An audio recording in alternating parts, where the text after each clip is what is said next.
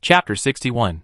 Luna straddled the belly of a large, snow-white cat, her left hand pressing firmly against its neck, while her right hand, a blazing red flame, approached the cat's fur. Several thick tree roots intertwined, tragically holding back her slowly descending right hand. "Let me go! You old woman!" The cat's voice was Eve's. Luna remained unmoved, sneering, "You cut off my communications. If you knew this day would come, why did you always try to die?" The cat's body twisted, seemingly trying to shrink into a smaller animal, but under Luna's powerful magic, it quickly reverted to its original size. "If you don't stop, that little girl will be in trouble." Luna paused, then her small face turned fierce. "Don't even think about harming her, or you burn more than just your fur."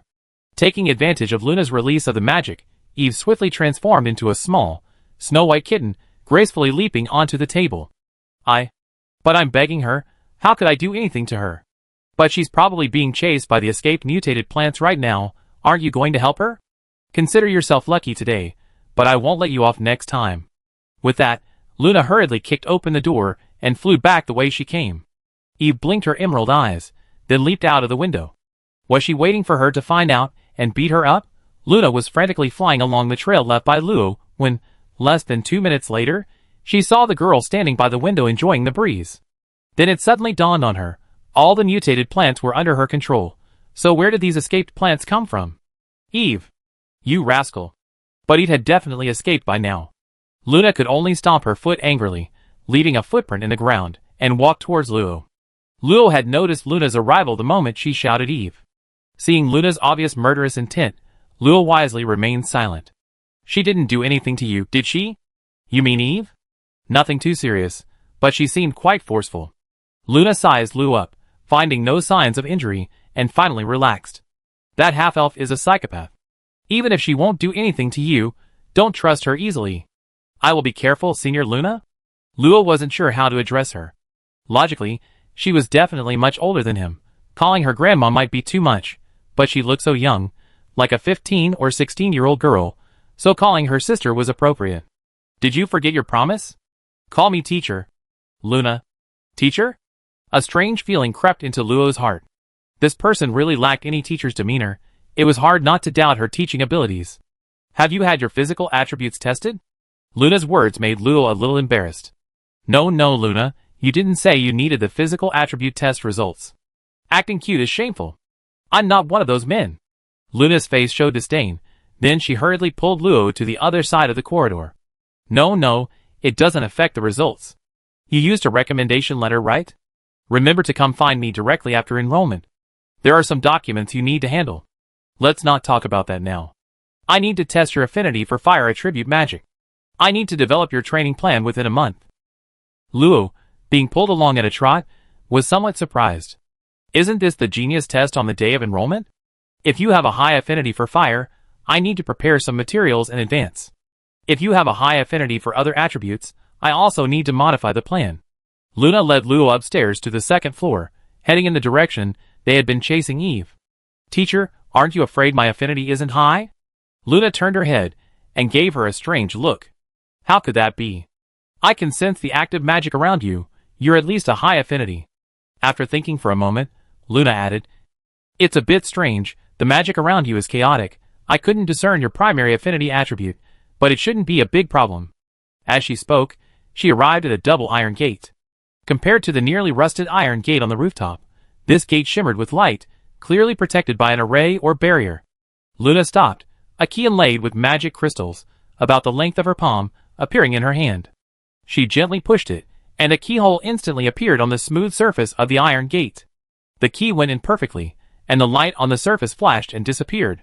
Retrieving the key, Luna pushed open the iron gate, revealing a spacious, open-air room extending from the second floor to the roof.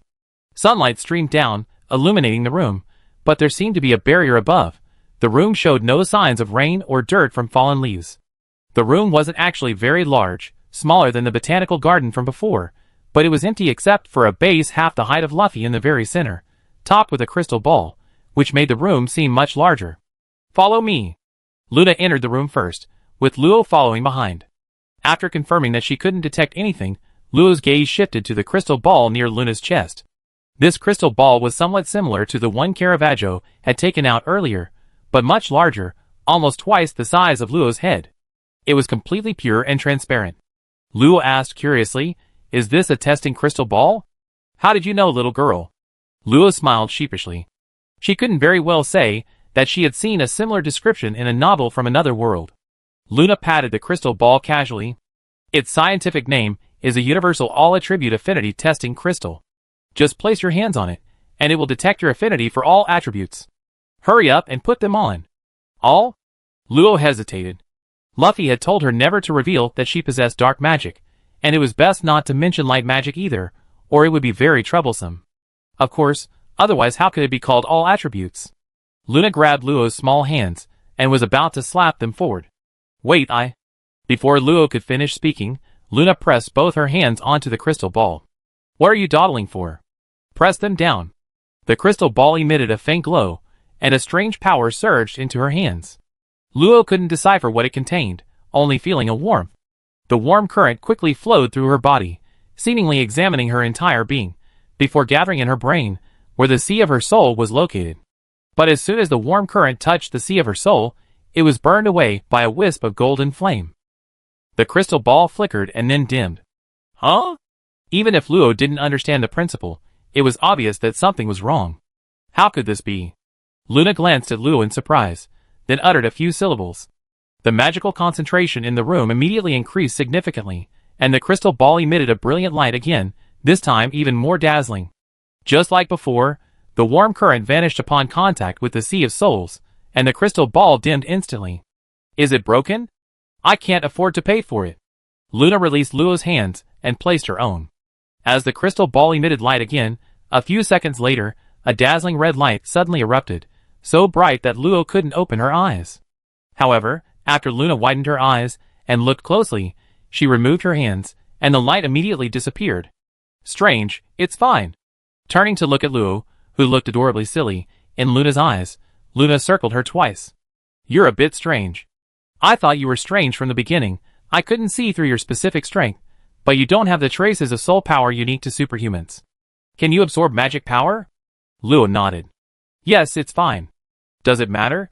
Now, sink your mind into the Sea of Souls, into the superhuman vision to absorb magic power. Let me see what's going on." The magic concentration in the room was slightly high, but far from enough to harm an ordinary human. Luo sat cross-legged, her mind entering the Sea of Souls, and through the spirit of magic, she saw again countless densely packed magic points in the darkness. In the transcendent realm, one can only absorb magic power through the channels of the spirit of magic to avoid the high concentration of magic power directly contacting the human body. Luo can currently sense magic power within a range of about 1,000 meters, but the room seems to have a barrier, and Luo's perception is blocked when it extends to the wall. The soul's tiny hand passed through the spirit of magic, gently touching the red fire attribute magic dot. In an instant, the perceptible fire attribute magic condensed into a vortex, and was completely absorbed in a mere moment. "Stop! Stop!" Hearing Luna's anxious shout, Luo returned to reality, and saw Luna's eyes almost touching her face. She quickly used her hands to prop herself up, and moved several meters away. "Why are you so close?" Luna straightened up, staring at Luo's face, as if trying to see something out of her. "You're absorbing magic too fast. This isn't normal." Luo was taken aback, then nodded slightly. Since the first time she absorbed magic and caused a magic storm, she had never absorbed so recklessly again, because Luo herself understood that such a commotion would definitely cause trouble. But this is also a good thing. It will greatly help your mastery of magical skills, and your cultivation at the lower levels of the extraordinary realm. Luna waved her small hand, and a ball of flame fell from her hand to the ground, instantly spreading. Before Luo could dodge, the flame swept over her, filling the entire room, and then burned up the walls. A few breaths later, the flame disappeared. Luo touched her body. Although her body had been burned, her clothes and hair were completely undamaged. "I cleared away the magical fluctuations here. Based on your magic absorption speed, your magic affinity is at least high level.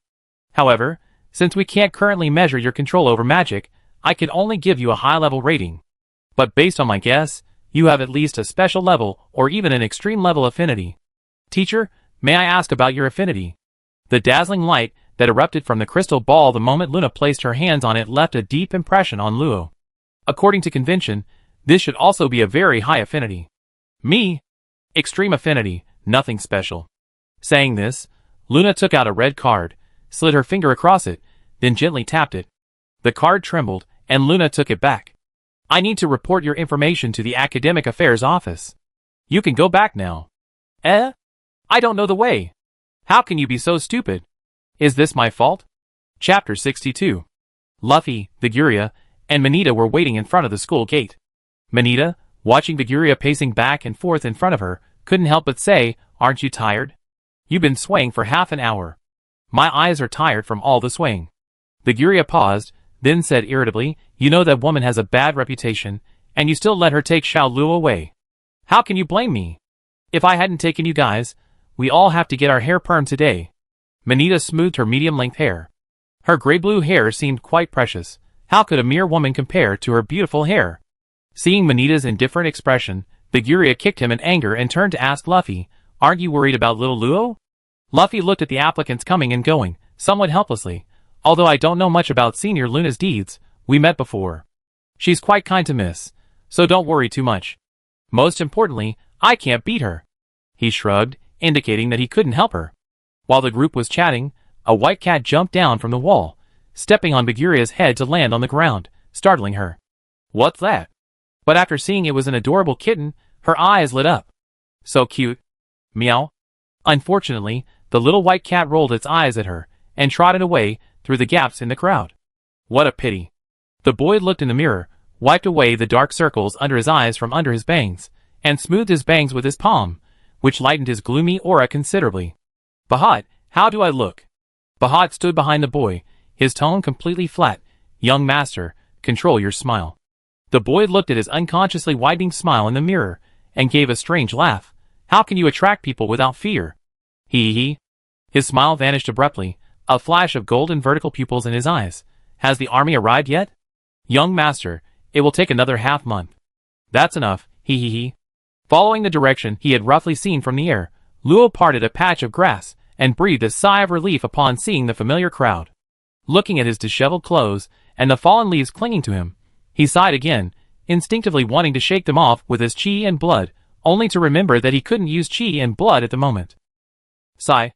Today isn't an auspicious day for travel. It's best to stay home and register.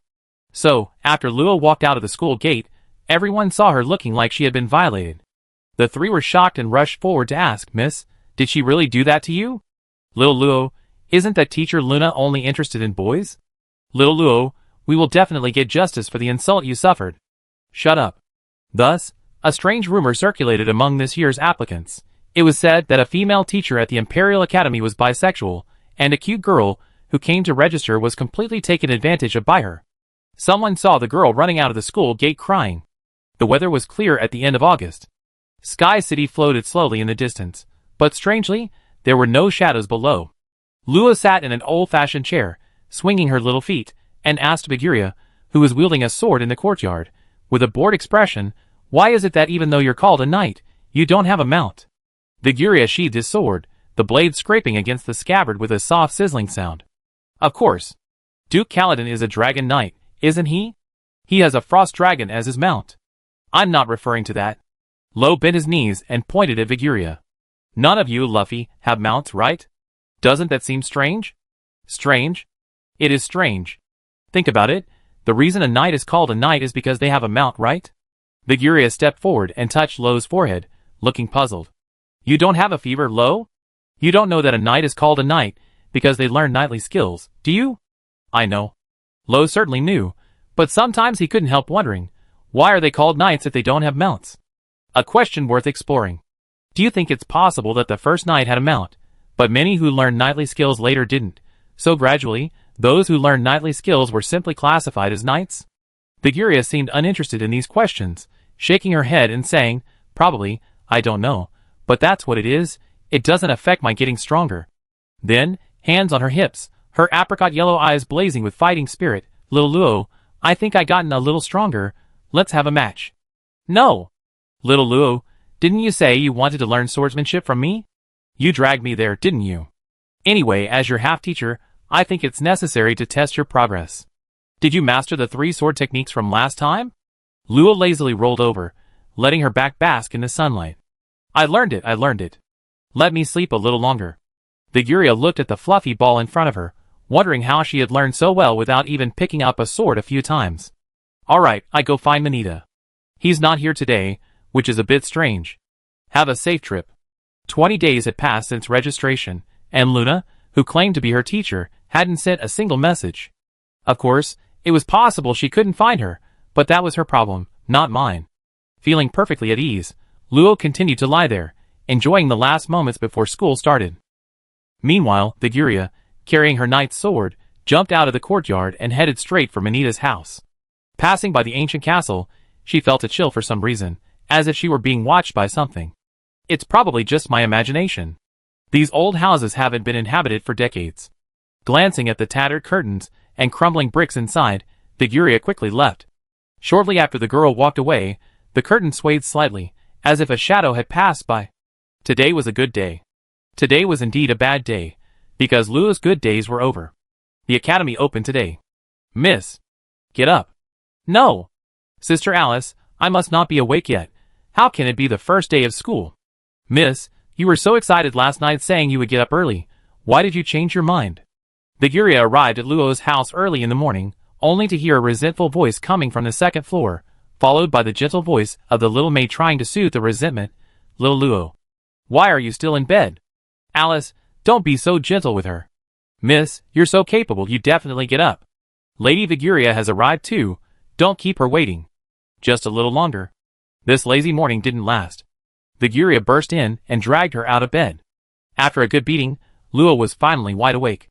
It wasn't that Luo was sleepy and wanted to stay in bed, but rather a deep-seated resistance, a kind of melancholy about the past that was gone forever. Lud and the others were invited to sit at the dining table, but despite the abundant food, everyone ate in silence, except for Vigouria, who occasionally glanced at them, seemingly puzzled. After breakfast, in the room, Alice stood silently behind a chair, carefully combing Luo's hair and styling it into a beautiful princess hairstyle. Neither of them spoke, only gazing at each other quietly through the mirror. Little Luo, let's go! Vigouria called from ahead, while Manita followed beside her with her usual cold expression. Luo glanced back at Alice and Luffy, then slowly followed. This was probably the last time they have a typical morning like this. Miss Alice, we should get going. Luffy looked at Alice, who was carefully wiping the table and chairs. Even though he felt bad, this wouldn't be good for her growth. She was a noblewoman, but if she wanted to become a superhuman, she had to give up her carefree life. Not only her, but he himself had to reinvest his energy in increasing his strength, otherwise, he wouldn't be qualified to follow her. Sir Luffy. Alice stopped what she was doing, looking at the house where they had lived for 3 months. It hadn't been long, but it was a place she had shared with her mistress, and thus held precious memories. I just miss a little. Large tears suddenly welled up in her slightly reddened eyes, dripping onto the clean chair and splashing into tiny droplets. What? I wanted to say goodbye to Miss. Luffy stepped forward and gently hugged Alice's trembling body. His large frame exuded a reassuring aura. Miss didn't say anything. She probably just hoped we wouldn't be sad. Let's go. Miss certainly wouldn't want to see you like this. Fewer people were heading to the academy, because many had already decided during the registration and testing phase that staying any longer offered no hope of admission, so they figured it was better to go home and inherit the family fortune. Vigouria was telling Manita about the grand feats she planned to accomplish in the knight's class, when she noticed Lo following behind with his head down. Just as she was about to say something, Manita quickly shushed her and pulled her aside. Xiao Luo is obviously in a bad mood. Let's not bother her. Huh? I didn't notice. But in that case, shouldn't we chat with her to distract her? The girl behind her twitched her ears, feeling a little touched and amused. She wasn't deaf. Couldn't she hear their loud private discussion? Okay, stop acting. I'm fine, I was just thinking about something. Vigouria broke free from Manita's grasp, gently walked over, and embraced her, saying tenderly, Xiao Luo rarely tells us about you, but nothing's insurmountable. Manita and I are your friends. If you two didn't argue so often, I think things would be much better. That depends on when that arrogant jerk stops being arrogant. Humph. You woman, how dare you talk to me like that? Both of them tacitly avoided bringing up topics that upset them. Watching the two of them start arguing again, Luo thought that perhaps this was just a normal part of life. His own life didn't seem to have changed much. After using the teleportation point again, the three arrived at the school gate. It was still very crowded. After entering the academy, they could see 3 huge light screens in midair, densely covered with the names of the registered applicants. With their eyesight, they easily spotted the names. I see myself. The first batch of tests. I told you it was better to register early. Viguria was a little excited. Luo followed her gaze, and saw her name in the first column of the first light screen. Guard Orostin Viguria, Transcendent Realm 2, Knight, Excellent 2. At the same time, Luo also saw his own name on it. Lagrandel Lo, Transcendent Realm 4, Mage, ? 1 Viguria saw it immediately, somewhat confused. Why is little Lo's rating a ? Manita's focus, however, wasn't on that. 4th Realm? Little Lo, you're actually a Transcendent Realm 4? No wonder you're so strong. Lo naturally wouldn't go around talking about his realm, so although Manita knew Lo was stronger than her, she hadn't expected him to be only 1 step away from transcendence. Lo's gaze swept over the area below his name. There are plenty of people at the 4th Realm, nothing strange. Found you, you're number 10. Vyman Manita, Mortal 2nd Realm, Knight, Excellent, 10. Can these even be in the same league? Little Luo, don't forget about age. After finding their names, the 3 didn't rush to leave. What's the greatest fun in looking at rankings? Of course, it's seeing other people's rankings. The rankings above are based on registration time. Besides Excellent, there are also Good, Average, and Pass. Those further down the list have no names, meaning they were eliminated even in the simplest registration stage. There are 54,681 people on the list. Besides Luo, there are a dozen or so people whose ratings are marked with a ? Luo figured those were people who, like him, used recommendation letters. I'm going to have my affinity tested later. I think mine is pretty high, and I hope my overall rating reaches the highest level. Manita retorted without hesitation, we're about the same, don't I know you? You're lucky to have a genius level rating, and you want the highest level peerless? A little brainwashing might make you more clear-headed. Heh, I don't admit I'm like you. Just wait and see if I give you a peerless rating. Luo interrupted before the 2 could argue, I'm going to find someone, so I probably won't be able to test my affinity. I probably won't be traveling with you for now. The 2 looked at Luo in surprise. You're not even testing that? Luo, tell me quickly, how did you get into the academy? I never seen anyone skip the affinity test before. Luo, are you the principal's granddaughter? It was probably just a little accident. Enough said, I'm leaving now. See you later. Luo said goodbye to the 2, squeezed out of the list of prospective examinees, and looked at the interconnected roads before her, feeling a little lost. It seemed no one had told her how to find someone. Chapter 63. Fortunately, perhaps because it was close to the start of the semester, some upperclassmen had already returned to school. Luo saw 2 girls, who looked to be in their early 20s walking side by side towards the depths of the campus. They wore low, dark purple pointed mage hats and emerald green mage robes, emblazoned with the Imperial Academy emblem in gold thread, a golden dragon and 9 stars strung together in a ring. After hesitating for a moment, Luo jogged up to the 2 girls and whispered, Excuse me, do you know how to find Teacher Luna? Karen and Vargana were planning to grab a couple of seats in the library before the new students arrived when an extremely cute girl suddenly appeared before them. Her long, flowing silver hair was styled in a beautiful princess updo, draped over her head like a flower crown. Her unusually bright red eyes held a hint of aloofness and shyness. Her delicate skin seemed to glow in the sunlight, and paired with her adorable white dress, no one would doubt she was a princess. What a cute little girl. What brings you to the academy? Did you get lost from your older brothers and sisters? Karen chuckled, reaching out to pat the girl's head. The hair looked incredibly soft, it must feel wonderful to touch. Let me touch it. But her hand found nothing.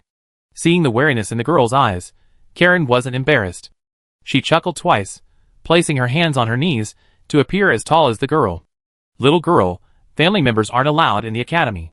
Come with me. Looking at the clearly uneasy girl, Luo regretted asking. Wouldn't it have been better to wait until the guiding puppet appeared? At this moment, a slightly taller girl pulled the smiling girl behind her, saying apologetically, Sorry, little sister. Karen is just like that, but she only thought you were cute and didn't mean any harm. My name is Vargana. Are you looking for Teacher Luna? Luo nodded. This girl seemed much more reliable. I knew the Imperial Capital Academy couldn't be full of weirdos. Vargana pointed to a road beside her. Walk along this road for about half an hour, then you see a fork in the road and a signpost. Go to the South District teleportation point. That will quickly take us to the faculty office building. Luna's office is there. After thinking for a moment, Vargana hesitated before saying, "But school hasn't officially started today, so I'm not sure if Luna will be there." Karen, who had been pushed aside, poked her head out excitedly and said, "Let's go together. We need to pass by there to get to the library anyway." Seeing Luo's gaze, Vargana nodded helplessly. "We do need to go to the teleportation point. If you don't mind, we can go together." Luo pondered for a moment. Even if they reached the teleportation point, he wasn't a student. What if it didn't work? Wouldn't that be troubling others? At least these two were girls, easier to talk to. "I understand. Thank you so much for your help, seniors." During their conversation on the way, Luo learned that these two were both second-year students at the Magic Academy, currently at the 4th stage of the Transcendent Realm, preparing for their advancement to the Extraordinary Realm. "You look much younger than us, so I call you Little Luo." Karen was the type to talk to herself, a bit like Viguria. Luo thought that something fun would happen when the two of them met. "Xiao Luo, why are you looking for Teacher Luna? Are you perhaps her daughter? But I don't recall hearing that Teacher Luna got married. Could she be an illegitimate child? Big news." "Calm down, you're scaring Xiao Luo." Vargana smiled apologetically at Luo. "Just ignore what she said. But I'm also quite curious. If you're looking for Teacher Luna, you must be a new student this year, right?" Luo nodded. "When I registered, the teacher told me to look for her when I enrolled, but she didn't tell me where she was, so I just asked someone randomly." "That's really her style," Vargana sighed softly, which made Luo somewhat curious. "Is Luna really that badly regarded at the academy? I heard from others that Teacher Luna is very famous in the academy, but has a terrible reputation among the boys. Is that true?" "Well," while Vargana was pondering, Karen eagerly jumped in, "I know. I know. Let me tell you. Vargana-senpai. Is Karen-senpai a puppy? Luo, if you don't mind her gossiping, it's better to let her speak. After all, she knows more than I do." Seeing Karen's eyes practically shining, Luo reluctantly nodded. Having received permission, Karen's face visibly brightened. "I always thought Teacher Luna was a genius. She's not even 100 years old, and already at the 4th level of the Transcendent Realm, easily surpassing all the other teachers in the academy. I estimate that with her talent, she's very likely to break through to the 5th level before she turns 100. Truly a once-in-a-millennium talent. Of course, that's not important, since Teacher Luna's strength is only above average among the teachers. What's important is that she has a good teacher. Who is this teacher? Many people only know that she's incredibly strong and extremely protective of her students, but they don't know who that teacher is. However, based on my investigation and speculation, Luna's teacher should be a high-ranking member of the academy.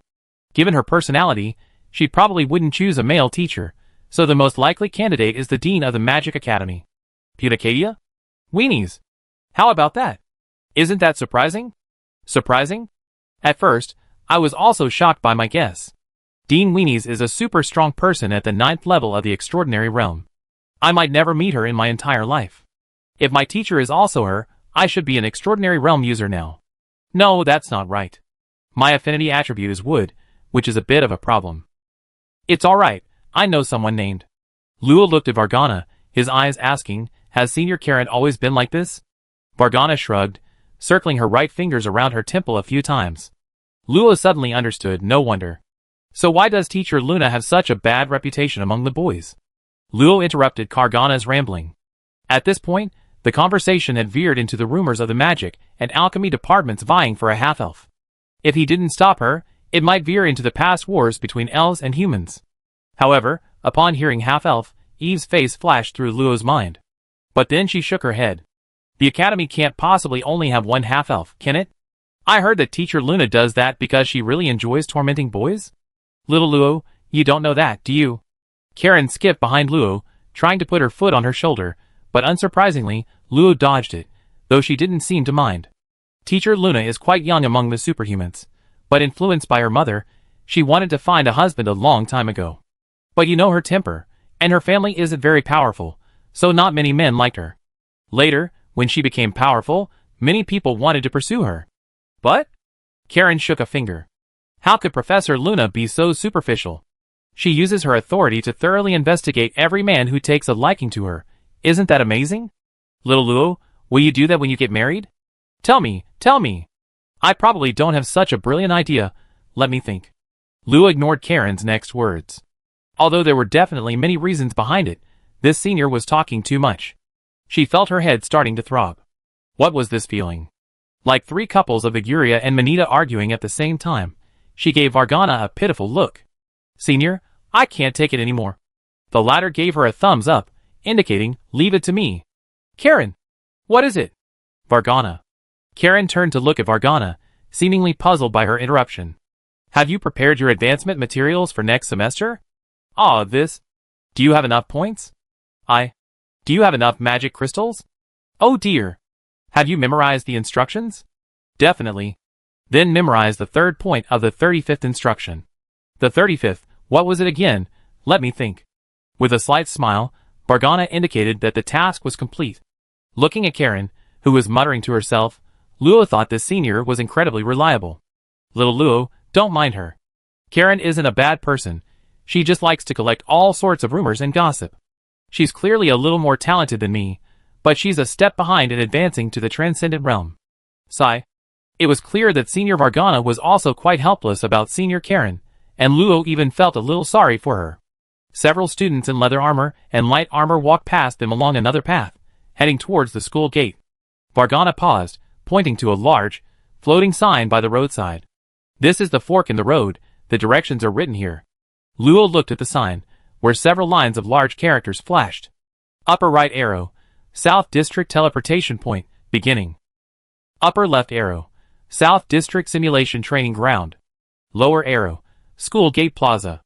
As Luo focused his gaze, he noticed the southern teleportation point gradually distorted, becoming you can teleport to the central teleportation point, beginning, teaching buildings 1 to 10, South District Simulation Training Ground, while South District Simulation Training Ground displayed would attribute Simulation Training Ground, lightning attribute Simulation Training Ground, clearly indicating its functions and uses. This is so high-tech. It'd look ordinary once you get used to it. Let's go! Vargana walked ahead, Luo followed behind her, while Karen remained lost in thought, muttering a few meaningless phrases like convert first, then like this, hanging at the back. The South District Teleportation Point beginning is the starting point of the South District Teleportation Point group, connecting the various South District sub-teleportation points to the central teleportation point beginning. Because this is an ultra-short distance teleportation point group built by the Academy itself, it can only accommodate single-person teleportation, and teleportation between sub-teleportation points is not allowed. Therefore, to return from the South District Training Ground to the South District Dormitory building, besides walking back, the only option is to follow the route of the South District Training Ground teleportation point. South District Teleportation Point beginning. South District Dormitory building teleportation point. In addition, there are Central, North, and East District teleportation point groups within the Academy. As for why there isn't a West District, Vargana said it's because the West District is close to the capital center, which might be related to conflicts between teleportation points. My family was involved in some repairs to the teleportation points, so I know a little about it. We're here. Vargana pointed ahead. A few hundred meters away were about 10 small, waist-high circular platforms, each about 20 square meters in size, surrounded by steps. On each platform was a smaller circular array, emitting a silvery white glow. Because school hadn't started yet, there was almost no one there. Only a few students appeared from different teleportation points and then disappeared, seemingly just transiting through. Nobody's using it, let's go. Luo was a little confused. I'm not a formal student yet. Is that okay? It's fine, just use my access. Karen, let's go first. Huh? We're here so fast? Don't talk. Let's go to the classrooms and office building first. Oh, okay. As the two disappeared from the teleportation point, it suddenly became quiet. Except for the very faint buzzing sound of the teleportation array running. I wonder would it get lively again. Chapter 64. Soon, Vargana reappeared, handing Luo a card with her portrait and information printed on it. Luo glanced at it briefly. The portrait was identical to the one before him, much better than the aberrant creature portraits he remembered. The name was Prodori Vargana, and at the bottom it read Second Year, Magic Department, Imperial Capital Academy. Under Vargana's guidance, Luo stood at the teleportation point. A silver-white light wall rose, a barrier isolating the inside from the outside world to prevent any potential accidents from causing adverse consequences for the other party. With a flash, the light wall suddenly turned a warning orange-red, no permission. No permission. Prodori Vargana's information detected. Grant temporary access? Vargana's voice came from outside the teleportation point. Yes. First time using it. Set temporary access as the default? No. Activation successful. Use permitted. The light wall flashed once, then returned to its silver-white state. It was normal that Vargana hadn't recorded her as having temporary access as the default. In fact, it would have been strange. The two had met by chance. If Luo hadn't been a girl but an 8-foot-tall man, they probably wouldn't have been able to exchange a single word. A flash of silver light, and Luo disappeared within it. Vargana followed, standing on the wall. Not controlled by the user. Temporary access detected. Use permitted. Soon, a flash of silver light, and the teleportation point returned to calm, waiting for the next person to enter or leave. When Luo appeared on the other side, she saw Karen idly kicking pebbles. As soon as Luo appeared, she ran up to her. Little Luo, you're here. Senior Karen. Looking back at the teleportation point, he noticed Vargana wasn't there. Isn't Senior Vargana coming? Oh dear, we're going to the library. She just needed to borrow my student ID. I'm off too, see you next time. Thank you so much for your help, seniors. See you next time. If only Senior Karen hadn't been so talkative. After returning Vargana's student ID to Karen, and watching her enter the teleportation point, Luo observed his surroundings. Not far away stood a pair of 7- or 8-story twin towers, each occupying nearly 1,000 square meters. 3 evenly spaced passageways connected the 2 towers. The left tower appeared more somber, while the right tower had many large windows, through which numerous bird-like golems entered and exited, each carrying something resembling an envelope in its beak. Occasionally, a few people in mage robes would fly in and enter the right tower through a window. Is that the Magic Academy on the right? The surroundings of the tower were completely unfamiliar. A path ran alongside, presumably leading to the school gate, but its overgrown weeds indicated it hadn't been used in a long time. Upon entering, a long, spiral staircase immediately caught the eye, leading to the upper level. In the center, a tall staff stood prominently, radiating a soft white light. The staff was perfectly straight, topped with a hollowed-out crescent moon, but strangely, a black, star-shaped magic crystal floated within it. The white and black merging and separating created an eerie, sinister aura. Little girl, are you curious about it? An aged voice suddenly sounded from behind. Luo turned to see an elderly man, with graying hair drinking tea at the entrance. Had she not noticed anyone else there? Everyone who sees the scepter for the first time is attracted to it, but over the years, no one has been able to lift it. It's best left as an ornament. The old man spoke slowly and deliberately, sounding somewhat weary. Young lady, you look unfamiliar. A freshman? Yes, senior. Luo gave a slightly stiff smile. This old man was no ordinary person. The old man glanced at Luo casually, seemed slightly taken aback, but then nonchalantly blew on his hot tea, appearing to be just an ordinary old man. What a lovely young lady. Why aren't you here testing your affinity? Lost? Senior, no, Teacher Luna asked me to find her. Luo bowed slightly to explain to the old man. Hearing this, the old man smiled kindly. That young lady, just go to the first room on the 6th floor. Thank you, senior. I go now. The old man watched Luo's light steps, took a sip of tea, and said, what a lovely young lady. An old gatekeeper. The rumors about the sweeping monk and the old gatekeeper were true. Wiping away imaginary cold sweat, Luo quickly walked up the stairs. After a long while, the faint gaze behind him finally disappeared, giving Luo quite a fright. Galega, did that person notice you? No, I temporarily enhanced my concealment. That's good. However, someone even Galega couldn't completely ignore, coupled with the fact that the seemingly invincible search tool had returned 2 rows of question marks, made Luo seriously suspect that the old man was at least at the 9th level of the extraordinary realm. It just goes to show how worthy it is of the Imperial Capital Academy, the most powerful academy in the Empire, and one of the most powerful forces in the Empire. Slowing his pace, Luo stopped paying attention to the old man. Anyway, he was a prospective student of the academy, and hadn't done anything wrong, so he shouldn't have much interaction with him. Recalling that peculiar staff, Luo curiously asked Galega, do you know about that staff? Luo, just go get it. Didn't you say you couldn't lift it? Luo, just go get it. That's what she said, but it wasn't hers anyway. She figured she'd just let it go, and leave it to fate. Upon reaching the 6th floor, before even knocking, she heard a roar from inside. Mission? What the hell? You bunch of old bastards, go to hell. Believe me or not, I smash your ass with my staff. You don't like it? Come and beat me up. Don't dare? Then shut the hell up. The level of profanity was incredibly high. Luo's small hand hovered in front of the door, wanting to knock but hesitant. It didn't seem like a good time. Maybe she should wait? I'm so angry. Every day, MIA dog. Come in, little girl. Luna had obviously already spotted Luo outside the door. After cursing a few times, her tone calmed down considerably, and the door opened automatically with a creak. The space inside seemed quite incongruous with the outside world. Each door in the tower was only 2 meters apart, yet the interior was a spacious 3-bedroom, 1 living room space, quite similar to the extended spaces described in novels. However, with the existence of the spatial ring, it didn't seem so strange at first glance. Luo closed the door. Luna wasn't wearing her mage hat. Her long, fiery red curly hair cascaded down her back, making her look very energetic. Good morning, teacher. You came pretty quickly. I thought you wouldn't arrive until the afternoon. Luna waved her hand, and several paper documents landed in Luo's hands. Just fill them out, and you be a formal student. The class assignments and student IDs should be ready today, and the dorm should be ready too. After a pause, Luna asked Luo, who was filling out the forms, do you want to live with anyone? Huh? Can you still arrange it? I'd like to go with Viguria. It'd be better if we knew each other. Luna didn't seem as bad as she appeared as a teacher. She handled everything well, which was probably why the academy turned a blind eye to her actions.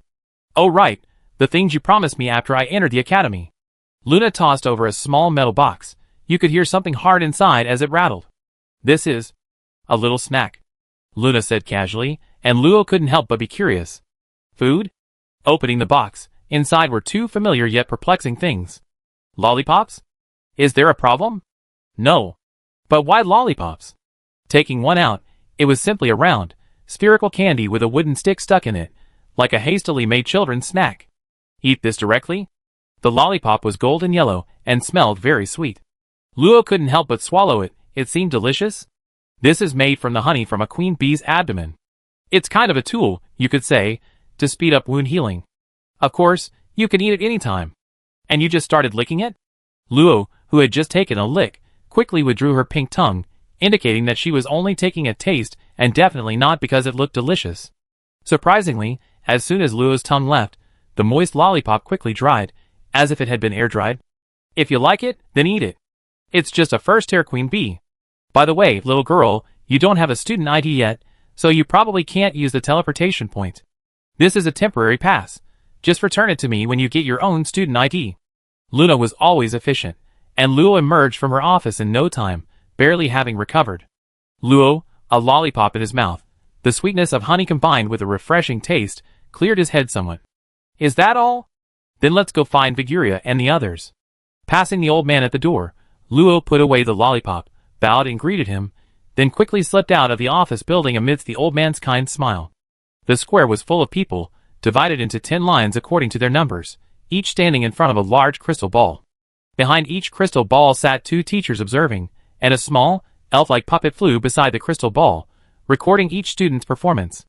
Number 1243, Gold Affinity 70, Thunder Affinity 62, the rest failed.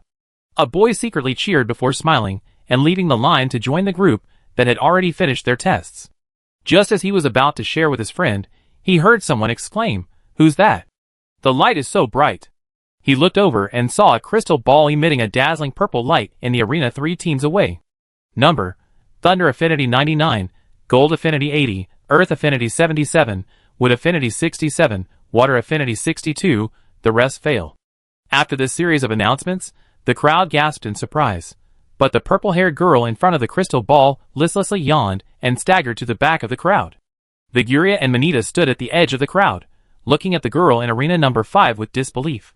My highest attribute is only 90 affinity. How come she's so high? Manita also looked dejected. I actually been outdone. Viguria immediately kicked him. You have 2 more affinity points than me, aren't you satisfied? A prospective examinee who had just taken the test recalled that his affinity was only 60 or 70.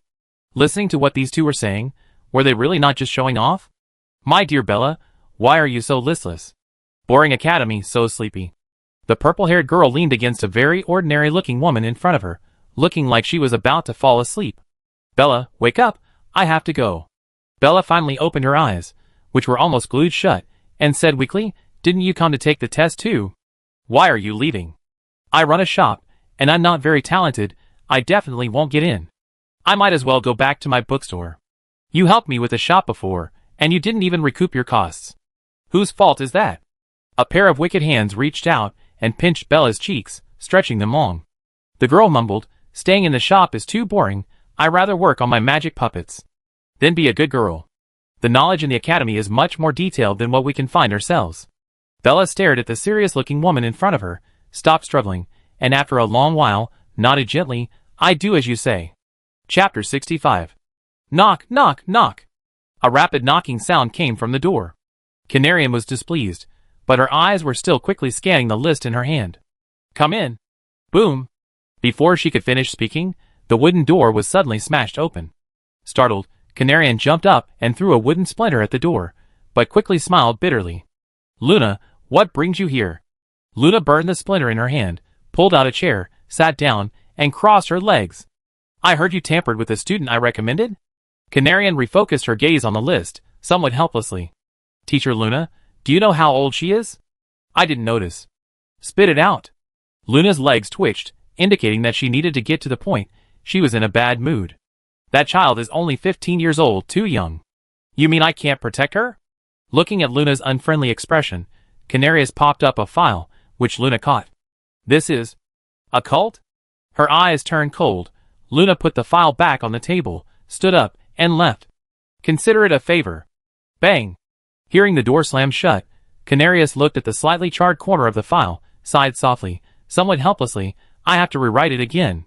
When Luo returned to the square with a lollipop in his mouth, he saw a crystal ball in the nearest line emitting a blinding white light. The crowd stirred. The puppet next to the crystal ball recorded, "Number, Ice Affinity 100, Water Affinity 90, the rest are failing." Immediately, the crowd erupted in gasps and whispers. "Who is this person? Never heard of him before. Is this the second person in nearly 100 years with such extreme affinity? Tell me I'm dreaming. How come so many people have affinity scores above 90 this year? This isn't extraordinary. Wake up! Everyone else is around 70. This is extraordinary." The clamor made Luo unable to resist focusing his attention on the boy in front of the crystal ball. He was a boy with slightly messy hair, about 20 years old, quite handsome, wearing a fairly ordinary aristocratic suit, and seemed unremarkable. However, whether it was just his imagination or not, Luo felt that the boy had a faint air of gloom about him. Could this person also be some hidden master? Human? Question mark. Fourth realm of mortal transformation, a boy who faintly exudes an ominous aura. Although he just seemed like someone with a slightly strange description, the question mark still intrigued Luo. Could there be some knowledge he hadn't encountered in it? After pondering for a while, Luo couldn't think of any possibility. He sucked hard on the sweet saliva in his mouth and gave up thinking. Why think so much? I'm still just a normal person anyway. Viguria and Manita were in the first group, and Lo easily found the two looking dejected. "What's wrong with you two?" Seeing Lo's arrival, Viguria grabbed her arm, looking aggrieved. "Lo, this guy is even more talented than me." Lo looked at Manita, who seemed even more devastated than Viguria. "What's wrong with him now?" "Oh, he just can't stand seeing others do better than him, and he's grieving alone. We don't need to worry about him." Argue all the same. It's not surprising that Manita is a little more talented than Viguria. After all, Viguria trains diligently every day, but Manita plays with her every day and still manages to hold her own, which is a testament to her genius. However, Viguria doesn't care much about others anymore. She quickly puts the fact that Manita is more talented than her out of her mind and curiously asks Luo, "Little Luo, where did you get that lollipop?" The girl takes the candy out of her mouth, making a soft pop, leaving a trace of saliva at the corner of her mouth, making her lips look particularly tempting. "Teacher Luna gave it to me. Do you want one?" "I have another one." "Never mind, I don't really like candy." Luo puts the lollipop back in her mouth. She doesn't know what's added to it, but the candy hasn't shrunk noticeably as they walked. Viguria suddenly remembered something and quickly asked, "By the way, Xiao Luo, you didn't test your affinity. What should we do?" "Teacher Luna said my fire affinity is relatively high, so I just need to go for at least special grade affinity." Special grade affinity corresponds to a score of 90 to 99, which is considered genius level. Viguria was clearly pleased to hear this. We're the same, both genius level. As time went on, fewer and fewer people hadn't tested their affinity, but it seemed the geniuses were concentrated at the beginning. The highest score among those who tested later was only 85, belonging to a dwarf with a primary metal affinity. In previous years, this would have caused a sensation, but after a slight surprise, people continued discussing the previous 4 geniuses. Suddenly, the crowd erupted in commotion again, and many who were dozing off were instantly awakened. Wow, another 90 affinity? Are geniuses being released in bulk this year? Where? Where? Let me see. Luo glanced towards the group that had caused the commotion. The dazzling blue light from the crystal ball was fading. Ahead stood a somewhat familiar young man. She seemed to have seen him somewhere before. However, Luo didn't dwell on it. Her purpose in coming to the academy was simply to break through the barrier to transcendence and, incidentally, to follow her mother's advice and get to know some nobles. These 2 beside her should qualify, right? There was no need to pay special attention to the others she didn't recognize. After the affinity test, the sun was high in the sky. The 3 planned to go back for lunch, then pack their luggage. They could check into the academy that afternoon according to the list. Luo didn't have much stuff, just a few sets of clothes, some tea-making utensils, and some small items she always carried. Although there were many other things in the room, Luo hadn't brought much. Partly because her ring couldn't hold it all, and partly because she wanted to leave a memory here. Looking at the dimly lit living room now darkened by the switched-off magic lights, the scene of everyone eating breakfast together that morning seemed still vivid in her mind. Luo softly said goodbye, and turned to leave. There was nothing to be sad about. She wasn't one to be sentimental. It was just a normal day at school. When she returned in the afternoon, more than 90% of the people had left, leaving only a few thousand students in the square. Compared to the morning, it was noticeably emptier. However, this didn't mean the list was finalized. In the afternoon, eliminated students could apply for a special skills test. If they possessed extraordinary abilities in a particular area, they would be admitted exceptionally. Many admitted students would also participate to improve their evaluation within the academy. However, Luo and his companions weren't interested, nor did they need to. The mere fact that Viguria and Manita were both 17 years old and at the Transcendent Realm level 2, coupled with their exceptional affinity, already put them close to the highest level of evaluation. Their special skills were just icing on the cake. Little Luo, we're roommates. Manita looked disdainfully at the bouncing Viguria, her words sharp. Humph, little Luo lives with you. Better not tear the dorm apart. But for some reason, she felt a little lonely. You should worry about yourself. I like to see which unlucky soul ends up living with you. Luo ignored their usual bickering, unconsciously sucking on his lollipop while browsing his information on the light screen. Overall evaluation, Genius, Class 2, Magic Department, Dormitory, Apartment 6. Viguria and Manita unsurprisingly went to the Night Department, but one was in Class 1 and the other in Class 2. How they were assigned couldn't have been solely based on their overall evaluation. Manita's dormitory was Apartment 4, and her roommate was a boy named Punicadia Kelef. That name, it can't be that coincidental, can it? However, as it turns out, some things do make you feel like the world is predetermined. After receiving their student IDs and school uniforms, the 3 decided to go back to their dorms to settle in. As Lo and Viguria followed Manita past his future doghouse, Vigria's special term, dormitory, a handsome young man was carrying a very expensive-looking leather sofa towards Apartment 4. There were many custom-made pieces of furniture along the way. Is that your roommate? He's quite handsome. Manita glanced at the young man heading towards the apartment. Although she knew he was likely her future roommate, she couldn't help but snort. Not as handsome as me. You're shameless. Perhaps their voices were heard, for the young man turned around, his eyes lighting up. He walked up to the 3 of them, or rather to Lo, who was hiding behind Viguria, and bowed, right hand on his chest. Beautiful lady, we meet again. What a coincidence. The girl, a lollipop in her mouth, peeked out from behind Viguria, her face slightly furrowed. Unfortunately, I don't believe in fate. Viguria and the other girl reacted, asking in surprise, Lo, you know him? No. He's the guy who hit on me when I was registering. Seeing the unfriendly looks from the 2, Kelef waved his hands frantically. Don't misunderstand. I just wanted to get to know this lovely lady. Absolutely no ill intentions. Viguria, like a protective mother hen, stood with her hands on her hips, shielding Luo behind her. Luo is so young, and you already have such bad thoughts. You must be a pervert. I'm warning you, if you dare lay a finger on her, I won't forgive you. Trash. Seeing their obvious protectiveness, Kelef chuckled. No need to be so wary. I just wanted to get to know him. From your discussion, this young man should be my future roommate. I don't need to make our relationship so bad, right? Humph. Who believes that? Manita still gave him a sour look, her eyes saying, You think you're worthy of my belief? Seeing that the two weren't giving this young man named P61 any friendly treatment, Luo, though touched, knew things would get out of hand if this continued. She gently tugged at Viguria's sleeve. Perhaps he really just wants to get to know me. Let's not argue. After all, he was Manita's prearranged roommate, and Luo hoped the two could maintain peace in the dorm. He hadn't intended to put himself in a difficult position, so there was no need to be pushy. Considering Luo spoke well of you, I let it slide. Just don't let me find out you're secretly getting close to Luo. Okay, I just have a crush on someone cute. How could I bear to hurt her? With a smile, Kelef introduced himself to the three. My name is P61. You can just call me Kelef. It's such a coincidence that we met today. I treat everyone to dinner tonight. Humph, why did you kick me? Luo doesn't even care. Why are you giving me that look? Seeing Viguria about to kick him again, Manita dodged, her face sour as she said to Kelef, I'm from the Vyman family, just call me Manita. My name is Guard or Rostin Viguria. This is Luo. No need for dinner, we still need to observe. Do you even have any intentions left? Kelef seemed to have a good temper, not caring about the two's wary expressions. That's true, I didn't think it through. Lovely Miss Luo, your two friends are so kind to you. Then Manita and I will head back to the apartment first. Have a safe trip, ladies. He seems quite polite. Little Luo, men are all useless, ignore him, let Manita worry about it herself. Let's tidy up the room first.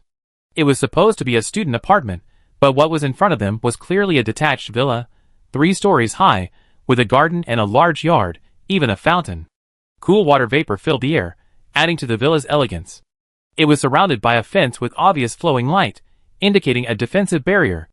I heard that Imperial Academy provides separate dormitories for outstanding students, and it's true. Luo took out his student ID. It didn't have his picture on it, only his name and class.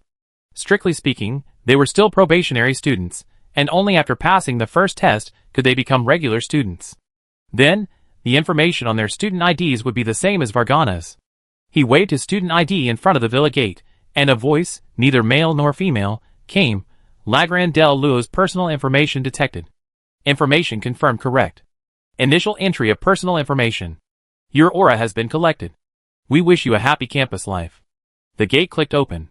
Viguria imitated Luo's action, letting the gate record her aura, so she wouldn't need to show her student ID again. Luo and Viguria walked in, and the gate closed automatically. Actually, there wasn't much to tidy up. As a reward for outstanding students, this villa had everything one could need, and it was brand new. Although it certainly couldn't compare to expensive custom-made items, Luo and Viguria weren't people who cared about such things. Viguria asked for a room on the 2nd floor, while Luo chose a room on the 3rd floor. Actually, there were quite a few rooms, so there was no need to worry about the two of them arguing. Luo simply liked the feeling of opening the window and letting the breeze in at night. From the window, you could see the fountain at a glance, and if Viguria was practicing swordsmanship in the courtyard below, she could see it very clearly as well. Chapter 66. The school's entrance uniforms were distributed according to a list, packaged in an exquisite gift box. The contents were few: a neatly folded school uniform, a school badge engraved with the school gate, and a thick academy handbook. Luo's uniform was a mage's robe, while Viguria's was a knight's uniform, presumably assigned according to their chosen subject. The mage's robe included a top mage's hat, a mage's cloak, a long mage's robe, and a pair of short boots. The material was excellent, smooth and supple to the touch, and didn't deform or damage even with slight pulling. Luo estimated it could withstand at least a 9th level Mortal Realm sword aura. Their starting point is most people's ending point. With a slight sigh, Luo set the mage's robe to red, representing the fire attribute. The initial mage's robe issued by the school was black, but the student ID information allowed setting it to the attribute color corresponding to the highest affinity, seemingly engraved with some kind of one-time array. Anyway, once Luo set it to red, it couldn't be changed back. The mage robe seemed to be one size fits all. After putting it on, Luo felt that most of her calves were covered. Doesn't the academy consider shorter people? Wearing brown-gray ankle boots and the light blue mage hat representing her first year, Luo stood in front of the mirror, carefully examining herself. In the mirror was a girl about 1.5 meters tall, with long, silver-white hair that reached her waist, the hairline hidden by the pointed mage hat. Her still developing face carried a hint of childishness and baby fat, her fair cheeks tinged with a healthy blush, her small, slightly upturned nose flawless, and her crimson eyes revealing a touch of languor, unexpectedly complementing the mage robe perfectly. A lollipop nestled in her rosy lips gave the girl a playful air. Her slightly overly long red mage robe, embroidered with gold thread depicting dragons and 9 stars, perfectly concealed her slender figure beneath her snow-white neck, revealing only a glimpse of her delicate legs. Luo struck a pose, seemingly holding a staff in a gesture of casting a spell. Heh, the great mage Luo is here. Crunch. Little Luo, what are you doing that's fun? Cough cough, no, nothing. Classes at the academy didn't start until tomorrow, so the two had plenty of time to buy what they needed and explore the campus. Little Luo, is it really that delicious? It's delicious, it's very satisfying. Won't your mouth get sore from sucking on it? Just a quick suck and it come out, it won't get sore. Do you want to try some? No, thank you.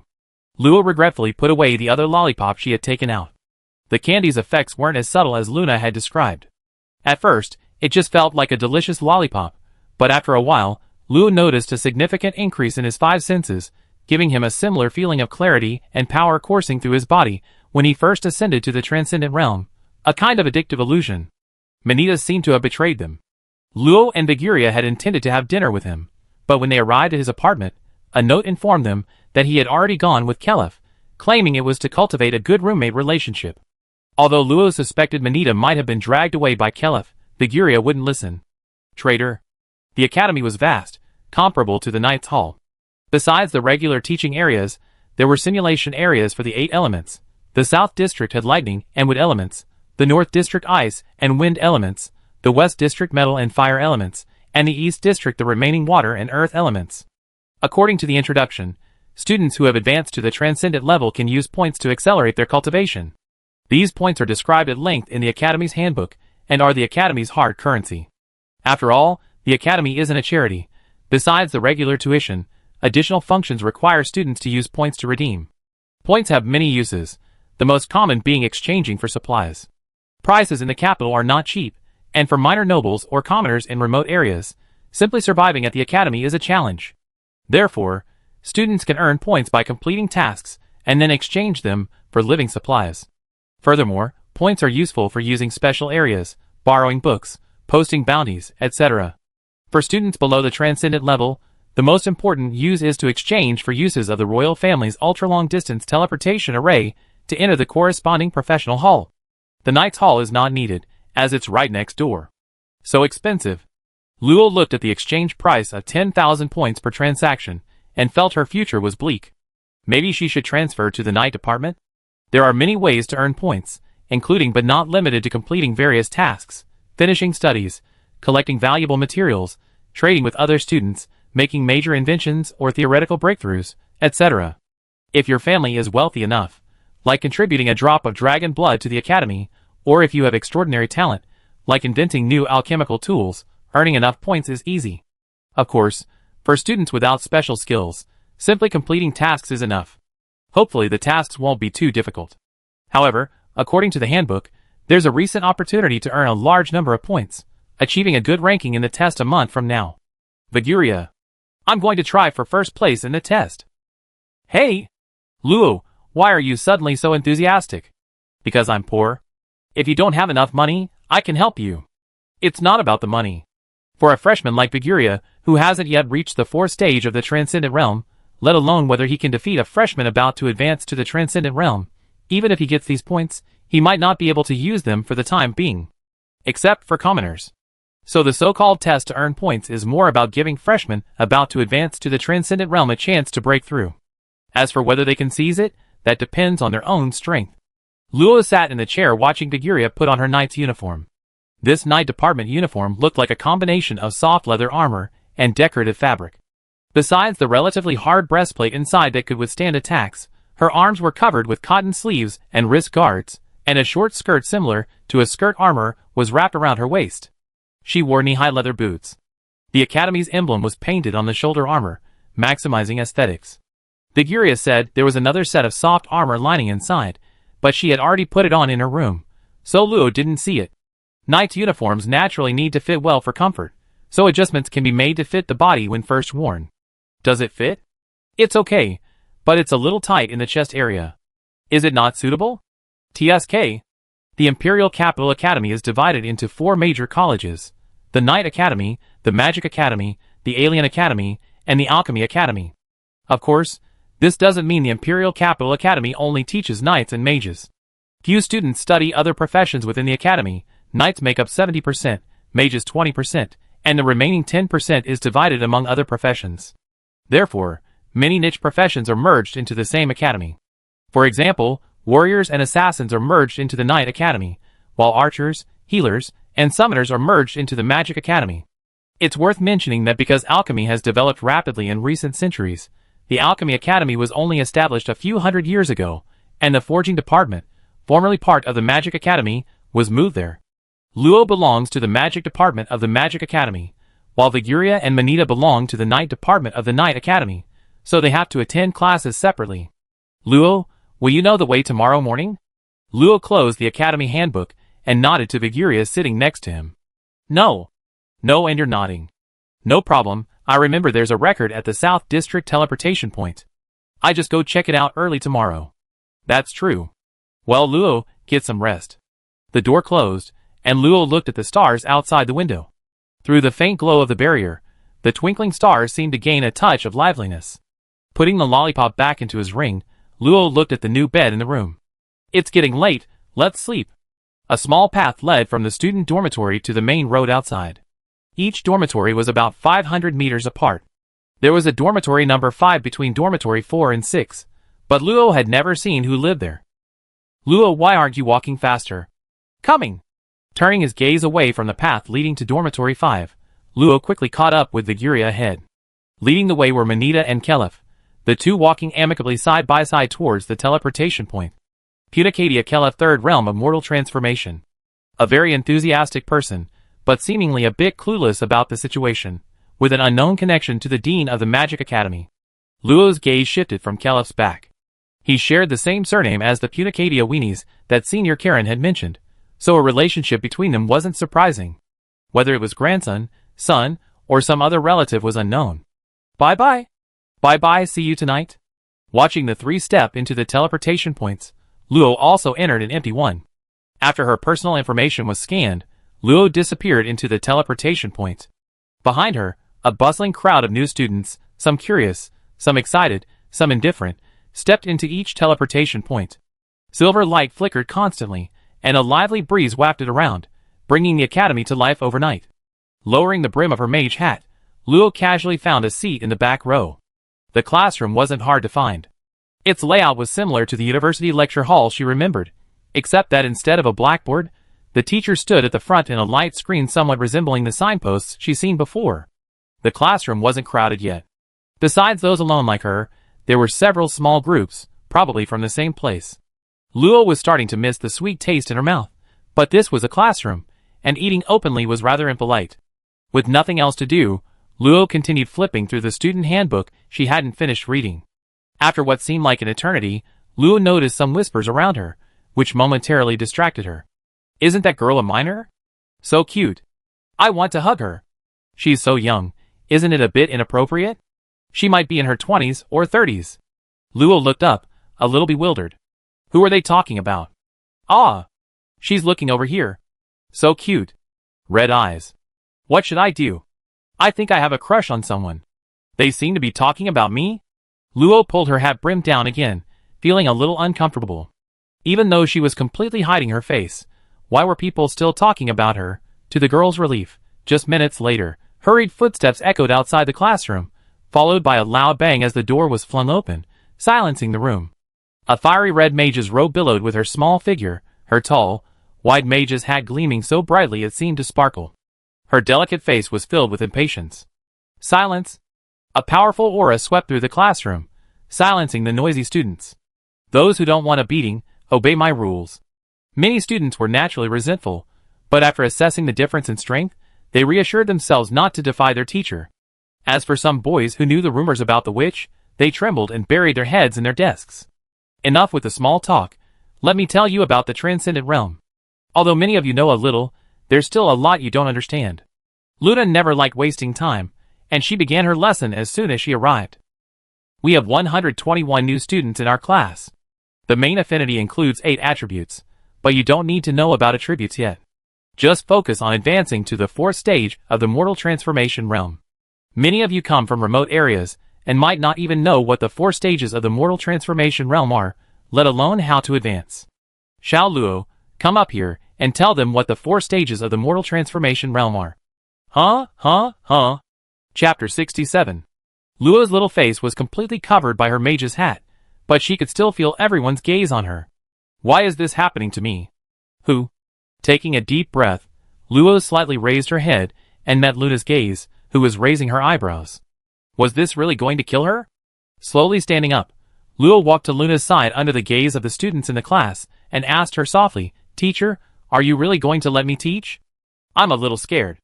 At this moment, many students in the class couldn't help but whisper among themselves when they saw this little girl standing on the podium. Is the teacher joking? This little girl is teaching? I thought she was a great teacher, but she's so perfunctory. Although they were speaking very softly, there was no obstruction, and Luo could hear them clearly. Half of them were questioning Luna's teaching level, half were praising how cute she was, and the other half were saying that this little girl couldn't possibly say anything useful. Everyone is so suspicious of your teacher. Why aren't you angry? It's clearly your own fault. Luo insisted that she wasn't angry at all. Luna's eyes darted around, and a sudden smile appeared on her lips. The lollipops are delicious, aren't they? How about 3? You only have 2, aren't you? A little snack, not hard to make. That seems a bit tempting. 5. 4. Deal. Adjusting her mage hat, Luo revealed her face, her crimson eyes fixed on everyone in the class. Although she wasn't really comfortable doing this for lollipops, she was determined. Quiet down. A cool voice emanated from her rosy lips, spreading throughout the classroom. However, this seemed to have the opposite effect. Many more people commented on how nice her voice was, while few were willing to quiet down. Luo felt a little embarrassed. What should she do? Start lecturing now? Shout again? Quiet down, everyone. Her soft, unassuming voice only made the classroom more noisy. Luna, meanwhile, was watching the commotion with a smirk. Looking at the classroom filled with occasional laughter, Luo rubbed her throbbing temples, a wave of annoyance rising within her. What kind of mess is this? They're so annoying. I want to punch them. I'm tired. This world, let it be destroyed. The girl's expression calmed, gradually turning into an emotionless indifference. Her crimson eyes lost their former liveliness, and her pink lips parted slightly. I said, quiet. A faint golden flame flashed in the center of her pupils.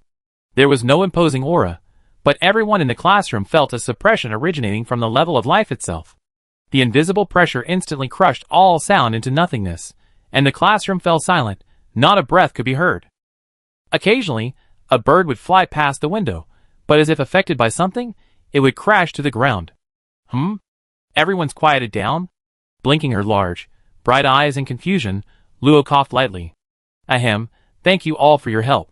I briefly explained the descriptions of the 4 realms of Transcendental Realm. Many of you are at the 9th level of the Mortal Realm, so I start with breaking through to the Transcendental Realm. The students below nodded in unison. Strange, why is she suddenly so agreeable? The 9th level of the Mortal Realm is the stage of condensing the Qi and Blood Core. The function of the Qi and Blood Core is to break through the soul barrier, so if you can't break through to the Transcendental Realm for a long time, you should consider the problem of insufficient Qi and blood. After breaking through to the 1st level of Transcendental Realm, you need to awaken your soul body in the Sea of Souls. There are many methods, but the most common method is to use the unowned soul power contained in the Transcendental Realm Demon Core to stimulate the generation of your own soul power. However, this isn't the only method. There's another. If someone is born with strong spiritual power, they can generate soul power on their own. The difficulty of this step lies in how to use this wisp of soul power to awaken the dormant soul body. Looking at the many people taking notes below, Luo nodded slightly in satisfaction. It was no wonder she had read so many books during her time in the capital. She was no longer the clueless little girl she once was about her Sea of Souls. Soul bodies vary in strength. Appropriate stimulation needs to be provided based on individual circumstances. If it fails, you must wait for the soul body to stabilize before trying again. After awakening the soul body, it's considered a breakthrough to the 2nd stage of the Transcendent Realm. There will be a period of soul power explosion. Don't panic, it will quickly return to normal. As the topic unfolded, Luo's inner tension gradually disappeared, and she spoke more fluently. Next is constructing the spirit of magic. Magic exists everywhere around us, and our bodies naturally contain a small amount of magic. Using soul power, we can transport the magic within our bodies to construct the spirit of magic. There are 3 points to note. First, after awakening the soul body, consciousness can reside within it, converting mental energy into soul power. Therefore, when transferring magical energy, avoid depleting your mental energy. Second, constructing a magical spirit requires blending magical energy and soul power. The proportions vary slightly from person to person, and you need to find the most suitable ratio for yourself from the beginning. If the ratio is unsuitable, the magical spirit is prone to collapse in the later stages of construction. Too many collapses will prevent the soul body from withstanding subsequent constructions. This is why many people are stuck at the second stage of the mortal transformation realm for life. As he spoke, many students at the second stage of the mortal transformation realm turned pale, clearly unaware of these matters, and blindly beginning to construct their magical spirits. Thirdly, magical power within the human body is finite. It requires training one's chi and blood to stimulate the body to absorb surrounding free magical power. However, remember, do not do this in areas with excessively high magical power concentrations, otherwise it can easily lead to physical illness or even distortion. Although Luo himself had no idea how he broke through to the second and third stages of the mortal transformation realm, theoretically, continuous breakthroughs were not impossible. For example, after breaking through the soul barrier, one might generate soul power within a very short time, awakening the soul body in one go. Once consciousness resided in the soul body, it could quickly transfer enough magical power, coincidentally constructing a magical spirit in the optimal proportion. The theory is feasible, so why don't we? Shaking her head, dismissing the sudden naive thought, Luo continued explaining the key points of the 4 stages of Transcendental Realm. After constructing the spirit of magic, you enter the 4 stages of Transcendental Realm. At this stage, you can use your soul power to pass through the spirit of magic into the transcendent vision, and sense the magic power that resonates with you. However, everyone knows which attributes they have a high affinity for. You only need to specifically absorb those attributes of magic power, which will save a lot of time. Back then, she hadn't known any of this, she felt they were all quite compatible, so she pointed them out one by one, leading to the magic storm. The amount of magic power absorbed should be determined based on the size of your own sea of souls to prevent magic power from flowing back and invading your body. Once magic power occupies more than half of your sea of souls, you can begin preparing for your advancement to the transcendent realm. That's all, thank you. Luo quickly bowed, suppressing some of her renewed nervousness, and hurried back to her seat amidst the many unreadable gazes. So nervous. Back in her seat, Luo buried her head under her hat. Only someone with social anxiety would understand that, after speaking in front of others, the pent-up tension was released all at once, and Luo's heart was now beating more than twice as fast. Luna on the podium gave Luo, who was feigning death, a deep look, and tapped the podium. Did everyone understand what this student said? I'd like to add a few points. Time passed quickly, and half the class was over in the blink of an eye. Luo gradually regained her composure. But as she listened, she started to feel sleepy. She already knew everything Luna was saying. This class was meant for those below the 4th realm, and it was of no value to Luo. She glanced around and realized she was the only 4th realm student in the class. It made sense, most people were at the Night Academy. Even though the Magic Academy was the second largest academy, it was far smaller than the Night Academy. The academy has 5 grades. Students advance 1 grade each year until they reach the transcendent level. If a student fails to achieve this after 5 years, they remain in the 5th grade for a maximum of 5 years before being forcibly expelled. In other words, a student can only stay in the academy for a maximum of 10 years. After that, they must assume another status. Upon successfully achieving transcendent status, students enter the transcendent class, but Luna didn't elaborate, only saying that those are the academy's key focus for development. Clap clap. Alright, that's about it for this class. Everyone, please introduce yourselves. With more than half an hour left before the end of get out of class, Luna suddenly said this, making Luo's small body stiffen. This was practically torture. Let's start with Luo. Why is it me again? But having had the experience of going on stage once, after hesitating for 3 seconds, Luo finally moved to the podium, gave a slight bow, and said, "Hello everyone, my name is Lagran del Luo." The class immediately burst into applause, as if being a step too slow would be torture. That's it? But since everyone is so enthusiastic, I make Luo the class monitor. Does anyone have any objections? The students shook their heads. Okay, that's settled. Wait. I haven't agreed yet. Luna was forced to stop mid-sentence, staring into Luo's eyes, her tone unfriendly. You have an objection? Yes.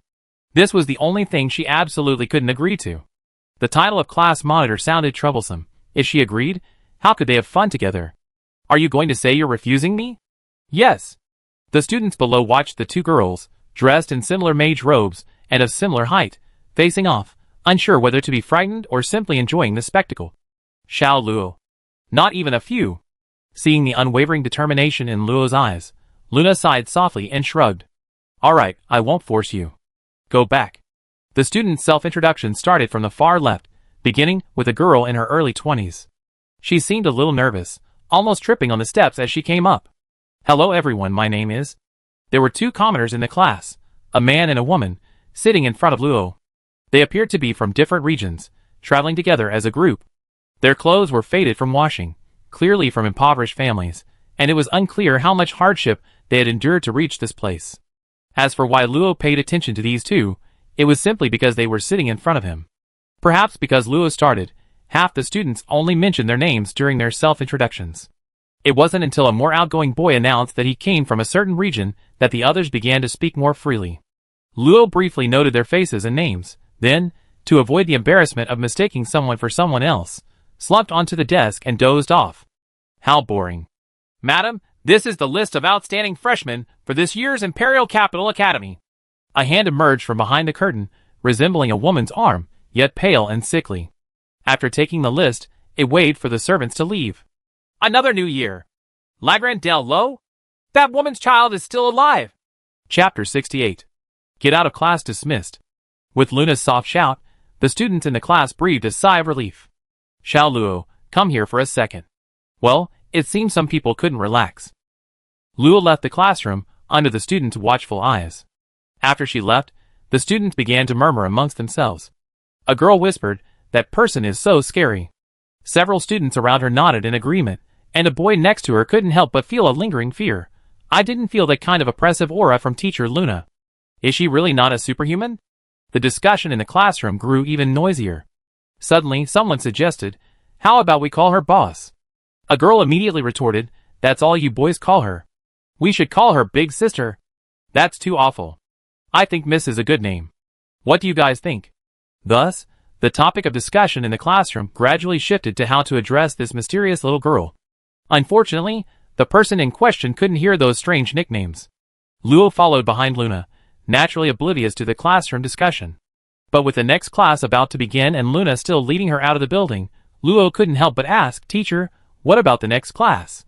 Skip it. That's not a good idea. For students at the 4th level of the Transcendent Realm, we have intensive training in a few days. You don't need to worry about these simple classes. You're the teacher, you decide. Luna led Luo to Eve's house, where they had met before. This is Eve's place. Although she's a bit unreliable, the place is still quite safe. You can come and rest here when you have time. Luna seemed lost in thought, for instead of simply going in from the rooftop, she politely opened the front door. You woman, aren't you going to break down the door? A pink butterfly landed on the doorknob. Eve's voice sounded quite surprised. It seemed Luna had done her fair share of such things. Luo, you're here. This child is called Pinkie Pie, a good girl. Luo waved slightly at the butterfly as a greeting, wondering which child this was. Little girl, ignore her. Come with me, I have something to figure out.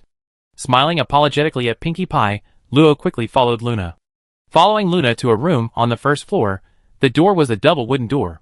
Although it didn't look as sturdy as an iron door, the unique wood grain and the shimmering light on it suggested that what was inside might be even more precious than the crystal ball. I don't recall you having this tested, have you? Luna opened the door, revealing a workbench-like structure filled with bottles and jars. The walls were covered with tools, and several flames glowing blue lay on the floor. Do you know who the youngest transcended being in history was? Luo thought for a moment, then replied, Kaiser Dalius, who became a transcendent at 20. Kaiser Dalius was a top-tier expert who achieved saint-level status 3,000 years ago, but due to a mistake while practicing magical arts, his height was frozen at the age of 10 for his entire life. Then how old do you think you'd be to advance to transcendence? Hearing this, Luo paused, surprised. Although he had advanced to the 4th stage of the mortal transformation realm long ago, the magic power within his soul sea was still far from being half-filled. If he were to follow Luff's advancement speed, it would take him at least a year or two to complete the final step, wouldn't it? 17? You underestimate yourself. Or rather, you don't have a single qualified teacher around you. That's why you think that way. Luna opened a narrow side door, revealing a bright, spacious gym-style room with various equipment arranged appropriately. Though none of it was clearly for physical exercise. Let's test your physical attributes. Lua was actually a little puzzled. Luna seemed overly focused on her.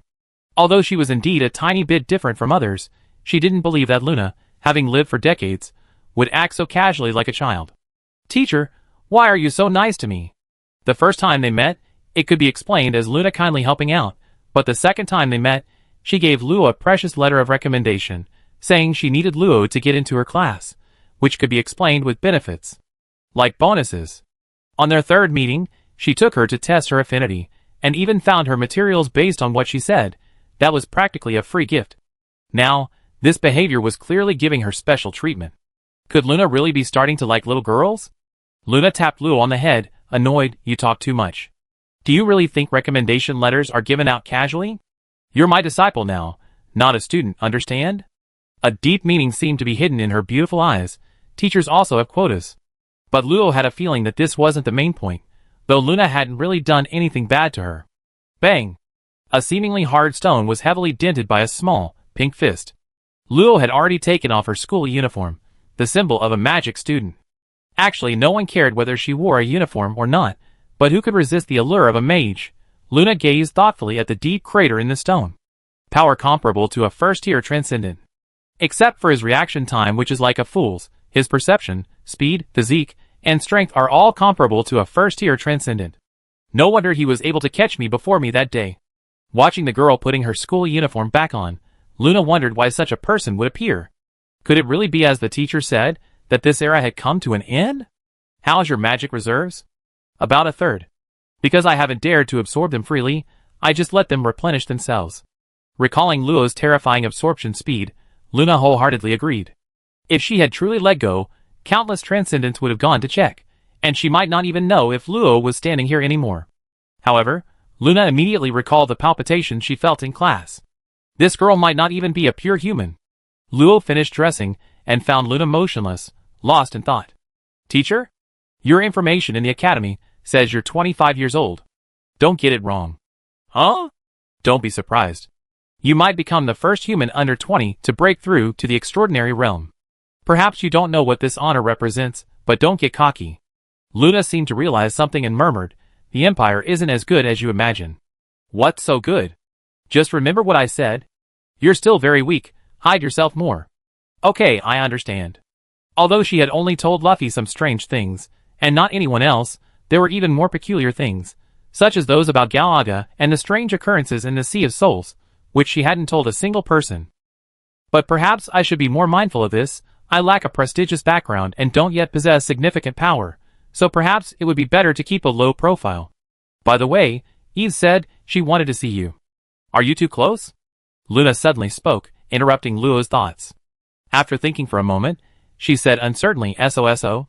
She asked me for a favor last time, and said she might need my help again. With me here, she wouldn't dare do anything out of line. Just go. After saying goodbye to Luna, Luo came out and saw Pink Fern perched on the wall. Luo, long time no see. Teacher Eve, it really has been a long time. I need your help again. This time, do you choose to stay there for 8 hours or... Hey! 8 hours is so much longer than last time. Teacher Eve, don't say any more. I choose the second one. Eve smiled gently. I knew I hadn't misjudged you. Luo is such a good boy. Let's go!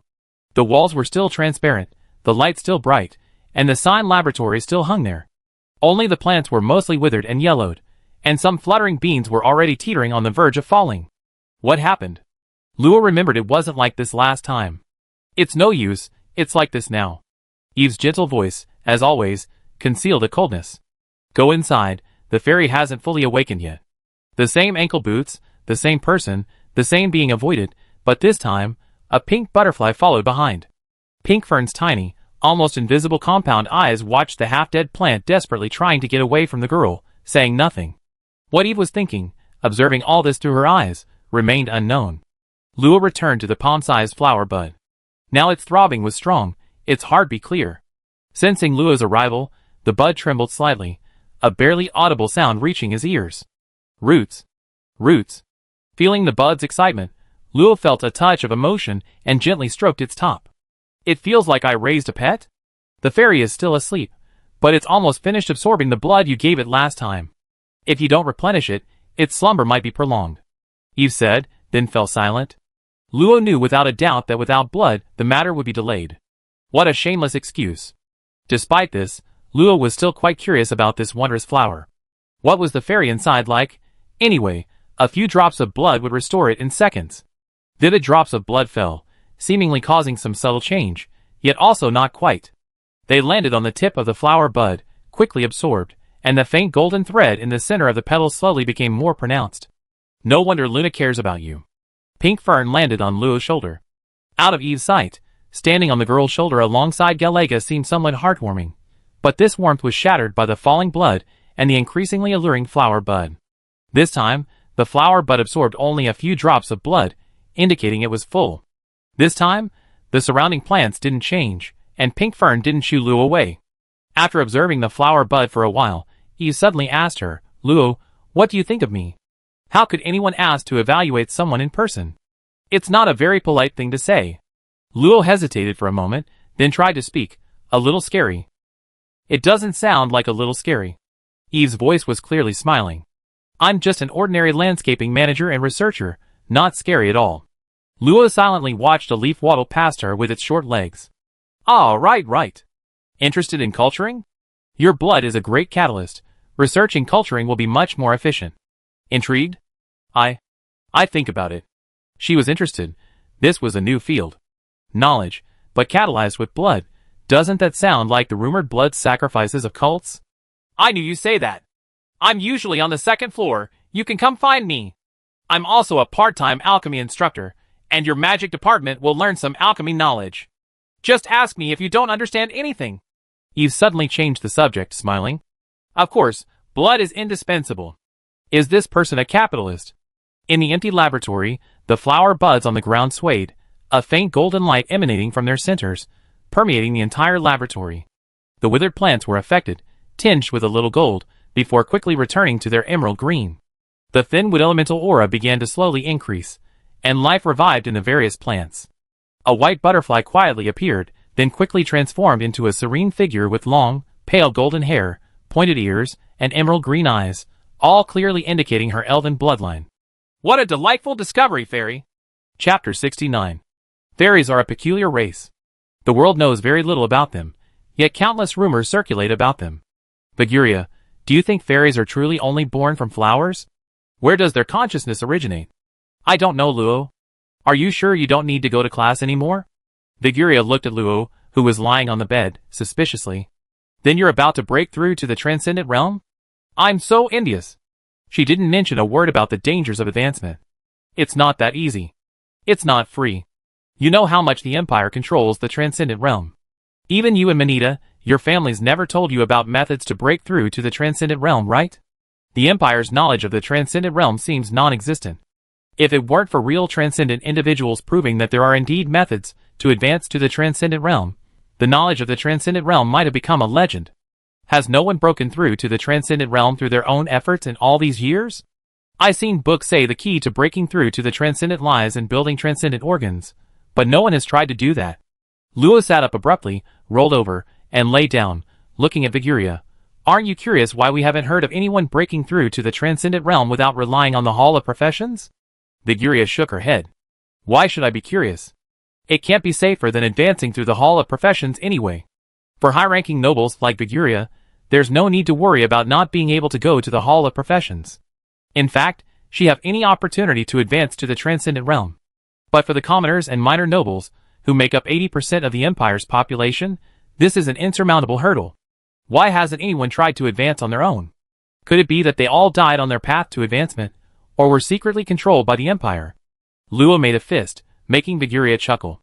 Little Luo, I never knew you had such a vivid imagination. If I were royalty, wanting to control the extraordinary, I would definitely secretly control all those who advanced on their own, ensuring they wouldn't reveal their advancement methods. What about the extraordinary individuals from foreign countries? After all, the royal family only provides an opportunity to enter the Hall of Professions. Luo's small hand fell limply. That's true. This seemed directly related to the various halls. The royal family was merely the executor. After thinking for 3 minutes, Luo gave up. Whatever. He didn't have such worries. Why think so much? Just to make himself uncomfortable, the next day was a gloomy day, looking like it was about to rain, a rare occurrence in the capital. The Academy's anti-magic array was officially lifted at midnight last night, so occasionally one could see faint reddish blood energy lingering around the feet of students, who were almost late. Students really have it tough, Luo remarked softly, about to continue walking when she noticed a swaying purple figure emerging from a path not far away, as if about to collapse at any moment. Is that a student from Dormitory 5? She looks a little familiar. Where have I seen her before? Thud. Before she could think for 2 seconds, the purple-haired girl collapsed to the ground. There wasn't a single other student around. Can I pretend I didn't see her? Passing by the purple-haired girl, Luo looked at her fallen hairstyle and back. The more she looked, the more familiar she seemed. Let me ask anyway. Hey, are you alright? I'm not going to die. The weak voice sounded like the last words of someone who had been up for 3 days and 3 nights. I knew it sounded familiar. It's the manager of the Audra bookstore. Manager? Hearing this title, the girl tilted her head slightly, revealing a tired and haggard face, her purple eyes showing a hint of confusion. I'm not the manager. But aren't you a bookseller at the Audra bookstore? Luo's first impression of her was that she was very sleepy, her second was that she could manipulate puppets, and her third was that she was engrossed in her own world. In short, she was strange. Ah, you're a customer who bought books. I'm just temporarily minding the shop. She turned her head back to the ground. It's going to rain. Luo kindly reminded her. Although he didn't know why she was here, it was obvious she was a student here. The girl helping out at the shop, Fourth Realm of Mortal Transformation. The girl looked very tired. It was unclear whether she had rested at all. She was actually at the same cultivation level as him, and looked to be about the same age as Viguria and the others. No, judging by her exhausted appearance, she might be even smaller than she appeared. Could she be a super genius? It's going to rain. I sleep a little longer. Luo thought for a moment, then considerately took out a piece of paper, wrote sleeping, please do not disturb, and gently placed it under her arm. She's already at the 4th level of the Mortal Transformation realm. Getting caught in the rain won't be a problem. As for being late, well, according to Luna, students at the 4th level will be taught together in a unified manner later, so whether she's late or not isn't a big deal. Luo wasn't here for class today either. Luna had told her before leaving yesterday that it was better to learn about the Academy's missions early, because even if she got first place in the test a month later, the points wouldn't be enough for a single teleportation fee. Besides, Viguria and Manita wouldn't have time for anything else these next few days, so Luo would have to wait a while before she could join them on missions. Learning about it beforehand might make her a more reliable boss. Hee hee. With cheerful steps, Luo followed the route in the Academy handbook to the Mission Plaza in the central area. Located near the western part of the central area, a tall tower stood in the center of the plaza, its dark body occasionally flashing with a dark light.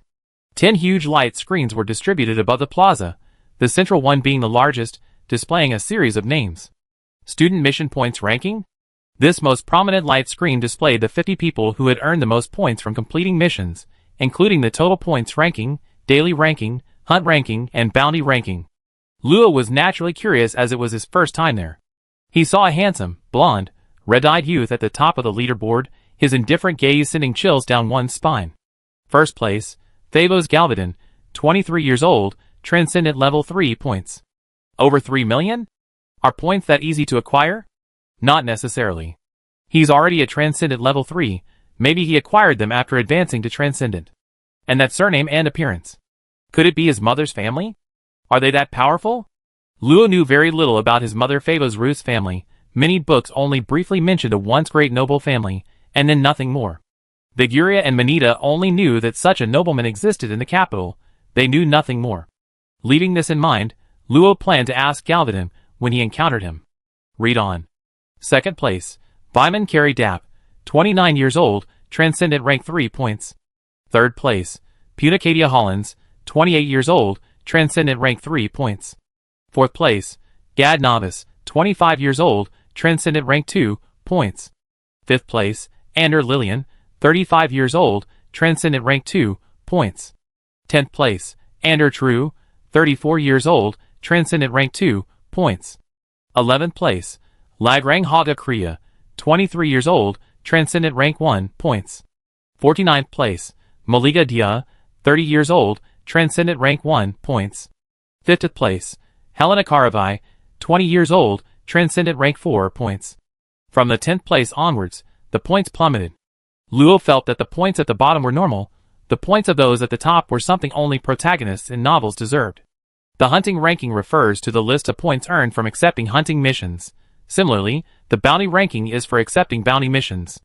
The top two on the kill leaderboard remain the same as the overall leaderboard, but the bounty leaderboard now features Vyman Carey Dapp in first place and Galvadin in second. A unique feature is the daily leaderboard, which ranks players by the most points earned in a single day. It's not limited to kill missions and bounty missions. Points earned from trading are counted. Currently, the highest scorer is a Transcendent Level 1 student named Aurora Alvin, who ranks 38th on the overall leaderboard. Everyone's amazing. But then again, earning 10,000 points shouldn't be too hard. Without further thought, Luo turned his attention to the other screens. The remaining 9 screens displayed various tasks. The most numerous were hunting tasks and bounty tasks, each occupying 2 screens. Each screen listed approximately 300 tasks, and below the tower was a place to accept tasks. Hunt a Matsutake rat and cut off its sachet, gain 1 point. A Matsutake rat is a 9th tier mortal level magical beast, right? Only 1 point. Ah, that's it. This task appeared for less than a second before disappearing, meaning someone had already accepted it. We have to compete for tasks. Of course, some tasks can be repeated, such as collecting certain minerals and herbs, gathering large quantities of certain magical beast materials, and extremely difficult tasks that can be accepted by multiple people, such as this extremely difficult bounty task of capturing a pack of blazing lions, which specifically noted that the pack contained more than 1 blazing lion with the strength of a 3rd tier transcendent being. Of course, the points amounted to a considerable 200,000. There were about 100 people in the square, mostly at the 4th level of the Transcendent Realm, and the 1st level of the Extraordinary Realm. This was the first time Luo had seen so many Extraordinary Realm cultivators. Although the highest level here was only the 2nd level of the Extraordinary Realm. Is this what normal life is like for students? I didn't expect it was someone from the City Lord's mansion. Kid, are you alright? I won't die. Craig glanced at Pete's deep purple lips and couldn't help but say, don't die. We're almost at the capital. As long as we get to the church, everything will be fine. I try a little harder. Suddenly, Craig shouted, who's there? My lord, don't be agitated, I'm not an enemy. As an alluring voice rang out, a spot 300 meters away flickered, revealing a mature woman with a graceful figure. Pete's eyes widened suddenly, and he weakly uttered 2 words, thunderstorm? Chapter 70. This mission is pretty good, 500 points. But starting with a horde of beasts at the Transcendent Realm 4 is a bit too risky, isn't it? Luo hesitated, looking at the hunting mission on the screen that hadn't been accepted yet. To prevent extraordinary individuals from randomly accepting low-level missions and leaving ordinary students with no missions, missions for those at the extraordinary level and below are separated. This mission isn't difficult for extraordinary individuals, but it's extremely difficult for those at the Transcendent Realm, and could even be fatal. A team of up to 4 people? Seems feasible. Luo believed he wasn't afraid of magical beasts of the same level, but his lack of experience was a major weakness. If he were ganged up on, he might stumble. Having teammates would provide more protection. Having made up his mind, Luo followed the other students, handing his student ID to the staff member in charge of accepting missions. Please accept quest number B000203 for me. Beep. 3 people have already accepted this quest. Confirm to continue? Confirm. Accepted for you. Please keep your student ID safe. After taking her student ID back, Luo looked around at the nearly 100 students, somewhat bewildered. Had someone told her how to find her teammates? As quest B000203 disappeared, a tall figure not far from the quest acceptance platform slowly opened her eyes, scanned the area, and spotted Luo, who was looking down at her student ID with a troubled expression. You're the 4th person to accept the quest? A slightly hoarse voice came from ahead. Luo looked up and saw a tall girl, at least 2 heads taller than herself, with an unusual wheat-colored skin. Her slender waist and thighs were exposed, bearing several dark scars, giving her a wild and sexy look, like a cheetah. Upon seeing Luo's appearance, the girl seemed taken aback. New here? I never seen this face before. Hello, senior, I am indeed a freshman. Are you also the one who accepted mission number B000203? That's right. Kid, let me tell you, this is a life-threatening mission. Don't think this is child's play. The girl's words were rather harsh, her sharp eyes revealing undisguised contempt. If you cry, no one will hug you. Luo wrinkled her delicate nose cutely, not to be outdone. No way. I'm very powerful. Heh, a little brat. But it doesn't matter. The fourth person is just there to make up the numbers anyway. The three of us are enough to complete this mission. The girl seemed very confident in her and the other two's abilities, turning around and waving. Come on, name doesn't matter. Just call me Ape. I introduce you to the other two. Although this person's words were a bit unpleasant, she had already accepted the mission, and if she quit now, wouldn't she lose face? Besides, quitting the mission was also quite embarrassing, so she decided to follow her. The girl who called herself Ape led Luo away from the mission square, and soon, the two arrived at a small pavilion where two girls were sitting. Kaylin, the last student has arrived, let's go. Luo's little ears twitched. Karen? Ape, you're here. Quick! Where are you? Let me see what kind of person it is. Hearing this voice, Luo knew it was Senior Karen without a doubt. Senior Karen, we meet again. Karen jumped out from in front of Luo, her hands reaching out to touch him. Oh! Isn't this Luo? Let me touch you. You dodged it again. What, Luo, are you doing a mission too? Leave it to me. I'm very capable. Subtly dodging Karen's two claws, Luo bowed slightly to the approaching Vargana. Hello, Senior Vargana. I might need to trouble you today. No trouble at all, Luo. What a coincidence. Karen! Don't bother Luo. Ape, standing between the two, put one hand on his hip, clicking his tongue in amazement. You two know each other? That makes things easier. They call you Luo, so I call you that too. Let's go, let's try to finish today. Following behind the three, Luo learned from Vargana, actually most of the information came from Karen, that there was no strict number requirement for this type of multi-person mission. If you felt confident, you could even do it alone. Vargana and the others planned to wait until noon. If no one else was available, the three of them would go directly. That tall, fierce-looking guy is Gar Kaship, a half-mountain tribesman. Little Luo, do you know mountain tribes? I do. Ask me. Awuh. Karen quieted down considerably after being tapped on the head by Ape. Luo watched them walk towards the teleportation point, somewhat puzzled. Where do we go to complete our missions? The academy is huge, but bounty missions can't possibly be completed within the academy, right? Those dangerous magical beasts might escape, and countless students would die. Oh right, this is little Luo's first time taking on a mission. Ape and Luo had only just met, and Karen was too talkative, so Vargana had to explain herself. The capital is huge, but precisely because it's so large, the outer defenses are severely understaffed. Even with the opposite wall, the roads to the capital are extremely dangerous. So, our usual missions are to clear out the magical beasts roaming around the capital. However, hunting missions are a bit different from bounty missions. Bounty missions are usually posted by individuals, so they award fewer points, but more gold and materials. Hunting missions, on the other hand, are mostly posted by the administrators of small towns or cities. They're posted at the academy because local adventurers can't handle them, so they award more points. Is there such a difference? Luo thought for a moment. Isn't this the same as being an adventurer? Pretty much. Adventurers in the capital also take on similar missions, but not many people choose to be adventurers there. Most are those lacking strength and status. So, the academy does this to alleviate some of the pressure on the Adventurers Guild. Vargana seemed quite knowledgeable about adventurers, speaking fluently and knowing exactly how many adventurers there were in the capital and which ones were famous. Don't let her gentle demeanor fool you. Vargana was an adventurer for 3 years. She's quite knowledgeable about these things. Ape interjected, interrupting the conversation. Let's teleport to the nearest teleportation point first, and we discuss how to complete this mission later. Vargana whispered to Luo. Although Ape is only 2 years older than me and Karen, she's survived in the wilderness since childhood. In terms of adventurer experience, she's far superior to us. Ape's ears twitched slightly, but she didn't say anything, simply stepping onto the teleportation point first. With several flashes of silver light, Luo and the three arrived at the north gate of the imperial capital. Looking at his wallet, which was now missing about 100 gold coins, Luo sighed. If he didn't earn more gold coins quickly, he might starve. Our mission is in Luo town, 400 kilometers northeast of the North Gate. A group of forest armored boars has recently arrived there. The leader, the Boar King, is at the first level of the Transcendent Realm. The town mayor can handle it, but there aren't enough people to deal with the remaining 20-odd forest armored boars, who are at the third or fourth level of the Mortal Transformation Realm. The boars haven't attacked people yet, but they already damaged the logging camps and farmland multiple times.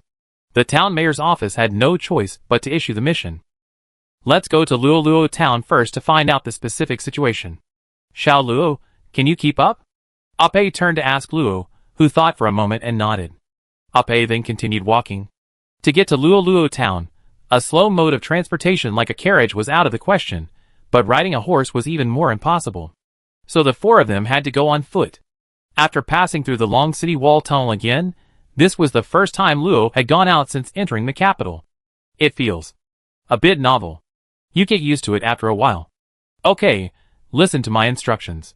We go this way, it avoid a swamp, and we won't need to take a detour.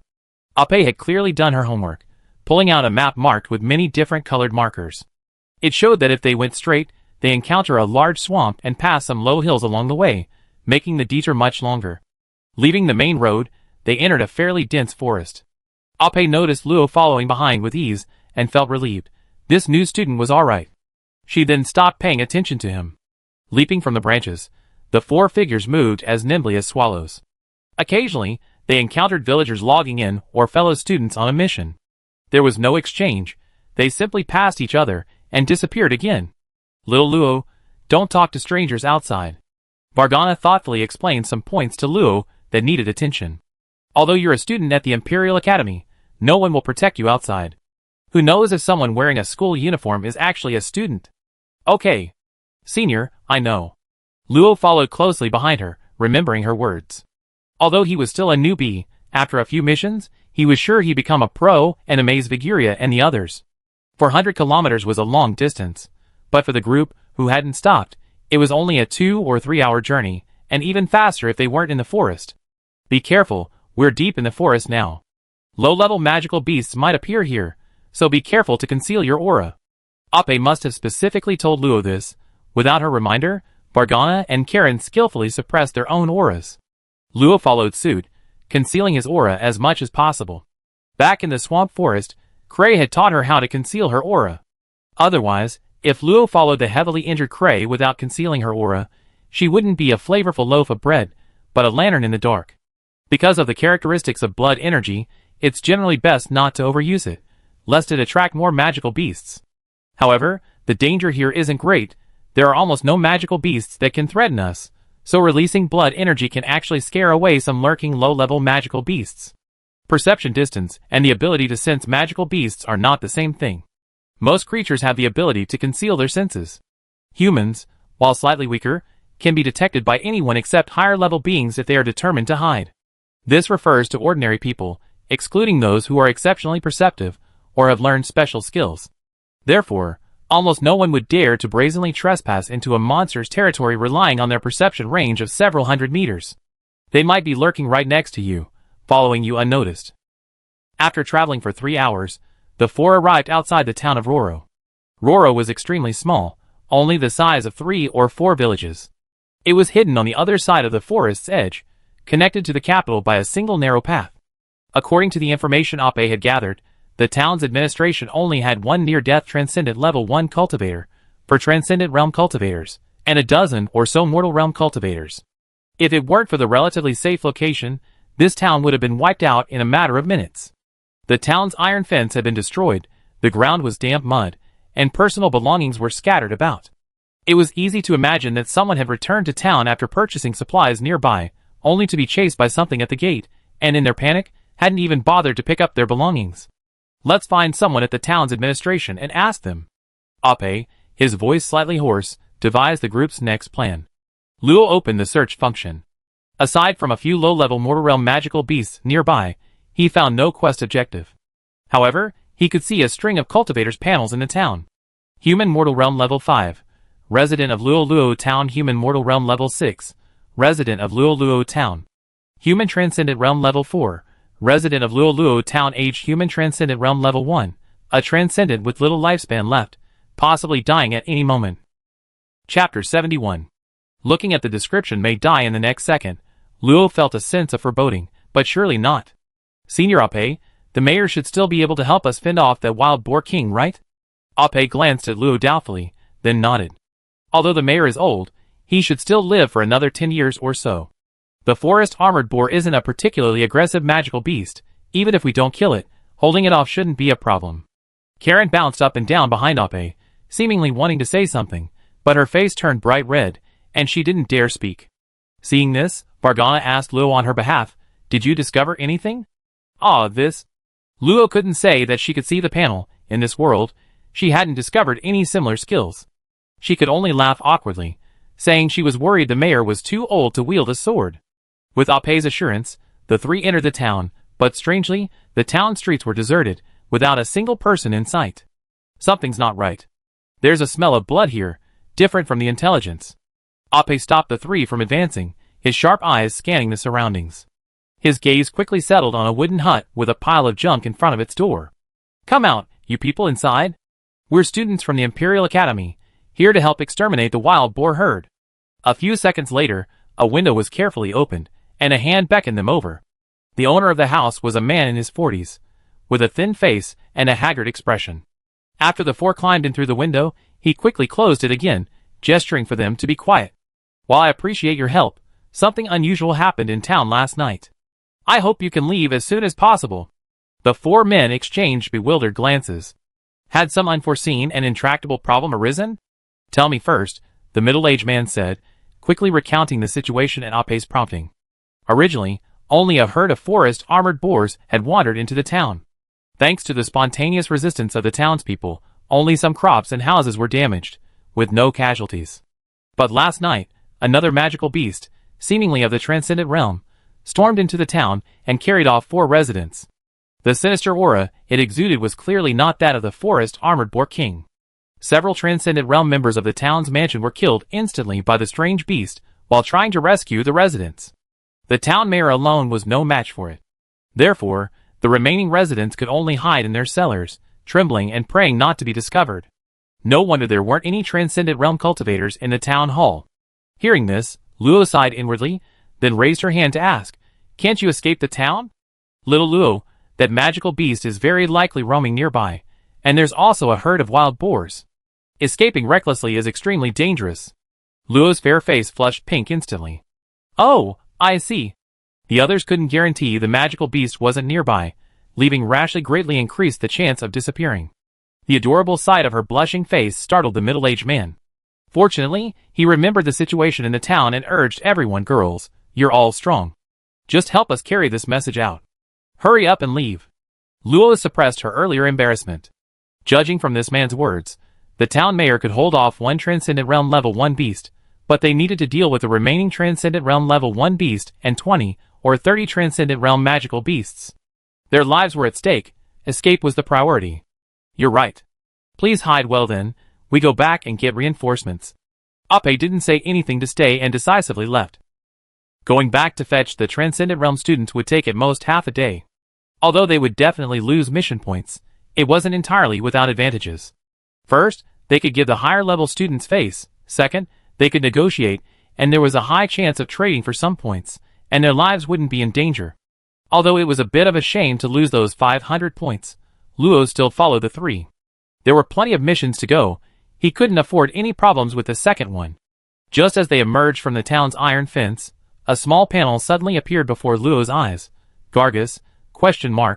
First-tier extraordinary Gagus, tainted by an ominous aura, has become extremely ferocious. After devouring flesh, it becomes addicted to it, and its sense of smell is incredibly acute. Note 1. Don't treat it like an ordinary dog, or you suffer. Note 2. There seems to be a secret behind it. Suggestion: avoid it quickly. The panel suddenly appeared before him, and rapidly approached. In the short time it took to read the panel, it had shrunk by over 300 meters. Luo didn't have time to explain and shouted to Ape, "It's coming. Run!" "I didn't sense any aura. Oh well, it's better to leave first." Hesitating for less than a second, Ape decisively told the two to follow Luo, But once they caught up, they discovered that Luo's speed was no less than theirs. Ape, surprised, sped up again, head away from it. Once we're away from the town, I use the interference drug to confuse its tracking. We can't worry about what happens next. We can only help distract it. Perhaps sensing the force presence, the magical beast slightly changed direction, no longer charging straight at the town, but instead turning a corner to pursue them.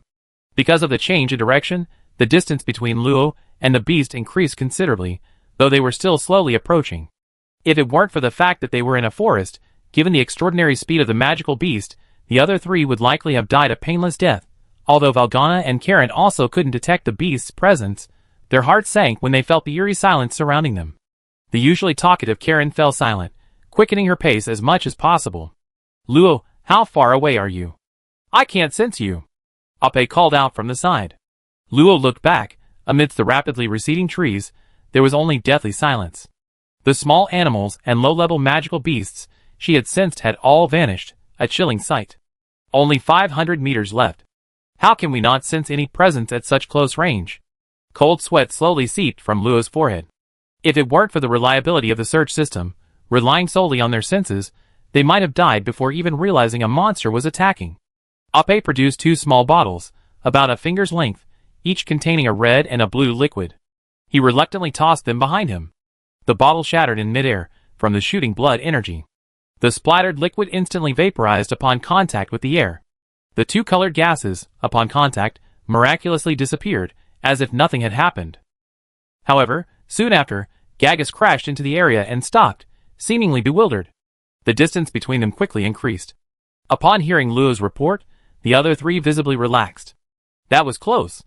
Xiao Luo, thank you so much this time. Karen patted her bulging chest, still looking shaken. I definitely treat you to a big meal when we get back. Xiao Luo, how did you spot the magical beast? I didn't even notice it, so frustrating. Well, I'm quite sensitive to the aura of magical beasts. Luo chuckled casually, but the 2 seemed to know he was like that, their expressions showing I knew it. Only after the information on the panel completely disappeared did Luo slow down. Although she hadn't run for more than a few minutes, the thrill and the intense drain on her energy still left the girl panting heavily, fine beads of sweat appearing on her forehead and back. Xiao Luo, are you alright? No, I'm fine. It's just that it's the first time I've been chased like this. It was a bit thrilling. Do you guys usually have to do such dangerous missions? Then wouldn't the students be exhausted in just a few days? Today's situation was an accident. I only encountered 4 mission accidents in my 5 years at the academy, but this is the first time I encountered such a serious one. Normally, there are no transcendent realm magical beasts around here. I don't know if you're lucky or unlucky. Ape, as expected of a mountain tribe hybrid, ran without even breaking a sweat, a stark contrast to the 3. Without stopping, the group suppressed their chi and blood, determined their location, and ran towards the main road. Without the aid of their chi and blood, their speed was significantly slower. Fortunately, the magical beast was confused, and they suppressed their aura and changed direction midway, so it shouldn't catch up anymore. Gargus, Transcendent Realm Tier 1. An ominous magical beast that went berserk after nearly losing its prey. It possesses unimaginable sensory abilities, has lost its mind, and will prioritize attacking its locked prey. Luo knew that Gagas was a medium-sized magical beast similar to a hunting dog, extremely sensitive to smell, but this one was too monstrous. How could it catch up even from so far away? It's coming again! This time, not only Luo knew, but a few seconds later, a chilling Gagas came from behind. The sharp cry carried a dizzying power, causing Valgana and Karen to visibly sway. If Luo and Ape hadn't grabbed them in time, they would have fallen to the ground. That's a Gagas. How could such a thing appear near the capital? Indeed, this kind of magical beast usually only exists in the Dark Mountains, but the outermost edge of the Dark Mountains is more than 8,000 miles away from the capital's Apasui wall, making it generally impossible for it to wander over here. In its berserk state, Gagas gave the group no time to discuss. Its speed was noticeably increased, a level above what it had been before. Even as Luo tried to pull the 2 along, the wind behind them continued to rush closer, its speed comparable to that of a steel-feathered eagle. I stay and hold them off, you guys go first. Ape suddenly said, then unleashed another burst of blood energy and leaped in another direction.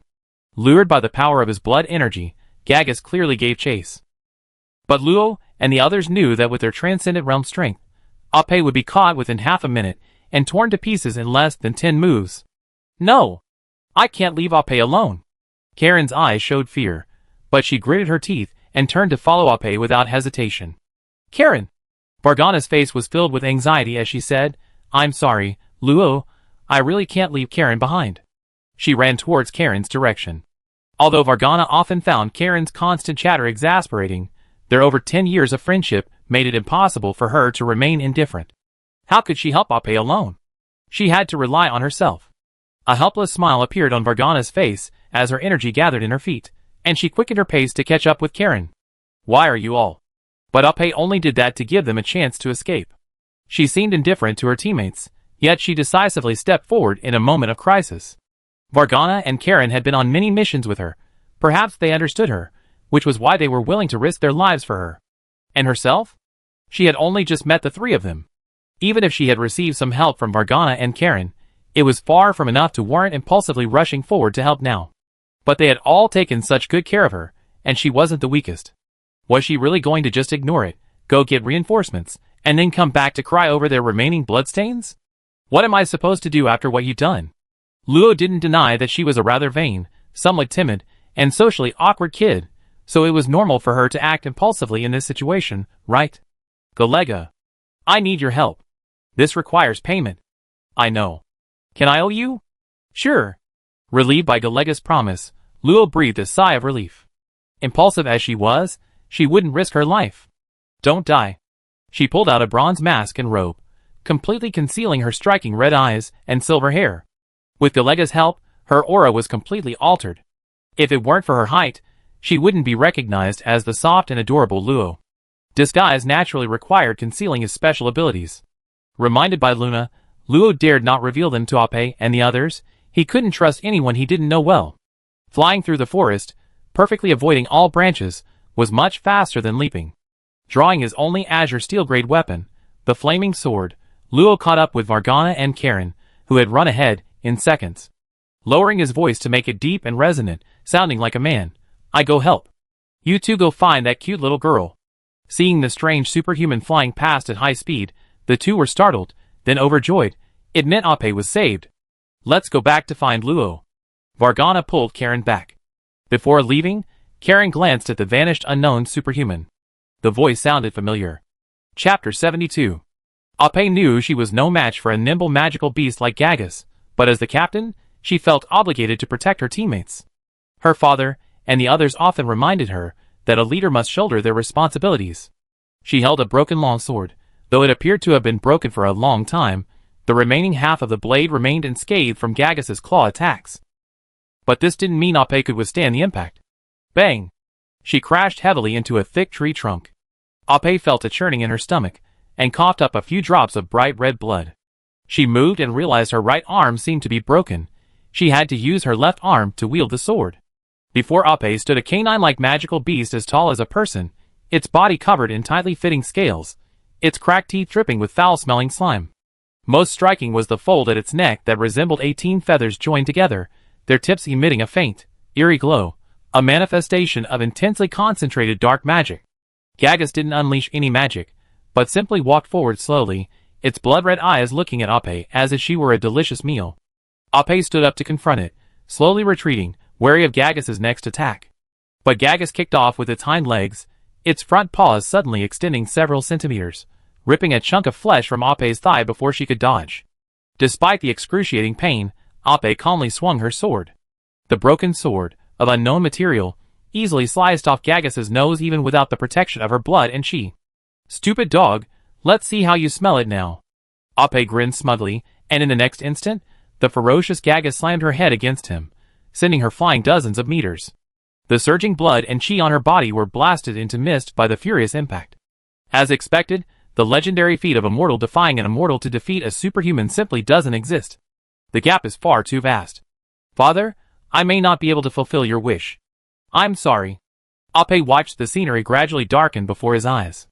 Gagas was rapidly approaching, his chest already caved in. Although he had healing potions, they were useless at this point. He couldn't help but smile bitterly. In a little while, I come to see you, father.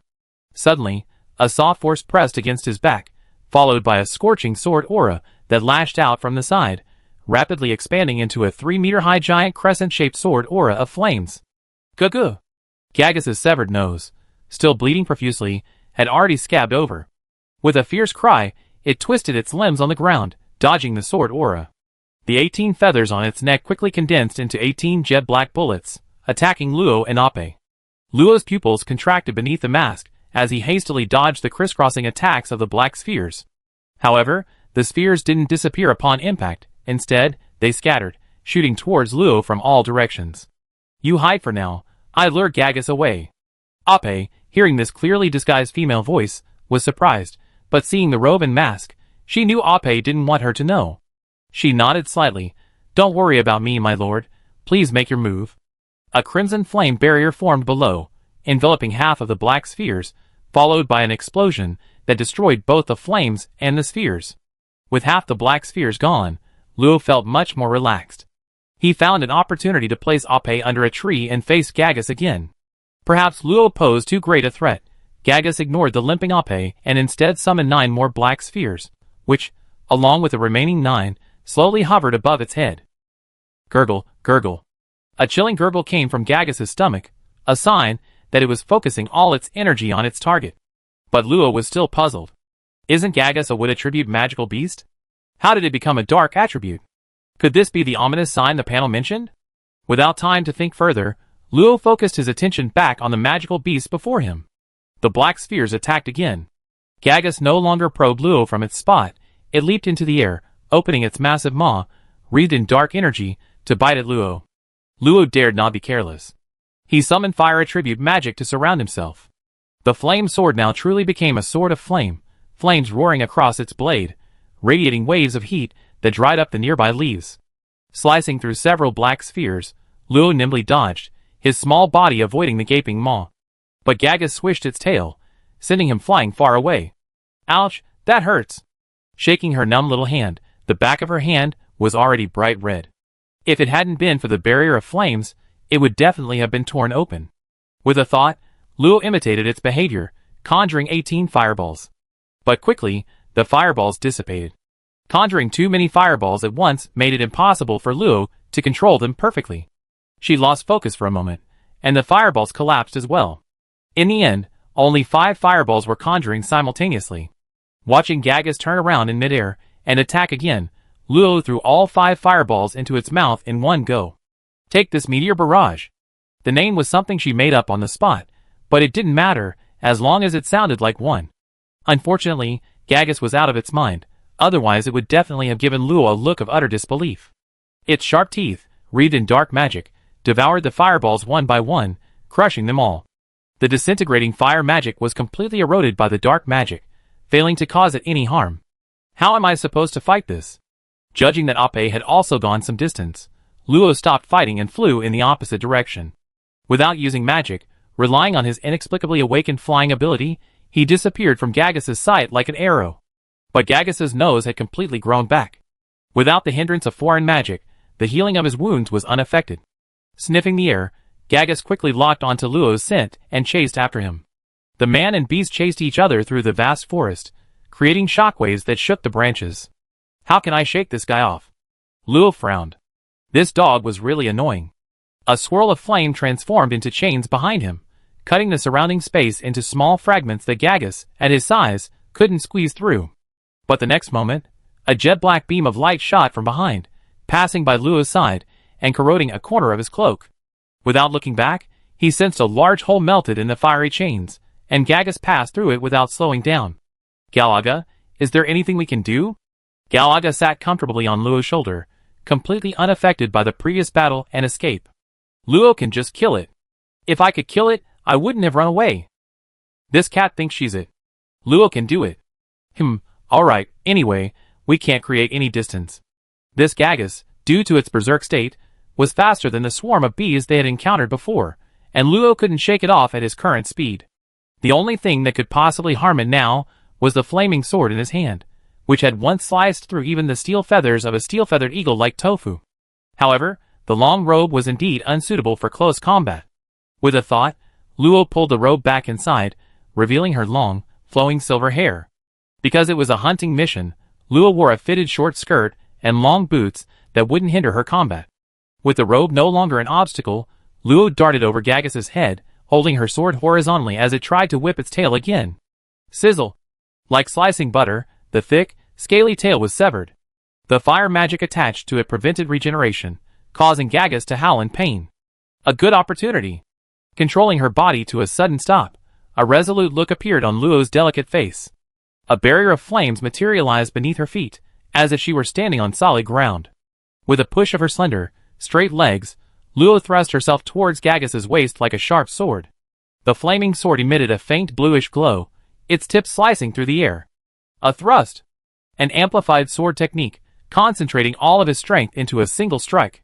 A faint stinging sensation in the air made Gagis disregard his tail, his waist suddenly dropped several centimeters, and the sword tip missed its target, instead slicing a horrific, bone-revealing wound in his back. This is why martial arts techniques are largely useless against superhumans. Superhumans typically fight in the air, while martial arts techniques are designed for ground combat. Many attack and defense techniques are unsuitable for superhuman movements. They usually need to be modified into magical or combat techniques, incorporating the flow of magic and battle aura, to be effective for superhumans. Damn it! In the instant the sword missed its target, Luo knew something terrible was about to happen. Sure enough, even with his spine sliced in half, Gagis still had the strength to open his mouth wide, and a surging black sphere of light condensed, instantly transforming into a beam of light as thick as an arm. Only managing to conjure 3 barriers behind him, was the beam of light instantly breached in less than half a second. Feeling the chilling magic behind him, Luo's mind went blank. This time, there was no escaping it. Will it hurt a lot? What about Alice and Mother? It's only the first day. I don't want to. I don't want to die in a place like this. With a terrified scream, the character for fire that had been slowly rising and falling in Luo's sea of souls shone brightly. A massive amount of red fire magic surged forth, invading Luo's tender body. Flames erupted from his fair skin, burning his clothes to ashes, while simultaneously and forcefully blocking the dark beam of light from behind, completely dissipating its power. Boom! Luo was slammed to the ground by the beam, creating a deep crater. The scorched and corrosive smells of the earth mingled, emitting a pungent, acidic odor. Gagis slowly approached the silent pit. The wound on its back prevented it from moving its hind legs, yet its ferocity remained undiminished, and it instinctively growled. Gaw gurgle. The next moment, a pillar of golden fire shot out from the bottom of the pit, reducing its still groaning head to ashes. Shut up. A girl in a fiery red dress slowly rose from the bottom of the pit. Her long hair, still tinged with flames, turned fiery red, and her crimson eyes changed slightly, as if the character for fire was hidden in the center of her pupils. However, in just 2 seconds, Luo's hair color returned to normal, her dress fell away, and she fell back into the pit. Splash. The girl lay motionless at the bottom of the pit, her naked, fair body exposed. As the fire magic dissipated, a tingling sensation spread throughout her body, quickly turning into a stinging pain from the inside out, causing Luo's pale face to contort in agony. I never be reckless again. With her last ounce of will, Luo pulled the robe over her shoulders, then her body slumped, and her consciousness faded. Splash, splash, the rain finally began to fall. Chapter 73. A torrential downpour, accompanied by flashes of thunder, brought an unprecedented storm to the capital and its northern regions. Teacher, it's in that area. Vargana and Karen anxiously slid down from a giant bird with an 8-meter wingspan, pointing to a distant forest emanating a faint, strange magical aura. A young man wearing a monocle flew down, looking at the forest path washed away by a mudslide, and shook his head regretfully. This rain is a once-in-a-millennium torrential downpour. A flash flood just occurred. It's difficult for anyone below the transcendent realm to survive. I can search, but I can't guarantee I find it. Tears welled up in Karen's eyes, mingling with the rain, indistinguishable in taste. Teacher Siegel. You two go back first. This area has become a danger zone. Siegel ignored Karen's request. Even he couldn't be careless in the face of such a natural disaster, ordering Qing Yuxiao to forcibly take the two back. Then, with a thought, a dozen circular magic circles appeared on the ground, and various kinds of magical beasts, including rats, snakes, and birds, emerged. These beasts, normally natural enemies, now coexisted peacefully, standing obediently beside Siegel. Groundhog, you're in charge underground. Make sure no one is buried. Swift Swallow, search for abnormal magical sources in the air. Snake, you search for living people in the trees. Each of you lead 3 members and set off. Upon receiving the orders, the 3 slightly larger summoned beasts immediately ran in different directions, followed by 9 smaller ones. Soon, all the summoned beasts had dispersed. Dark attribute magical beasts? A mysterious superhuman? I have to go check it out. I hope that student is alright. Of course, Siegel knew this hope was incredibly slim, unless she could escape the forest before the flash flood. But if she was safe, there shouldn't be no news by now. Thinking this, Siegel flew towards the place the two had pointed to where there had clearly been a violent magical clash. Dark magic was extremely rare. How could it exist nearby? Galega didn't move, watching the sudden downpour, watching the rain wash over the girl's cheeks, watching everything in the pit, including himself, be submerged. Air unconsciously escaped from the girl's bloodless mouth, adding to the already furrowed brows of the deeply unconscious girl, who was in a state of deep coma. Galega remained quietly crouched against the girl's chest, without making any movement. So heavy. The girl opened her eyes, seeing only a pale blue expanse. A cold temperature emanated from her body with each breath. She tried to turn her head to see what was around her, but found she couldn't move a single finger. This place feels so familiar. Her consciousness tried to focus, but she couldn't concentrate. Her thoughts remained in a chaotic state, as if stretched many times over, hazy and disoriented. Am I in the water? Who am I? I can't breathe. Feeling the still water enveloping her, the girl's remaining consciousness gave rise to a strange thought: to float to the surface. If I float, I won't suffocate. Although the girl wasn't aware that she hadn't actually been breathing, her subconscious instincts made her desperately want to touch the air, to breathe. So she rolled over. Although she didn't know why she could move, at this moment, the girl wasn't even fully conscious. How could she be thinking about such things? The girl walked unconsciously on the water's surface, surrounded by a hazy mist. She didn't know why she had rolled over, and was now lying on the water surface, nor why she had started walking. But if she didn't walk, the surrounding scenery would be too monotonous. She walked for an unknown amount of time until the mist dissipated, revealing a small space before her, completely clear. In the center stood a small, aquatic creature, silently watching her. You are? The girl's small mouth tried to utter a name, but she only felt that this strange creature was familiar, yet she couldn't remember its name. You are? My name is Cat. You can call me Galega. The creature, who called itself Cat, spoke in a very calm voice, like still water, without the slightest ripple. You are? Cat? Why is your name Galega? That's the name you gave me, you know that? Me? The girl looked down at her hands. Her 10 fingers were delicate, slender, and white, without a single blemish. Who am I? A water mirror silently materialized before the girl. Reflecting its slightly rippling surface was a girl with long, silver-white hair, a delicate face, and fair skin. Her azure eyes, however, were lifeless, as if something had been erased. Is this me? But the girl sensed something was wrong. Something was wrong. This isn't me. A delicate white finger lightly touched the water mirror. Ripples spread across the girl's reflection. With a blink of her eyes, golden light shone from her crimson pupils. The girl smiled slightly, and the girl in the mirror smiled back, radiant with light. This is me, I am. Luo. The words had barely left her lips when the endless sea reversed its course, transforming into trickling streams that instantly converged into the mirror. All the water vanished, leaving behind a vast, pale blue expanse, devoid of any moisture. The water mirror emitted a faint blue light, then quietly crumbled, scattering into a shower of droplets, before reforming into the character for water, which transformed into a drop of water that struck the girl's brow. Luo felt a chill run down her spine. Something was changing, but it was hazy and indistinct. Galega stood not far away, a subtle shift in her expression, but it vanished in an instant, returning to its previous stillness. With a gentle flick of its tail, it returned from the seemingly endless void, a large fish now biting the tip of its tail.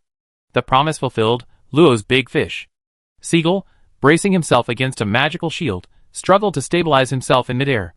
Damn it, this rain is weird. Feeling the protective shield being rapidly corroded, Siegel glanced resentfully at the waterspout thousands of meters high before him. There must be something in the eye of the storm, but he was powerless to stop it. The frustration of having a treasure right in front of him yet being unable to obtain it was excruciating. Another swift swallow died. No, I have to retreat, or I'd be stuck here too. Siegel flew swiftly towards the capital, simultaneously recalling his 3 remaining summoned beasts. Looking at the waterspout that had completely enveloped a small hill, he sighed softly. Who could survive? A student? What student? This is a fish. Luo watched as the long blue strand of hair unfurled from the tip of Galega's tail, swirling and floating into his hand. It was a strand of hair, crystal clear, seemingly still, yet ever-changing, displaying countless forms in an instant. Luo glanced at Galega, and from its gaze, she knew what to do. A strand of hair twirled in her hand, transforming into a stream of clear water that trickled into her mouth. The cool water slid down her throat, slightly easing Luo's still drowsy state. A sound like ocean waves welled up within her, and a teardrop-shaped crystal appeared between her brows. A water dragon swirled around her otherwise empty body, coalescing into a long blue dress. The dress transitioned from blue to a lighter aquamarine from top to bottom, with white waves and golden threads adorning the hem and collar, adding a touch of solemnity to her gentle appearance. "It's time to wake up, Luo," Galega said, then vanished. Looking at the emptiness around her, Luo knew it was time for her to leave too. With a light step, the girl followed Galega and disappeared into the pale blue space. After a long while, a drop of water fell from midair, transforming into an endless expanse of water, then another drop fell, merging into the surface. Drip. A slender hand broke free of the soil, revealing fair skin washed by the rain. The girl struggled a few times before finally crawling out, kneeling on the ground, gagging a few times, her face still showing signs of fear. "That scared me to death. I almost thought I was buried alive." Looking at the mud covering her, Luo waved her hand dismissively. A surge of energy dispelled most of the mud, but unfortunately, a large patch remained in her hair, making it appear as long brown hair. Unable to remove the mud from her hair, Luo could only focus on her surroundings. She remembered falling into a deep pit. How could she have been buried alive? "What is this?" Luo stared in shock at the leaning trees, which looked as if they had been ravaged more than 10 times. Had a supernatural battle taken place? She glanced instinctively at her shoulder, wanting to ask what had happened while she was unconscious, but found nothing. "Galega? Galega?" Her shoulder was empty. A vague memory surfaced, and she vaguely heard Galega's words. The promise fulfilled, Lo's big fish. So Galega caught a big fish? Lo sighed wistfully. Although Galega was aloof and rarely spoke, they had spent almost half a year together. Its sudden disappearance was a little painful. Unlike Alice and Luffy, it hadn't vanished so suddenly that the next time they met might be in another life. "I don't want to think about it anymore. I remember Galega gave me the big fish. Was that a big fish? I don't really remember it. Then something seemed to change in the Sea of Souls, and I woke up. Ugh, why is there still mud in my mouth?" While washing the mud off her hair and body with rainwater, Lo focused her mind on the Sea of Souls. There's been a slight change compared to before. The most obvious change is that the water magic has completely disappeared, and the water rune no longer only has tiny golden flames attached to it, but is now like the fire rune. The aquamarine characters are edged with gold and engulfed in a layer of golden flames.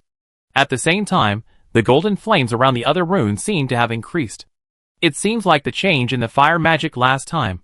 A fragmented elemental divine authority, the power to control all waters? A surge of information flooded in, and Luo's soul scratched its head, somewhat surprised. This? Exiting the Sea of Souls, having learned from the previous experience, Luo, with a complex expression, tried raising its hand. Water condensed from the surrounding rainwater, easily forming a watercolored staff, which then transformed into the shape of a flaming sword, albeit a pale blue one. Is this the authority to control all waters? And that incomplete elemental divine authority too? Luo thought of the remaining 8 vast rivers of magic in the Sea of Souls. Could it be what I'm thinking? Shaking her head, even if it were as she suspected, so what? She didn't even know how to transform. Besides, Luo had a vague feeling that to become like the water and fire runes now, she might need some additional stimulation, like the crimson saliva fruit, or the great fish, which she didn't have yet. Investigating those things was useless. She'd rather focus on advancing to the transcendent realm. Forget it, I go back first. I'm exhausted. It wasn't physical or mental exhaustion, but a feeling of exhaustion. She just wanted to go back and get a good night's sleep. Controlling the water to wash herself clean, Luo wanted to remove the bronze mask, but found nothing. She didn't know if it was broken or had fallen off. Protected by the water barrier, she took out a spare dress from her ring and put it on. Without shoes, because she hadn't brought any, Luo could only float barefoot in midair. Looking at the faint outline of the opposite wall in the distance, Luo wondered how he had gotten so far, but he still flew quickly toward the capital. Chapter 74. Bagheera looked at the empty apartment, somewhat puzzled. Why hasn't Xiao Luo come back yet? She shouldn't like going out in the rain. Looking at the torrential rain outside the window, Bagheera was a little worried, but Luo had a letter of recommendation, meaning she knew at least one teacher, and her strength was considerable. She shouldn't be in any danger at the academy. Splash, splash. Hearing that a waterspout thousands of meters high had appeared outside the city, affecting nearby villages and towns, none were spared, and even several superhumans had died. The surrounding landscape was completely ravaged, unrecognizable. It feels so dangerous. Why hasn't Xiao Luo come back yet? 3 days had passed, and Bagheera's unease grew. This wasn't like Xiao Luo. Could she really have encountered some danger? Thinking this, Bagheera suddenly stood up and ran towards Manita's apartment through the pouring rain. Damn it, what's going on? A man in military uniform stared at the thick clouds in the distance.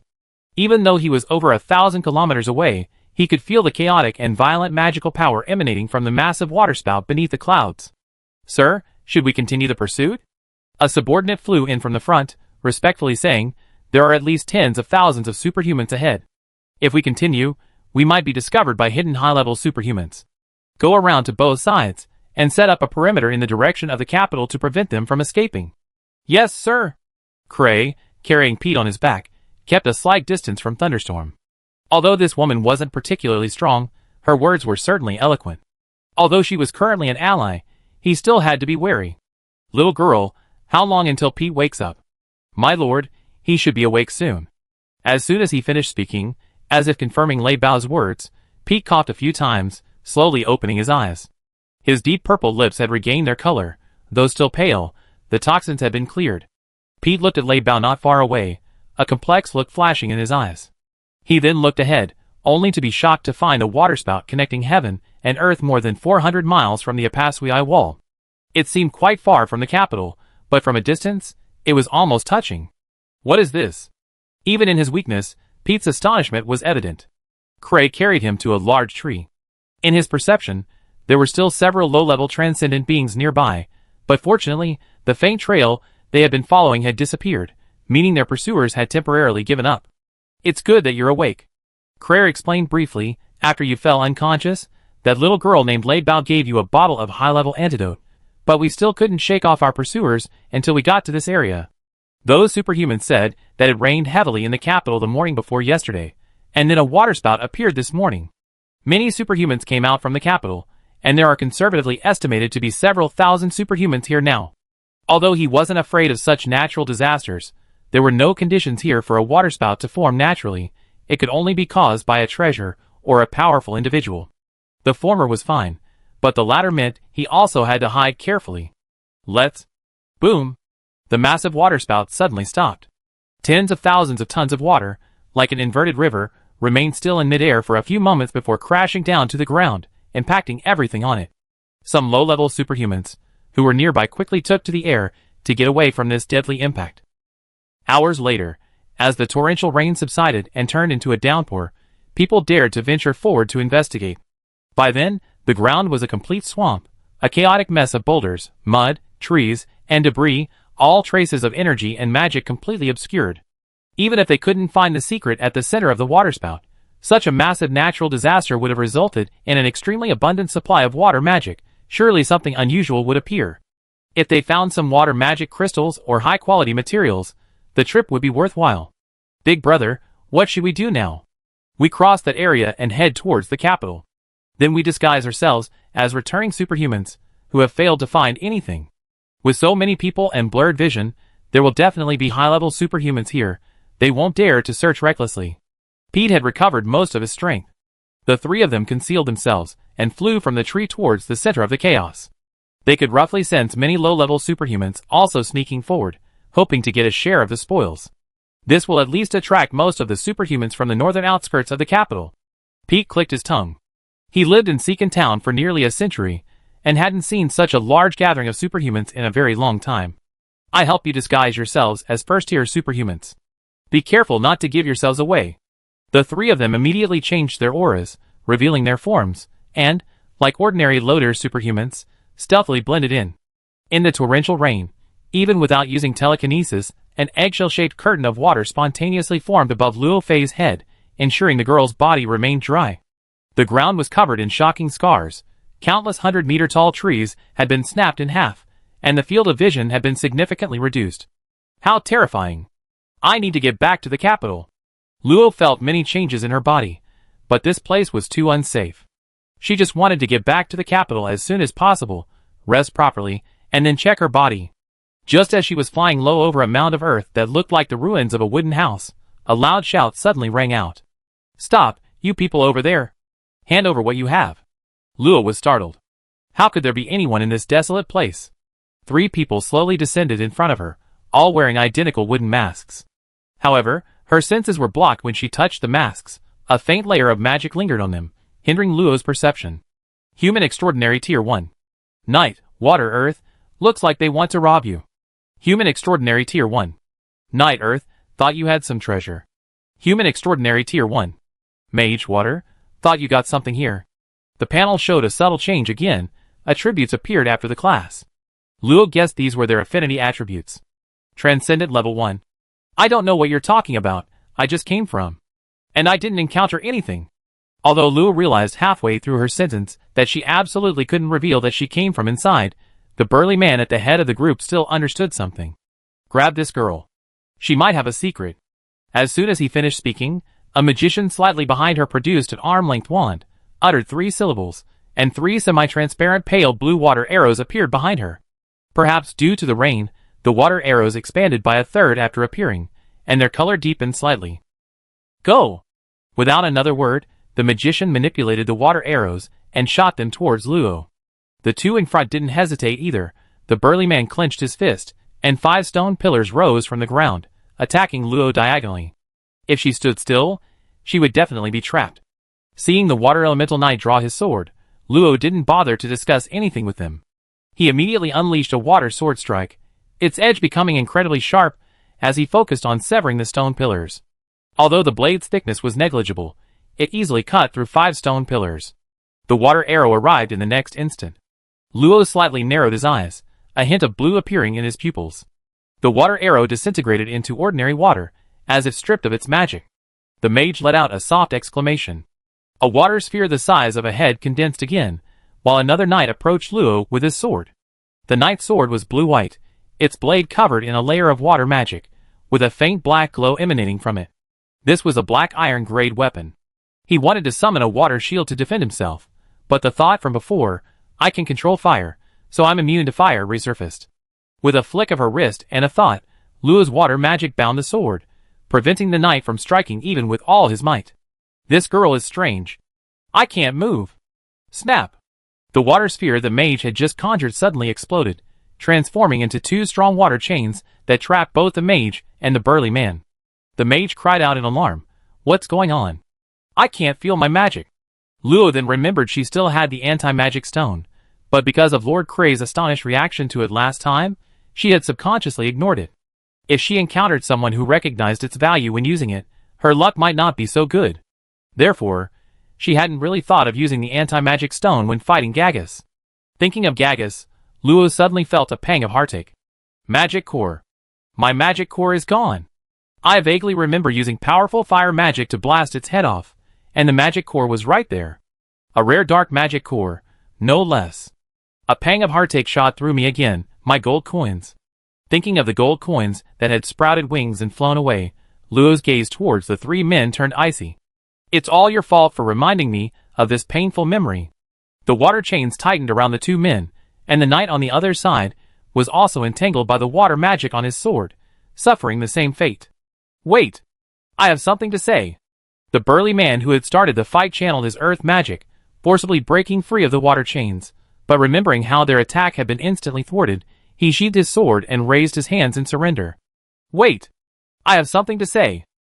Luo didn't untie the water chain, only paused its tightening. Her crimson eyes stared emotionlessly at the man. Why did you rob me? Her voice was pleasant, but the cold indifference sent a chill down the man's spine. How could he have been so impulsive? He assumed this little girl, lacking the aura of a high-level superhuman, was a first-tier superhuman like himself. Now, they'd been bullied by 3 of them. Sir, this was an accident. The man knew these words were useless. A simple apology wasn't enough. Did the Lord want him to apologize? Reluctantly, he removed an ice blue ring from his middle finger, manipulating magic to float it towards Luo. He said respectfully, "Sir, if you don't mind, this is my compensation. Please, sir, have mercy and let them go." Luo controlled the ring, which landed in her hand. The man witnessed this and broke out in a cold sweat. To manipulate objects without magic, that meant at least a mid-tier superhuman. Luckily, he hadn't rushed in a fit of rage, otherwise, no one would have collected his body. The ring contained piles of gold coins and dozens of magic crystals, not of high grade, but still a considerable sum for Luo. There were also some potion bottles and unidentified trinkets, but no skill books, which Luo found rather disappointing. However, it was definitely more valuable than Gagus's magic core, so Luo was in high spirits. His gaze towards the three was no longer indifferent, but he knew his appearance had been seen, and if it leaked out, it would be troublesome. A sudden idea struck him. Luo manipulated some of the water magic within the three, and amidst their terrified gazes, feigned ferocity, saying, "If you dare reveal even a single piece of my information, I will detonate the magic within you and destroy your hearts." His voice lacked power, but the words combined with the uncontrolled magic were far more intimidating than anything else. "My lord." The feeling of having one's life in someone else's hands is unpleasant. However, the man who spoke first was quick to stop the magician from saying anything more, and respectfully said again, "My lord, we promise not to reveal a single piece of information about you." Then, he gave the two men a wink, slowly retreated, and only flew back quickly after seeing that Luo made no move. Seeing them leave, Luo breathed a sigh of relief. It wasn't that she didn't want to know what had happened, but controlling the magic within the three people was extremely mentally taxing. That magic had owners, requiring Luo to contend with their masters' minds. If it weren't for her authority to control water, her mental strength wouldn't even be able to break through the surface magic of their bodies. The difference between the extraordinary and the mortal is truly vast. There should be many more extraordinary beings here. Let's run. Mimicking the masks of the three people, Luo covered her face with a watercolored mask, and then covered it with a red flame mask underneath. To outsiders, Luo's face looked like it was wearing a red mask, making it impossible to see what it looked like. The dense double-layered magic shielded the senses of ordinary superhumans, so he wouldn't be able to see through her at a glance like he did when he first met Luna. Chapter 75. Man. AI. Duh. Wake up. Viguria glared angrily at the barrier enveloping the entire apartment building. Sleeping at this hour? You be lazy to death. After a long while, the door finally opened, and a head with messy hair poked out. Viguria? What time is it? It's already 5 o'clock, and you're still sleeping. Man AI squinted at the dim sky, then looked at Viguria, who was all ready to go, unsure whether to call her good or bad at time management. You're crazy. Man AI immediately tried to slam the door shut, but Viguria grabbed her arm. Little Luo is missing. Come with me to look for her.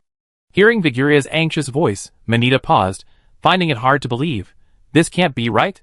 How could she disappear from the academy? What if she's not at the academy? Anyway, it's a day off, and you don't have classes. Hey, don't pull my hair. I'm going. Inside the room, Kelef was fast asleep. Hearing the noise, he groggily got up and saw Manita putting on her knight's uniform in his room. He couldn't help but ask, "Young man, what are you doing so early?" Manita had spent 3 or 4 days with him, and wasn't that averse to him. She replied, "Little Luo might be in trouble. Viguria and I are going to check on her." Kelef's mind flashed to the image of that pure, innocent silver-haired girl. He immediately felt that as a gentleman, he couldn't leave her unattended, so he quickly put on his knight's uniform and followed Manita out. "So you came along too?" Kelef nodded quickly. "Such a beautiful lady, of course I can't leave her unattended." Viguria slapped her forehead, but she couldn't worry about that now. Finding Luo was the most important thing. Speaking of which, isn't Luo at the 4th level of the Transcendent Realm? Could he be on a mission? Walking out the door, Manita suddenly remembered something and said casually, "He didn't believe the girl who so easily defeated him didn't have any defensive items. Then let's quickly go find Teacher Luna and ask if she can help us find her mission records." Luo stopped in a clump of grass, trying to conceal his aura. Several second-tier Transcendent Realm experts flew overhead, but they were probably in a hurry to enter the eye of the storm, and didn't observe their surroundings carefully. This was the 4th time Luo had seen a group of Transcendent Realm experts. In his search vision, several 5th-tier Transcendent Realm experts were also hidden in midair. What day is it today? Why are they all out? In the direction of the capital, there was a very obvious encirclement. High-level Transcendent Realm experts were all watching. Luo guessed that those who went in were deliberately sent in to scout. How insidious. Hiding in the bushes, Luo dared not move. He didn't know if those powerful figures hadn't noticed him or simply weren't paying attention, but the rain provided cover, significantly weakening their senses. Now he could only hope that the high-level superhumans would leave before the rain stopped. There they are. 3 superhumans appeared in his field of vision, flying low. Balza Cray Superhuman Tier 6, Gold, Water, Ice, Night. Former Lord of Wing City Pete Superhuman Tier 2, Earth, Gold, Warrior. Former guest retainer of the Mayor's Mansion of Seacon Town, in a weakened state Thunderstorm Superhuman Tier 2, Thunder Warrior. Former guest retainer of the Lofia Merchant Guild. How did they get here? And it looks like they lost their positions? Watching them cautiously avoid the others as they flew towards them, much like ordinary low-level superhumans, Luo thought for a moment, then took out his 7th-tier magic crystal. With a powerful thrust, the crystal shot towards Krager, accompanied by a faint whistling sound. As expected, Krager deflected the crystal, but upon sensing the familiar aura emanating from it, his expression changed, and he grabbed the crystal. This is Luo's magic crystal. How did it get here? His senses were instantly released, startling the dozen or so low-level superhumans around him, who scattered in panic. Luo withdrew his control over magic, allowing his presence to be detected. Soon, Krager, along with Pete and Lei Bao, landed in front of the bushes where Luo was hiding. When Luo crawled out, his long, silver-white hair and unusual red eyes relieved Krager. "What are you doing here? It's very dangerous here. Come with us quickly." Luo's extremely tense heart finally relaxed a little. Knowing this wasn't the time for conversation, she nodded, took the magic crystal that Cray threw to her, and hurriedly followed him. Lei Bao watched her former target with great interest. If Cray and Pete weren't still here, she would have liked to investigate this little girl's secrets. "Lord City Lord, there are many extraordinary beings outside. How do we get out?" "Just call me Cray. I'm no longer the City Lord." A trace of sadness flashed across Cray's face, but he quickly became serious. "We just released our senses, so many people will definitely know we're here. I release a shielding magic technique later, and we disguise ourselves as low-level cultivators and go across on the ground." Cray knew Luo could fly, but it was obvious she didn't yet possess the aura unique to extraordinary beings. With other people around, that secret couldn't be easily exposed, so she simply disguised herself as a transcendent realm cultivator. Pete and Thunderstorm naturally had no, and dared not, objections. Just as several pale blue halos emanated from Cray's body, Luo clearly felt something surrounding him. In his perception, the other 3 all exuded the aura of the transcendent realm. Shortly afterward, several senses of roughly 3rd or 4th tier transcendent strength swept over the 4, pausing briefly before quickly departing, seemingly deeming such disheveled low-level cultivators unnecessary to investigate. "Let's go! If a high-level transcendent makes a move, we won't be able to hide anymore." The 4 cautiously approached the capital. About half an hour later, because they had to take detours to avoid others, and couldn't go too fast to avoid revealing their true cultivation levels, the 4 had only covered less than 100 li. Suddenly, a huge and dazzling rainbow light rose from behind, unleashing a burst of violent magical power. Strangely, this magical power quickly diminished and stabilized. Only the concentration of magical power in the air increased significantly. Many extraordinary individuals appeared, which was suspicious, but such a large fluctuation meant something was definitely happening. Cray ordered everyone to stop. Now was the perfect time for high-level extraordinary individuals to act. If they accidentally bumped into something, others would see they weren't even extraordinary and kill them easily, exposing him. Behind the gray-haired Winnie were a dozen or so extraordinary students. Watching the fading rainbow light, their gleaming eyes fixed on a middle-aged man with long, ice-blue hair in the distance. "It's just a little magic crystal ore. We won't interfere. How about letting the students handle it?" Faced with Winnie's suggestion, the middle-aged man pondered for a moment and nodded. "Drive away the low-level extraordinary individuals below." Agreed. 2 suffocatingly powerful pressures forcefully pressed the low-level superhumans, who were trying to take advantage of the situation to the ground. Amidst their fear, a majestic male voice rang out. "This area belongs to Box Academy and Imperial Academy. Unauthorized personnel, leave immediately." Many people showed resentment, but dared not utter a word, leaving the area with heavy steps. Box Academy was a behemoth second only to Imperial Academy. Although its student body was far smaller, no one dared to call it weak, because most of the royal princes and princesses were trained at Box Academy. Not to mention now that it had joined forces with Imperial Academy, besides the royal family, who could stop it. Luna flew swiftly over the academy, having just received a message from the Magic Academy's dean, Pinacadia weenies. A small magic crystal mine had been discovered near the waterspout that morning, and it had become a competition between Imperial Academy and Box Academy. Students who performed well in the competition would receive valuable points, a good opportunity for Luo. Huh? Aren't those the little girl's two friends? Why are they in such a hurry? Luna, who was just looking for Luo, landed in front of the three people rushing by. Seeing you all in such a rush, what's the matter? Seeing Luna's arrival, the Guria's face lit up with joy, and she quickly stepped forward, saying, Little Luo has been missing for 3 days. We were just about to ask you, Teacher Luna, if she's gone out on a mission. Luna shook her head. I've been busy these past few days, and haven't been paying attention, but she definitely hasn't appeared. There's a competition going on, nothing dangerous, you two come along. Kelef, standing nearby, greeted Luna with a fawning smile. Hello, Aunt Luna. Alright, you can come along too. I won't tell your grandma. With an impatient wave of her hand, Luna used her magic to lift the three of them up and quickly flew towards the mission plaza. She needed to check if Luo had left. A half-metallic corpse fell to the ground, splattering mud. Dense magical energy filled the air, temporarily turning this small patch of land into a poisonous swamp for mortals. Cray put his knight's sword back into his ring, his expression grave. More and more superhumans are gathering here. We can't delay any longer. It's still over 300 kilometers from here to the capital. I take Luo, you guys follow. The best outcome, of course, would be that the pursuers had left, but it was possible there was still an outer encirclement. However, if they were fast enough, the pursuers would likely not be able to stop them from entering the capital. You lot, hurry up and finish. Slash. Without even glancing at the two corpses turned to metal, Krager took Lo into the air, followed by Pete and Lei Bao. 100 kilometers away from the capital, Bahat stood silently behind the boy, his face slightly gloomy. The boy watched the superhumans rising into the air outside the city gates, a grin spreading across his face. Bahat, is everything arranged? Young master, the waterspout disrupted part of the plan, but the result was much better than expected. Hee hee. That's good, that's good. Let more people die, that way there be enough magic power. Hee hee ha ha ha. The boy's face remained expressionless, but his gritting mouth wouldn't close, appearing incredibly eerie in the dark sky. Chapter 76. Luo hovered expressionlessly behind Cray. The rain poured down, accompanied by thunder and lightning.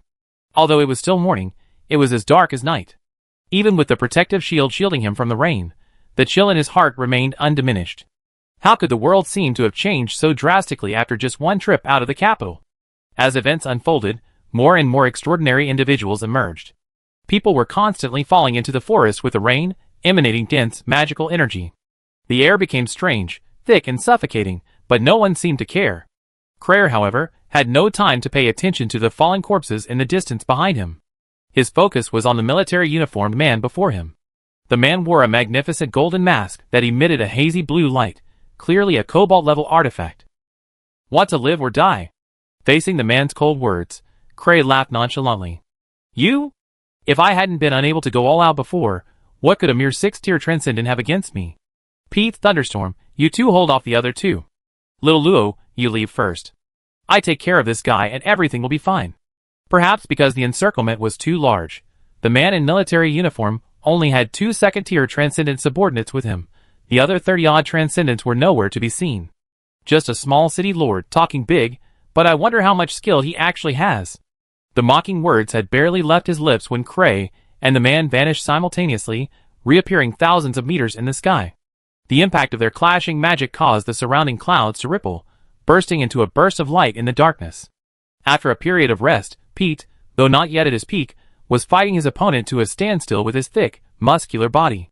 For some unknown reason, Lei Bao stood on the same side as Luo and the others, and his thunderous whip kept the enemy from breaking free. Luo knew his strength would only be a burden to them here, so he figured it was better to return to the capital and find Teacher Luna, asking her or a higher-level instructor for help. Although unwilling, Luo sighed and quickly flew low over the 3 battlefields in midair. In the distance, superhumans were frequently appearing, and his senses were filled with chaotic magical energy, not to mention the completely unrecognizable forest and ground before him. Luo didn't know how he should feel now. He was only numb and bewildered. He was just doing a mission, so why had so much trouble come of it? 100 kilometers wasn't a short distance, especially in the forest, but for flying, it wasn't far.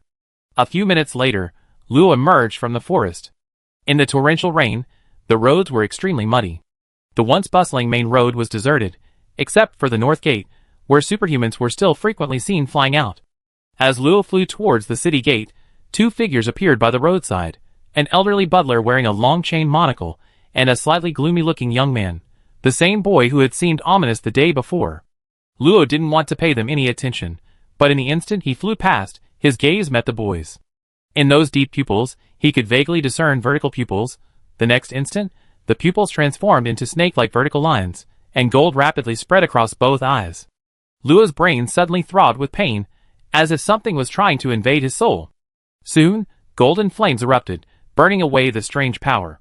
But in that moment of distraction, Luo lost control and crashed heavily to the ground, carving a long furrow into the muddy road. This person is suspicious. Before Luo could think of anything, a slightly manic youthful voice rang out. What good luck, Bahat. Catch her, she's rare material. Ha ha ha. A chill ran through Luo's heart. Without time to think, he forcefully raised his body with his will. The next instant, the butler-like old man appeared where he had just been. If he had been even a fraction slower, Luo was certain he would have been captured. Luo had a feeling he might be facing the greatest crisis of his life. This time, no one could protect him. In desperation, his controlled water magic erupted, condensing beneath his feet to rapidly elevate him. Once the burning pain in his head subsided, Luo took off again, flying rapidly towards the capital. The butler named Bahat seemed unconcerned that Luo was rapidly approaching the capital. He snapped his fingers, and dozens of metal chains burst from the ground, soaring through the air at supersonic speeds, catching up with Luo in mere moments. Luo, who was flying at high speed, suddenly felt something grab her ankle. Her heart skipped a beat, a sharp pain shot through her, and her body abruptly stopped. Then, she was pulled back by a powerful force, her entire body uncontrollably backward, several times faster than she had been flying. Her mind went blank. Luo knew that the difference in strength between them was too great. She had no chance of escaping his grasp. Before Luo could regain her footing, her other ankle was also entangled, and she was brought upside down in front of the boy. A girl immune to dragon's might, ha ha ha. What a good subject, he. I treat you well, so don't be afraid. The boy's lips curled into a wild grin, a faint blackness emanating from the surroundings. But with a soft cough from Bahat, the boy's expression vanished, and he coldly said, Take her back and collect 3 samples of her blood. Yes, young master. Her once fair ankle was now bright red and burning with pain, likely due to a bone problem. But hearing this devilish boy speak of disposing of her right in front of her sent chills down Luo's spine. This man is truly insane. No, I have to escape. Let me go! Who are you? Water and fire magic frantically attacked the chains binding her ankle, but couldn't damage them in the slightest. Instead, the sudden temperature change caused Luo's ankle to burn as if a layer of skin was being peeled off. Shut up. Seal her. Yes, young master. Suddenly, Luo couldn't speak, only able to utter muffled ooze. Just as Luo's heart sank to the bottom, a loud shout suddenly came from the sky. Who are you? Let her go. Luo's heart leaped with joy. It was Krager's voice. Had he dealt with his opponent so quickly? But when Luo looked towards the voice, he saw a blade of air tens of meters long behind Krager. Krager, however, seemed oblivious, simply swooping down towards Luo. Bahat glanced indifferently at Krager in midair and uttered 2 emotionless words. Kill him. Instantly, 2 multi-layered triangular formations, each 100 meters wide, materialized on either side of Krager. 2 gigantic hands covered in vines emerged from them, grotesque and eerie as if from the underworld. Before the giant hands moved, hundreds upon hundreds of vines already lashed out at Krager, even covering the military-clad men behind him. The 2 men's expressions changed drastically. The man in military uniform even abandoned control of the energy blade attacking Krager and fled in the direction away from the capital. A chilling piercing sound rang out. The man in military uniform didn't even have 3 seconds to escape before the vines, spanning over 1,000 meters, pierced him like a sieve. With a slight swing, he was reduced to fragments. A dozen or so low-level superhumans, who couldn't dodge in time, were reduced to blood mist before they could even utter a sound. At this point, there was no point in talking about the tenacious vitality of superhumans. Life itself ceased to exist. Even the man in military uniform couldn't escape from that distance, so Krager seemed to have no way to escape either. But just before the vines reached Krager, 20 thumb-sized crystals appeared in front of him, containing wisps of white, fibrous material. The vines instantly softened, their attack power greatly reduced, barely piercing Krager's chest. But the powerful inertia still sent Krager flying to an unknown location, and the magic-suppressing stone shattered, losing its effect. Seeing this, Luo remembered the anti-magic stones in her ring. Over 30 anti-magic stones appeared simultaneously beside her, and the chains binding her and the surrounding area quickly crumbled, leaving her unrestrained. Luo then flew rapidly into the sky to avoid the chains reappearing on the ground. Bahat remained unmoved, his words tinged with disdain. Roy's remnant? Ridiculous. Without any visible movement, a soft snap was heard, and all the anti-magic stones turned to dust. The gigantic hand, hundreds of meters high in midair, ignored Kray, who had been sent flying to an unknown location, and instead descended upon Luo. Countless hair-like vines lashed out, forming a dense wall that even the wind couldn't penetrate. 10 more anti-magic stones appeared in its hand. Luo didn't know why the butler hadn't come to capture her personally, but this was very likely her only chance to escape. The anti-magic stone, as an absolute magic forbidden zone, could strip the vines of their magical power. However, Luo quickly realized with panic that the actual wood on it wouldn't disappear. At most, an attack that would have killed her with a slap would become an attack that would have killed her with a club. The incredibly oppressive wooden wall pressed down, and behind it were even larger hands. Luo felt utterly powerless. Is this absolute power? This was something she couldn't possibly break through with trickery.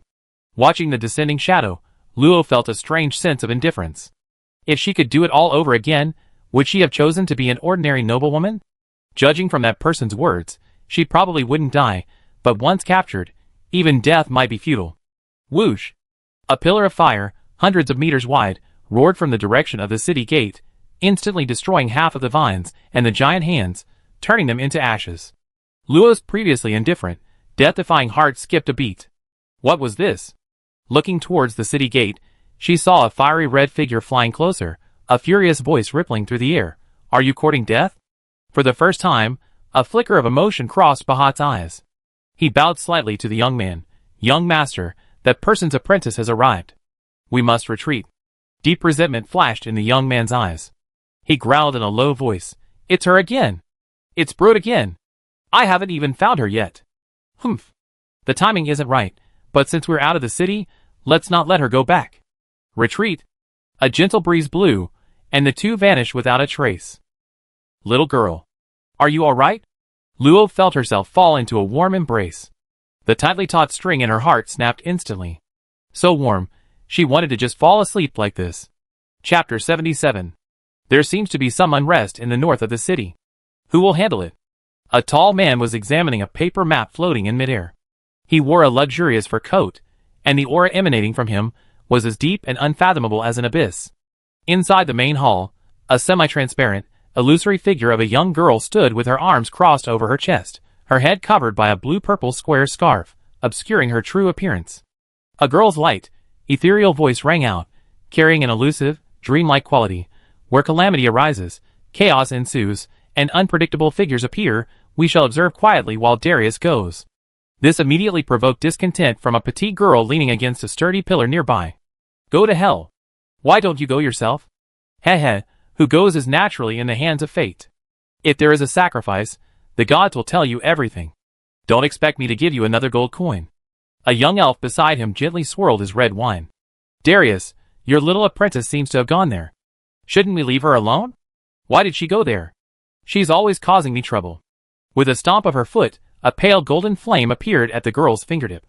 With a flick of her finger, the flame vanished instantly. Little Emperor, are you satisfied now? Grand Minister Darius, thank you for your hard work. What about the Saint Quartz from last time? Cough cough card. Add more money? The man suddenly felt a little tired. This damn Emperor, let whoever wants to be one be one. Luna's face was very pale. Holding Luo's body, she almost fell. After swaying and landing on the ground, she couldn't help but kneel down, panting heavily. In a daze, a heavy voice reached her ears. Luo forced herself to wake up. Now was not the time to sleep. Uncle Kray and the others hadn't been found yet, and Teacher Luna sounded very unwell. How could she let her guard down? Teacher, put me down, I'm all right. After a slight struggle, Luo found herself surprisingly easy to get off Luna's arms, and quickly supported her soft body. Teacher, are you all right? Waving her hand, Luna pulled out 3 bottles of pale blue potion and drank them directly. With 2 gulps, A strong heat wave emanated from Luna's body, even causing the ground several meters around to crack. Luo had to temporarily step back. The temperature of this heat wave was approaching her limit. Cough cough, don't talk about it. I almost died, but I'm alright now. How did you get involved with such a powerful person? Even more troublesome than me. After coughing up several mouthfuls of boiling blood, Luna's face was no longer so pale, and a bit rosy. Shaking his head, Luo indicated he didn't know either. It seems they said I'm immune to dragon's might, and then they wanted to take me back. I saw that boy in the affinity test. He's the one with 100 affinity for ice. Someone from our academy? Cough cough, I definitely teach him a lesson when I get back. After recovering slightly, Luna gestured to Luo. Go back to the city first. There was a competition we wanted you to participate in, but your condition isn't suitable. Wait, teacher, I still have 3 friends whose fates are unknown. I need to go check on them first. Cray and the others had helped him so much. How could he just abandon them? You have their aura, but you don't have the ability yet. Tell me their location, and I go find them. Luo shook her head again, looking at the extremely weak message displayed on Luna's body, and said worriedly, Teacher, you must still be very weak. They're not far away, and I. Are you the teacher or am I? Then I'm going with you. Luna looked at the determined girl, and her firm tone softened. Alright, but we have to avoid those high-level superhumans. If another spell of that level comes out now, I won't be able to handle it. Just as she was about to use her magic to lift Luo up, the latter shook her head for the 3rd time. Teacher, actually, there's something I've been keeping from you. I'll be able to fly soon. Then, to Luna's bewilderment and shock, Luo's small body floated gently in the air, her long hair swaying slightly, her red eyes flickering slightly. I'm sorry, teacher, I kept it from you. Seeing Luo's somewhat guilty gaze, Luna's face broke into a smug smile. Ha ha, as expected of my chosen disciple. Let that old man see what a true genius is. Ah? Teacher, aren't you angry?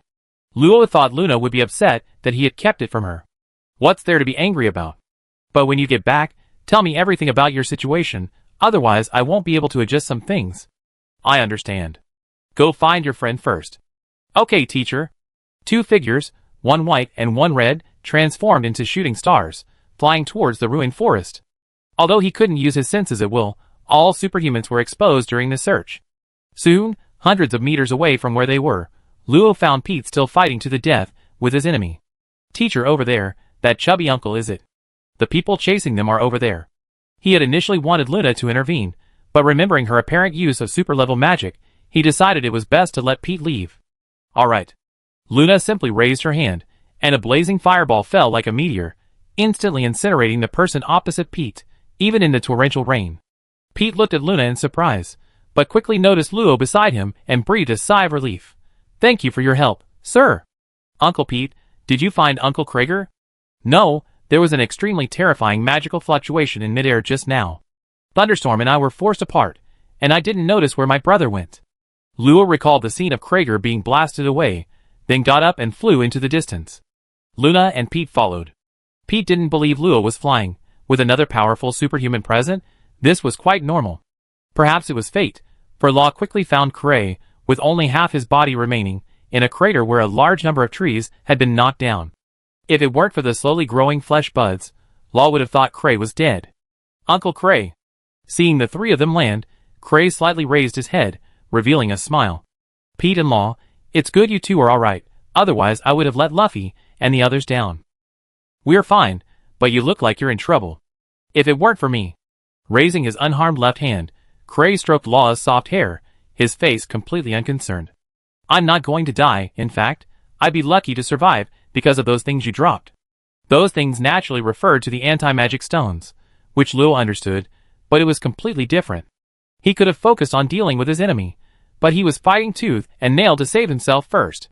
And his teacher too, he must have paid a huge price to forcefully defeat that terrifying summon with his 4th-tier transcendent strength.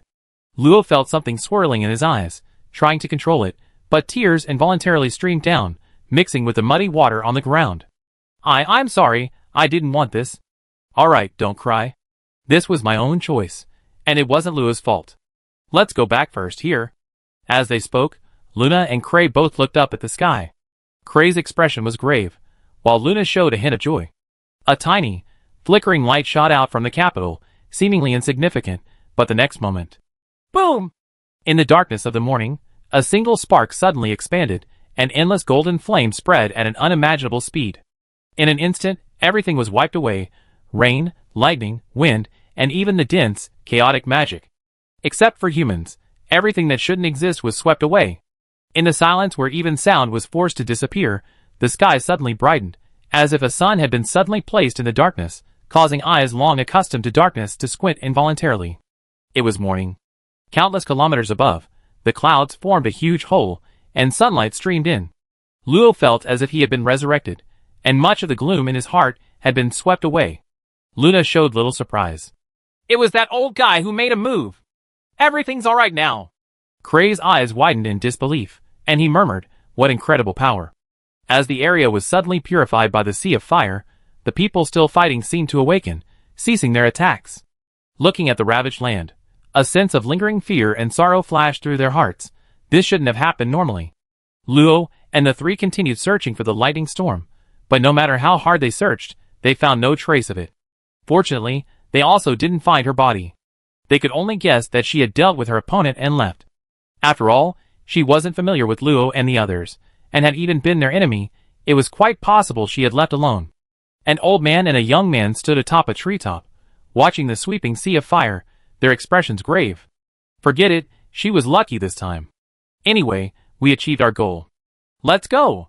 Yes, young master. After overcoming numerous difficulties, Luo finally returned to his familiar room, collapsed onto the bed, and fell into a deep sleep a second later. Some slept soundly, while others were incredibly busy. In the last 3 days, traces of dark magical beasts have appeared multiple times around the capital. 2,300 superhumans, and over 500,000 mortals have been killed or wounded in the north of the city. A deceptive residual power has been detected in the air, inconsistent with regular magic power, suggesting external intervention. Abnormal residual magic power in the north of the city. 80% of the residual magic power is missing. As reports reached the high-ranking officials, a larger storm seemed to be brewing in the capital. However, Luo, fast asleep, was unaware of all this. He slept for a day and 2 nights. Upon waking, Luo felt some changes in his body, but before he could check, his vision was filled with a face. What? Little Luo, I'm so glad you're alright. Despite Viguria's frantic shaking, Luo, though somewhat helpless, was deeply moved. She grabbed Viguria's hands and said softly, "It's alright, I'm fine now. You cried like a little kid, your face is all wet. It's all because of you, little Luo, that I was so worried." Viguria wiped her tears and hugged Luo's small body tightly, but then let go a second later. "Let's not talk about that now, little Luo. Do you know that our academy is competing against Box Academy in 2 days? Teacher Luna mentioned it. What happened? It was supposed to start a couple of days ago, but it seems it was postponed to 2 days later because the magic concentration has completely decreased. I heard that finding good items will earn you a lot of points. Little Luo, you must participate." I talked to the teacher, she should agree. Luo had originally wanted to find Vargana and the others to let them know she was safe, but she hadn't left a contact address, so she couldn't do it. She could only hope to run into them again someday. Knock, knock, knock. Luo knocked on the door, but it opened by itself. Peeking into the building she'd been to twice before, Luo noticed Finfin wasn't there, but soon a slightly weak voice came from the 2nd floor. Ahem. Little girl, come to room 205 on the 2nd floor. Finding room 205, the one Luna had mentioned, was the same room where she tested her physical fitness the 2nd time. The door was open, and Luna and Eve were mixing something with strange tools. Teacher and Teacher Eve, hello.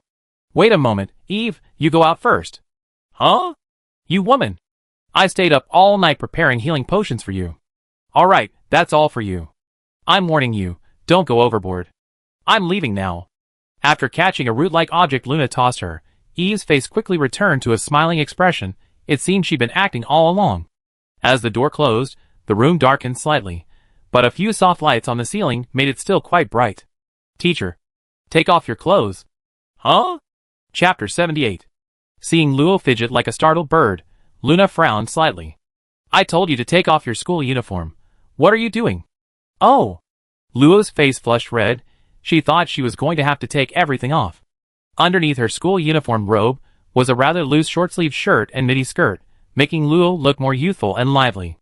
Luna grasped Luo's slender wrist, the warm magic seeping into her body, giving Luo a strange, contradictory feeling, a tingling sensation mixed with comfort. Have you checked your body? Not yet. Luo had been distracted by Viguria that morning and had forgotten about it. Luna's expression wasn't good. I have bad news. You have traces of high concentration magic erosion in your body, the fatal kind. Luo let out an awe. She knew what the consequences of magic erosion were, but she didn't feel the stinging or strange sensation described. For example, if it were fire magic erosion, her body should have a very uncomfortable burning sensation. But I don't feel any discomfort. If I had to describe it, I just feel very energetic. Ahem. You don't feel any discomfort because there's an energy within you isolating the residual magic power. But that's also what I find most incredible. I never seen such a gentle and subtle energy. What Luna didn't say was that she only sensed the residual magic power being isolated by something, but she didn't know what it was. It was as if there was a vacuum membrane between Luo's flesh and magic power, invisible, intangible, and imperceptible. Luna was a mid-level transcendent being after all. For her to be unable to detect even a trace of that aura meant that only the top-tier high-level transcendent beings could achieve such a feat. If this little girl from the edge of the empire had someone protecting her, why did she almost die? Anyway, we can't gamble on when this power will disappear. You need to advance to the transcendent level as soon as possible. Cough. There's a competition in a few days. Try to get good results. It will greatly help you gain points. Luo nodded, indicating that she understood. And then? Luna released Luo's wrist and glanced at her sideways. How can you fly? Did she really turn herself into a transcendent? Aside from lacking the transcendent organs that transcendents must possess, what's the difference between this girl and a transcendent? Oh, she can't use magic yet. Besides these two characteristics, are there any other differences between her and a transcendent? Well. Luo carefully recalled the scene back then. It seemed that after she fell asleep, she woke up and could fly. You took a nap? Cough cough. Do you think you're a dragon? Taking a nap. Wait, it's not impossible. Luna suddenly remembered what Luo had told her. The boy thought she was immune to dragon's might, which was why he wanted to capture her. Those immune to dragon's might, besides those who have broken through to the transcendent realm, are either from races with special bloodlines. You're not a dragon, are you? But she quickly denied it. You don't have any dragon's might, and no bloodline was detected. You're just a pure human. Luo breathed a sigh of relief. How many times had he said she wasn't human? Her parents were both human. How could she not be? Her teacher was so good. She saw through the truth at a glance. Speaking of which, I looked into that boy later, but I couldn't find any relevant information. Huh? How is that possible? Luo remembered clearly. Both the stats and appearance of the boy were exactly the same as the person who had tested 100% ice affinity. According to the Academy's records, the one who tested extremely high ice affinity was a girl. Of course, I believe you, but that means we have no evidence to deal with him, and it's even possible that he was a substitute. I understand, teacher. It was impossible for Luo not to hate that person. He was inexplicably attacked, and more importantly, Uncle Krager and Teacher Luna paid a heavy price. Teacher Luna's status was still showing as weak, and Krager was still seriously injured. He would definitely kill them when he had the chance. After thinking for a moment, Luo decided to tell his teacher about magic. Luna was a teacher, and supposedly had an even more powerful teacher behind her. Perhaps she could answer the question. Teacher. What is it? Luna looked at the slightly hesitant Luo with suspicion, then her mouth fell open. Are you even a superhuman? What was she thinking just now? This little girl doesn't know magic? Don't know it. Luna considered herself quite knowledgeable. She knew countless things that high-level superhumans hadn't seen or touched, but this was something she'd never seen before. Looking at the two orbs of magic, one red and one blue, flowing in Luo's hands, Luna deeply suspected that this little girl might be of the same race as her. Doesn't your body feel anything wrong? All superhumans knew that using magic involved the body, but Luo's body didn't detect any fluctuations in the flow of magic. Could she be using a magic shielding technique? What would become of her reputation as a genuine superhuman? No. Luo shook his head. This magic is directly controlled by my will. It has nothing to do with the magic within my body. Luna rubbed her slightly throbbing temples, her delicate face, still a little pale, filled with bewilderment at the absurdity. Who else knows about this? Uncle Krager, he was just discovered by accident. That person. I don't know him very well, but hearing you say he risked his own safety to save you, I'm somewhat relieved. Cough cough. Anyway, hurry up and advance to the transcendent realm. Let me see you act like a normal human. Teacher Luna, you're going too far. I'm a normal human. I understand, teacher. These two are for your self-defense. I was careless, but who knew you didn't even have a single defensive item? Luo took them. One was a red, diamond-shaped pendant, about the size of a little finger, and the other was a yellow, button-like object. That fire element pendant can unleash attacks at the 3rd level of the Transcendent Realm, but it needs to be charged. Under normal conditions, it needs to be charged every 3 days, and can store 3 attacks. Also, that solid rock badge is a defensive item. It should be enough to survive a 3rd level Transcendent Realm attack. Teacher, aren't there any higher level ones? She seemed to only ever face high-level Transcendent Realm opponents. Would this be enough? Take it or leave it. Yes. Thank you, teacher.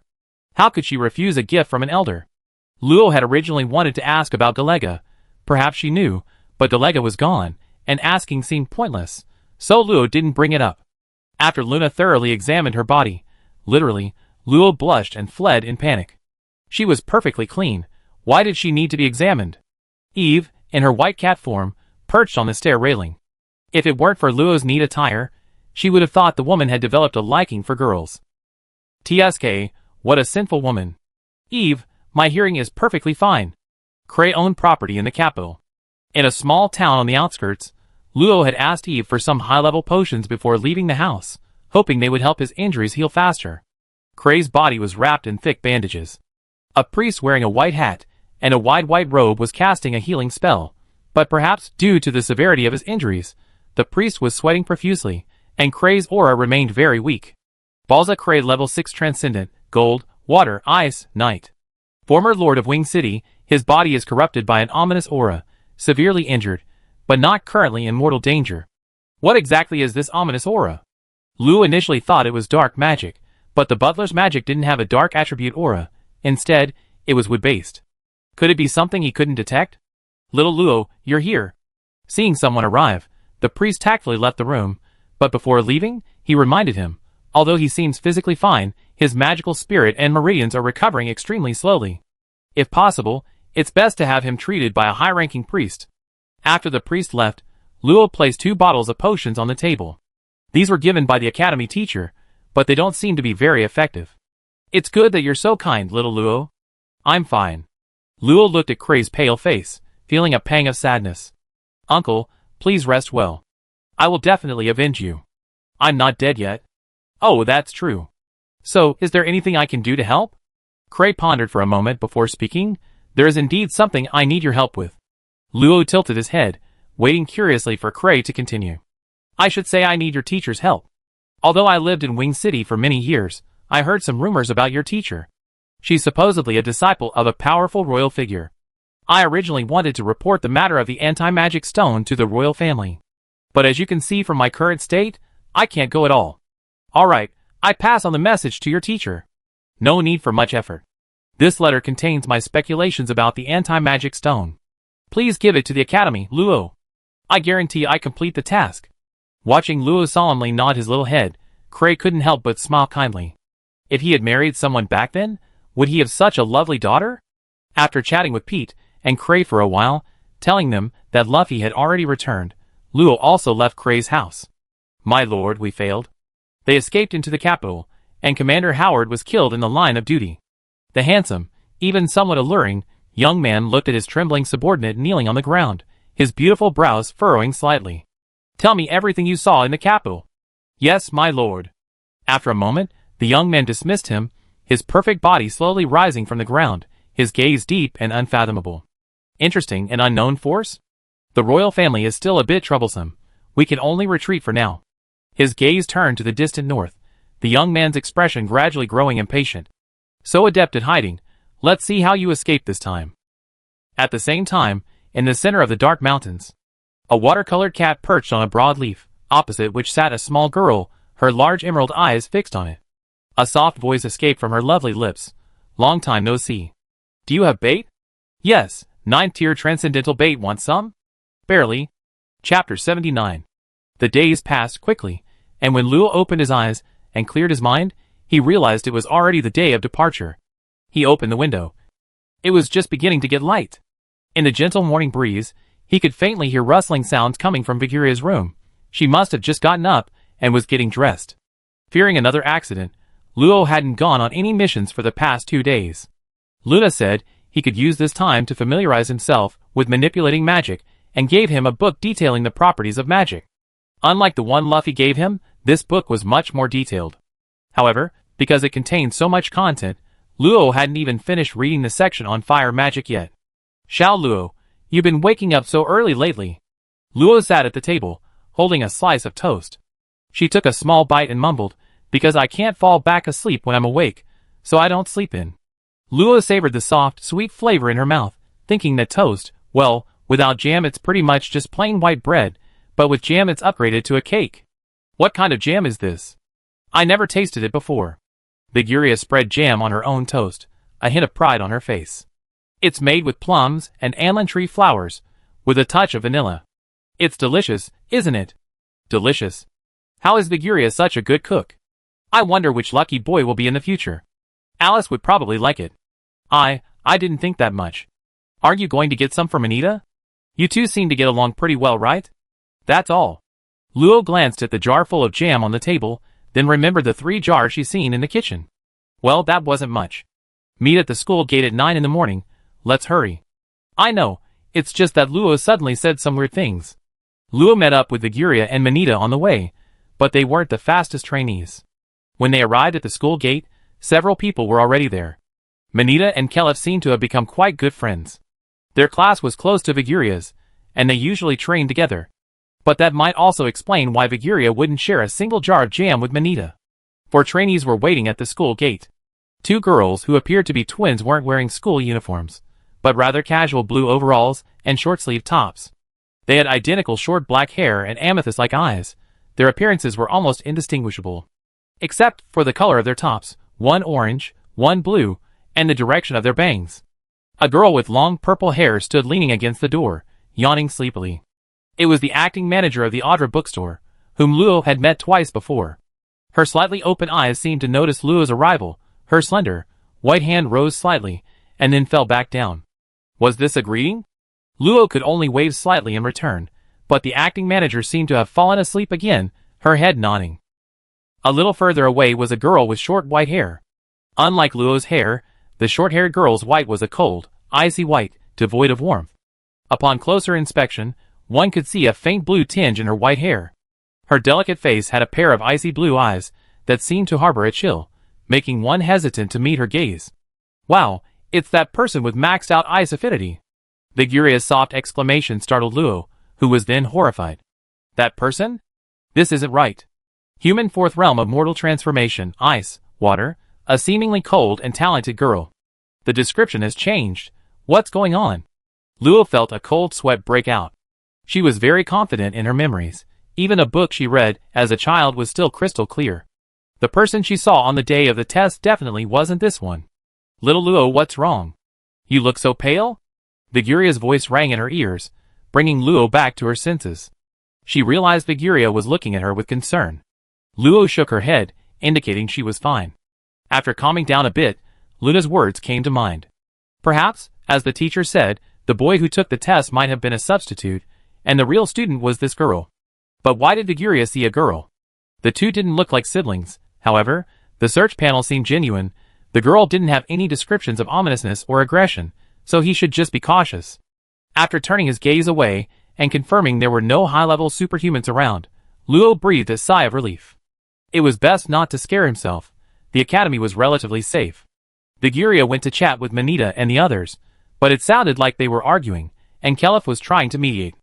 The girl in the orange top among the twins seemed to be whispering something, while the other clearly showed impatience. Despite this, their hands were still clasped. Luo thought, the two sisters must have a good relationship, right? The acting store manager had been dozing off and hadn't woken up since. The white-haired girl had remained motionless since their arrival, like an ice sculpture. It was unclear whether she was acting as one, or if she was actually an ice sculpture. Teacher Luna has extreme fire affinity, but she didn't seem to ignite. People passed by the school gate occasionally, but due to the reputation of the Imperial Capital Academy, no one dared to approach and speak. Time slowly passed, and as 9 o'clock approached, more and more people arrived, about 20 in total, mostly in their 20s, with few appearing to be in their 30s. To Luo's surprise, The two commoners he had seen in the classroom had also arrived, their simple attire a stark contrast to the expensive clothing around them. Whoosh! 4 figures appeared. The teachers leading the groups arrived precisely at 9 o'clock. Leading them was an elderly woman with a noblewoman's hairstyle, wearing a formal purple mage robe adorned with the Imperial Capital Academy's insignia, exuding a dignified air. "I'm Andre Canaria, the team leader for this competition. Is everyone here?" Before the words were even finished, a hurried voice came from afar. "No, no. Coming, coming." Most people couldn't help but turn to look. Who dared to be so blatantly late in front of the teachers? 2 figures ran out of the school, but clearly, one was being dragged along by the other. "Karen, I told you to hurry up. You've been dawdling until now." "I was looking for something." Hearing the voice, Luo knew who it was. She just hadn't expected second-year students to participate in this competition. However, Teacher Luna hadn't said only freshmen would participate, it was just that all the students present were below the extraordinary level. I wonder how they chose the person. Maybe they just noticed them, and notified them. Lost in thought, Karen spotted the long, silver-haired girl in front of Viguria and immediately rushed towards Luo. "Luo! I'm so glad you're alright." Instinctively, Luo wanted to back away, but she also missed Karen and Vargana. "Oh well, I just let her hug me." "Wow! Luo, you're alright." Rubs against me. Vargana trotted over, smiled, and greeted Luo. With her arms wrapped around Luo, she could only nod. "Hey! Why are you hugging Luo like that?" Viguria's face was full of displeasure. She had only just gently hugged Luo, so why was this woman hugging Luo so tightly right away? "Can't you see Luo's unhappy? Let go a little. We've been through thick and thin together, why can't we hug each other?" Hee, Luo's skin is so soft and smooth. "Luo has known me for much longer, if anyone's going to hug someone, it should be me first." Saying this, she hugged Luo's other side, staring at Karen, who wasn't going to back down, staring back at Viguria. Their eyes met, and sparks seemed to fly between them. Luo, being pulled along by the two, looked utterly dejected. If she'd known it would turn out like this, she wouldn't have been so soft-hearted. Senior Karen had to be declared untouchable. "Luo, look, they all hugged her, shouldn't I hug her too?" "Valgana, don't get involved." Amidst the envious glances of many boys, and with a throbbing vein on Canarius's forehead, she yelled, "You lot, is this a place for your antics? Karen, get back to the group." All right, Teacher Anna." Karen didn't seem afraid of Canarieliana at all, even sticking her tongue out at her while hugging Luo, which made Canarieliana lose her temper. She flicked her finger, sending a crisp, pleasant thud across Karen's forehead. "Ouch! Teacher, I was wrong. I'm sorry." "Well, it seems there are quite a few people who can control Senior Karen. Safety guarantee +1. Led by Canarieliana, the group arrived at the north of the city after half an hour. The area seemed to have regained its former vitality. The bustling crowds brought lively noise, commoners went about their daily work, minor nobles were busy managing their businesses, the taverns emitted the aroma of wine, and the wheels of vehicles rolled over pebbles, making a crunching sound. However, the adventurers who occasionally peeked out from the crowd seemed to be discussing the aftermath of something. Upon exiting the city gates, most of the students instinctively gasped. Not being superhumans themselves, they couldn't imagine what had happened to completely transform this area. Luo followed behind the rest of the group, his expression complex as he gazed at the northern front of the city. Before him lay devastation. Compared to its surroundings, the once undulating forests and hills had been completely transformed into a vast, barren wasteland. Fallen giant trees were covered by overturned earth, with only a few remaining green branches, and the ruins of brick and wooden houses telling tales of the tragedy. The capital was surrounded by vast forests, the terrain relatively flat. From the air, the area around the enormous, jewel-like capital resembled a lush green chessboard, occasionally dotted with blue-green stripes, rivers and lakes.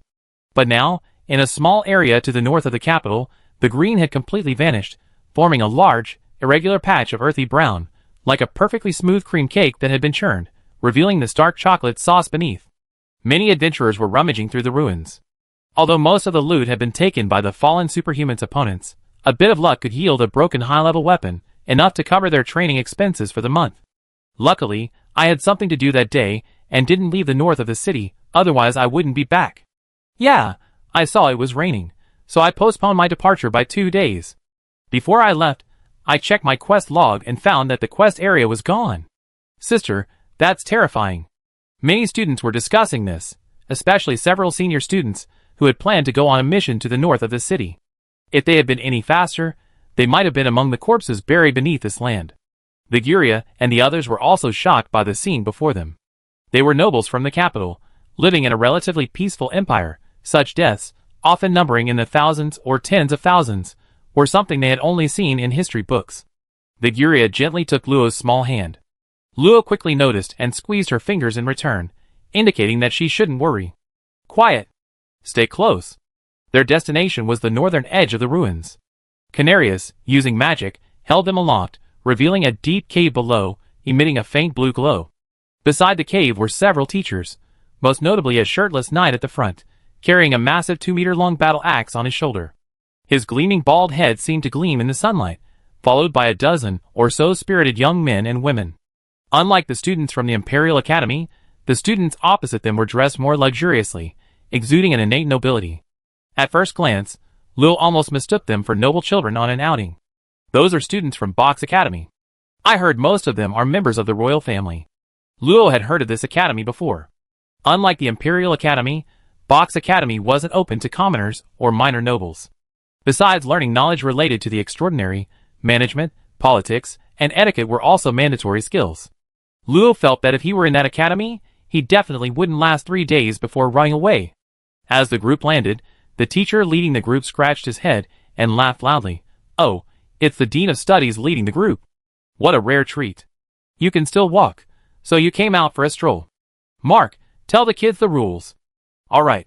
He picked up his battle axe and slammed it heavily on the ground. The dull thud made all the students instinctively turn their attention to him. Listen up, boys. Below is a small water attribute magic crystal mine. The terrain isn't complex, but the magic concentration inside is extremely high, which would be fatal to you. However, we're not sending you to your deaths, so Director Anna and I will distribute location and protective items shortly. Mark pulled out a triangular badge and a palm-sized disc-like object. Do not store the location item in your spatial ring, otherwise we might not be able to find you in time, and you bear the consequences. This protective item has 2 functions. One is to reduce the corrosive effect of magic on you, and the other is to form a protective barrier after the search, ensuring you're safe until we find you. According to Mark, this protective item is crucial. It can form a small-scale anti-corrosion barrier during the magic crystal search, protecting the trainees' bodies from being corrupted. However, the energy consumed to maintain the barrier is not high. At full power, it can only last for 3 hours. Once the energy is depleted, or it activates automatically, the second protective barrier will deploy, protecting students from attacks by first-tier transcendent beings for 12 hours. But simultaneously, those inside the barrier cannot leave within 1 meter of it. Teachers will come to their aid after receiving a signal from the protective device. During this time, students can only wait and cannot obtain any more magic crystals.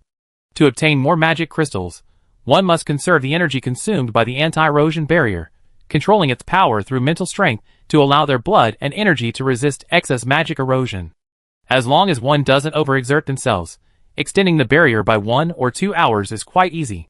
Since this is a spontaneous competition, the method of victory is simple. The water attribute magic crystals collected by the instructors are tallied, and the average score of each student is calculated.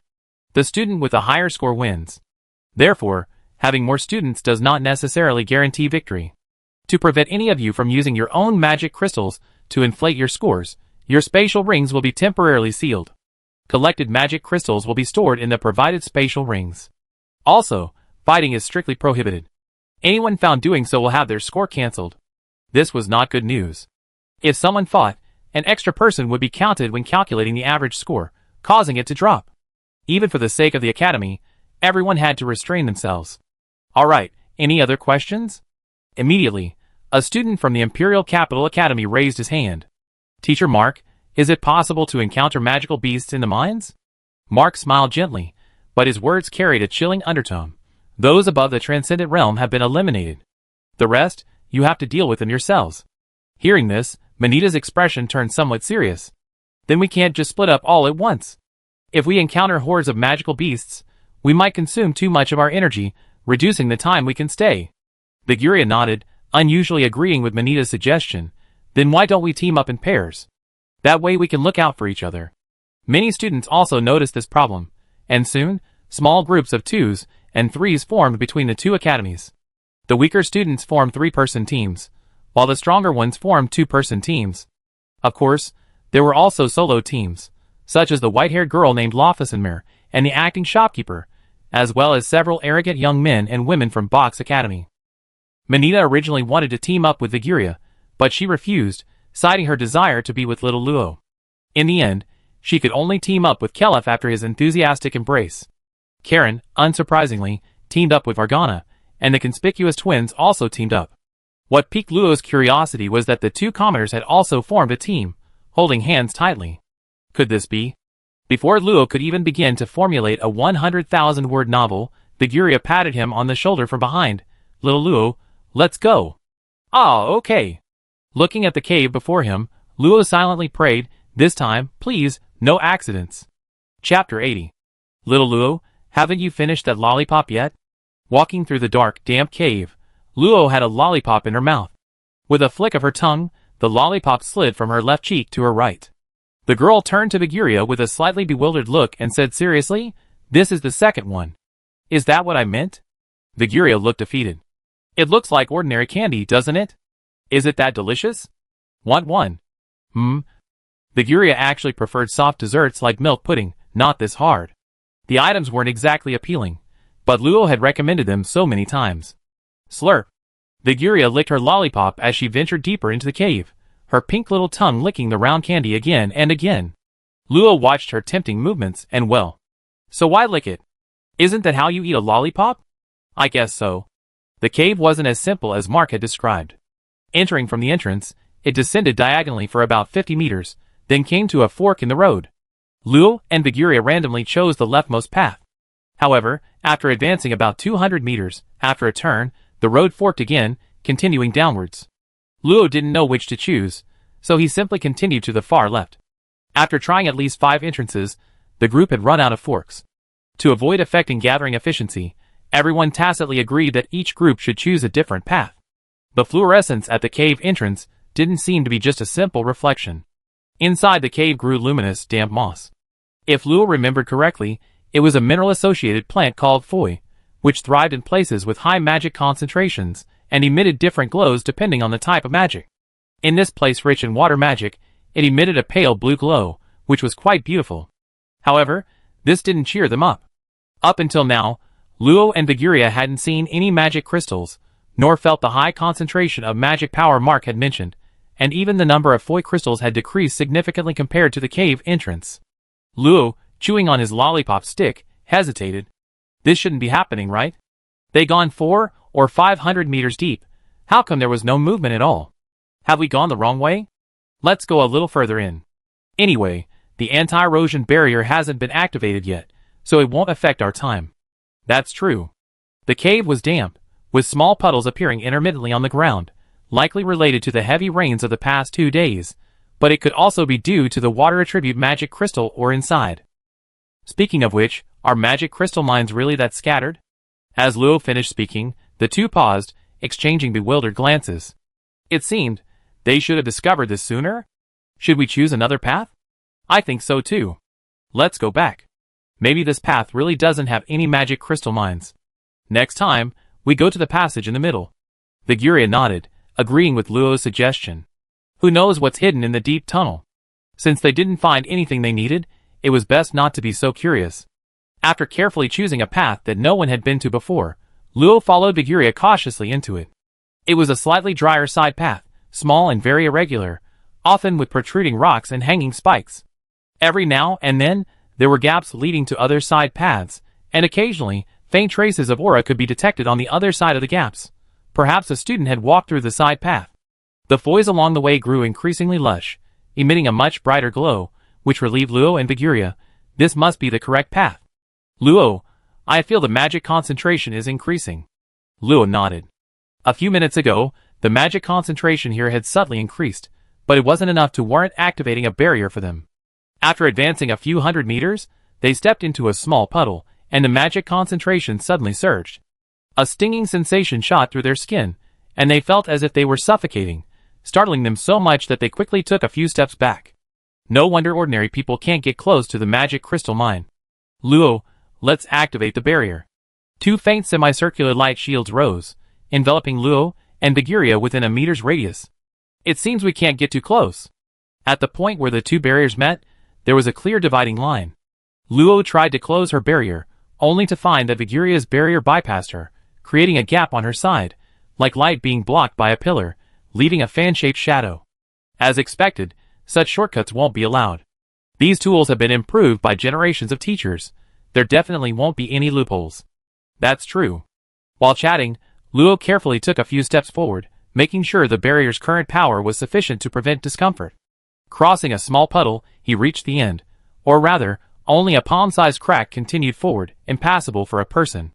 The magic crystal wasn't exposed in the cave, but buried in the rock strata. The worst part was that, due to the abundant magic power, perception was completely ineffective here. Any outward projection only created a severely distorted image in his mind. Should I try digging around everywhere? Looks like that's the only way. I give it a try.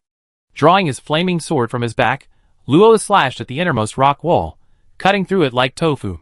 Half the sword sank in, and with a slight infusion of blood energy, a muffled boom echoed from within the rock wall as a large slab of rock crumbled down. Unfortunately, no trace of magic crystals was found. It's harder than I expected. Luo's cute face didn't look too happy. After all, he initially thought he could just pick things up easily once inside the cave. Was this the difference between ideal and reality? Bagheera put away his lollipop and also drew his knight's sword from his back. Alright, Luo, let's not waste time, let's go. The rock wall wasn't loose, so each infusion of blood energy pried open a large section. Soon, behind them were piles of rubble, and the two gradually ventured several meters deeper. Slightly releasing his blood energy to keep the dust away, Luo's beautiful eyes fixed ahead as he plunged in again. Crack! The sword seemed to have struck something hard. The girl's heart leaped with joy, and she quickly broke open the rock layer. A fist-sized, oval stone sphere detached from it, with a narrow gash on it. Cutting open the outer shell, a teardrop-shaped magic crystal, about the size of a little finger's knuckle, was hidden inside. It was entirely blue. The moment it appeared, the surrounding magic concentration increased slightly again. Luo quickly put it into her spatial ring, and the magic concentration returned to normal. Although she could control water magic and wasn't afraid of this magic, Bagheera was still there, and leaving it unattended might accelerate her energy depletion. Little Luo, did you find it? But I wonder how many points it's worth. Bagheera's envious voice came from the side, and her hands moved a little faster. A girl with long, flowing purple hair held a light blue magic crystal thoughtfully. Despite holding the crystal in her hand, she showed no unusual reaction. Bella really didn't want to waste time here. If it weren't for the teacher saying that points could be used to borrow magic puppet-making methods that couldn't be found outside, she would probably still be in her apartment finishing her new magic puppet. Grabbing the magic crystal, Bella forcefully carved 2 runes on the ground. Then, she picked up a handful of sand and gravel and placed them on the runes. Looking up at the cave, she got up, broke off a piece of stone about the length of her arm, and carved another rune on it with the magic crystal. With the 3 runes completed, Bella placed the stone piece on the ground, forming an equilateral triangle with the other 2 runes. Then, she drew several large circles and nearly 100 small runes on the ground. Half an hour later, a 1-meter diameter array was formed. A handful of sand, a pile of pebbles, and a stone slab were placed on it. Looking at the completed array, Bella yawned widely and forcefully pressed the magic crystal into the small circle in the center. It's all yours now, I'm so sleepy. Instantly, the array emitted a light blue glow. The sand and pebbles quickly combined, forming a fist-sized earthen puppet. The magic crystal was in the center of the puppet's body, emitting a faint blue light. The little puppet moved its body, seemingly confirming its integrity. Then a continuous stream of soil and stones began to accumulate beneath its feet, until it grew into a heavy puppet almost half a person's height, its footsteps making a heavy thud. With a swift grasp, he picked up the stone shard that had transformed into a giant stone sword and, following his master's command, began striking the rock wall repeatedly. Bella, however, had already left, sitting down in a spot with suitable magical energy outside.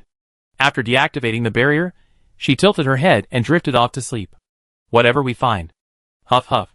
Sister, there are 30 magic crystals here. Should we keep looking?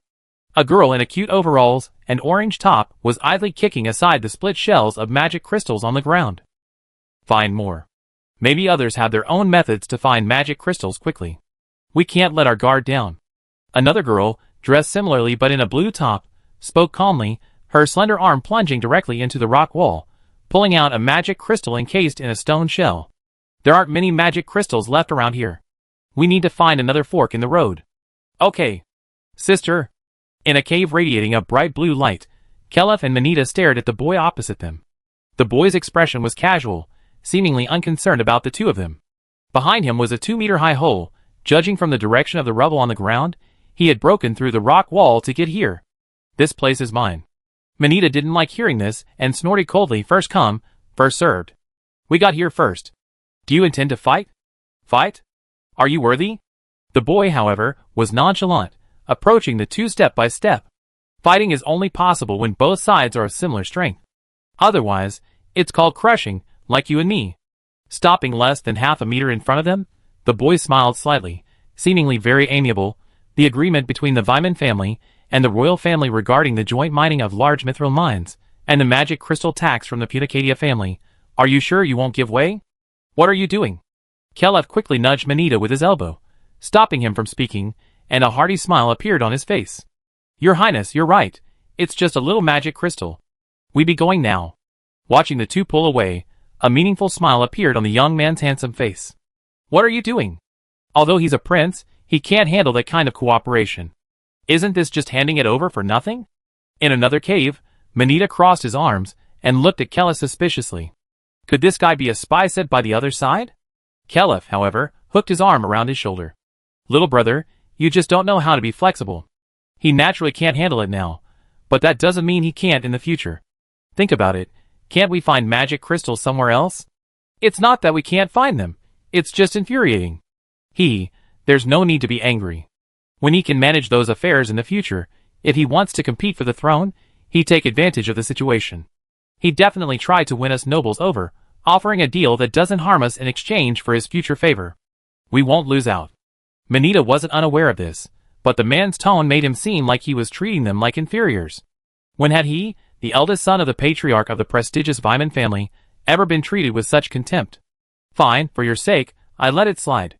Just a self-important little prince. That's more like it.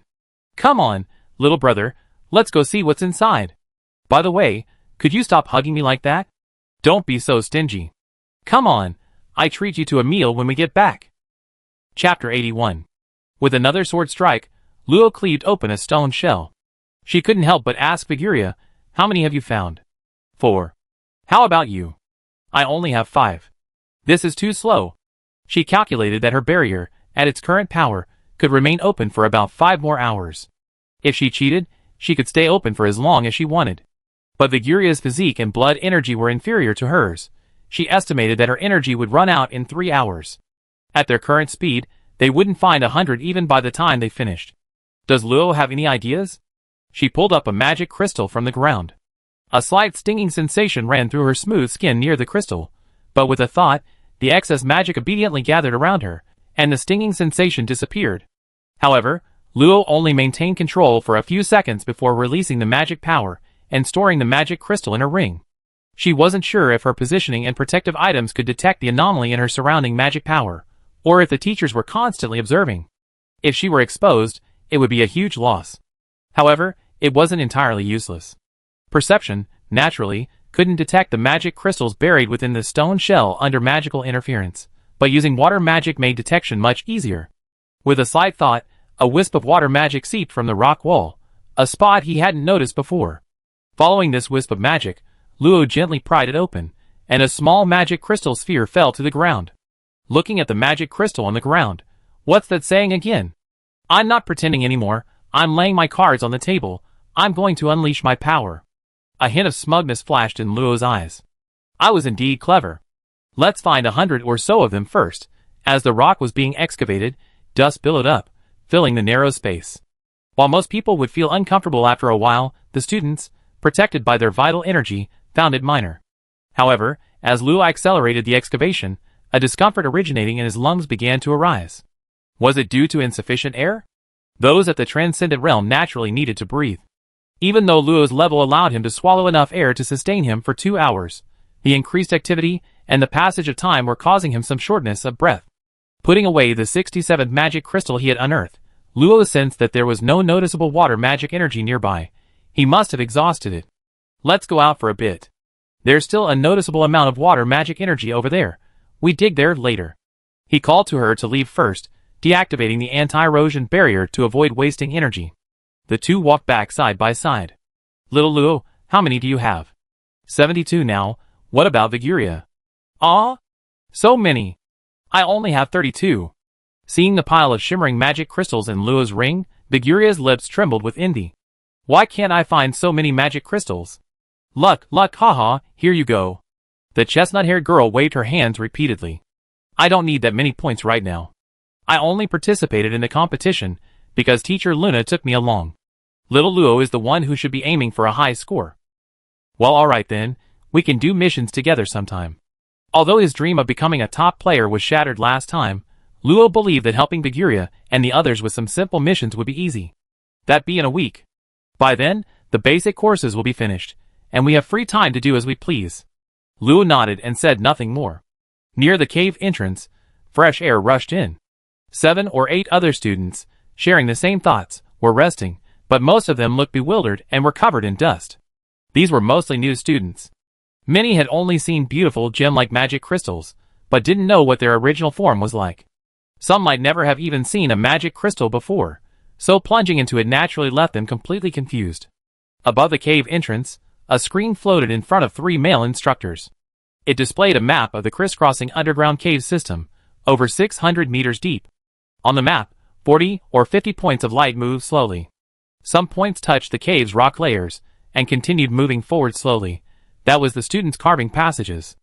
Other points of light passed through the rock walls, and then encountered another group of points of light, but usually, the two groups separated after a brief encounter.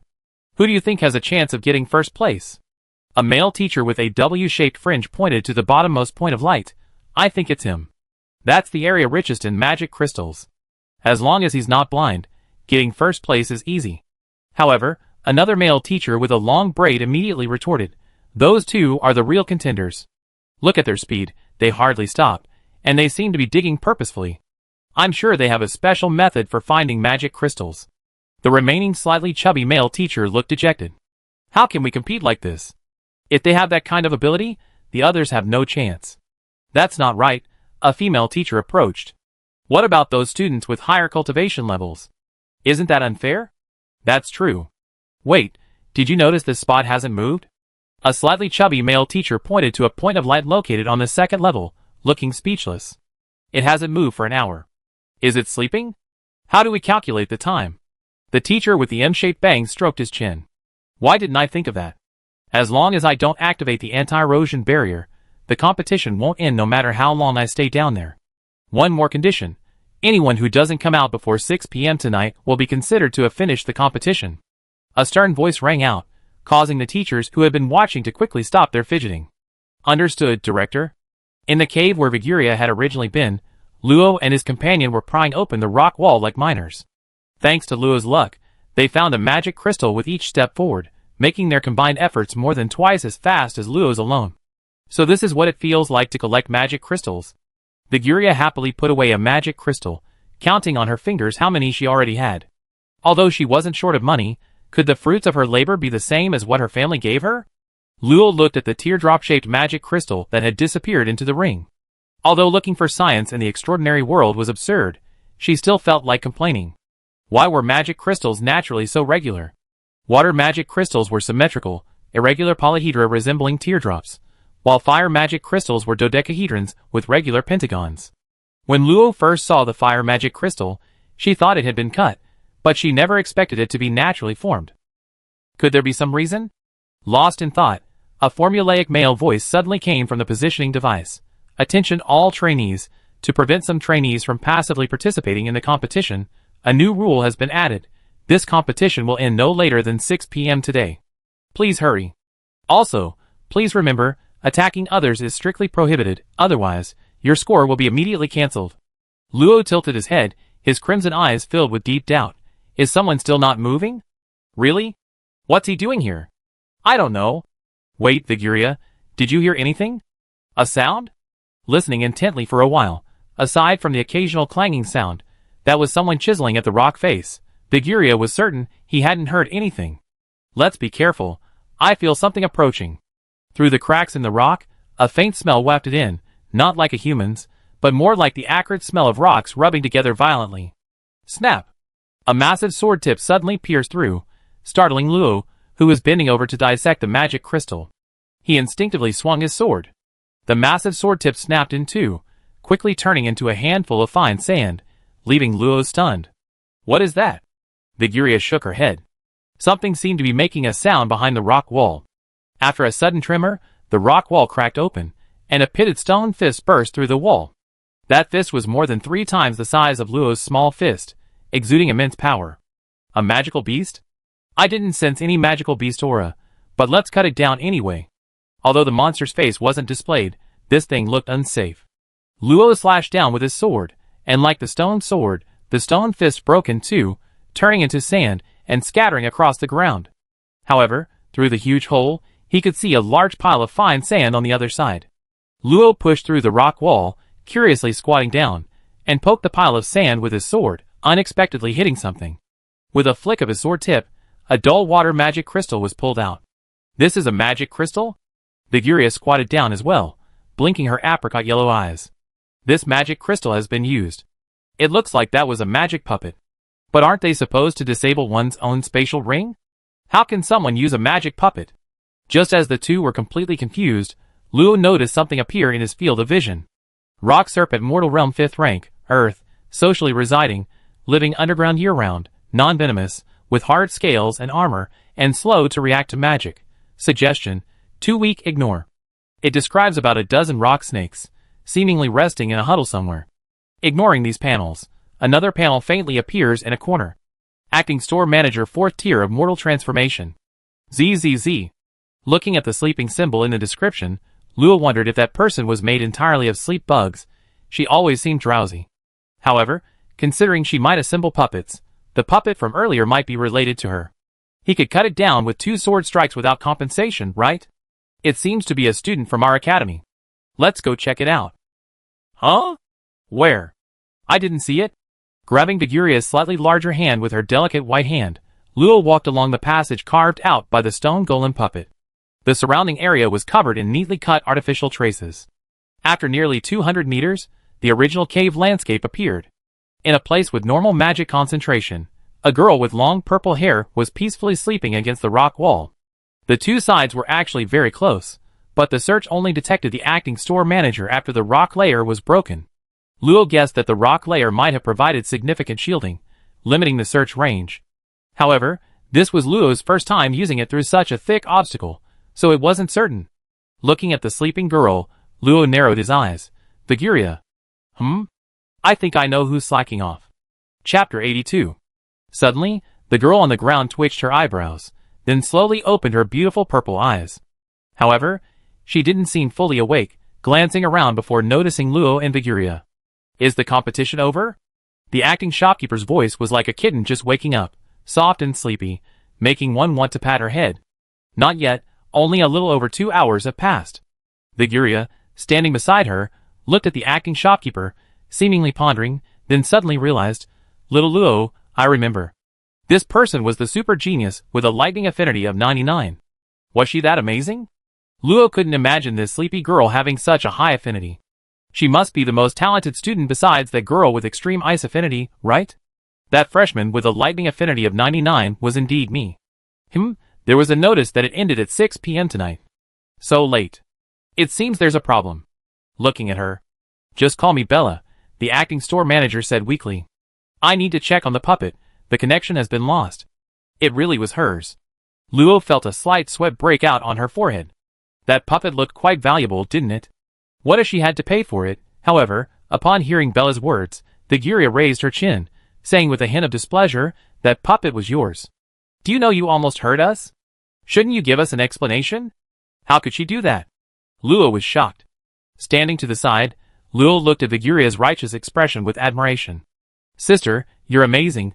Bella lowered her head and thought for a moment, then took out a handful of magic crystals from her ring and handed them to them. It seems I forgot to set up the mechanism to identify humans, so consider these magic crystals as compensation. Hey! Why are you touching the magic crystals with your bare hands? Let go! Viguria quickly stepped forward and put the magic crystals away, her face serious. Don't you know magic crystals are harmful to our bodies? Lo nodded in agreement, while Bella hesitated for a moment before shaking her head. I'm in the alchemy class. Taking precautions is common sense. I'm wearing gloves that can block most harmful substances. As she spoke, she gently pulled her left hand on her right, and a thin, almost transparent glove came off. Without the glove, Bella's hands appeared even whiter. So that's how it is. I learned something new. Viguria wasn't embarrassed at all, waving her hand magnanimously. We accept your apology. My name is Viguria, and this lovely girl is Luo. Cute is an unnecessary adjective. Just call me Luo. Hello, goodbye then. I have to go repair the puppet. Bella nodded to the two of them, and walked straight between them, seemingly having lost interest in chatting. Luo actually wanted to see how she repaired that pile of sand, but considering Viguria's limited time, she gave up the idea. As the magic crystals were dug out one by one, the magic concentration in the cave continued to decrease. Although it was still within the danger zone, some things more sensitive to magic had already been alerted. Snap! A short dagger plunged deeply into the top of the earthen yellow head, completely piercing the skull. Blood rushed in, turning the brain matter into mush. A barely perceptible silver thread was tied to the hilt of the dagger, gently taut. The dagger bounced back to a beautiful hand. The hand holding the dagger was like ice, taut yet excessively pale.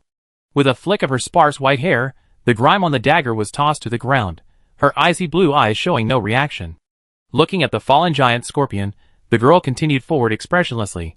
Behind her lay dozens of dead scorpions. Little Luo, this isn't enough. I have to retreat.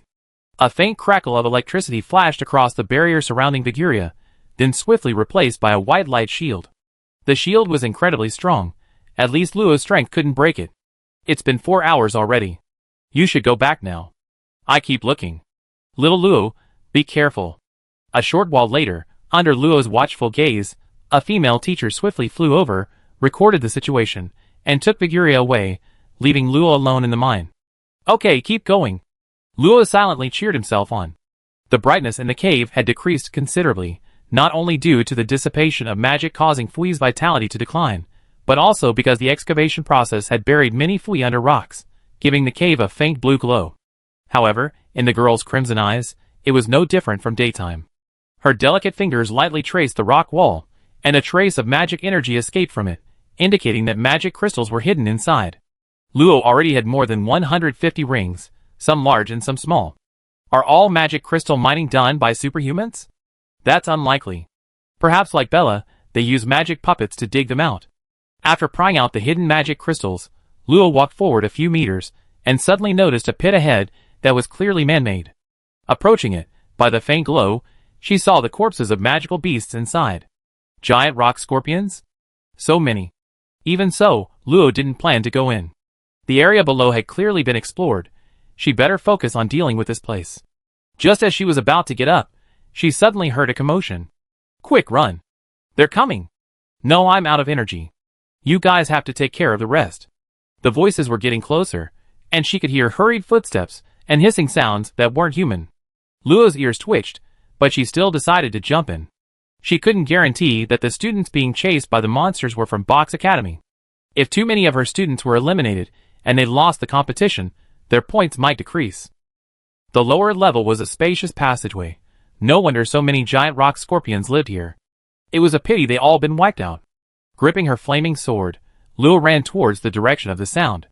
A few minutes later, 3 students ran up in front of Luo. 2 girls were the twins, and the other was the commoner boy. Luo remembered his name was Abel, and the girl who was originally with him was named Dale, but she was nowhere to be seen, probably taken away by the teachers. Seeing someone appear, the 3 of them were delighted. The twin girl in the orange top immediately shouted, "There are some dark rock serpents. Help us fight them off." Luo remained silent, ignoring her, and focused his gaze on what was behind them. Confirming they were from his academy, he figured he could easily deal with them. Dark rock serpents were common underground magical beasts, with strength between the 5th and 9th ranks of the mortal realm. They were non-venomous, but possessed relatively thick rock armor. The twin sisters were at the 3rd level of the mortal transformation realm, while Abel was at the 1st level. Logically, dealing with a few mortal realm serpents should be more than enough for them. However, Luo quickly discovered the reason. The 3 of them possessed the cultivation realm, but their combat strength was completely mismatched.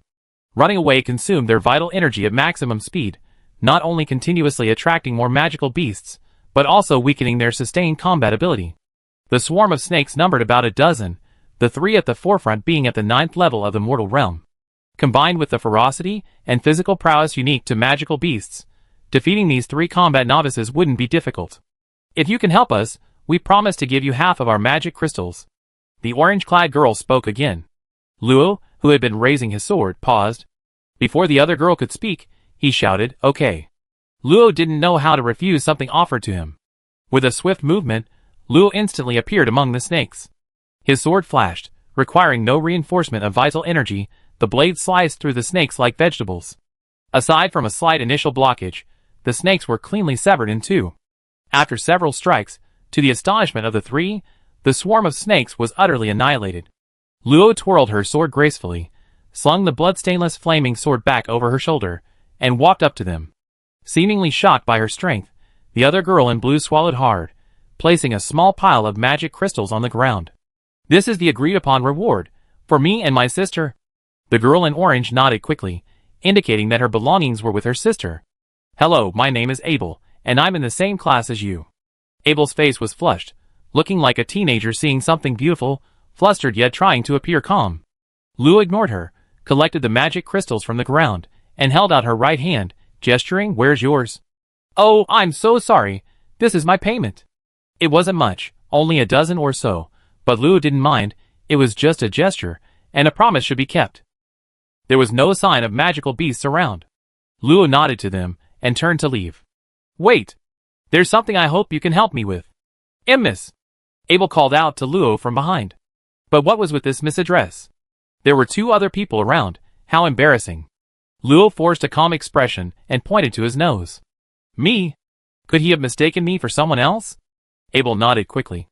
"Although you only been to the classroom once, miss, your abilities are undeniable. After discussion in our class, we unanimously decided to address you as Miss."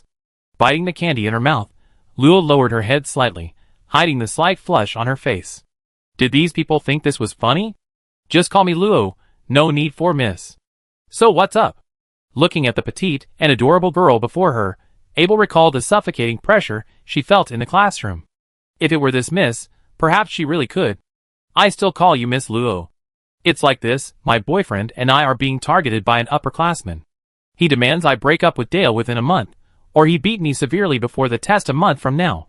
Speaking of this, Abel was clearly furious. Her fists clenched so tightly they cracked, and her voice rose several decibels. Although the academy is safe, it is not difficult to secretly injure someone, especially for a commoner student like him. As long as he is away from the academy on a mission, there are many ways to deal with him. If he fails the test and is expelled, it will be much more difficult for that girl named Dale to face the senior students alone. Judging from the twin sisters' lack of interest, it was clear that nobles wouldn't bother with such trivial matters concerning commoners.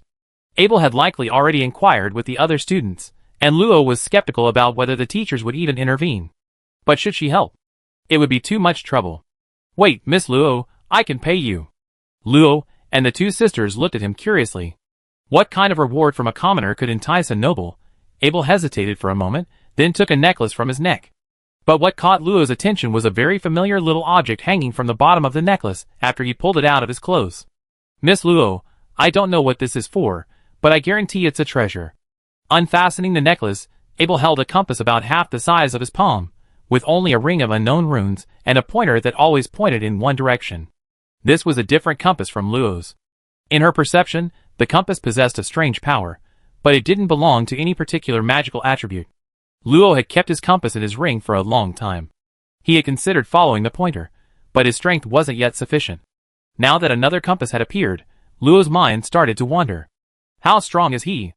Not strong, just at the Transcendent Realm, but he knows 2 friends at the Transcendent Realm. Dale and I are no match for them. Alright, I take this.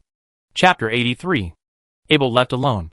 If it weren't for a chance encounter, commoners like him rarely had the opportunity to chat with nobles, so once the matter was over, he didn't follow the twin sisters and Luo any further. Luo looked at the 2 sisters still standing there, observing them, somewhat puzzled, but didn't think much of it and turned to leave. Can we get to know each other? My name is Odrin Bran Aura, And this is my older sister, Kanoa. Luo, bye-bye. After simply repeating her name, Luo left without looking back. She had no recollection of the sisters, not even knowing if they were freshmen or upperclassmen. It was best not to worry too much. Anyway, Luo had observed the area, and there were no signs of magical beasts. After all, this was originally the habitat of the giant rock scorpion, and other magical beasts dared not linger nearby. Watching the girl's swaying silver-white hair disappear into the distance, Eula's slight fear subsided, a hint of surprise flashing in her eyes. Sister, this person. She's the target, that's right. But we don't know her. Eula's face showed reluctance, but Kanoa patted her head and said softly, we can't disobey Mother's orders. Alright, her strength exceeds our expectations. We need help. Did you hear what that commoner said? He needs some help. Understood, sister. The dark rock serpent from earlier seemed to be a signal. Even without deliberately observing, Luo sensed the underground cave becoming increasingly dangerous. Monster beasts are different from ordinary humans. They are naturally drawn to magic, and can evolve their bodies within it.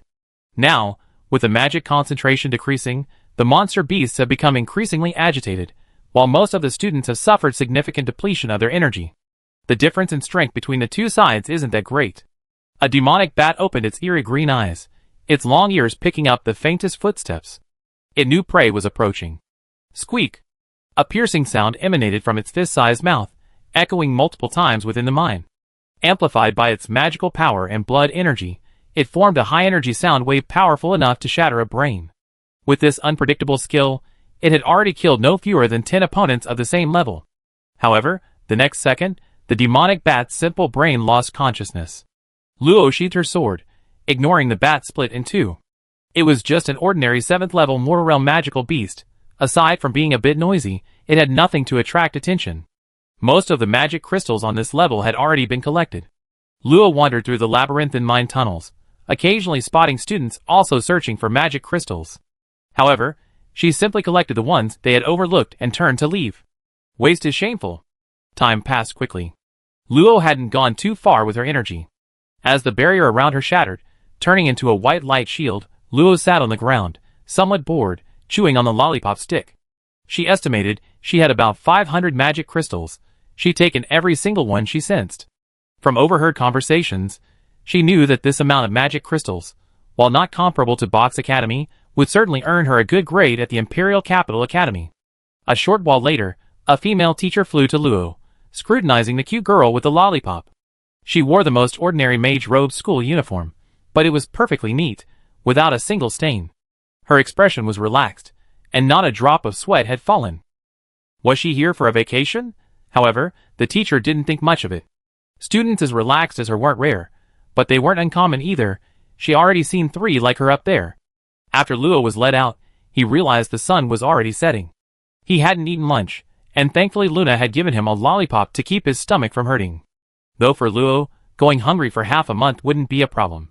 As the sun set, the students of the Imperial Capital Academy returned, more than half covered in dust and grime, and several had bleeding arms, likely from injuries sustained by magical beasts.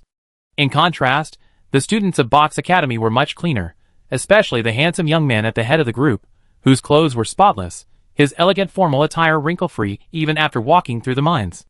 Looking around, he saw that the students were exactly the same as when they arrived, except for 2 people. Of the 2 absent students, one was undoubtedly Bella, probably asleep again, and he wondered if she would wake up by then. The other was the white-haired girl who intrigued Luo. Her extreme friendliness, aloof expression, and possible connection to the young man made Luo feel that this person was not simple. A familiar voice suddenly rang in her ears. Isn't this Luo? I have something delicious. Want to eat together? Senior, Luo won't trouble you. Luo, over here. What are those 2 arguing about?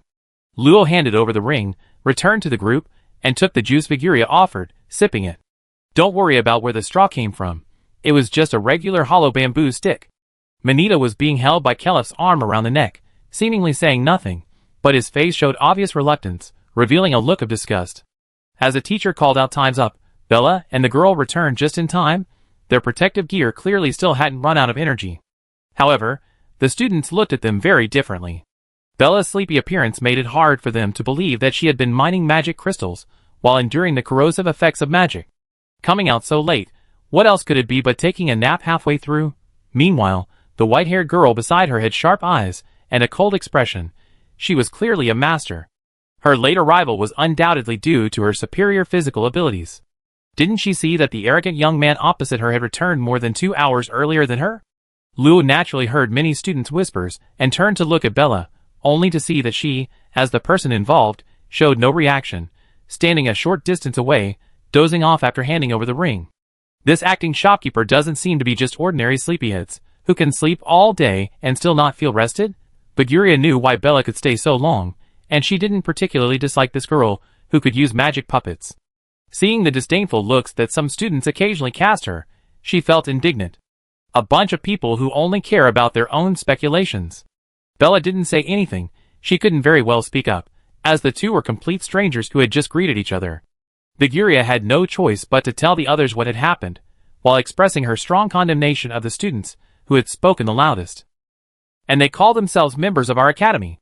But these kinds of things happen all the time, right? Luo asked herself, then silently answered herself, yes. Silence. Can Ariana walk between the students of the two academies? Despite being an elderly woman with gray hair, her eyes radiated an air of authority. Now, the results will be announced. After all, it was just a small competition. Naturally, there was no need to specially find a podium or anything like that. Imperial Capital Academy's average score is 48 magic crystals, while Box Academy's average score is 52 magic crystals. Box Academy is the winner. Unsurprisingly, they lost. Imperial Capital Academy has a large number of students, which naturally lowers their standards. This competition was just a spur-of-the-moment decision by the higher-ups. Didn't they see how few students participated? But as long as the points are still there, it doesn't really matter whether they win or lose, right? A ring of teeth marks was left on the stick near Luo's mouth as he listened to Headmistress Canariana's next words. Imperial Capital Academy's first place is Finn Hilary, second place is Lagron del Luo, third place is Karina Bella, and fourth place is... Who's the first place name? Luo paused. He hadn't heard of that name before. Hearing this, Bagheera whispered to Luo, it's that girl with short white hair, the one with maxed out eyes attribute affinity. Beside Hilary, a dozen or so students were flattering her, and even many from Box Academy were secretly glancing at her. Talented, beautiful, charismatic, and with a great figure, who wouldn't like her? Little Luo, don't be sad, you're popular too. Give me a hug, don't cry. Enough. I don't care about that. I only care about my points. Thanks to that girl named Hilly, Luo's second place didn't attract much attention, saving her from having to endure other people's stares. After announcing the points awarded to each ranking, Canariela's wrinkled hand waved slightly. With a surge of immense magical energy, the students of the Imperial Capital Academy rose into the dark night as the sun completely set, flying towards the Imperial Capital Academy. 2 days had passed since the competition. After Luo handed Cray's envelope to Luna, she had already left the academy. Without Luna, Luo still didn't want to get close to Eve. This half-elf always wanted her blood, so she was definitely not a proper elf. Luo, wearing a plain white nightgown, her long hair loose and draped down her back, sat on a chair in her dormitory, taking out 2 compasses from her ring. Although she had had them for some time, she still didn't understand the meaning of the pointers. The compass she had bought from the traveling merchant pointed north, while the one she received from Abel pointed northwest. Apart from this difference, there was no other discernible difference. Luo didn't know who the nobleman Abel mentioned was, but after inquiring with Karen, she quickly identified a boy named Donald Livica. According to Karen's information, if nothing unexpected happened, he would return from his mission in a week. This was not uncommon. To reduce the inconvenience of accepting multiple missions, many senior students would carefully select several missions, complete them all, and then return to the academy. Suddenly, Luo's student ID vibrated slightly, interrupting her thoughts. She pulled it out of her pocket, and a small light screen immediately appeared on it. Please assemble at Training Ground 3 in the South District in 3 days. Magic Academy Academic Affairs Office. What was she going to do? Luo scratched her head. Could it be the intensive training Luna had mentioned several times? Most days in the capital were sunny, because the Apasui wall blocked moisture from the forests outside the city walls, resulting in little rain despite being surrounded by forests. Today was the day the notice called for assembly. Luo simply tied her hair back with a hairband, and walked to the teleportation point. Half an hour later, Luo had arrived at Training Ground 3 in the South District. The training ground was roughly square, about 200 meters long, and contained fewer than 20 people. Aside from the square tiles on the ground engraved with symbols related to gravity, earth, and control, as well as some unfamiliar runes, it was completely empty. Most of the people in the training ground were people I had met briefly during the competition a few days ago. Bella and Hillary were also there, so it seemed this was indeed a training camp for those at the fourth stage of the mortal transformation realm. About 5 or 6 minutes later, a woman dressed in a black, fitted outfit suddenly appeared in front of the trainees. Her striking, almost masculine makeup reminded Luo of those female instructors, beautiful to look at, but ruthless to the core. The woman, around 25 or 26 years old, swept her aggressive gaze across all the trainees before her powerful voice rang out, "Form 2 lines." After everyone hastily lined up what could barely be called a line, the woman, seemingly ignoring them, said sternly, "From today onwards, I am your training instructor. You can call me Teacher Aylin. I won't waste words. If you want to advance to the transcendent level, you must seriously follow my training." After a few words, the trainees began to murmur with discontent, and their formation almost completely broke down. However, given Teacher Aylin's undeniably intimidating aura, they remained silent. Ignoring the slight commotion among the students in front, Aylin paced a few steps with her hands behind her back. "You all reached the fourth stage of the transcendent realm at your age. You're undeniably talented, among the closest to becoming extraordinary individuals in the academy. But you know, every year, there are a dozen or 20 students like you, but less than 30% have the opportunity to advance to the extraordinary level. Whether you want to be in that 30% or 70% depends on your perseverance." Someone chuckled softly, "We're not afraid of mere willpower." "Exactly." Seeing the obvious disdain on the trainees' faces, Aylin smiled dangerously. "Each of you will run 40 laps around the training field. Those who don't finish within the time limit will have a reward waiting for them. If you asked someone at the Transcendent Realm how long it would take to run 30 kilometers, most would answer between half an hour and an hour. However, Aylin gave the trainees 3 hours to complete the run. "TCH, who are you trying to scare?" Gree stood at the front, looking at Aylin standing ramrod straight not far away. He really couldn't understand it. They were both at the peak of the mortal realm. Was regular running training still useful? "I will finish within 20 minutes. Gree had always been very proud of his physique. Even during the physical fitness test during registration, he was praised by the teacher as having a rare physique suitable for a berserker. "That's it? Was I arrogant? Let's begin." With Aylin's command, Gree confidently darted forward. "Wait, why does my body feel so heavy?" His body suddenly felt like it was being weighed down by a massive boulder, a sudden jolt. If he hadn't used his waist to push off in time, he would have fallen to the ground. Some students with weaker physiques even collapsed to the ground. What's going on? He tried to lift his legs, but his thighs felt rooted to the spot. Even lifting them slightly exhausted his strength. He had no choice but to channel his internal energy into his feet, allowing him to walk, but running was incredibly difficult. Other trainees followed suit, struggling to stand up and inching forward step by step. "I activated 100-fold gravity on this training ground. Enjoy. Remember, finish within 3 hours. Are you brain dead? Is this even humanly possible? This is just a way to torture us." Gree cursed Aylin 100 times in his mind, but a glance at the other trainees struggling to their feet filled him with smug satisfaction. "It seems only I can walk. The others haven't moved an inch. Looks like none of them are capable. Even if I don't finish within 3 hours, I still be number one." Inadvertently, Gree's gaze shifted to the short-haired, white-haired girl, Hilly. She stood motionless. Resisting this gravity must be incredibly difficult for her. "Look at me. Only someone like me deserves you. Everyone else is trash." But suddenly, Gree saw Hilly jump twice, seemingly warming up, and he was incredulous. Did she just jump? Am I hallucinating? Gree strained his eyes, trying to make sure he wasn't seeing things. Seemingly having stared for too long, Hilly noticed him too.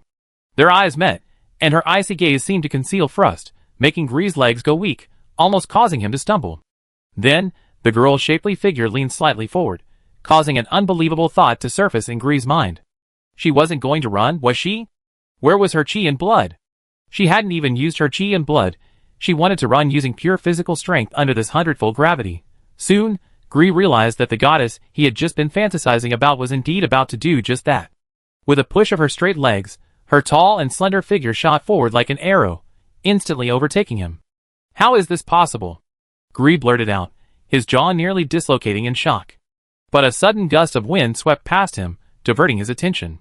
Gree instinctively turned his head to look in the other direction, only to find another petite girl with long, silver-white hair following Hilly with effortless steps. This. Gree found he couldn't close his mouth, it hurt. It was dislocated. Chapter 84. Feeling the oppressive gravity from all sides, Luo didn't feel uncomfortable. What surprised her was that the girl named Hilly, like her, wasn't using her internal energy and could also move with ease. Although Luo didn't know how to judge physical strength, she understood that Hilly's physique was probably no weaker than that of an average superhuman. It seems there are still many geniuses. Luo suppressed her small bit of smugness. If the Karlov Empire had such powerful people, there must be others elsewhere. She was just lucky. She couldn't get carried away. Hilly seemed to notice Luo following behind. Her eyebrows furrowed, and she increased her speed slightly. In less than 3 minutes, she completed a lap. At this speed, she could complete the 40 laps in less than 2 hours. Teacher Aylin stood with her hands behind her back in the center, sighing slightly as she looked at the students' disheveled state. With these physiques, how could they possibly complete the magic inversion process? But there was nothing she could do. Human limits were what they were. They could never reach the physiques of magical beasts or certain races. That's why magic adaptability training was necessary. Heh, a bunch of weaklings. Aylin's lips curled into a sneer. Just as she was thinking about how to give them a good beating, 2 swift figures suddenly ran past. Aylin's smile froze. What had just passed by? Turning her head, she saw 2 girls, one tall and one short, chasing each other. They hadn't even used their chi and blood. They were on a completely different level from the others. What was going on? Aylin immediately wondered if she hadn't activated the gravity array. But wait, everyone else was reacting normally, and the boy walking quickly even possessed an unusually strong physique. Seeing that the 2 were about to catch up with the students, who hadn't gone far, Aylin stopped thinking. She could always try a different training method. With a slight thought, gentle magic instantly froze the 2, pulling them in front of her. Many students, who had only walked about 10 meters, turned their attention to this. What was going on? Alright, you 2 don't need to hang out with this bunch of normal people. Releasing her grip on the 2, Aylin raised her chin. You 2 have a spar. Whoever loses sings a song. Luo, who was wondering what the teacher was planning, instinctively gasped. This was absolutely unacceptable. Singing in front of a group of people, what a humiliating punishment. Hilly's usually cold expression flushed slightly. Meeting Luo's gaze, both read the unwavering determination in each other's eyes. I will never lose. What are you looking at if you haven't finished running? Or do you want to spar with me? The sharp voice immediately made the students, who were still watching the spectacle, try to move their feet again, but their wandering gazes were clearly still secretly watching the 2 girls. Pretty girls fighting is the best. A transparent barrier rose in the center of the training ground. Aylin, the instigator, watched the 2 in the arena with a pleased expression. Weapons and other props are prohibited. By the way, if you're not done in 10 minutes, you 2 have to sing together. That's all you know how to do, isn't it? But clearly, this tactic was very effective against both Luo and Hilly, and the atmosphere between them instantly became extremely tense. Luo looked at Hilly, who was dressed simply, and regretted wearing his school uniform today. But before the fight started, he put the uniform into his ring. Although it was more casual clothing underneath, it was still better than the cumbersome mage robes. Was this why mages disliked melee combat? In the instant Luo was distracted, Hilary shrewdly seized the opening. A shockwave erupted from the ground beneath her feet, and she appeared before Luo with lightning speed. Luo's vision blurred, and a delicate yet expressionless face was already close. A seemingly fragile fist, accompanied by a whooshing sound, hurtled towards Luo's stomach. Such speed! Without time to think, Luo, still in her robes, crossed her arms and pressed down, using the impact of Hilary's fist to slide away. But Hilary quickly closed in, delivering another punch brimming with blood and energy, seemingly intent on finishing Luo off in one move. Left with no choice, Luo could only raise her fair forearm to take the blow. Bang! The collision wasn't loud, but it stirred up layers of air. Luo felt as if she had been struck by a giant dragon, her light body violently sent flying. Such a heavy fist. Such speed. This was the first time Luo had ever felt a threatening fighting power from someone of the same level. A gust of wind whipped up with the punch, causing Luo's back to slam against the barrier, bringing a slight pain. His senses activated instantly. He shifted his feet, dodging the second punch that followed. Seeing Hilly's figure blurring past him, Luo used his fingers as swords, unleashing 3 sword energies in a flash. The crimson sword energies, carrying a fierce sharpness, slashed towards Hilly, but the latter dodged the highly destructive sword energies twice, closing in on Luo again. Seeing Hilly relentlessly pursuing him, Luo couldn't help but feel annoyed. So fond of close combat? Then let's see whose fist is harder. Firming his footing, Luo's delicate little fist was covered with a thin layer of blood energy. A surging aura pushed through the air, blasting towards Hilly. Boom! Two pale fists collided solidly, the force of the impact compressing and collapsing the air with a deafening roar. The aftershocks rippled across the barrier. The students, struggling to walk under the gravity array, were utterly dumbfounded. Was this power really something they could unleash at their level? How could it be so different from mine? Could they have dragon blood? You're quite good. This was the first time Luo had heard Hilly's voice. It was cold, but pleasant, and didn't sound like a bad person. Faced with this sudden praise, Luo blushed slightly. You are too. So I'm going to speed things up. Get ready. Hilly withdrew her fist, and a similar crimson aura emanated from her body. Her long, slender legs powered her attack, and she charged at Luo again. She didn't use any fancy footwork, just a relentless barrage of punches, as if determined to end the match with brute force. The punches were heavier and faster, raining down on Luo like a storm. Bang bang bang.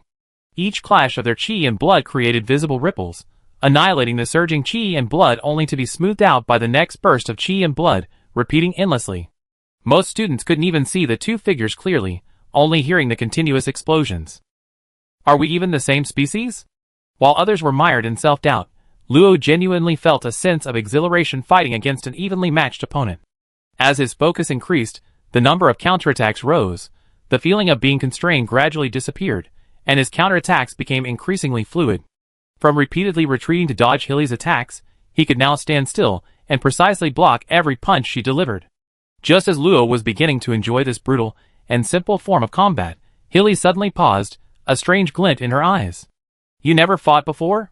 Hilly's sudden stop left Luo somewhat unsatisfied. He casually replied yes. The opponents he fought were either pitifully weak or terrifyingly strong. The only time they fought, where their strength was roughly equal, was a decisive victory achieved through the use of magic. The ring he won as a trophy was still on his left middle finger.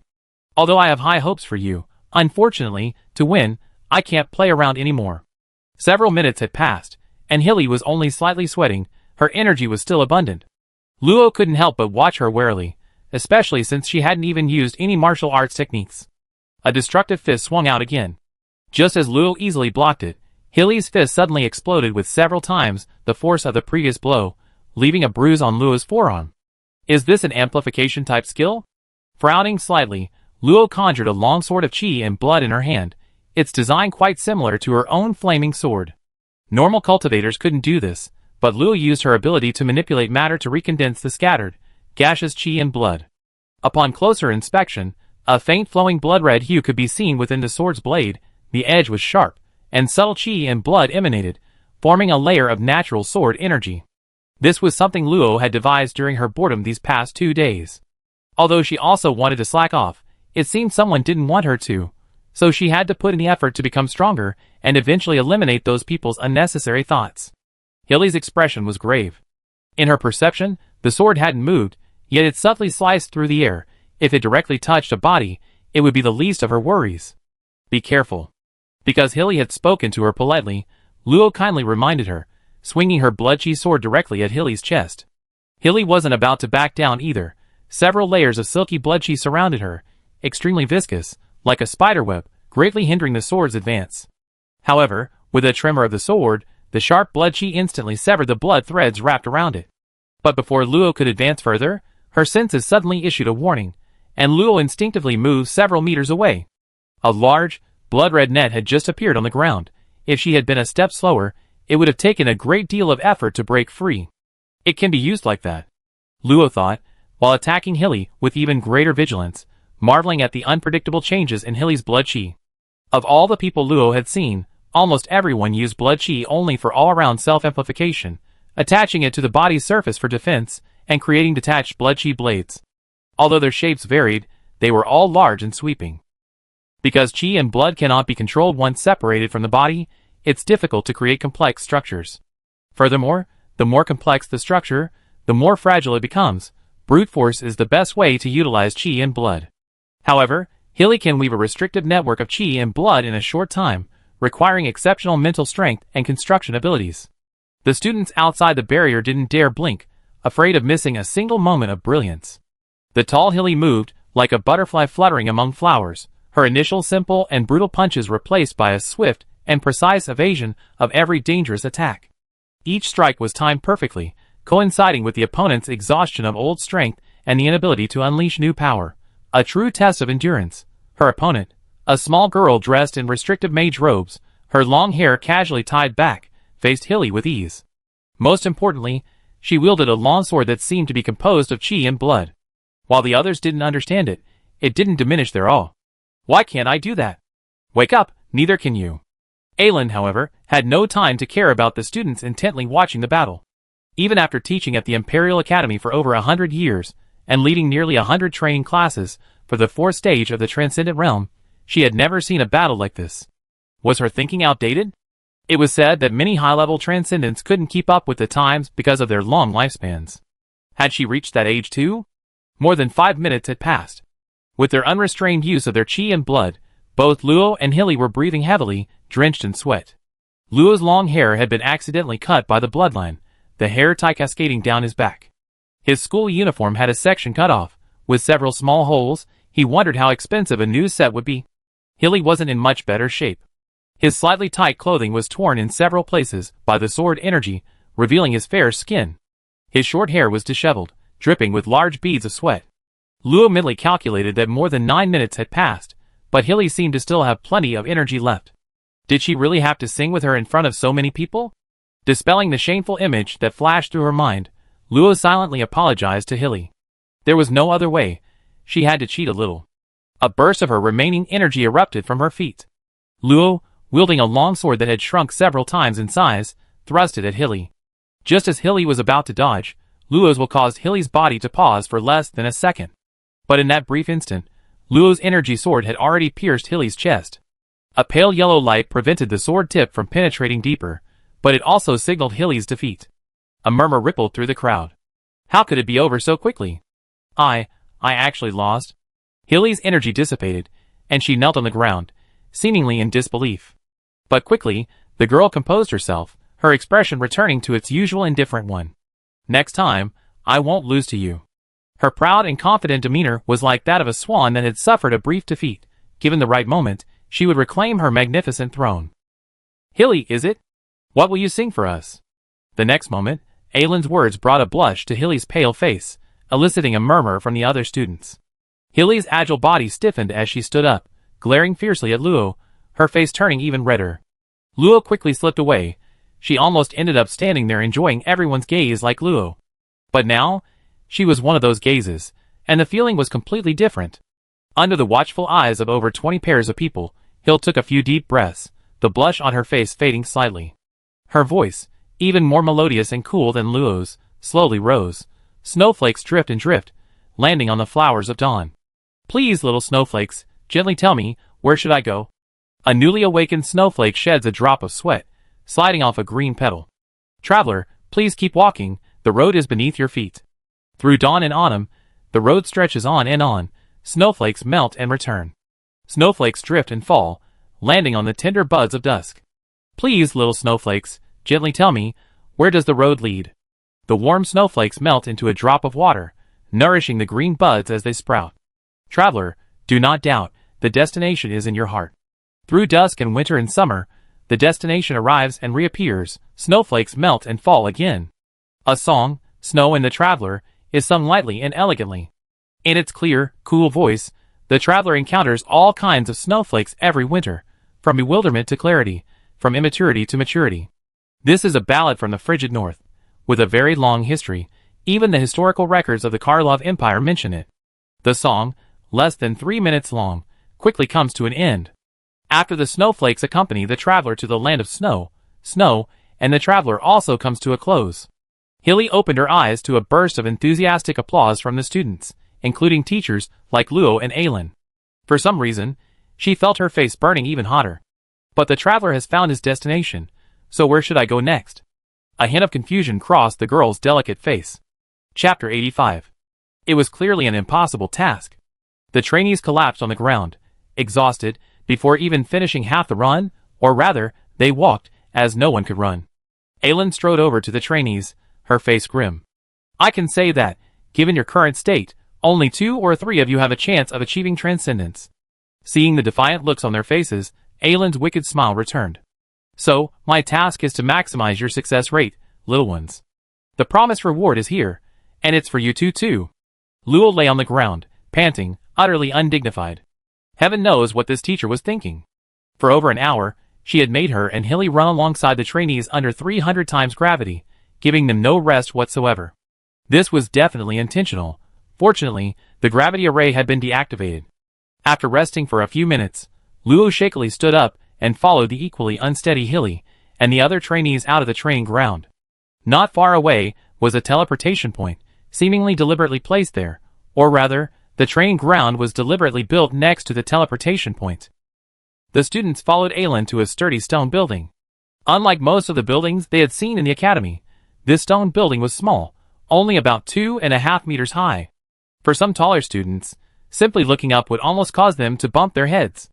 The exterior of the stone building was entirely gray and looked very ordinary. After pushing open the thick stone door, the students filed in. Inside, however, it was exceptionally spacious, large enough to seat over 1,000 students. The floor was flat, and something seemed to be flowing within it. Teacher, what is this? A curious student asked, and Luo quietly pricked up his ears to listen to Aylin's explanation. This is a magic adaptation field. By slowly increasing the magic concentration, it strengthens your body's adaptation to magic, thus increasing your chances of advancing to the transcendent realm by 3 times compared to the theoretical value. Only a handful of academies, and the Knights Hall possess this. Cherish the opportunity the academy has given you. You only have this chance this year. Boom! The stone door closed, and the surroundings darkened. The students were still in shock at the 3 times the probability, when suddenly hundreds and thousands of magic circles of various sizes lit up all around them, covering the ceiling and walls, and even the ground beneath their feet shimmered with colorful light. Luo moved a little further away from the crowd, watching the rapidly appearing arrays on the ground. There seemed to be a layer of mist on them, and the runes he saw were unpredictable, appearing and disappearing intermittently. Occasionally, 1 or 2 familiar runes would flash by. But these runes all seemed incomplete. Luo tried to construct several unfamiliar runes, but he couldn't get them to form. They always collapsed at the last moment. Minutes later, Luo clearly felt the surrounding magic concentration rapidly increasing until he experienced a slight tingling sensation. Simultaneously, another warm force acted within his body, protecting him, light magic. Unlike the light magic he usually perceived, the light magic within the array was like a vast net, permeating every corner of his body. This strange power formed a peculiar balance with the external, corrosive magic, even more precise than Luo's manipulation with his mental power. Light magic is the only type of magic that can be absorbed by humans and transformed into life force. Even at such a high concentration, it wouldn't cause harm, provided it wasn't an offensive magic technique like Holy Light Flame. Luo suddenly realized why this thing didn't exist outside. If the light attribute was a necessary condition, then controlling it would be incredibly easy for the Empire. The mixed magic from the outside world and the light attribute magic engaged in a tug-of-war on the surface of his body, slowly shifting deeper. At first, it was just a slight stinging pain. This was because everyone is exposed to high concentrations of magic to some extent. Short-term exposure wouldn't have much of an effect, and the body's sensitivity to it was much lower. But as time went on, Luo quickly felt a significant pain, especially since his depleted blood and energy couldn't withstand the erosion of the magic. The light attribute magic merely repaired the body after the damage, but the pain was still intense. He could already hear several students groaning in pain, and one student's voice was even fading, perhaps from unconsciousness. This was practically like constantly drinking healing potions in a radiation environment. It was no different from being slowly tortured to death. Luo's handsome brows furrowed, trying hard not to make any strange noises. As the light magic continued to repair her body, Luo found her discomfort gradually lessening, even becoming somewhat comfortable. Even the residual fire magic Luna had mentioned was rapidly disappearing. The light magic's characteristic is gentleness. It can neutralize most other types of magic, earning it the title of the best healing power. Could this be the reason? Luo couldn't help but think of the light magic contained within her Sea of Souls. Perhaps she could imitate it, but it was just a thought. She couldn't control the light magic of her Sea of Souls to affect herself. That was the domain of the extraordinary. Outside, a water mirror appeared before Aylin, reflecting the condition of each student. Seeing most of the students unconscious, Aylin wasn't surprised. Her focus was on the students, who were still persevering. Those were the most likely to enter the extraordinary realm. 5. Not bad. This girl, I think her name is Bella, but I didn't recognize her. Is it because of her approachability? Aylin's impression of Bella was limited to her poor mental state and average physique. There was no way around it. Among the group of students, she seemed the only one who appeared listless, indistinguishable from the others under the gravity array, so Aylin naturally didn't have a deep impression. However, just like those two with abnormal physiques, she was now enduring 100 times more magic power than usual. The other two besides these three, no, only one remained, were considered geniuses, with a 60% chance of advancing to the transcendent level. The magic power around the unconscious students stopped fluctuating, and instead slowly decreased to prevent further damage to their bodies. Only 4 were still slowly rising, until the boy named Gree collapsed, followed by the weaker Bella. 3 hours later, Hilly also succumbed to the intense erosion and fainted. Looking at Luo, who was sitting comfortably with his upper body slightly swaying, Aylin couldn't help but wonder. Wait, why does this little girl have such an enjoyable expression? Is she a masochist? External magic gradually seeped into her body, causing cells and tissues to disintegrate and die. Her skin turned yellowish-brown, dehydrated, and even strange things began to grow. But with the repairing power of light magic, it returned to its fair and rosy, supple state, and felt even more elastic when gently pinched. This process had repeated countless times over the past 3 hours. Eventually, the signs of her body being eroded were almost negligible. Even the light magic was mixed in. Hey! Aren't you enemies? Thump! Luo heard a long-absent thud and instinctively opened his eyes, only to find Hilly lying on the ground, her pale face still showing signs of pain. Why did they all faint? Didn't they feel better halfway through? Luo stood up, puzzled, and even jumped a few times to confirm that the initial stinging pain had disappeared, and his body was filled with the 9 elemental magics, excluding dark magic. This should count as a treatment. A strange adjective popped into his mind, but his body didn't change much. Luo could feel that the magic concentration was now many times higher than inside the magic crystal mine, tens of thousands of times higher than atmospheric magic. Luo could now proudly say that the moment he stepped out, a large number of people would die. Buzz! An invisible ripple flashed across the surrounding magic circle, then slowly dimmed. Luo felt his magic being rapidly drained, a strange emptiness arising within him, but he quickly adjusted. Huh, is it over? The stone door opened again, letting in sunlight, and the surrounding students began to slowly awaken. What happened to me? Gree shook his head, getting up from the ground. His body appeared unchanged, except that his energy had returned. But soon, memories of his unconsciousness flooded back. The scream and tearing sensation from the deepest part of his body made Gree shudder. Was that the legendary distortion? I'm actually alright now. Looking at his hands, Gree felt a sense of relief, as if he had escaped death. Most people wouldn't come into contact with magical distortion, because no one would be foolish enough to endure the intense pain and go to a dangerous area, suicide aside. When Gree was a child, he witnessed a homeless man being touched by a supernatural being's magic. Although he didn't die instantly, the poisonous magic turned him into a tree 3 days later, and the area around his death was overgrown with tall grass. From then on, he was both terrified and fascinated by supernatural powers like magic. This led him to leave his family's territory against their wishes, embarking on a journey of trials and tribulations, eventually gaining admission to the Imperial Academy. Kids, come out. Dismissed for today, back to normal in 2 days. You little girl named Luo, come here. Gree stood up, subconsciously glancing at the petite girl called upon. Her long hair cascaded down her back, shimmering with a silvery sheen, and her incredibly cute face held a mixture of adorable confusion and bewilderment. However, Gree looked down on this little girl. He was just curious why this incredibly powerful girl had been called away by Teacher Aylin again, while his goddess, Hilary, hadn't been. Why? Following behind Teacher Aylin, Luo couldn't help but whisper, Teacher Aylin, what do you need me for? Yes, but I don't know if it's good or bad. Leaving behind this riddle, Aylin didn't speak again, and made her way to the teacher's office building. It was still the same twin tower, but there were more than twice as many teachers as when she first arrived. Of course, even though the floor was spacious, there were hardly any teachers to be seen. After all, teachers never used the main entrance to get back to their offices. At the entrance was still the same old man drinking tea. He glanced at Aylin and Luo entering through the main entrance and smiled kindly. Little Aylin, what brings you to see this old man today? Old Dean, please don't tease me. I need to see Dean Winnie. Taking a sip of tea, the old man said unhurriedly, she went to Box Academy. If there's anything you need, I might be able to help you. Aylin, who was about to walk inside, stopped, a hint of distress in her eyes. It is a small matter, but since you stepped down from the position of dean, it would be too much trouble for you. This old man is the former dean?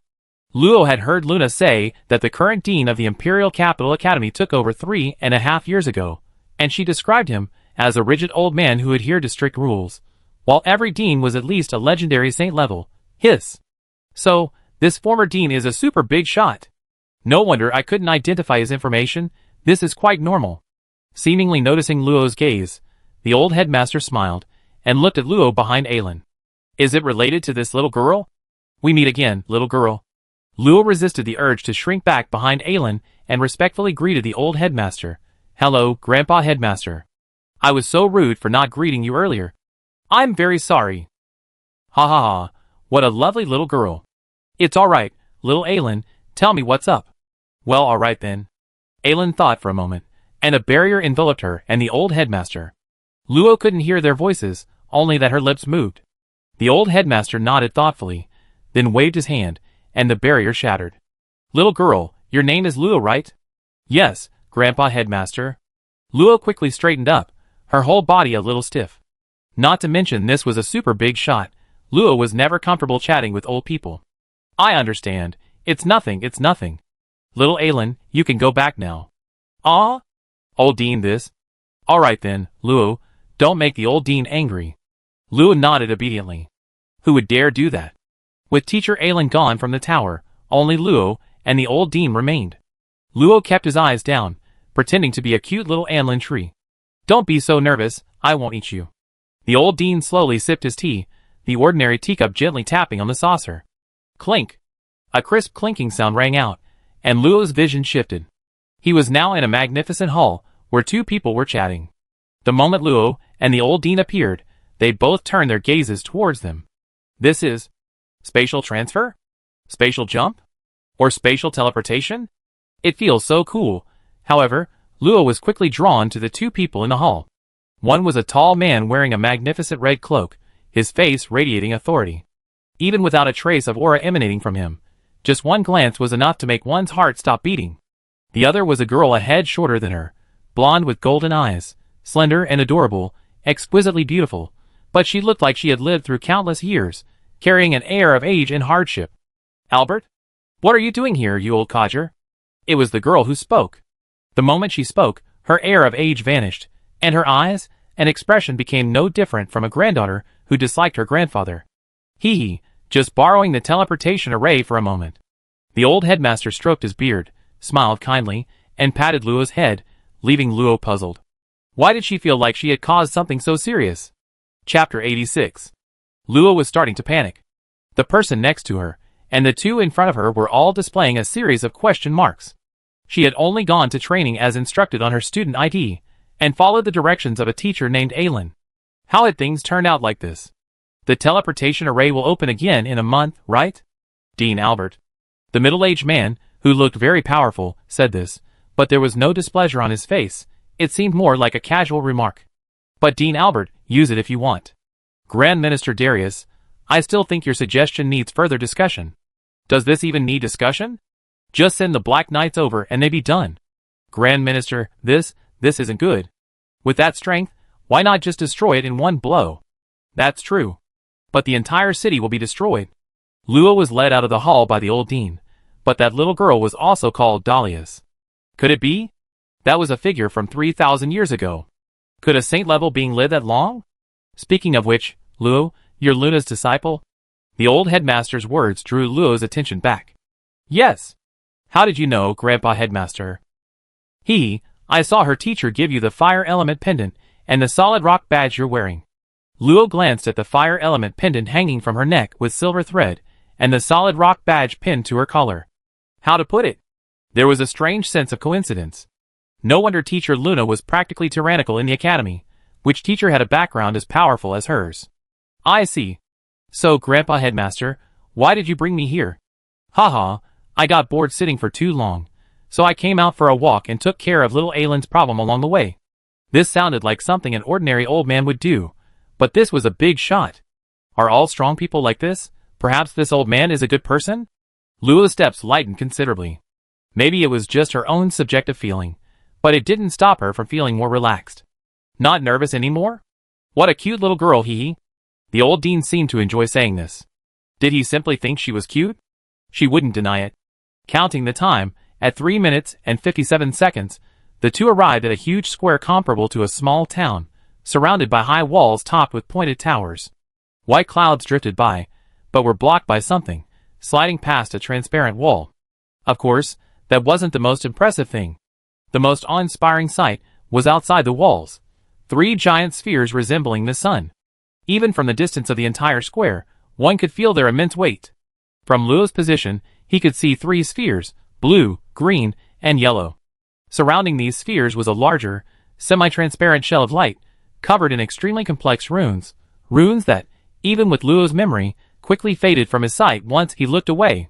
Isn't the elemental ring spectacular? Yes, it's truly spectacular. This is the first time I've seen it so close. This must be Sky City. Luffy said he'd been here before using the long-distance teleportation array. Did he see the same thing? Wait, that man from earlier. Wait, it said His Majesty the Emperor is at the 8th level of the Transcendent Realm. That person couldn't be identified, he should be at the Saint Realm, like the old headmaster. And speaking so humbly, how could it possibly be His Majesty the Emperor? You scared me half to death.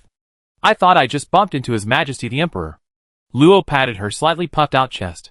That scared me to death. A minor nobleman, who doesn't kneel before the Emperor will be exterminated. Thank goodness, my whole family almost perished. Haha, you're really lucky then. Alright, let's go. Grandpa Headmaster, do you know who that person is? Can you tell me? Luo looked at the old headmaster with wide, curious eyes. The old man didn't seem like a bad person, but he loved telling riddles. His words were like a tangled ball of yarn, impossible to decipher. You meet him, no rush. In the center of the plaza was a massive teleportation array, the size of a typical village, inlaid with countless complex arrays, interlocking like the most intricate and exquisite painting in the world. 2 rows of guards stood protecting the area outside the formation, all of them 7th-tier extraordinary knights. This alone offered a glimpse into the royal family's strength. However, upon seeing the old dean, the guards merely bowed and opened the passage. Hee, don't mind me, I'm just borrowing it for a moment. Lord Albert, please make yourself at home. I've been transferred to the Mage Sanctuary. Little Luo, let's go. Luo jogged after them, secretly glancing at the guards standing like sturdy rocks. What a formidable formation. Her heart couldn't take it. My points are less than 10,000, is that alright? Hearing Luo's quiet question from behind, the old dean replied casually, points are only needed for ordinary students. I think you're not ordinary, so naturally you don't need them. Huh? I'm not ordinary. A very cute little girl. That's hardly an answer, but they were already in the center of the teleportation array. Even if they were still a little confused, they had no chance to refuse. Intense silver light rose in concentric circles from the array on the ground. Layers of peculiar power began to emanate from the magnificent and complex array, a very special kind of spatial magic. Luo had only discovered a wisp of it within his own sea of souls. It was extremely rare, almost negligible. Here, the spatial magic was so dense that the fluctuations were visible to the naked eye. Violently flashing lights and shadows moved rapidly before their eyes. There seemed to be people and strange sights, but they passed in an instant, indistinct. Buzz! The teleportation array erupted with dazzling silver light, then instantly returned to calm. The difference was that the 2 people inside the teleportation array had vanished. The capital was an ancient city. Legend had it that there was a secluded, deserted street, abandoned by all merchants and nobles, where a passage connected to the underworld lay. Anyone who stumbled upon it in the dead of night would silently enter the underworld and vanish from the mortal realm. How could such a legend be true? Nia had never believed such unfounded rumors. What was the underworld? The legendary place where souls resided, the ultimate destiny of all life. How could it possibly appear casually on a deserted street? I think we shouldn't go. It's not far, just a detour. Nia patted her friend's shoulder forcefully, encouraging her. You're the future Marquis's wife. How can you be weak? Let's go! The dimly lit, dilapidated street was dark and gloomy. Twisted ancient trees swayed, casting rustling shadows. The broken windows of the castle seemed to laugh, and the blood-red eyes of dark ravens watched the 2 girls enter, calling hoarsely.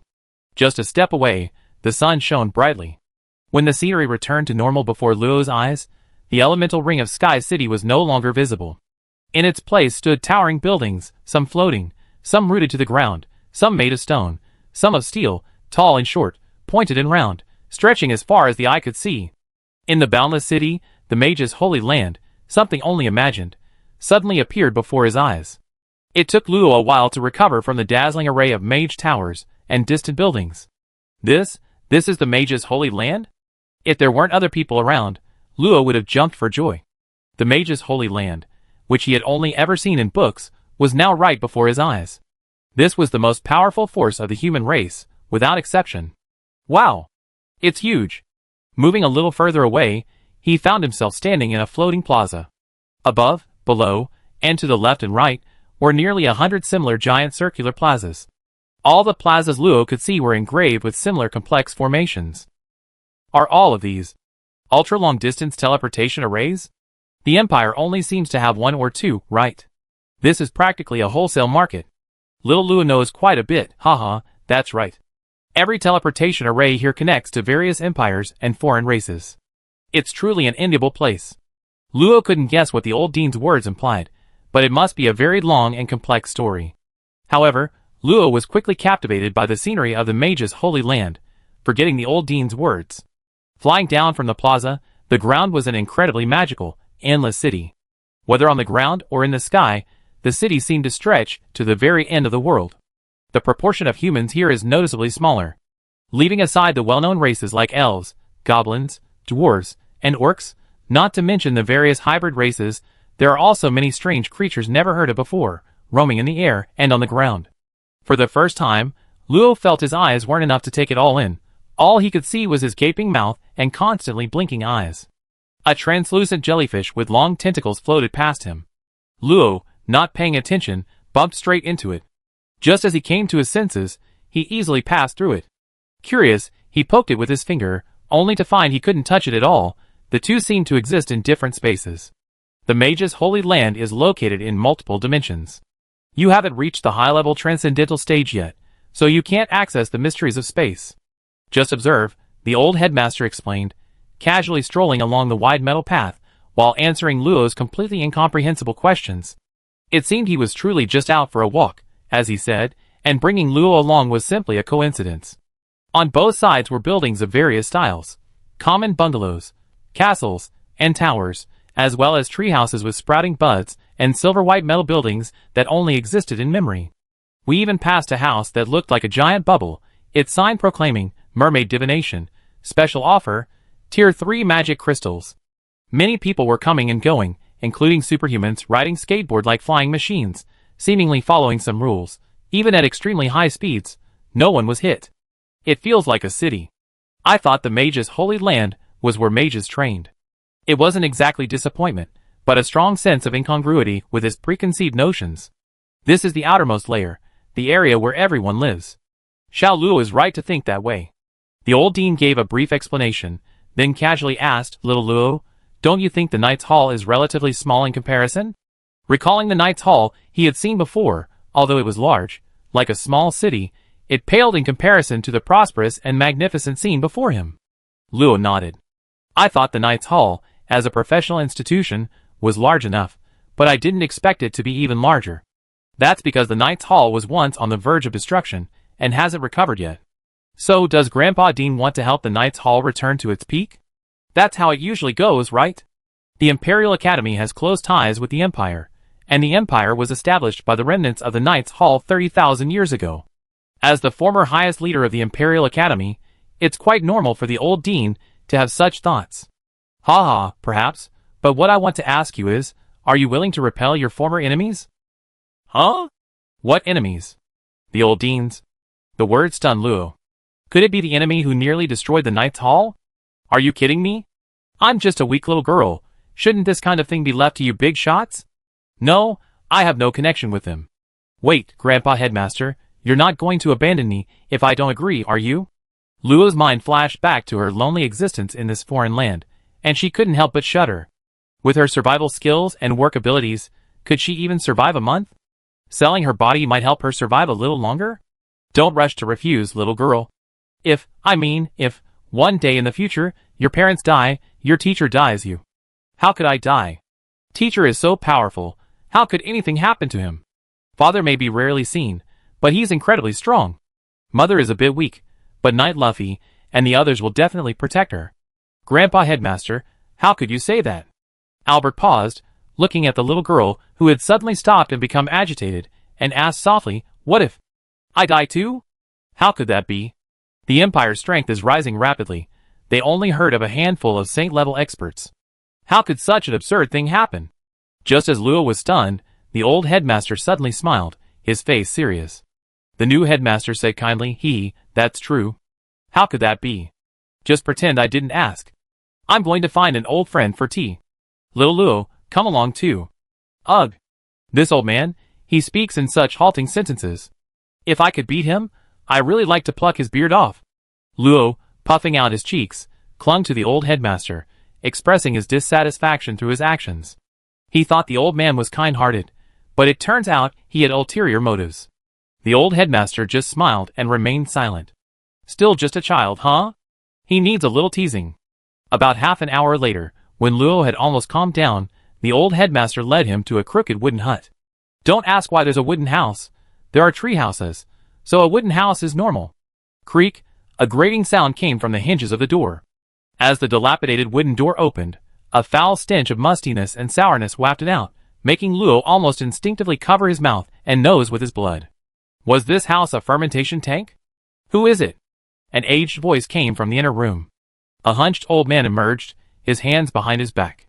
His worn-out mage robe was covered in multicolored grime, and he reeked of the same sour stench as the house, looking extremely unkempt. Can't you clean the house a bit? My little guest is disgusted.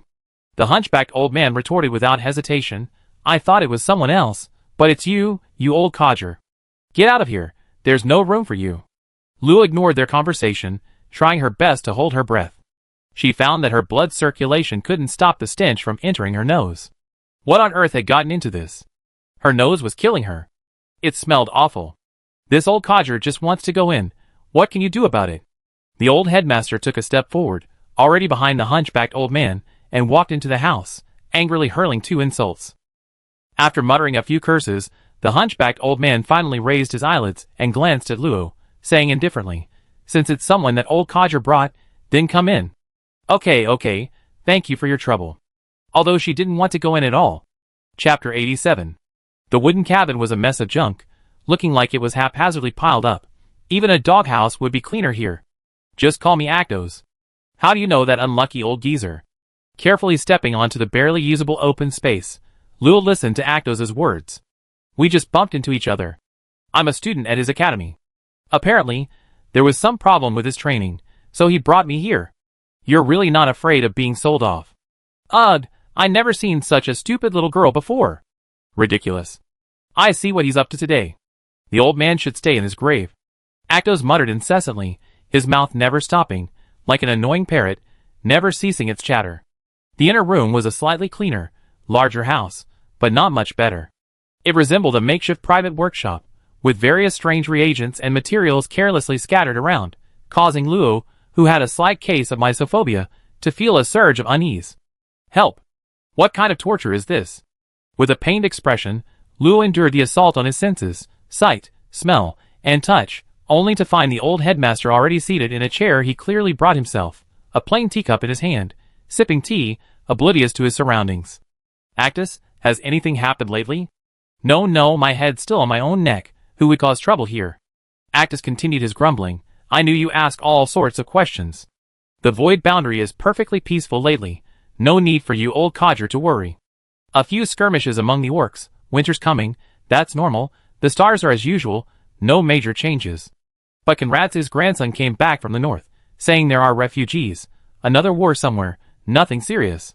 After rambling on for a while, Actos suddenly looked at the old headmaster warily. I don't believe you're just here for idle chatter. Spit it out. The old headmaster, unfazed by his rudeness, remained as gentle as ever. Nothing much, just need some forest spirits. Are you kidding me? Not a single one. The 3 soul crystals the mage temple promised me haven't arrived yet, all because I sold prohibited potions. I'm waiting for those soul crystals to complete soul creation. Final adjustments, you old geezer, trying to sabotage me at this crucial moment? No way. Actos' shrill voice nearly deafened Luo. No wonder he was all alone. Who would want to live with him while enduring a voice that was practically mental pollution? If you don't have a forest spirit, you can have a mage's soul, right? Actos shrieked, as if only in this way could he express his dissatisfaction with the old headmaster. I don't think you want those inferior items. At most, ruby grade. This isn't your private warehouse. The old headmaster wasn't angry. He chuckled and held up 3 fingers.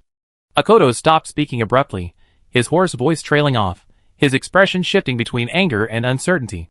He muttered incessantly, "Damn it! Damn it! You old bastard, I should have left the mage sanctuary. I only have a high-rank mage soul of unknown quality. Take it or leave it. I say, you, the chief alchemist, are utterly shameless. You dare call it unknown quality? What? You're questioning my professional competence?" Akoto's exploded like a cat whose tail had been stepped on. "I swear on the name of Helen Madden, it's definitely no less than a diamond grade." Upon hearing this, the old dean tapped his knee a few times with his right hand, then nodded after a moment. "All right, you swore an oath in the name of the alchemist god, so I still trust you. Stop talking nonsense. I'd be happier if you got lost." Actos hunched over and walked out of the room, seemingly heading to find that thing called the mage's soul. Luo couldn't understand a word the old dean said from the very first sentence. Forest spirit? Soul crystal? Mage's soul? Diamond grade? Helen Madden? Aside from having heard of ruby grade, he didn't understand a single term. Is this the world of the big shots? Terrifying. Grandpa Dean, what is the mage's soul? Although he wanted to know the other things, the mage's soul seemed to be the old dean's real goal. Little Luo is interested in this too. It's a kind of material for advancing to the transcendent level. These things are hard to get, only Actos has a collection. Don't let his slovenly appearance fool you. He's the chief alchemist of the Mage Hall. I can't believe it. It sounds amazing. Of course, Luo couldn't fathom just how amazing he was, but the title of chief definitely indicated a powerful figure. He wondered why the old headmaster lived here, looking so unkempt. However, the mage's soul is used for advancing to the transcendent level. Could it be that the old headmaster has a junior who needs it? Luo had considered giving it to himself, but that rainbow diamond grade sounded top tier. Why would the old headmaster give it to someone he wasn't related to? The thought flashed through his mind, and Luo asked the old headmaster the question that had been nagging at him for so long. Grandpa Headmaster, you still haven't told me why you brought me here? Don't believe this old man just came here for a cup of tea, and to pick up a few things? Looking at the smiling old dean, Luo decisively shook her head. No normal person would believe that. Hee, didn't you already have a guess? Of course, it's because little Luo needs to advance to the extraordinary level. Then why? Luo looked directly at the old dean. From any perspective, the old dean had no reason to treat her like this. He was a top-tier expert, a figure whom all extraordinary beings needed to revere and worship. Even if Luo really was his granddaughter, he probably wouldn't care too much. Perhaps this old man is just too free. So who would believe that reason? Luo sighed softly. The old dean clearly didn't want to tell her. Riddlers and such were the worst. But I feel bad about it. After all, it's for no reason. That's true. The old dean actually stroked his white beard and thought for a while. Then how about this in exchange? How about you do me a favor? What favor do you need me to do? Did she really look like one of those adventurers that anyone could just give her a task? Please tell me, but I can't. I promise I can do it.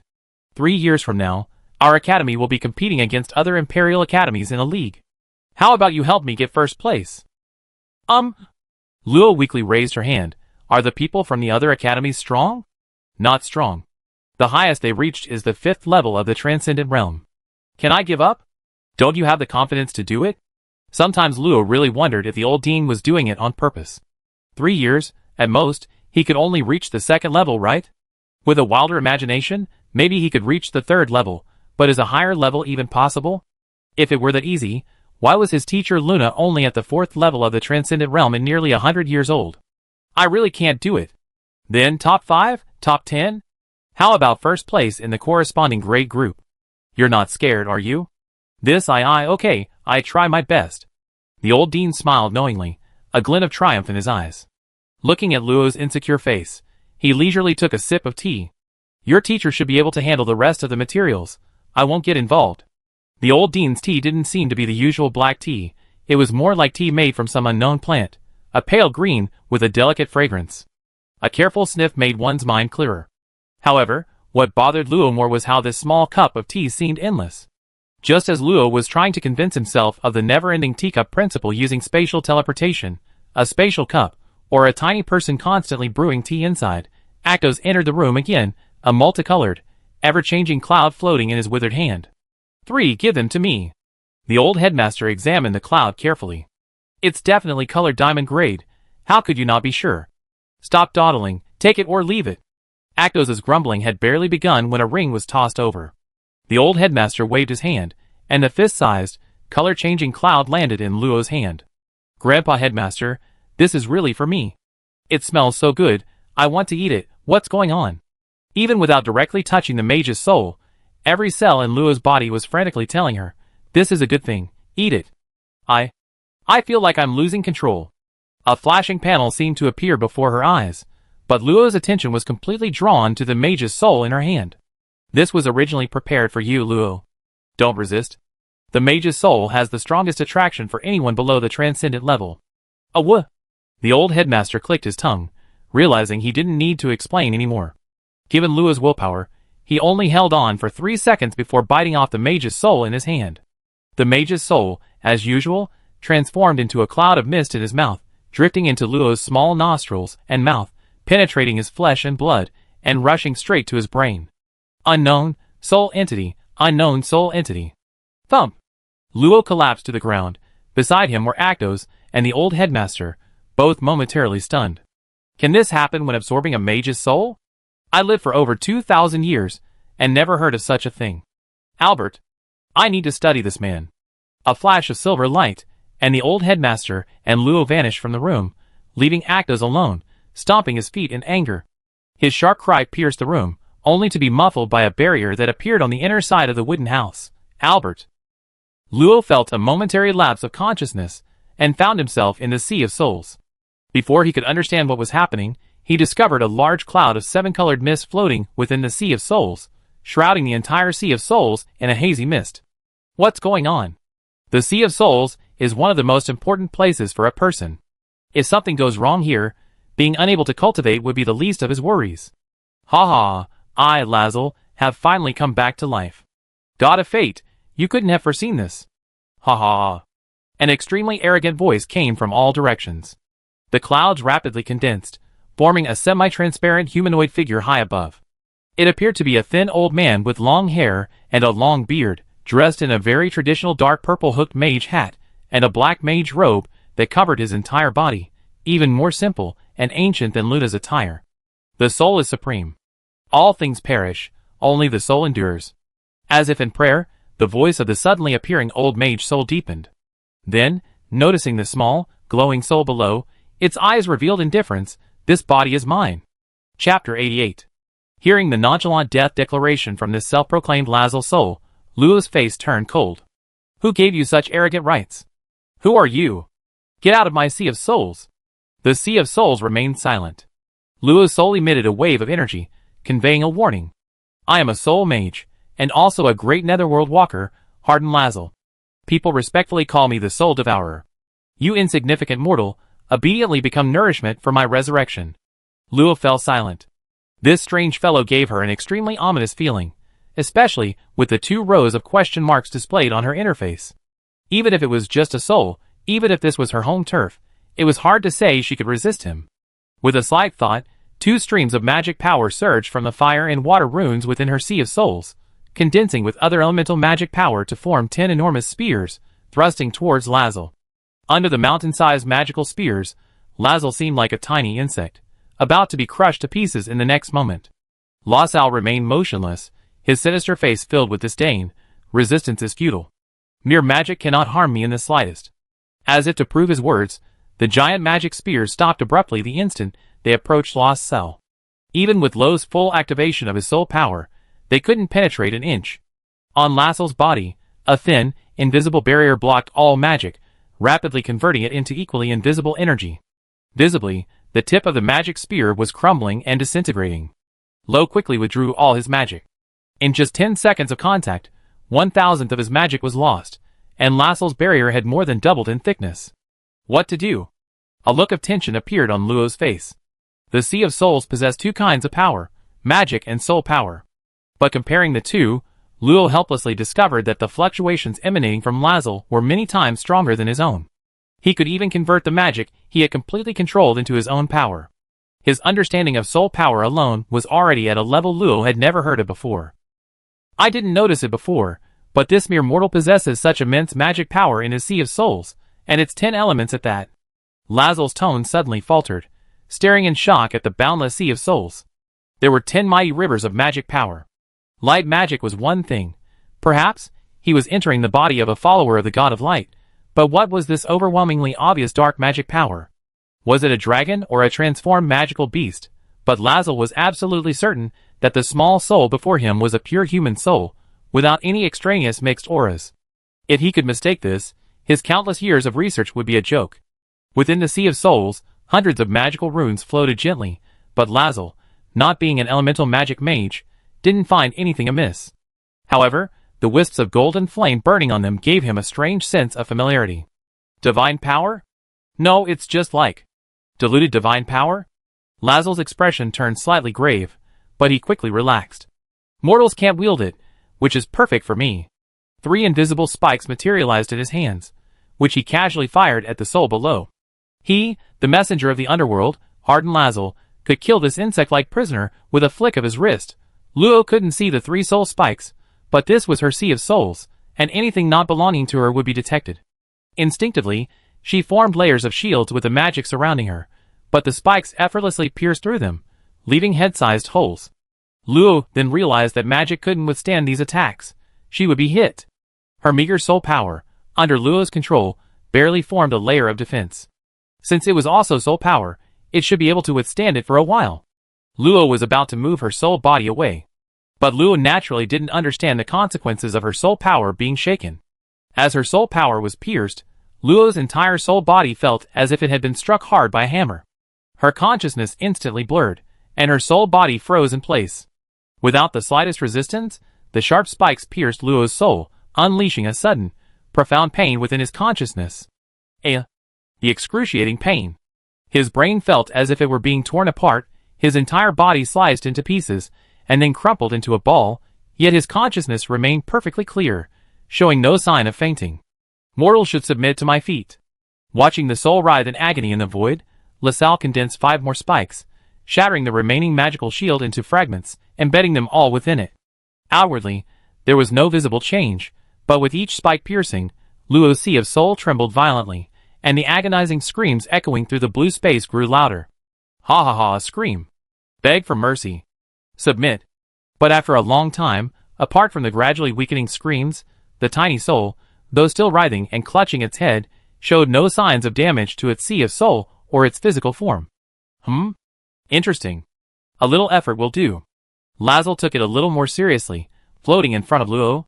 His tall, imposing soul form exuded oppressive power, his large hand gripping the slender neck of the small figure before him. Disappear. A small magic circle appeared between his brows, and hundreds of transparent soul blades emerged from it, slashing towards Luo's soul form. Luo was no longer aware of what was happening outside. The excruciating pain from her soul made it impossible for her to regain consciousness. She could only scream through the throbbing of her subconscious. Let go. Get out. Endless fear and agony overwhelmed the girl's consciousness. Lassel inhaled the terrifying aura that only he could perceive, and the hundreds of blades mercilessly pierced her petite body from all directions. If this were flesh, it would have been riddled with holes long ago. The taste of fear is wonderful. Shout louder. His brain felt like it was about to explode. Luo clutched his head desperately. Get out of here. As if reaching a critical point, golden flame suddenly ignited and spread from his heart, surging out of his soul, radiating terrifying pressure, burning the large hand that touched Luo, and rapidly spreading upwards. Lassel's proud absolute domain was instantly burned through. The golden flame stained the surface of his soul, easily incinerating large chunks of his materialized soul into dust. Damn it! This isn't divine power. What is this? Lassel screamed in terror, his soul disintegrating and reforming in the distance, staring in lingering fear at the little girl who had turned golden. The golden flames grew even stronger, shooting out countless thin lines of fire that connected with all the magical runes within the Sea of Souls, making the flames on them flicker as if they had come alive. Hundreds of runes, like stars in the night, emitted faint firelight, connecting with each other through even thinner lines of fire, crisscrossing and interlocking to form a not-so-perfect, hollowed-out giant fireball. A small figure, wreathed in golden flames, emerged from the fireball. Its eyes, devoid of pupils, gazed at Lazel's location. Its small mouth opened slightly, releasing a soul fluctuation devoid of any emotion. Annihilation, execute. Lazel suddenly felt a powerful sense of crisis. Its entire soul even inexplicably collapsed. Wait, I can beg. The next moment, like pencil marks erased by an eraser, Lazel's existence vanished abruptly.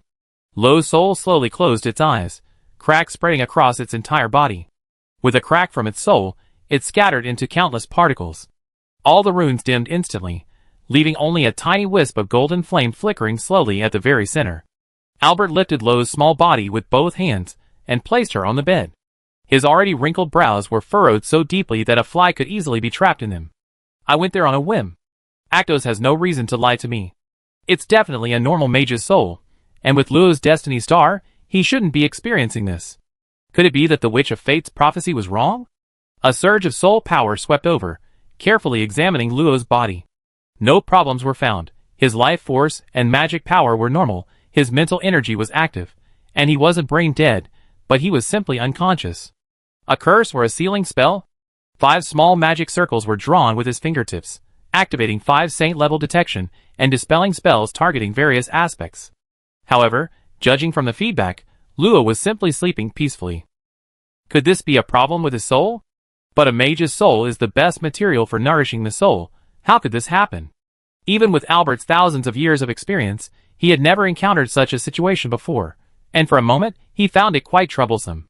But if it was a problem with the soul, soul magic is only mastered by the mages of the Netherworld.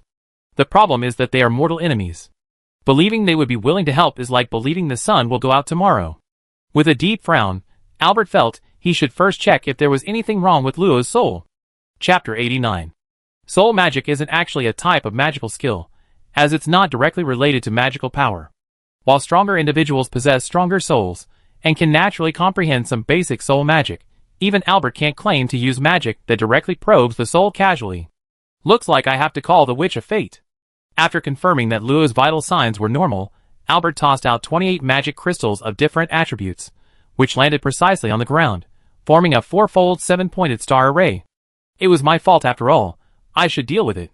How could this mage's soul be like this? It doesn't make sense. With a self-reproachful murmur, Albert's figure faded and disappeared. Only a delicate girl, and the faintly glowing magic circle on the ground remained in the room. A gentle breeze blew in through the window, bringing a slight chill. The girl's face was calm and serene, her delicate features relaxed, showing no sign of distress.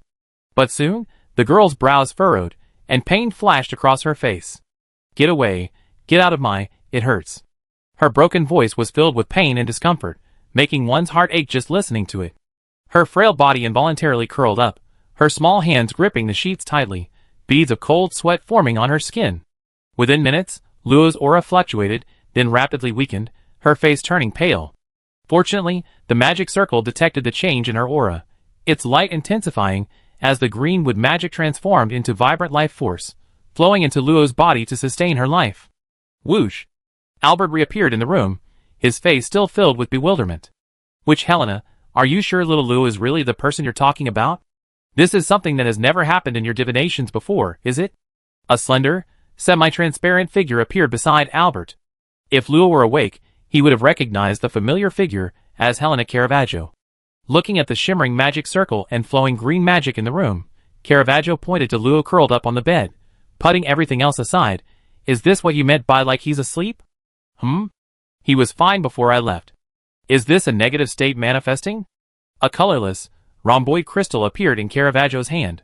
She gently placed it between Luo's eyebrows. The crystal seemed invisible, instantly dissolving upon contact, and Luo's complexion visibly improved. I temporarily stabilized her soul with a soul crystal, but the situation isn't good. I sense the aura of the underworld. It seems the mage's soul contains something from the underworld. It's understandable that you couldn't detect it. Although Caravaggio's words were trying to excuse Albert, Albert felt something was off about them. Humph. Just say it directly, I won't deny my mistake. Heh, that's for the best. I just examined her sea of souls. There are signs of invasion, but there's a strange defense resisting my probe outside the sea of souls. I can't directly help her repair her soul.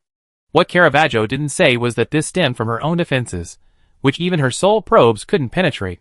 So what secrets was she hiding? And how could such a powerful defense be breached? What exactly was that thing from the underworld? Outside Lona's tiny yet infinite sea of souls, layers of interwoven fire lines formed an impenetrable sphere. It could be seen that the entire sea of souls was already covered in cracks and on the verge of collapse. The pure soul power transformed from the soul crystals that had just been placed inside was struggling to prevent the cracks from widening further.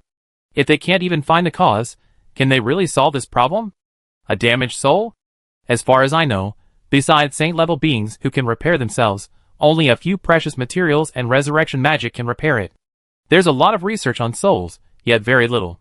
Most of it involves artificial souls and soul control, but that's just the application of magic to simple soul magic. Forbidden arts like modifying and mending souls, direct manipulation of intelligent souls, are only possessed by certain beings in the netherworld who might be considered life forms.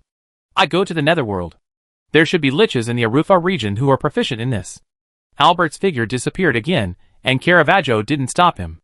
3.5 years ago, a golden line suddenly appeared in the River of Fate, its origin unknown, its end unseen. Following this line of fate, she finally found its owner half a year ago, the one before her, Luo.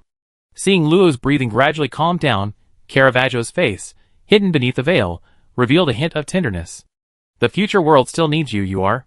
Speaking of which, he had exchanged news of his breakthrough to the saint rank for Albert's abdication, arranged for that little girl named Luna to contact her, and until today, he was still bound by fate. This old man is so unreliable. It seems that getting old requires a good wash of holy water to clear his head.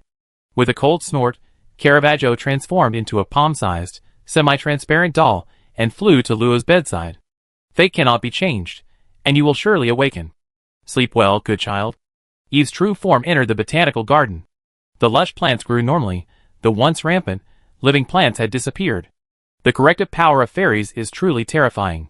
They can remove all the cells from an animal without damaging any other parts. Interesting, very interesting. The central bud had grown larger, turning completely blood red. The golden threads were no longer faintly visible, but instead occasionally shimmered. Eve gently touched the petals with her magically formed hand, causing the bud to tremble. Is this a mutation? Records say that fairy flowers should display a corresponding magical attribute color. Perhaps this is a mutation caused by Luo's blood. Can special blood corrupt fairies? Maybe it's the effect of the crimson saliva fruit? It's a pity I never encountered a life form that has eaten the crimson saliva fruit before, otherwise the research could be much faster. The fairy flower suddenly trembled violently, conveying an extremely sorrowful message. The roots have withered. The roots have withered. What? The fairy flower has roots? This isn't a real plant. How can it have roots? Have I discovered a new continent? Eve's face lit up with surprise. She sensed the soil, but found nothing different. Besides the roots of ordinary plants, there was nothing else underground, quickly extinguishing her joy. Some kind of interdimensional information transmission? Like the communication magic vine in her room, capable of transmitting information across space using the special connection between the parent plant and its offspring.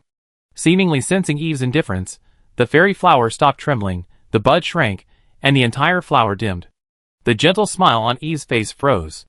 A vibrant green flower quickly sprouted from her hand, releasing a rich life force that enveloped the fairy flower.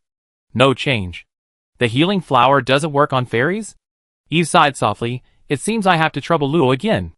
In the silent sea of souls, the dim runes, like extinguished stars, lay still in the void, the golden flames clinging to them no longer burning. Countless cracks, large and small, filled the entire soul space, with more constantly appearing.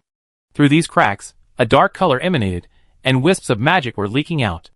Only a single golden flame at the center still flickered, stubbornly persisting even in its extremely weak state. Invisible soul power permeated the cracks in the sea of souls, slowly healing the smaller cracks.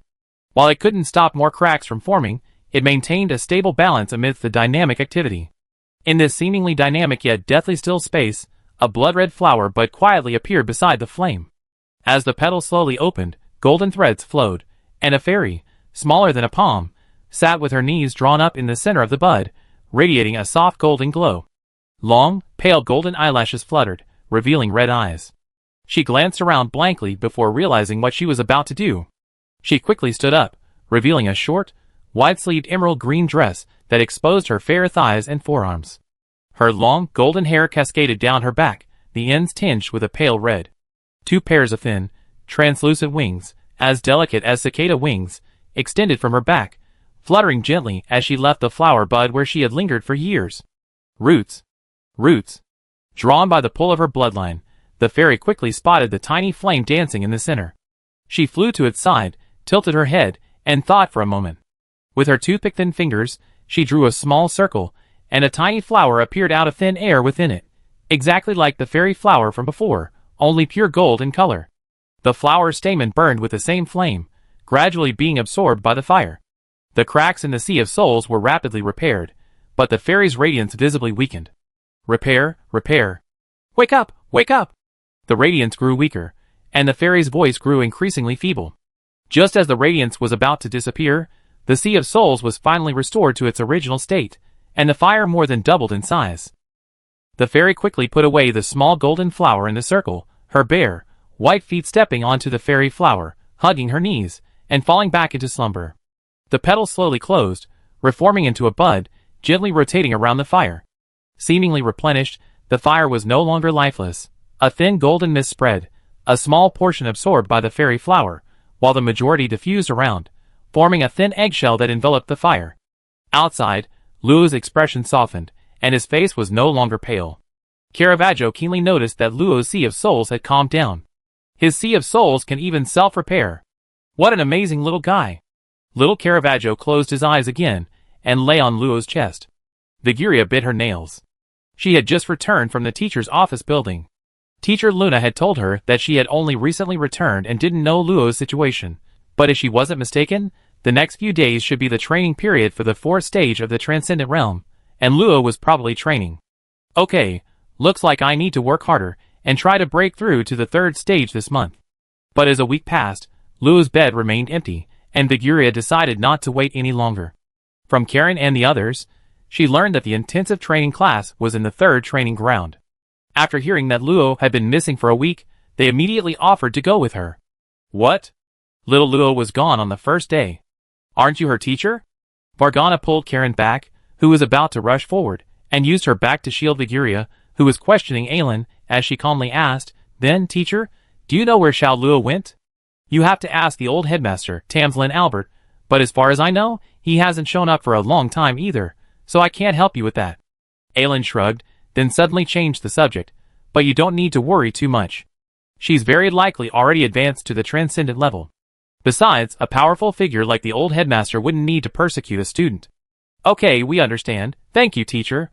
Vargana pulled the 2 of them aside, whispered a few words, and Karen and Viguria reluctantly followed her away. Hilary leaned against a tree outside the training ground, vaguely hearing their conversation, a hint of melancholy flashing in her icy blue eyes. Transcendent, did I lose again? But she quickly regained her resolve. I won't lose to anyone. Transcendent, I get in. I definitely have another match then. Watching the 3 girls walk away, Bella's eyelids drooped again. She wasn't familiar with Luo, she was just curious why he hadn't appeared during the 2 training sessions. But since he could destroy her hastily made puppet with a single sword strike, it seemed she could have a chance to test it against her newly created puppet. Speaking of which, the new puppet competition is in 3 years, right? I heard it's going to be officially incorporated into the Academy League. I need to advance to Transcendent as soon as possible, otherwise, I won't be able to access many mechanisms and magic circuits. Walking along the road, Viguria was still a little angry. She's clearly the student she's in charge of, yet she's so self-righteous. That's right, that's right. No way, I have to ask the old headmaster. I'm going too. Karen and Viguria, who never got along, reached a consensus, but were immediately met with a chop to the head from Vargana. You two, let's not even talk about the old headmaster being a saint-level expert. How could he possibly pay attention to us ordinary students? Teacher Aylin also said that the old headmaster hasn't been at the academy for a while. Where are we supposed to find him? Seeing the 2 looking dejected, Vargana's tone softened. We should focus on improving our strength now, waiting for Xiao Luo to return. Besides, Xiao Lu is so lucky, I think he was taken to advance to the transcendent realm, just like Teacher Alan said. You actually still believe? Believe that woman? Okay, you have a point. I need to advance to the transcendent realm. You better hurry up and accumulate your points. We need to use the royal family's long-range teleportation array, and so does Xylia. Although the Knights' Hall is in the capital, as far as I know, many knights who advance to the transcendent realm go through the teleportation array. I suspect there's some secret involved. You better ask your family or senior students. The Guria pondered for a moment, then nodded. Thank you, senior. I head back now. If Xiaoluo returns, I tell you. The three parted ways, each walking their own path, but perhaps each of them was thinking of the same person. Chapter 90. Inside the Imperial Capital Academy, in a deserted grove of trees, Abel, bruised and battered, stood before three tall men, his lips trembling as he tried to utter a defiant sound. Please, please don't do this, I will never betray her. Is that so? A haughty voice rang out, and the three men parted to make way for two figures emerging from the shadows. As Abel strained his swollen eyes to make out who they were, he exclaimed in shock and anger, What? It's you? A commoner dares to shout like that? Slap him. Before Abel could react, one of the tall men stepped forward and slapped him across the face with such force that several of his teeth were knocked out, sending him flying and crashing into a small tree. Your little girlfriend is in our hands. If you don't want anything to happen to her, you better do as we say. The initial fragility he had shown was completely gone, replaced by an icy indifference. Abel struggled to her feet, her heart filled with resentment, but what could she do? Resistance would mean being beaten, and Dale would be humiliated. She had no other choice. I'm very sorry, Your Highness. I am willing to follow your instructions. Very well. I am not a cruel nobleman. There will be benefits for you. Don't worry about that idiot Livica. You only need to deal with that person. I understand. Recently, a major event occurred in the Empire. The Lord of Aloy, the Empire's third largest city, disappeared. Useless. Didn't I warn you that this news must not be leaked? A burly man in heavy armor trembled with rage, slapping several people in front of him away. One of them, ignoring the blood trickling from his mouth, knelt on the ground and hurriedly explained, Grand Steward, we really didn't leak this information. We are absolutely loyal to the city lord. Humph. Trash. If it weren't for your years of service to the city lord's mansion, I would have already cleaved you all in two with a single sword strike. Oh my, it seems the Grand Steward of the city lord's mansion wields quite a bit of power. A faint, ethereal laugh suddenly echoed from the void, causing the Grand Steward's expression to change drastically. This was the city lord's mansion, protected by layers of barriers. How could someone have entered so silently? Who are you? How dare you cause trouble in Aloy City? The men who had been slapped to the ground abandoned their feigned pitifulness, and quickly stood behind the Grand Steward, cautiously scanning their surroundings, but finding no trace of anyone. My empire, why can't it come? With another majestic voice, hundreds of people appeared in midair, led by a man and a woman. The man was tall and imposing, while the woman was petite and delicate. Behind him stood 300 cavalrymen clad in black armor, wielding heavy lances, riding strange horses with dragon horns, scales, and jet-black coats, standing 3 meters tall, their occasionally parted mouths revealing rows of sharp teeth. Black cavalry? The Grand Steward's legs trembled, and he collapsed to the ground. Your Majesty, please spare my life. I misspoke, I am truly sorry. Karlovet Lankanik looked down at the men on the ground, his face devoid of emotion. Where is Patton? The Grand Steward broke out in a cold sweat. Hadn't the city lord said the royal family wouldn't act for the time being? No, the city lord wasn't here. His Majesty the Emperor had waited for this opportunity. As they pondered, 2 more suffocating auras appeared in midair. 2 white-haired old men gazed at Kanik, and the other holy mage, Darius, from above the city lord's mansion. A bitter expression appeared on their faces as they bowed deeply. Greetings, Your Majesty the Emperor. Kanika's expression turned slightly grave. The reason he dared not easily seize Aloy City was because of these 2 old men. One was a 9th-level transcendent, and the other was a saint. Even though they were nearing the end of their lives, and their combat strength was no match for the royal family, if they resisted, Aloy City might be destroyed. Saint Smelin, Grand Duke Duchy, no need for formalities. I'm not here today to interrogate you. As long as you hand over Barton, your status in Aloy City will remain unchanged. The 2 exchanged a glance, sighed helplessly, and the old man on the left stepped forward, saying respectfully, Your Majesty, it's not that we don't want to tell you, but the city lord has indeed been missing for several days. Canik showed no surprise. He had come precisely because Barton was absent, and the city lord's mansion was less cohesive. Since he's not here, Saint Smellin, you should know where he went, right? Although it was a question, Smellin sensed a strong threat in it. Kanoa definitely possessed some evidence. If he lied, Dahlias might immediately take action. Smellin thought for a moment. He was nearing death. Wouldn't it be better to enjoy his retirement? Your Majesty, Lord Barton sent a large number of people several months ago to search for a child named Severe. A few days ago, he set off for the Dark Mountains, and there has been no news of him since. Upon hearing this, Canik did not show any satisfaction. Saint Smellin, are you truly unwilling to speak? With his voice turning cold, Dahlias released the oppressive aura unique to saints, instantly causing everyone in the city lord's mansion to collapse to the ground without warning. Your Majesty, it's not that I don't want to speak, I truly don't know what Severe is. It seems Saint Smellin intends not to speak, Grand Minister Dahlias. On the other side, Grand Duke Ducci, sensing the girl's suddenly increased aura, disregarded his previous promise and hurriedly shouted, Your Majesty. I know it's forbidden. Traitor. Smellin abruptly turned, letting out a roar that was inhuman. Her withered hand swelled, black hair piercing her skin, transforming into a giant, black-haired python that lashed out at Ducci in horror. Dozens of barriers lit up simultaneously, then shattered instantly.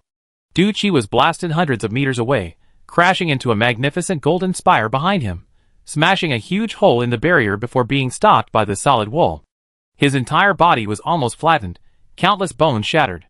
Fortunately, the defensive barrier that had been passively triggered earlier had worked. Ducci caught his breath, his body instantly recovering most of its strength, and he quickly flew away. Traitors deserve to die.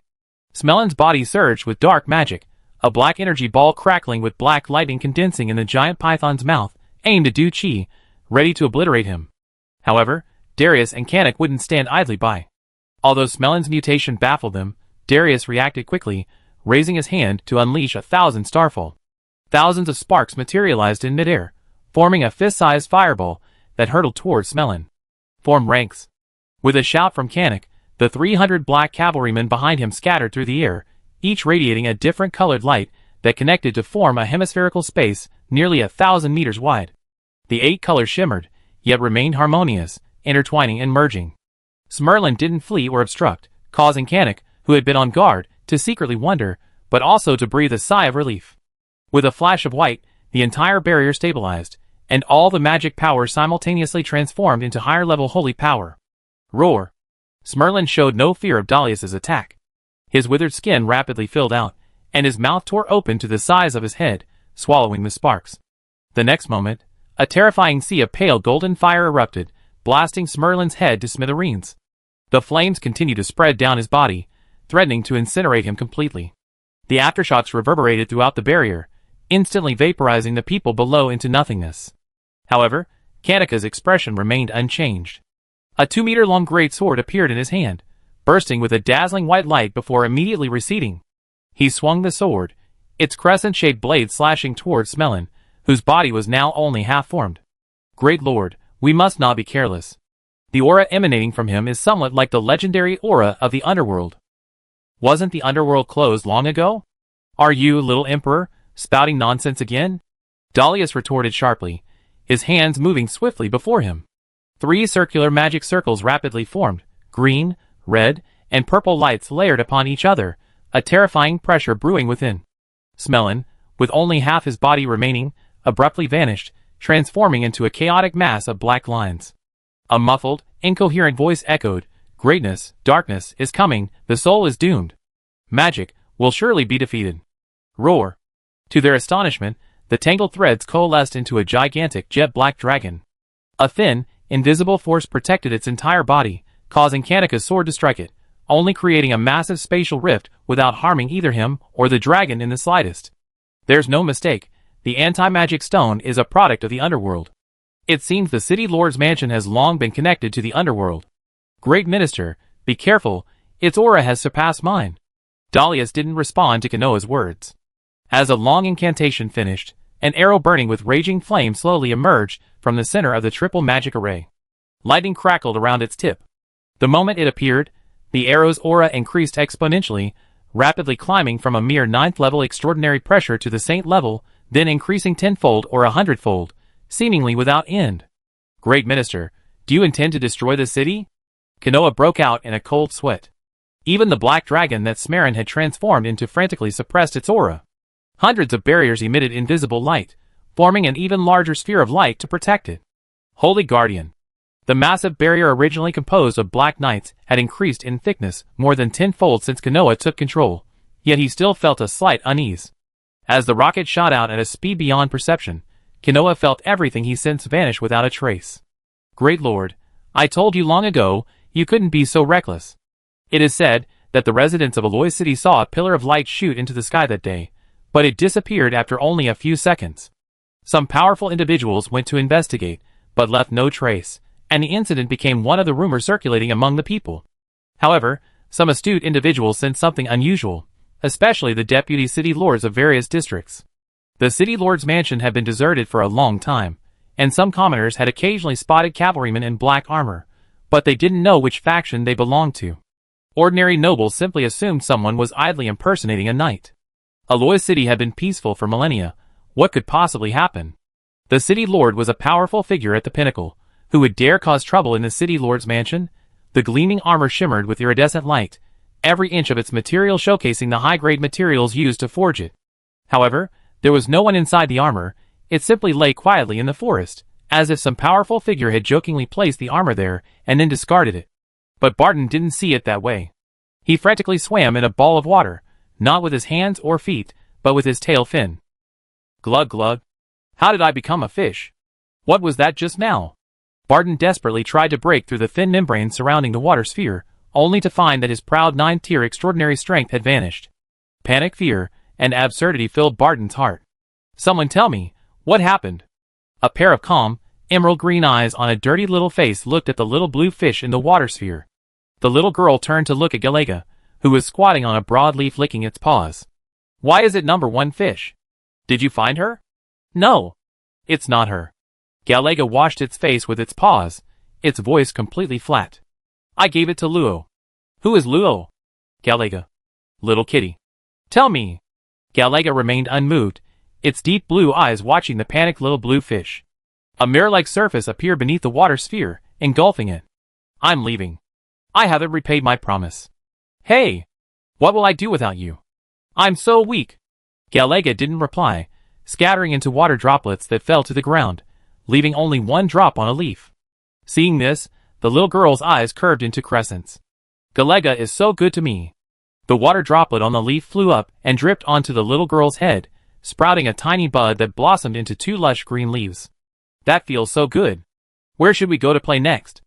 As the little girl with the sprouted bud disappeared into the distance, only a brand new suit of armor remained on the ground. Perhaps in the distant future, some lucky adventurer group will venture deep into these monster-infested mountains and find this armor intrigued. Asterisk splash. Asterisk a burst of water erupted from the void, coalescing into a tiny, aquatic cat that landed on the chest of a sleeping girl, kicking a sleeping doll away with a single paw. Oops. Who's there? Caravaggio shook his still-dazed head, looking around warily, but found nothing amiss. Could it be that this clone is too weak to detect?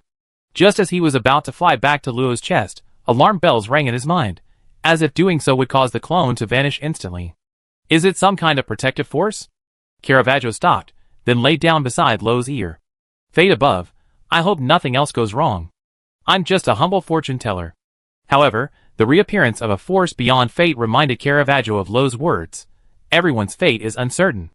Doesn't your every action affect the fate of others? If I hadn't intervened, would the little one's fate still be the same? For the first time in his life, Caravaggio doubted his own belief in the uniqueness of fate. Luna clutched the ring in her hand, her expression uncertain. A whole month had passed, and there was still no news from Luo. She had already fought with that Aelin 3 times in the intensive class, knowing that Aelin probably didn't know either, but she just couldn't swallow her anger. The teacher isn't here either, and that old man Albert has disappeared. What happened? Frustration grew in her heart. She really wanted to blow up the academy with a fireball. She gripped the ring in her hand. It was the advancement material she had deliberately prepared for her disciple. She should have won the test yesterday, and then naturally gone to the mage's holy land to advance to the transcendent level. Teacher Luna, Are you really going to use your once-in-a-century privilege to keep her in the academy? A young man wearing a monocle cautiously asked Luna, afraid of being beaten up if he wasn't careful. Siegel, I'm in a bad mood. Don't ask me anything unnecessary. Okay. I get right on it. Siegel took off like a shot. Flying in midair, Siegel wiped the cold sweat from his forehead, somewhat relieved, and muttered to himself, this student is actually Luna, the witch's disciple. Luckily, she doesn't know I was just being casual when I searched for her. He glanced at the ground and saw 2 students, 1 girl and 2 boys. Judging from their clothes, they were probably freshmen.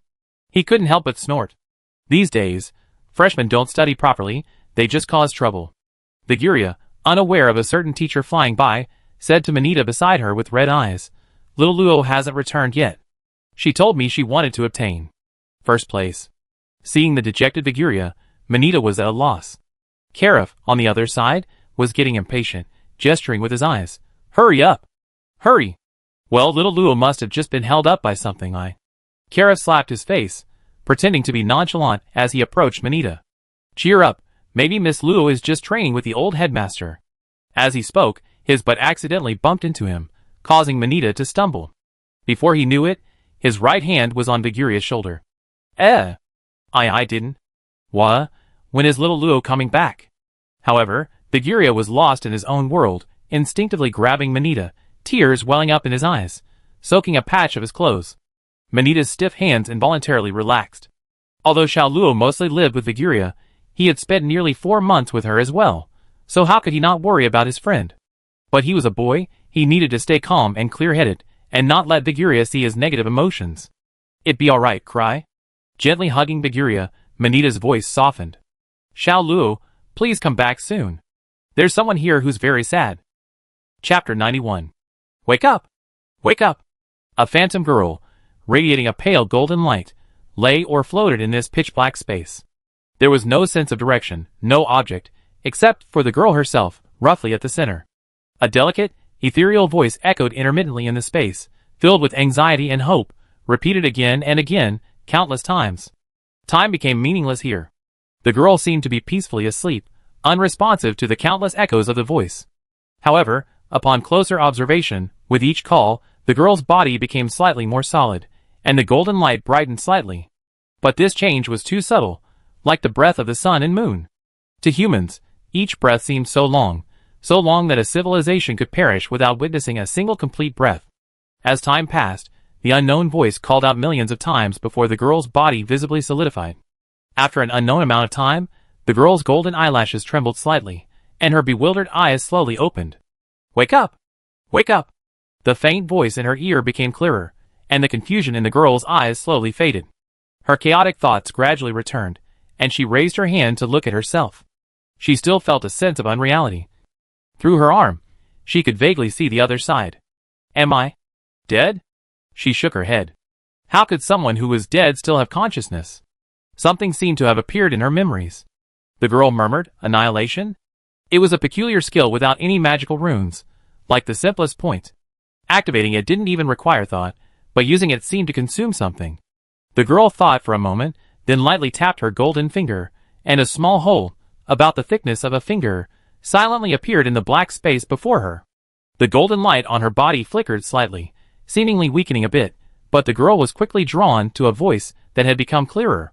Root! Root! Wake up! Wake up! What was Root?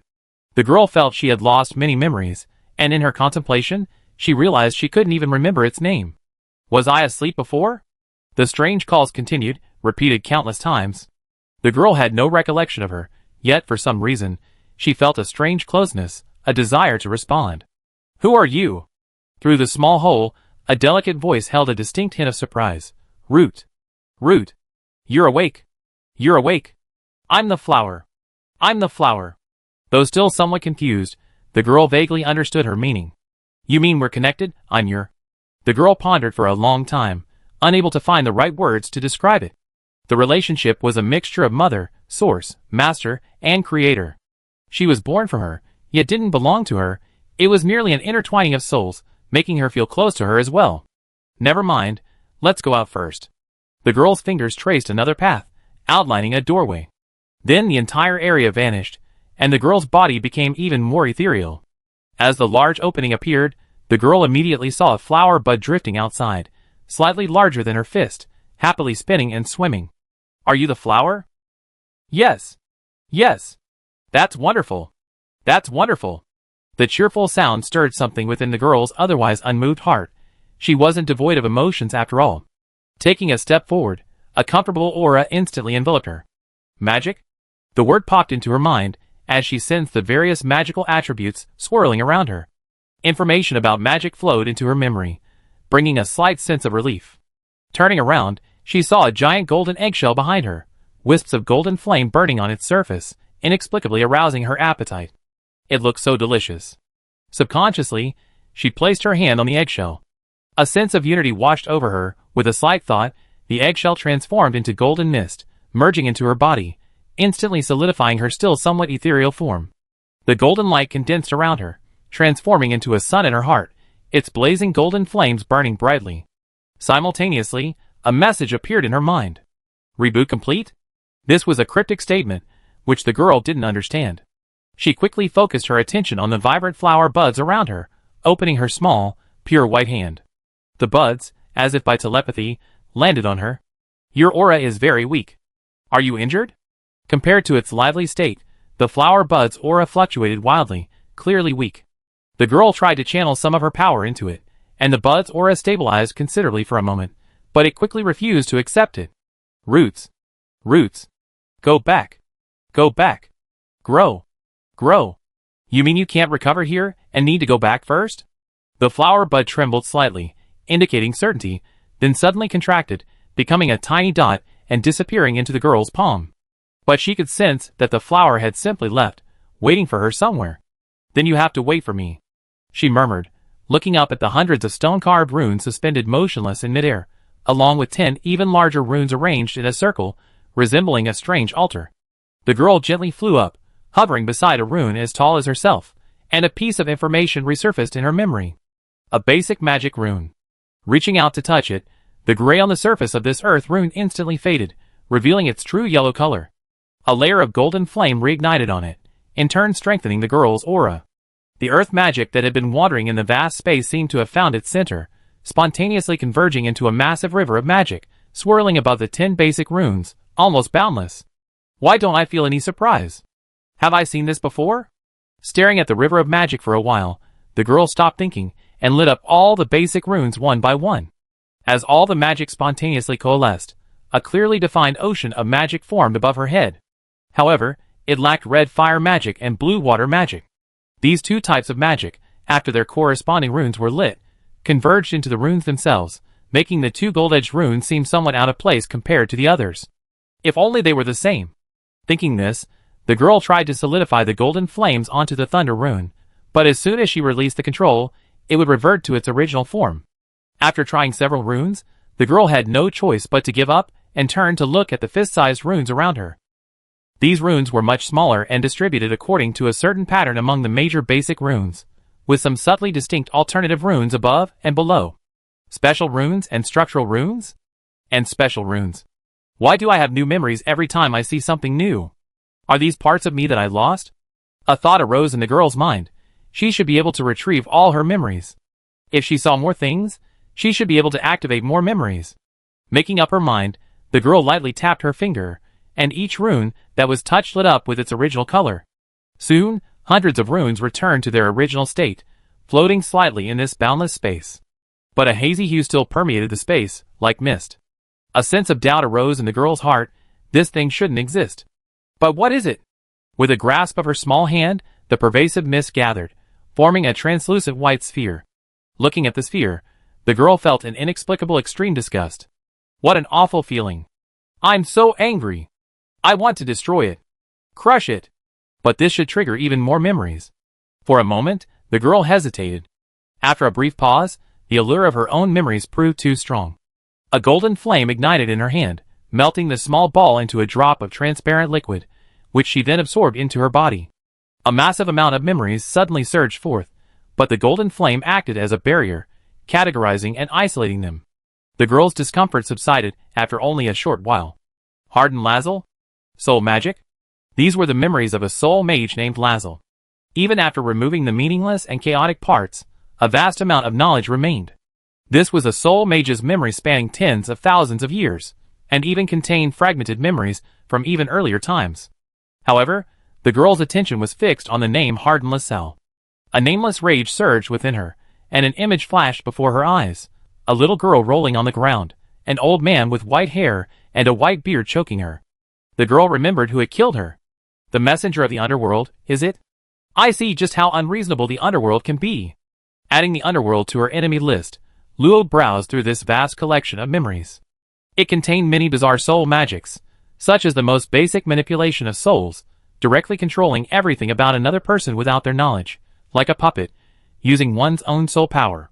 There was also the ability to completely extract a soul from a person's body, and then transfer it into the body of a non-living being. It involved piecing together the souls of different individuals and lives, granting the soul immense power that a single life form lacked, easily releasing dozens of times the soul power of a normal life form. It also involved shattering souls to extract memories, severing souls to separate different emotions, and even constructing independent yet interconnected soul clones. Countless experiments and bizarre magic caused waves of unease to rise within the girl. If it weren't for the suppression of the golden flames, who knows what might have happened? The girl only regained her composure after a message was read. On constructing the optimal soul anchor point and the possibility of transcendent advancement for multi-attribute mages? What a long title. This was a book with fragmented content. Much of the information was broken and disorganized for unknown reasons, but some parts could still be read. I have discovered that when mages construct transcendent organs, they do not make reasonable use of the power of the soul, resulting in. This is chaotic. No wonder it's incomprehensible. Humans' weak soul power can only construct soul anchor points of a maximum of 3 attributes. But after my research, I found that, without involving, under permissible conditions, it's possible to construct more attribute points through magic. Soul transformation properties. This refers to that soul anchor point, right? Theoretically, it's not impossible for a mage to achieve all attributes. The next section was fragmented. After flipping through dozens of pages, readable content reappeared, exposing the soul body to the brain through special means. It doesn't specify what those special means are, rather than directly transferring the magical spirit to the brain. Using the following magic circle as a transformation array, with the soul body acting as the transformation hub and the magical spirit as the source of magic, one can obtain 10 times more soul power, enough to construct anchor points with 5 or more attributes.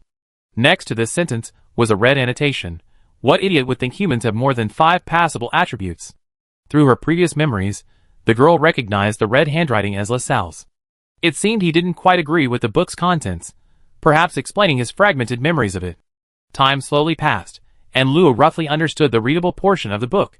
Besides explaining how to utilize magic and the properties of soul transfer to increase the probability of advancing to the transcendent realm, the text devotes considerable space to demonstrating the feasibility of multi-attribute mages advancing to the transcendent realm. In conclusion, following the above method, as long as one's soul power exceeds the 3rd level of the transcendent realm at the 4th stage of mortal transformation, it is theoretically possible to create a mage with all attributes. Of course, the author also states at the end that this is only theoretical, because no human could accomplish such an absurd feat. Perhaps only higher races like dragons, angels, and demons could achieve it. This might explain why those races typically use more than 6 magical attributes.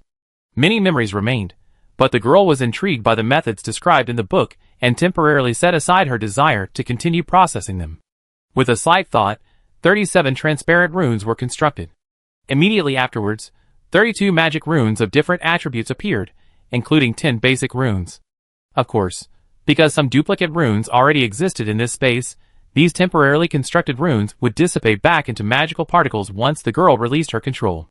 It's not as difficult to construct as the book says. Is this how you combine them? Following the conversion array described in the book, the girl arranged the 37 soul runes and 32 magic runes in a special way, combining them into a circular and a 10-pointed star array.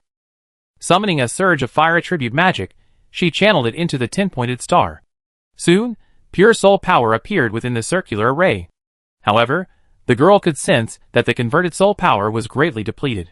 Therefore, even using the method described above, if the magic power reserve was insufficient, it would still fail. I now agree that the author of this book is an idiot. Humans simply can't accomplish this, but She glanced up at the sea of magic above. Maybe she could? Then, how do I get my soul out? The girl knew her current form was indeed a soul form. The fireball at her heart was the spirit of magic, and this space was called the Sea of Souls. But what troubled her was that she had no idea how to return to her body. Even when she relaxed her mind and tried to leave the Sea of Souls, nothing happened. I can only try this. A golden light appeared on her fingers again, and the girl drew a circle in the void, large enough for her soul form to enter. However, just as she was about to activate annihilation, a sudden tremor ran through her heart, and she slapped her forehead. Am I stupid? If this is the Sea of Souls, then I should be injured after annihilation. I need to change this. With a slight thought, the circular area didn't disappear. Instead, it was completely severed. The girl felt a sharp pain in her head, but she could endure it. She quickly darted out, pieced the severed part back together, and then used her soul power to repair it. Only then did the pain in her head subside. Looking at the empty void around her, and the extremely scarce magic power compared to the Sea of Souls, the girl muttered to herself, "Alright, next, I should construct a transformation array in my brain." So where is my brain? Chapter 92. Through the perception of her soul power, the surroundings were a vast, empty void. The perception that had once spread endlessly throughout her sea of soul power had dwindled to a mere inch around her body. This situation is... Flipping through certain fragments of LaSalle's memories, the girl seemed to understand. The living body inherently possessed a strong binding force and resistance to soul power. Without the communication of the spirit of magic, it was impossible to directly observe the outside world through the body. This was also why ordinary extraordinary beings couldn't directly control mortals with their soul power. The power of soul magic lay in this very fact. Without special protection, it could cleverly bypass the limitations of the body and directly attack the fragile soul. The sparse magic here, because I haven't ascended to the transcendent yet, is similar in concentration to free magic. A few more words from her memory surfaced, strengthening the girl's resolve to awaken her body and see what she knew. But generally speaking, I'm currently in my brain. Is it because my soul is still in the transcendent realm that I can't perceive things outside of magic? Let me think. That book used the mental energy generated by the brain as a guide to locate a suitable soul anchor point. But the girl quickly discovered a thorny issue. It seemed that because her body was asleep, her mental energy activity was extremely weak. With her current perception range and ability to sense mental energy, she didn't know how long it would take to find it. What if she accidentally left her body? Would this unprotected soul simply vanish into nothingness? Alright, my perception isn't strong enough. I just need to strengthen it. The girl felt a slight sense of pride in her cleverness. She connected with the magic of the Sea of Souls through the spirit of magic, releasing soul power from her soul body. The dual conversion array was reconstructed, its faint glow indicating it was functioning normally. As the magic converted, the girl sensed a massive surge of soul power bolstering her. The flow of soul power suddenly became sluggish, but the flame in her heart flickered, and her control over the surging soul power returned to normal. It's not something I generate myself, so it will continue to be consumed. I need to find its location quickly.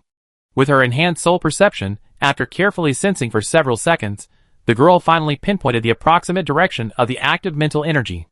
The closer she got, the clearer the location would become. A girl radiating white light was flying within her mind. Although that sounds strange, just imagine it as consciousness flowing through her brain. After several minutes of searching, what appeared before the girl was a gigantic, transparent tree. In her soul perception, this giant tree was as crystalline as crystal, its trunk, thicker than a person, flowing with iridescent light. It had no leaves, only countless glass-like branches growing backward, thinning as they went, extending to an unknown distance. This is the tree of spirit, Yadra? The branches of the spirit, the source of perception, the connection center between consciousness and body, so beautiful.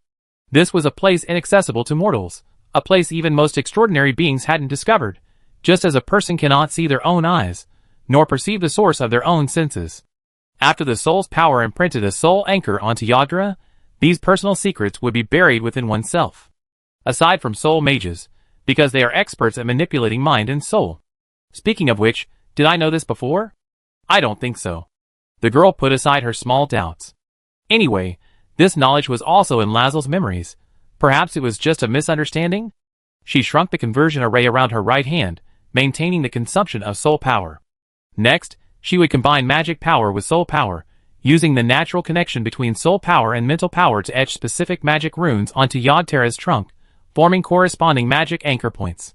However, This isn't the normal way, is it? The book introduces at least 3 common construction methods, none of which require approaching Yogg-Tara. There's a sentence here. The temples are all fake. Is that sarcastic? It's inexplicable. Oh well, anyway, after completing the advancement, I most likely awaken. The girl's lips curled slightly, revealing a hint of joy.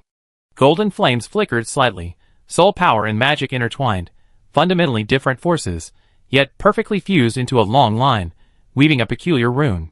It was a rune resembling the character for fire, but far more complex, featuring multiple layers of openwork, possessing a miraculous beauty. In reality, it was an upgraded version of the basic fire rune, an advanced version of the basic rune. Of course, the girl didn't have the corresponding memory beforehand. She was merely using the structure from Lazel's memories. Despite being a more complex rune, its construction was incredibly smooth, no different from that of an ordinary rune, easing the girl's slight anxiety. Sensing that her soul power reserves had decreased, the girl didn't dare delay. She controlled the rune to float towards Yogg-Tara, imprinting it on the tree trunk, causing waves of mental fluctuations to emanate from it. In an instant, the girl sensed something new within her, but through multiple layers of perception, the feeling was unclear. Let's continue. None of the described difficulties occurred: the inability to construct runes, the inability to stabilize them, the inability to precisely control them without damaging her brain, the inability to connect with the tree of spirit, and so on. In short, none of the nearly 100 possible unexpected events occurred. Smoothly as squeezing cream, the runes corresponding to the 8 attributes were successfully imprinted on the tree trunk, leaving only the light and dark attributes. The girl's white soul body had become ethereal. Each rune construction required a large amount of soul power, but fortunately, the conversion array in her hands continuously provided additional power. Through the spirit of magic, it could be seen that the ocean of magic in her sea of souls was less than a third full. Bang! The light rune being constructed suddenly collapsed, the erupting chaotic magic and soul tremors nearly affecting the tree of spirit. If the girl hadn't restrained this power in time, her brain and the tree of spirit might have been shaken. The danger involved was unimaginable. Something's wrong. Everything seemed normal, so why did it collapse at the crucial final step? Recalling the process of constructing the light rune, every step was flawless and natural, the proportions and fusion of magic and soul power were perfect. But at the very last stroke, the entire rune suddenly collapsed. That doesn't make sense either. Was I distracted? Thinking this, the girl constructed a hollow spherical shield in front of her, channeling light magic and soul power into it, weaving it again according to the recorded structure. Bang! Unsurprisingly, the rune collapsed again, the impact absorbed by the pre-constructed shield. But the girl sensed something amiss. This rune, something's not right. As if confirming the girl's suspicions, the construction of the darkness rune proceeded without incident, except for the light rune, which collapsed again, the third time this had happened. How strange. The rune in her hand began to construct again, but stopped at the very last segment. Then, following the girl's will, it rapidly enlarged, dozens of times larger than a normal rune, allowing her to see every detail clearly. There's nothing wrong here, and nothing wrong here either. As the rune slowly constructed, the girl's eyes were fixed on the final change. Unfortunately, her senses were disabled, otherwise, she might have been able to induce fluctuations in her soul power, causing the fusion threads to disintegrate. Just as the last bit of the rune was completed, an extremely subtle fluctuation arose out of nowhere, as if playing a prank, severing the rune. The energy accumulated within it instantly exploded, destroying the entire rune. As the illusory body absorbed the soul power transformed from magic, it slowly solidified again. The girl frowned slightly. It's a problem with the runes themselves, but the normal light runes don't seem abnormal. Judging from the observed energy flow, the two runes should originate from the same source. Does that mean the basic light runes are the problem? A backup plan? Or is it that everyone considers this normal? The girl felt she had grasped something, but she couldn't recall a key term. After racking her brains for a while, she had no choice but to give up. Sigh, do I have to give up at the last step? It felt like such a waste, and it wasn't perfect. Resting her right hand on her cheek, the girl lightly tapped her head, pondering how to solve this problem. Suddenly, a bold idea surfaced in her mind. Since she couldn't know which runes were without hidden dangers, she could eliminate the interference the moment it occurred and forcibly imprint the runes onto the tree of spirit. Without hesitation, the rune was constructed for the 5th time. Just before completion, a wisp of gold floated from the girl's fingertip, precisely annihilating any sudden, subtle fluctuations in its flow. The rune trembled slightly before stabilizing. The girl nodded in satisfaction, and pushed the painstakingly constructed rune of light towards the tree of spirit. A flash of white light, and the final soul anchor point was successfully imprinted upon it. Instantly, the entire tree of spirit was transformed, radiating brilliance. Through the soul anchor point, the sea of souls, previously hidden in a completely different dimension, was now officially connected to the outside world. Spiritual power would be directly converted into soul power, completing half of the extraordinary advancement. The girl repeated her technique, returning to the sea of souls.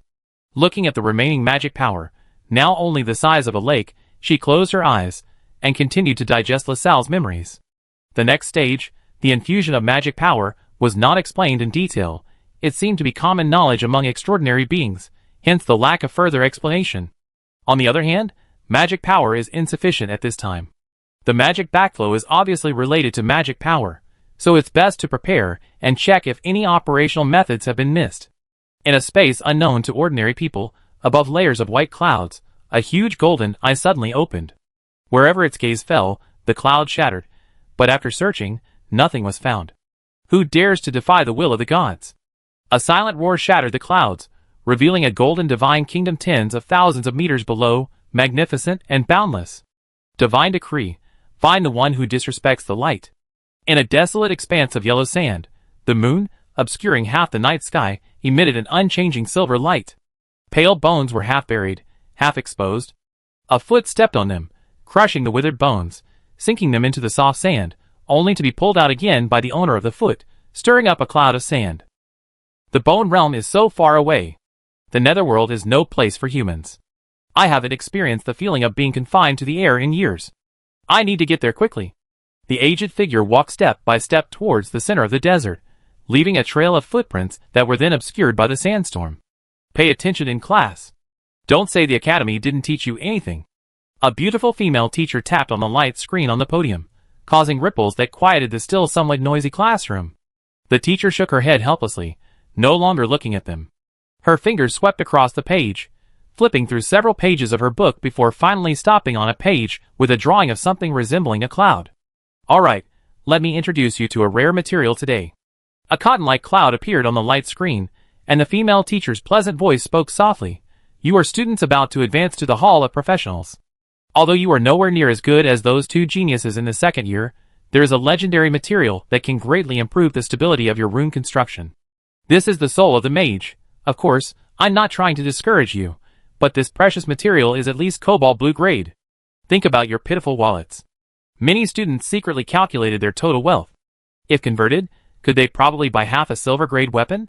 Including their families, they wondered if 2 gold grade weapons would be enough. They all came from ordinary noble families. Otherwise, they wouldn't be preparing to advance to the Transcendent Realm in nearly 30 years old. Moreover, the advancement to Transcendent takes years, and even if you're lucky enough to succeed, it will still take several years. I really envy those two in the second year. I heard one has extreme ice attribute, and the other has near extreme lightning affinity. They supposedly went to the royal family in the first half of the year. Envious. Very envious. You know that advancing to the Transcendent Realm requires constructing advancement runes. I can also tell you a little bit. Every major advancement in the Transcendent Realm requires this. However, many of you have probably tried constructing ordinary magic runes, and it wasn't a pleasant experience, was it? Most of the students nodded repeatedly. Just sketching the complete rune takes a long time, not to mention stabilizing it afterward. If it explodes, half a month's hard work is gone. Advancement runes are far more complex than basic runes, often requiring a year, or even 2 or 3 years to successfully construct just one. However, the mage's soul can greatly increase your control over magic and soul power, and it's a permanent increase.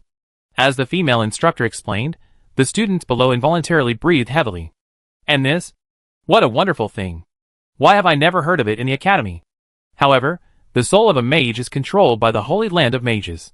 I, your teacher, only heard about it by chance in the Holy Land of Mages. If you don't pay more attention, you might never see such precious material in your lifetime. Even if you don't need it, what about your children and descendants? Seeing the students' focused eyes, the female teacher turned the page back with satisfaction. In her eyes, these men in their late 20s and early 30s were all children. One more extraordinary person was a blessing, and the reward would be substantial. A pale hand, with delicate fingers, raised a teacup to her bright red lips, took a small sip, and set the cup down. Her exquisite face was devoid of color, as if coated with white rouge. Why did it take a year to report? The woman's voice was flat, without a trace of anger, but the two people standing in the room, with their heads bowed, couldn't help but tremble. After a long pause, a girl in an orange top stepped forward, carefully choosing her words. Mother, actually, it's not that Euler and I are hiding anything, but the target has disappeared. We've been searching for him for a whole year. Disappeared? Yes. Seeing that her mother didn't seem angry, the girl's voice became much calmer. That target named Luo was discovered to have disappeared back in mid-September of last year. According to the information we found, he advanced to the transcendent realm following Dean Albert. What a genius so young. Hearing the praise in her mother's voice, the girl in the blue top on the other side said with a hint of resentment, she's 25, and only at the 4th level of the transcendent realm. My sister and I are far more talented than her. 25. The woman's voice was tinged with surprise, then she chuckled. I see. Send someone to tell my dear sister this news. Remember, not missing, but dead. Yes, mother. As the two left, the woman swirled her teacup, her gaze piercing through the layers of barriers, landing on the distant western part of the empire. Although whether she's dead or alive isn't that important, my dear sister, how could I let you live in peace? Chapter 93. The sun shone brightly, and the few remaining white clouds were dispersed by the low-level mages in charge of setting up the scene. The entire Mage Holy Land was filled with a lively and bustling atmosphere. The streets, rooftops, and windows were packed with cultivators of various races. Every now and then, small teleportation points flashed with silver light, and extraordinary individuals emerged. The floating, long-distance teleportation array plaza was overflowing with people, and a few more extraordinary individuals floated in the sky, their numbers likely many times greater. The sheer scale of the scene even reversed the ratio of mortals to extraordinary individuals, forcing all mortals below the level of extraordinary to stay away from the center of the gathering. High above, a massive, deep purple rift stretched across the entire Holy Land, overflowing with a fluid-like phenomenon, carrying a sense of terror and utter shock. Today is the day a once-in-a-century alternate dimension opens. It's a grand feast for all the low-level mage-class transcendents in the Holy Land. Buzz! A silver light appeared, and 3 people appeared in a courtyard. Leading them was a beautiful woman in a light blue robe, about 25 or 26 years old, but her overly calm eyes gave the impression of an elderly woman who had witnessed many storms. Behind her were a man and a woman. The man wore square-framed glasses, had short, neat hair, and a light gold one-shoulder cloak and emerald green clothing that highlighted his scholarly air. The woman beside him had waist-length purple hair, her uniform robe casually worn, and looked tired, as if she hadn't slept well, not caring at all about looking out of place with the other two. Bella, did you stay up all night again last night? Ah, just a little late. 6 hours late, right? 5 hours. Is there a difference? You just advanced to the transcendent realm, and you're not resting properly. Don't you know this will affect the stability of your transcendent organs? Bella was speechless. With a wave of her hand, a phantom mechanical bird formed. She understood her words a little now. After advancing to the transcendent realm, the methods of creating magical puppets were indeed much richer. Recalling the knowledge that suddenly appeared in her mind in the Mage Hall, Bella was still a little incredulous. Senior, was that knowledge directly infused into my soul? So you shouldn't have been so careless. Ah? You mean the knowledge that appeared during the advancement? More or less, those were advancement runes exclusive to the Mage Hall, bearing the Mage's mark, and couldn't be passed down, so we couldn't tell you about them before. What about the other part of the memory? The other part? Does such a thing exist? You're not going to use another excuse to brush it off, are you? How many times has this happened already? Bella ignored the incessant lecturing in her ears, focusing her attention on the inexplicably extra memory. Anyway, this scene had played out hundreds of times. She could recite the senior's lectures by heart. A mechanical puppet? Judging from the name, it seems to be a specialized type of puppet with high mobility. Where did it come from? Never mind, it's not important. Let's assess the feasibility of its construction first. Hopefully, it's not just a hoax. The alternate dimension is about to open, Alito. Tell Bella about it. With the teacher speaking, Bella and Alito had no choice but to concentrate. Ahem, then, Junior Bella, let me first introduce you to the alternate dimension of the Mage's Holy Land. A gentle breeze stirred, causing the curtains to flutter slightly. A serene young girl lay quietly on the large white bed, her hip-length hair cascading down her back, seemingly radiating a faint silver light. Her exquisite face was as perfect as a work of art. Her fair, rosy cheeks were so alluring one couldn't help but want to bite them. Her eyes were closed, as if she were merely asleep, ready to awaken at the slightest call. A translucent, aquamarine kitten lay quietly on the girl's chest, its movements rising and falling gently with her breath. Standing by the window was a girl of semi-ethereal form, her long, blue-purple robe embroidered with silver stars, and a golden moon adding to her mystique. Her face was perfectly concealed by a square scarf. Not even a single strand of hair was visible. Only her shapely figure and fair, delicate skin revealed that she was indeed a girl, or perhaps. Caravaggio gazed at the bustling streets outside the window, and the dimensional rift in the distant sky, and sighed softly. Why did the divination yield no results?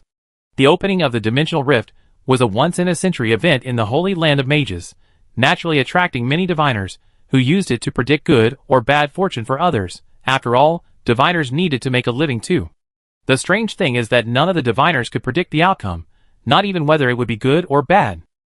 When this only happens to 1 or 2 people, the customers might just think the diviner is incompetent.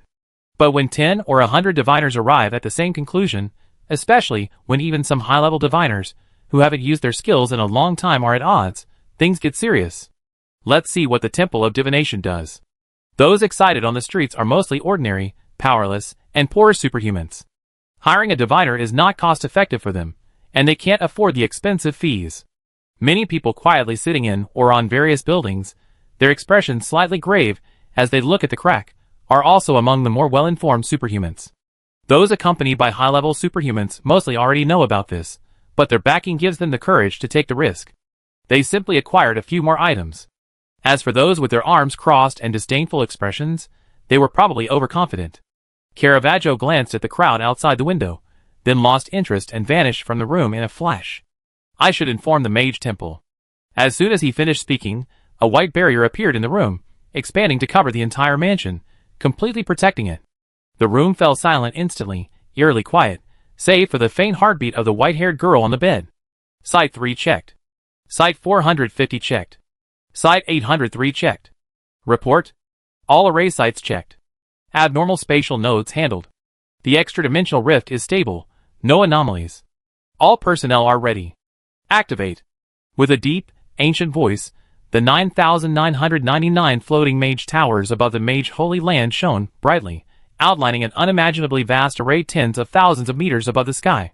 Hundreds of arrays were perfectly arranged at varying intervals, subtly rotating to self-regulate. Array deployment normal. Spatial fluctuations normal. Magic concentration normal. Site fluctuations stabilizing. Urgent reports echoed simultaneously in the Soul Network to eliminate errors caused by time differences. The extraordinary individuals in the distance gasped in astonishment, especially those participating for the first time. Witnessing the magnificent array take shape and unfold, an indescribable sense of heaviness weighed on their hearts. Could there really be such a massive array in the world?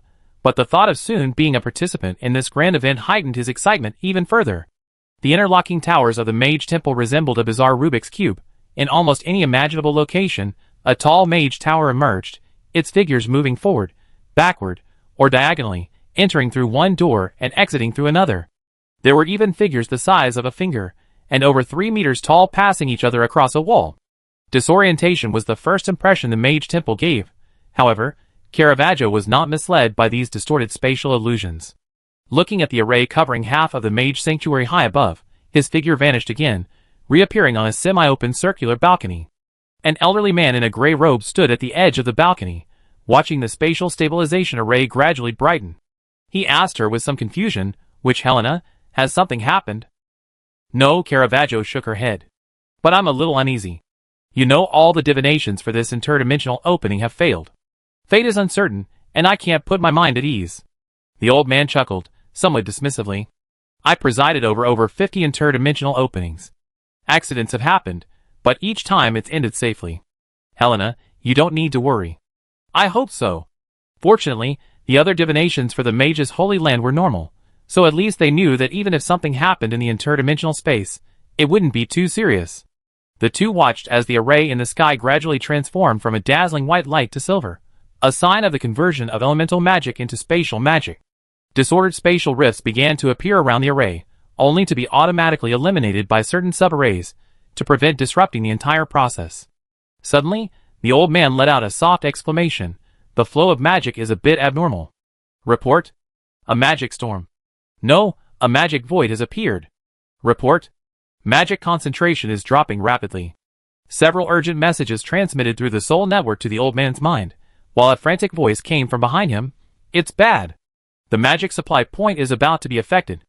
A black-robed mage flew quickly to the balcony and anxiously told the old man, Lord, a magic void has suddenly appeared in the center of the Holy Land, and it's expanding rapidly. At this rate, it will affect the nearest array point within a minute. What did Hell say? Lord Hell has already gone to investigate. We were worried that the soul network might also be affected, so we specifically reported this to you. I understand.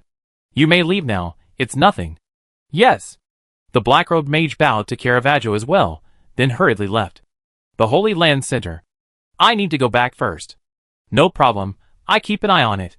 As Caravaggio's phantom disappeared again, only the old man remained on the balcony, his cloudy eyes fixed on the distant dimensional rift, lost in thought. Hal clicked his tongue at the rapidly expanding magical void in the distance. Actually, calling it a void wasn't accurate, it was merely a zone of sparse magical energy formed due to the immense central suction, preventing the surrounding magical energy from replenishing itself.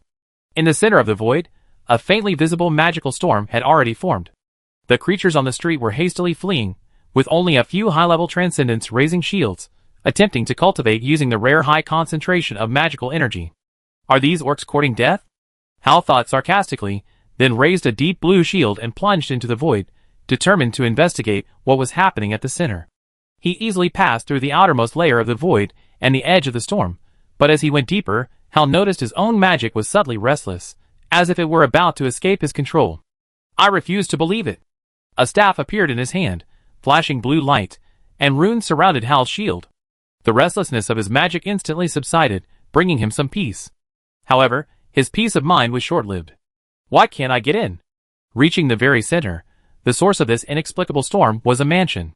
He could clearly see all the magic converging on a white-haired girl behind a window. But what troubled Hal was that the window, and not just the window, the entire mansion and its yard, were enveloped by several layers of incredibly sturdy defensive barriers. Hal attempted to condense a water arrow, but before it was even halfway formed, the magical runes forming it were inexplicably dispelled, along with the dissipated water magic, which was then swept into the magical storm. No, if this continues, I won't be able to get out. Hal thought frustratedly. He had the power, but couldn't unleash it. Besides, this defensive barrier was too strong. His staff's built-in magic hadn't had any effect at all. Looking at the hazy water mist in the room, Hal's eyelids twitched. The magic had materialized. How was he supposed to deal with it? If that magic grew stronger, even his protective barrier might not be able to stabilize. It's best to retreat first, and let the Lord of the Temple handle it. Galega's ears twitched, waking from its slumber, its azure vertical pupils fixed on the lying girl. At this moment, the magical energy concentration in the room had reached an alarming liquefaction state. Drops of gray, mixed magical energy atomized and condensed into water droplets as they fell. However, upon approaching the girl, it was rapidly absorbed, forming a thin layer of magical energy around her, preventing her body from being directly corroded by the extreme magical energy. Galega flicked its tail rapidly, but ultimately remained silent, returning to its usual crouching posture. Within the Sea of Souls, the girl felt her magical energy rapidly recovering and nodded in satisfaction. At this rate, it would only take another half-hour to fully recover. Then she could proceed to the next step. She had already found some relevant clues, but her memories were a bit scattered. It would take some time to find everything. Skimming through various strange soul magic and experiments, the girl finally found a page in a string of cursing memories detailing the backflow of magic. It seemed to be a part of Lazel's memories of reprimanding students. Find the gap in the soul barrier, where I once broke through to the transcendent realm. Do I have this? The girl looked around, certain that her Sea of Soul didn't even have a so-called edge, so where would the gap come from? Won't I have to open another hole? Although she could endure it, the pain emanating from her soul still made her heart tremble. She quickly searched for more information, hoping for another way. As the memories unfolded, a reprimand from Lazel caught the girl's eye. You bunch of bookworms. Why do we need magic infusion? Huh? Tell me. Don't know? You're the worst class I ever taught. Without magic to nurture growth, how can the soul anchor point develop superhuman organs? Do you think the magic used for etching advancement runes is for this? Or is your soul power acting as magic? Speeding up the pace and ignoring the long string of insults, the girl quickly skimmed through LaSalle's explanation. The gist was, magic infusion essentially uses a high concentration of magic to cleanse the body, allowing it to advance from mortal to superhuman. One advantage is that the soul anchor point not only acts as an efficient converter of mental energy into soul power, but also as a replication and transmission point for magic runes. It's unnecessary to reconstruct magic runes outside the body every time a magic technique is used. That would be suicidal in battle. Another advantage is that it keeps the body constantly immersed in a high concentration of magic, rendering mortal attacks ineffective, and also granting rapid self-healing, super resistance, and the ability to block perception. Of course, when dealing with fellow extraordinary individuals, the difference in strength must be considered. If that's the case, why do I have to use the magic of the Sea of Souls? Couldn't I just let external magic catalyze the soul anchor point? The girl felt that surely others had done this before, but why was the mainstream method using reverse magic flow? Chapter 94. After pondering for a while, the girl decided to abandon this unrealistic idea. She couldn't connect with her body. Just figuring out how to immerse it in a high-concentration magical atmosphere was a problem. The lack of a solution caused a flicker of restlessness in the girl's heart, but she quickly suppressed it, forcing herself to continue reviewing the remaining memories. Suddenly, a very similar-sounding word, magic reversal, floated through her memory. The girl immediately reread this part of the memory carefully. Before you're ready to advance to the transcendent realm, remember not to fill your Sea of Souls completely, otherwise the resulting backflow of magic power is no joke, hee. Of course, I don't object to you trying. A corpse consumed by magic power is quite rare. Ignoring the obviously malicious words, the girl's eyes lit up, and she slammed her palm down. Wait, since I'm at the transcendent realm, there's no reason I shouldn't have a soul barrier. In that case, I just need to fill this place and let the magic power flow back on its own. The effect will be the same. The girl was once again pleased with her own cleverness. How am I so smart? Then, let's start absorbing external magic power to the maximum extent now. After making her decision, the girl focused her soul power on her own magical spirit. A massive amount of invisible soul power poured into the golden mini-sun, and the flames on it suddenly intensified, expanding dozens of times, flying out from her heart and transforming into a fiery wheel, hovering in front of the girl. The magic no longer flowed in like a trickle, but expanded into a torrent of magic taller than a person, surging out from the spirit of magic. The magic within the Sea of Souls clearly accelerated its recovery towards the scale of the Sea of Magic. Of course, the girl was unaware of these changes, nor what consequences they would have. Having fully immersed herself in absorbing magic power, her mind no longer paid attention to the outside world. Big brother, why do I feel like the magic power is increasing in concentration? The bear man, who was also absorbing magic power, slapped the Minotaur, who had asked the question, growling in annoyance. You're always so fussy. Such a good opportunity, why aren't you cultivating? The Minotaur touched his large curved horns, agreeing with his brother's point, and sat down cross-legged to continue absorbing the surrounding magic power into his body. For orcs, the physical body is their primary source of combat power. The higher the concentration of magic power, the better the tempering effect on the body. Unfortunately, except for a very few priest professions, orcs find it difficult to create an environment that allows them to cultivate quickly. And the speed of cultivation through training alone is far from sufficient. Furthermore, magic crystals and magic cores are resources controlled by powerful forces, which ordinary orcs cannot access. Therefore, many orcs choose to leave their homes and seek out humans or elves, races with mage-like professions, to work for them in exchange for the right to stay alongside mages and share their magical vortexes. Of course, many orcs also turn the tables, capturing humans and forcing them to cultivate day and night. Thus, the relationship between orcs and races like humans and elves is one of both mutual support and mutual hostility. The relationship between humans and orcs is the most contradictory. You can see someone embracing an orc as a brother, and you can also see human hunters who specialize in hunting orcs. The resulting conflicts are countless. The same situation occurs between humans and elves. The relationship between these three major races is widely acknowledged to be complex. A few minutes later, the Minotaur opened his eyes again. Brother, I really think we have to leave. Coward. This is a rare magical storm. You can't handle this little bit of pressure? The bear man, though feeling the increasing pressure on his body, thought, I'm one of the strongest orc subraces. This mere pressure can't hurt me. Wait, brother, there's water flowing over. Are you sure it's okay? What? The bear man suddenly opened his eyes, seeing the eerie gray water flowing. The bear man slithered over, hoisted the minotaur onto his shoulder, and ran. Damn it, why didn't you say so sooner? You didn't even ask me. Didn't you tell me to cultivate properly, brother? The minotaur bounced on the bear man's shoulder, somewhat aggrieved. He had wanted to remind his brother, but his brother told him to keep quiet. Was it his fault? Gray rain began to fall slowly, gathering into streams, then constantly dissipating, reforming into thick, leaden clouds. But the dissipation rate was far slower than the falling raindrops, and the trickling streams meandered through the streets. The array engraved within the streets flashed a bright light, then was assimilated by the rain into basic magical particles. This also included all the houses and vegetation it touched. Any trace of magic was forcibly stripped away, leaving only dry stones and twisted organic matter. The vast majority of living beings sensed something was wrong as soon as the magic fault appeared and hurriedly evacuated. A few fearless superhumans wanted to use the magic storm in the center to cultivate, but when they saw the gray stream appear, their senses alerted them, letting them know that this thing was very dangerous. So they hastily left the storm, their faces grim as they watched the ever-expanding magical storm from the magic-depleted fault zone. Of course, some fearless high-level transcendents wanted to investigate, but everyone who tried to approach was blocked by a solid barrier, an invisible barrier that remained unbreakable even in the corrosive gray magical water. There are powerful protectors here, don't act rashly. The message quickly spread among a few, and the area fell silent again, with only some hidden powerhouses secretly observing the situation.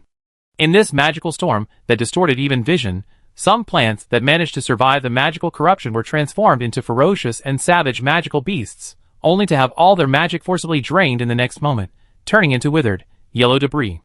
Boom! An out-of-control mage tower crashed to the ground with a tremendous wail, and the mages who managed to escape in time looked in astonishment at the mansion district where gray rain was falling. The soul network is down? How is that possible? Stop staring. Report back to the mage hall. A person of slightly higher status shouted, urging the group to disregard the destroyed mage towers and fly towards the mage hall. The magical void was expanding rapidly, even exceeding their flight speed. Dozens of mage towers acting as support points were teetering on the brink of collapse due to interference with the levitation array. The magic crystals providing energy were being consumed at 100 times the usual rate, and the protective barrier seemed ineffective. However, none of this was the most important issue. With a large amount of magic power being stripped away, nearly a third of the mage towers were running out of energy, and the array forming high in the sky was dimming. This left the beings on the other side, unaware of the situation, utterly puzzled. Something was definitely wrong this year. Caravaggio floated nearly a kilometer away in midair, unaffected by any of the anomalies. She had been there long before the magical storm's abnormal expansion, but she hadn't intervened, because she was at the center of it all.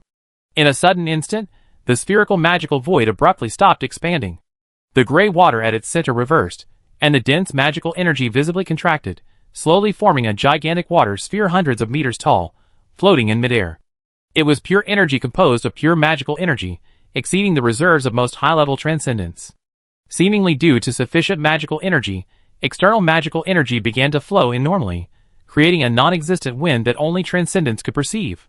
The slowly contracting water sphere quieted down, and many restless creatures began to re-enter this area.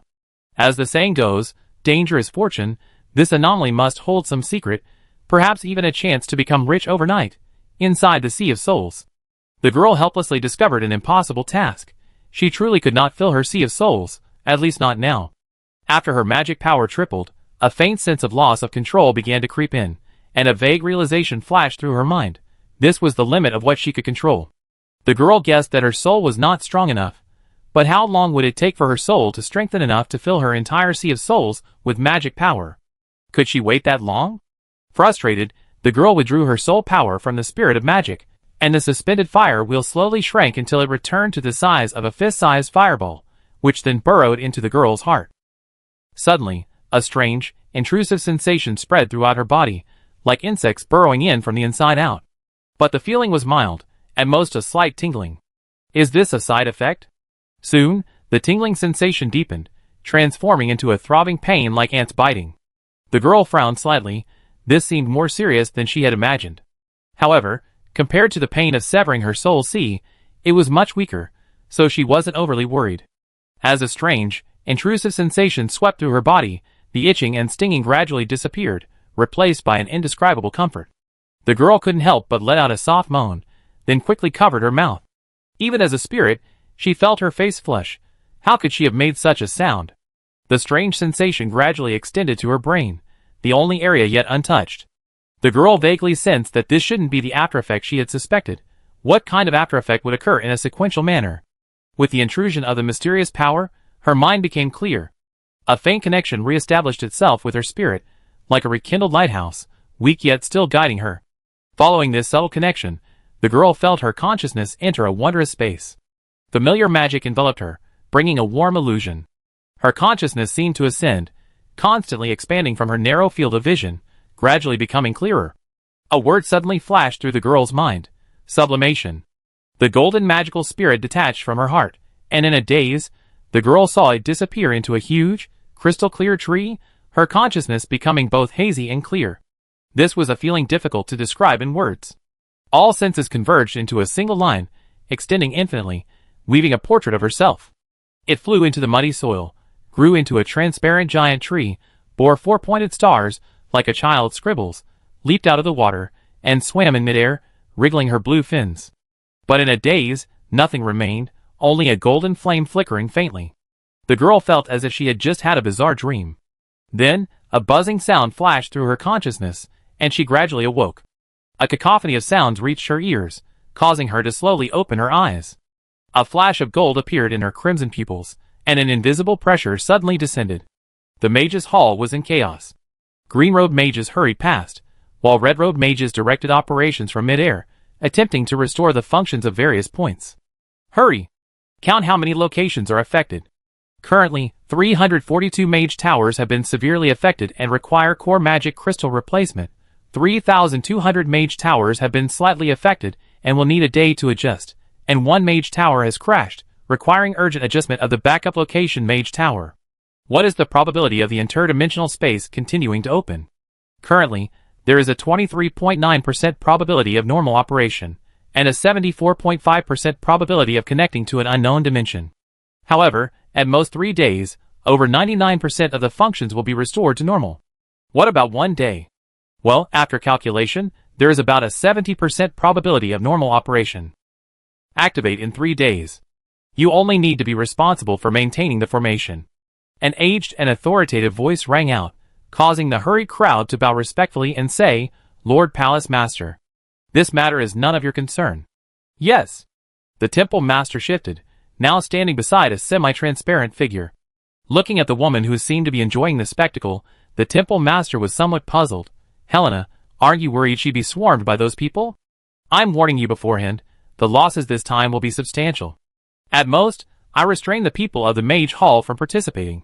There are a few big fish in this area. I am worried, but fate tells me not to get involved." It seems you trust her a lot. The gray-robed elder's gaze pierced through the hundreds of meters thick layer of materialized magic, looking at the adorable girl sleeping soundly at the very center, clicking his tongue in amazement. "Could she be your daughter? She doesn't seem like it. She's much prettier than you." Who said the abbot was over 50? No surprises this time? Ahem. The temple master coughed twice, pretending not to hear. "Who is she? With your status, even your emperor wouldn't warrant this much attention." Caravaggio didn't speak, but gestured. "And the reward?" Never mind. When she said that, it meant there was no room for negotiation. The temple master had known her for years, and wouldn't fall for it. During their casual conversation, the water sphere enveloping the girl suddenly contracted, solidifying into a round, crystal-clear glass bead. However, this glass bead was rather large, with a diameter of 2 meters. The magical power, far exceeding the comprehension of ordinary supernatural beings, distorted the perception of the creatures greedily staring at the glass bead, but they didn't care. Such a large amount of solidified magic was already a huge fortune, not to mention the source of such a commotion.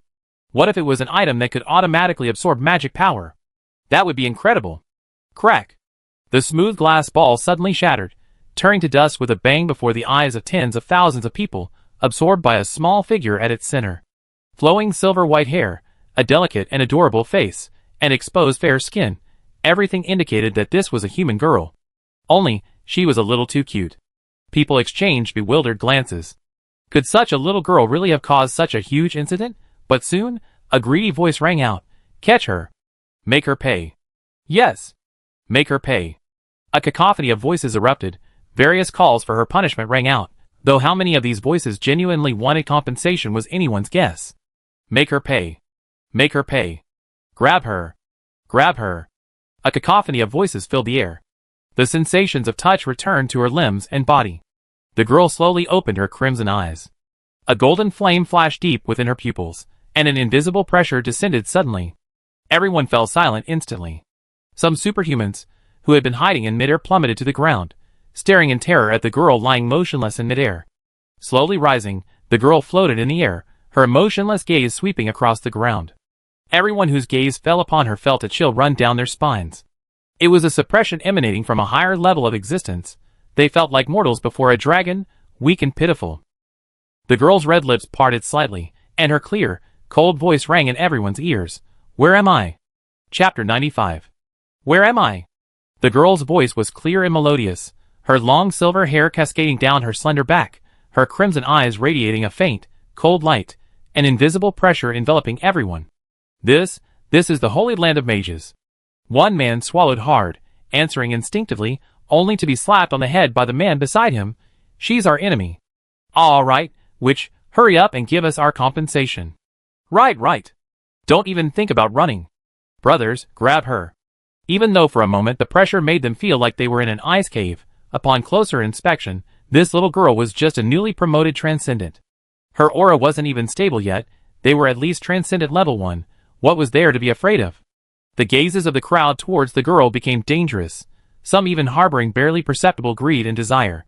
Concealed glances exchanged occasionally, the encirclement slowly closing in on the girl, a deep-seated discomfort and disgust causing her brows to furrow slightly. What an awful feeling.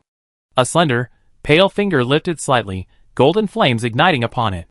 But a sudden, inexplicable sense of danger arose in the girl's senses, and she instinctively turned her head to look at a blank space high in the sky. Human 4th-tier transcendent, earth, ice, assassin, shadow, the apparent leader of the rock magic group, possessing a wicked personality and a fondness for young girls. However, due to the protection of those behind him, he has not yet been arrested. Skilled in earth attribute magic, possessing immense strength, but slightly lacking in speed. 4th tier, huh? A quick scan revealed the hundreds of mid to high tier transcendent individuals hidden among them. Most remained neutral, after all, having lived for hundreds of years. They already sensed that the matter would likely be resolved peacefully when the Mage Hall hadn't intervened. A dozen or so mid-level transcendents displayed obvious malice, which didn't surprise the girl. The chaotic ground and scattered whispers suggested she caused some damage, so being disliked was understandable. But what about the one who clearly seemed benevolent? Helena Caravaggio, Saint Rank, Holy Water, all attributes, Diviner, Fate, a mysterious divination which seems to be watching you closely, making it impossible to glean more information. Caravaggio, so familiar. But the girl's thoughts were immediately interrupted by a hidden killing intent. A panel flashed in her peripheral vision as it rapidly approached. The girl spread her fingers, and 3 runes representing wood, metal, and growth instantly materialized. Several silver-white metallic vines emerged from the ground, forcing the approaching being to reveal itself. The man in the black bodysuit looked utterly incredulous. How is this possible? My shadow was detected from the very beginning? He was a 3rd-tier assassin, after all. Was this cute little girl really a 1st-tier superhuman? However, the girl didn't unleash any more magic. The increasing number of panels in her field of vision made her extremely uneasy. A significant portion of them represented beings she absolutely couldn't contend with. I'm sorry, I definitely compensate you later. Just as people were wondering what she meant by this, and a few were even clamoring, why not compensate us now? The golden flames at the girl's fingertips flared up again. With a gentle stroke in front of her, a golden crack suddenly appeared. Through the crack, one could see a lush green grassland on the other side, where several animals that appeared to be wild horses were grazing leisurely. Before everyone's eyes, the girl took a step and disappeared into the crevice. Then, with the space's self-repair, the rift vanished instantly, leaving the astonished crowd staring at each other in disbelief. Pinch me, am I seeing things? Hiss, she's a 1st-level transcendent? Why does she look like those high-level adults? At this moment, a gray-robed figure and a blue-purple figure suddenly appeared where the girl had disappeared. A wisp of nearly dissipated aura was caught in the gray-robed elder's palm. It's an alternate dimension. No wonder. What's so strange? Nothing, you should be able to divine now. After leaving those words, Caravaggio's illusory figure burst like a bubble and vanished without a trace. The temple master lowered his head, frowned, and thought for a moment, then a look of realization dawned on him. Could it be? Interesting. He turned and scanned the crowd, his calm voice spreading out. The alternate dimension will open normally in 3 days. Disperse. Even the newcomers who didn't recognize the temple master, seeing the silence of the others, wisely kept quiet, waiting for the gray-robed elder to leave before whispering, then, "Who's that old man?" Immediately, a disdainful look was cast his way. "Newbie, you don't even know the most powerful temple master of the Mage Hall? He's a legendary figure. If I had the chance to see him today, I could brag about it later. Then, big brother, tell me the temple master's name. Let me learn something new." "Ah, everyone calls him temple master, but I don't think I ever heard of him before." The short-haired youth looked at a corner of the array radiating a hazy silver light in midair, and asked the young girl resting with her eyes closed beside him with some confusion, "Teacher, does this happen often?" The girl opened her half-asleep eyes, the dim array causing a slight ripple in her usually placid expression. "This is the first time in nearly 500 years, and it seems more serious than before. But since the palace master has spoken, there's no need to worry. Where's Bella?" "Well, teacher, my junior went out again, saying she was buying some materials." The girl rubbed her forehead, clearly exasperated by Bella. "You should pay more attention to her. This child has the best talent I ever seen, but alchemists need interaction to improve. Her personality is too solitary. Teacher, you're making things too difficult for me." The young man was even more exasperated than her. If she were so easy to talk to, would he have needed to talk himself hoarse? At the same time, in a simple little shop, a beautiful girl with long purple hair was selecting several stones with a metallic luster. This, and that, please pack them up." "All right. Sir/Madam, would you like to pay with gold coins or magic cores/magic crystals?" "Magic crystals, please. Half a tier 1 magic crystal." The girl, who was about to take out her money, paused. "Half a crystal?" A smile flashed across the short goblin shopkeeper's pale face. "It seems the customer hasn't used magic crystals to pay before. If you don't have any broken magic crystals, we can provide a cutter. Of course, any falling fragments will be charged extra." "Okay." A small, shield-shaped magic crystal was handed over by a delicate white hand. It was a tier 1 lightning attribute magic crystal.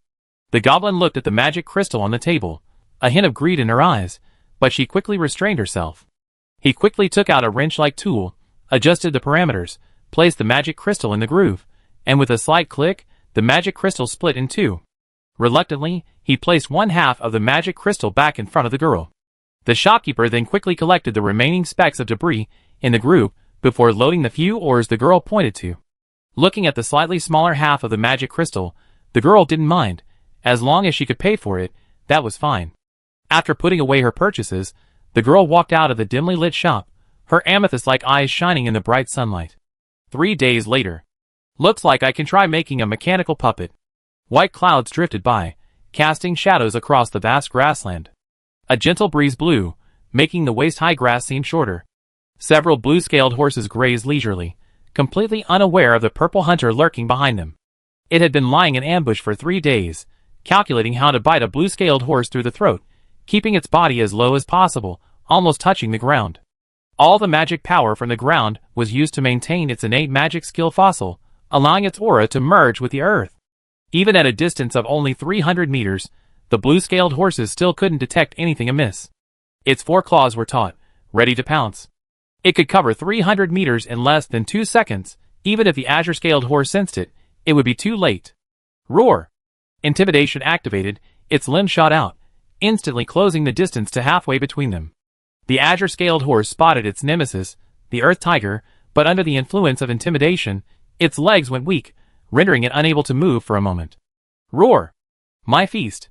Just as the earth tiger was imagining its impending meal, a golden crack suddenly appeared, followed by a white figure. Unable to break in time, the earth tiger crashed headlong into it, both flying dozens of meters. In that brief moment, the azure-scaled horse finally overcame the effects of intimidation. A flash of azure light appeared on its legs, and it vanished in an instant. The earth tiger quickly rolled over, but its prey was nowhere to be seen. It turned its fierce gaze to the culprit on the ground, a small figure slowly rising, seemingly still bewildered. The girl shook her head, confused. She just entered when she'd been thrown back by a powerful force. It didn't hurt, but she was a little dazed. A menacing aura came from behind her. The girl instinctively turned around and saw a yellowish-brown tiger pouncing towards her. Earth Tiger 4th Tier Mortal Transformation, Earth. A solitary magical beast, it preys on azure-scaled horses and possesses exceptional camouflage abilities. Controllable magical skills.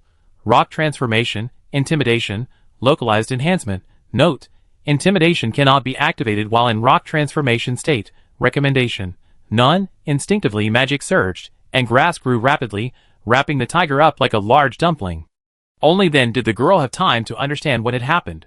She only remembered being in the Sea of Souls, about to abandon her magical feat, when her consciousness was suddenly transported to some other place, as if she were having a strange dream. Upon waking, she found herself surrounded. Submerging her mind in the Sea of Souls, she found it filled with indescribably vast magical power. The various magical powers were clearly distinct, with fire and water attributes still condensed within enormous fire and water runes. The most obvious change was that the magical spirit at the heart of her soul was gone. Through her perception, she sensed it existed within her brain. 10 intricate, layered runes revolved around the magical spirit, with soul power swirling between them. With a single thought, the corresponding magical power could be drawn from the Sea of Souls. Back in reality, 2 flames appeared in her hands. The portion drawn from the Sea of Souls was more fluid and docile, while the fire magic directly controlled from the outside world was much more violent. However, for the girl at this point, the difference was negligible. The 2 flames merged into one, perfectly fusing into a larger fire, before dissipating at her will. Her body was brimming with magic power, including her blood and chi, which contained a vast amount of magic. She took out a magic crystal. The magic emanating from it no longer caused discomfort. This meant that she had at least achieved the result of magic power inversion, although she didn't quite understand what had caused it. Expanding her senses, her soul power spread out, revealing a clear view of an area over 5,000 meters wide. Many weak creatures lived on this grassland, and faintly many hidden auras were also present, indistinct and unclear. But soon, the girl's attention was drawn to a blurry, ethereal object on her shoulder. Turning her head, she saw a cat? You? Galaga? Memories of Galaga flooded back, like a large, complete puzzle piece being fitted into a missing section, suddenly making the memories much more coherent. Didn't you leave? Galaga's azure vertical pupils stared at the girl, its calm voice ringing out, Lo owes me a debt. An incredibly familiar name echoed in her mind, but as the girl desperately tried to recall it, a blurry gap remained. Who met Galaga at Galaga Lake? Who was the one who constructed all the magical runes? Who was the one conversing with those blurry figures? And who was she? Lo? Am I Lo? You are not Lo. Is that so? The girl murmured, hugging her knees as she sat down, her expression somber. She wasn't the owner of this body after all. A gentle breeze blew, rustling the grass and the girl's long, silvery hair, brushing against her fair skin. It was cool, yet carried a hint of chill, though the occasional wriggling of the big rice dumpling beside her somewhat spoiled the atmosphere. After a while, a glimmer of light returned to the girl's eyes. Then can you tell me how to find her? I want to return this body to her. Galaga's ears twitched, and he tilted his furry head, saying, This body is yours, you don't need to return it. Luo also needs to be found. She's at the border between the underworld and the netherworld. The girl didn't quite understand what this meant, but she understood one thing. To find Luo, she had to go to the underworld. As for what came after, she'd deal with that later. Then Galaga, can you tell me how to get to the underworld? The center of this world. I see. Although I don't know how to do it yet, I give myself a name first. Remembering that this body was originally named Luo, the girl decided to name herself Luo too, so she wouldn't have to exchange it. Gazing at the boundless grassland, her skirt fluttered in the wind, and her rosy cheeks shimmered with a white glow in the sunlight. I don't know what the future holds for me, but let's just take it one step at a time. What do you say, Galaga? Meow. Galaga responded with a soft meow, and then fell silent. Luo patted its little head, feeling much more relaxed. After spending half a day roughly organizing the various spells in Lazel's memories, Luo frowned slightly. Many of the spells required runes that he didn't possess. If he needed to use them, he would have to construct the necessary runes, which would take a considerable amount of time. From her memories, Lazel was a soul mage specializing in soul magic, but also dabbled in some gold and ice magic. The elemental magic she knew was primarily based on these 2 types. She checked her clothes. She wore 2 rings on her fingers, one containing various neatly categorized magic crystals, and the other containing miscellaneous items. As her memories of this part returned, Luo stopped paying attention to it. However, her dress was visibly torn in several places, especially after being bumped by the earth tiger. Large sections were ripped open, revealing Snow White's skin. Luo's mind stirred slightly, and the big zombie beside her suddenly stiffened, only drooping shakily after a few seconds. Galaga, how long have I been asleep? A little over a year. Those clothes shouldn't have damaged so easily. They looked like they'd been corroded by a high concentration of magic. Luo seemed to have grasped something. Could her advancement to the transcendent realm be related to this? However, the chilly feeling made her quite uncomfortable, and how could she face anyone like this? Suddenly, Luo remembered something and pulled out 3 books from her ring. She had found them long ago, after killing an old man: Vine Magic, Wooden Web, and Shaping. She tossed Vine Magic aside. It was too easy for her now. When stopping the assassin, Luo had used a higher-level compound Vine Magic. Of course, the source of that magic was also LaSalle. All I can say is that this Soul Mage's memory is a magic library, containing hundreds of commonly used spells as well as various special high-level spells, not to mention the even richer soul spells. And many more spells that he had only browsed, but had not learned were scattered in the depths of his memory. If Luo wanted to learn them, he would have to spend more time organizing them. Wooden Net utilizes would attribute magic to construct a network within a certain range, allowing the user to move freely within it at the cost of a certain amount of magic power. However, it requires a certain amount of time to construct and the range is not large, making it more suitable for assassins than mages. Luo glanced at it, and tossed it back into her ring.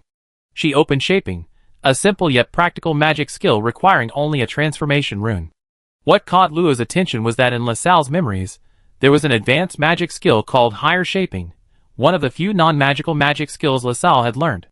Higher Shaping is no longer limited to wood attribute magic, expanding to any power, including soul power. Furthermore, maintaining a small amount of soul power is sufficient to preserve the shaped object indefinitely, making it one of the most convenient magic skills for crafting tools. With Higher Shaping, she could weave her own clothes and wouldn't have to move around this world with this alluring appearance. After constructing 5 unrecorded runes, including Solidify and Slow Down, in her Sea of Souls, a flash of white light appeared around Luo, and a pure white dress was woven into her garment. A small yellow lace bow adorned the chest, and a pale purple shawl perfectly concealed her collarbone. The skirt was embroidered with light blue threads, adding a touch of demureness. A short purple mage's hat was woven atop her head, its slightly wide brim shielding her forehead from the harsh sunlight. As the magic of weaving the dress formed Solidify runes within, the entire garment was perfectly fitted onto Luo. The use of light magic gave the dress a slight healing effect, and lightning magic added a minor acceleration effect, but these were useless to Luo.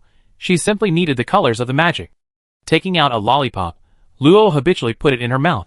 It was a gift from a very familiar figure, but unfortunately, even though thinking of her brought a pang of sadness, she still couldn't recall who it was.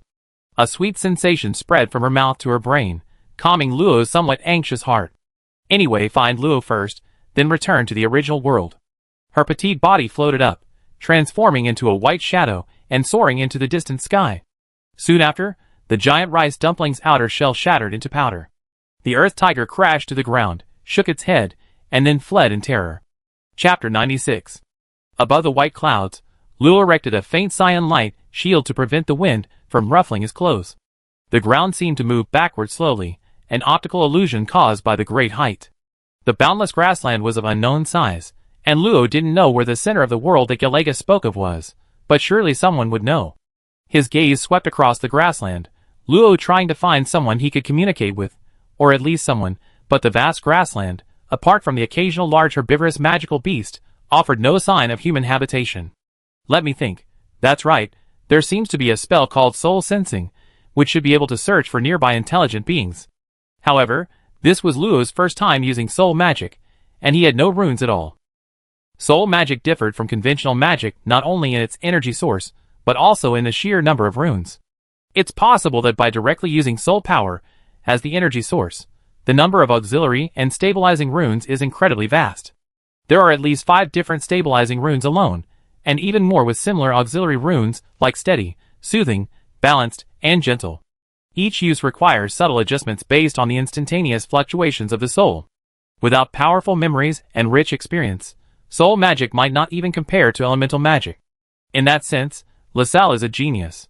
In fact, Those who can use soul magic are geniuses among mages. The invisible soul power constructs the necessary 25 soul runes.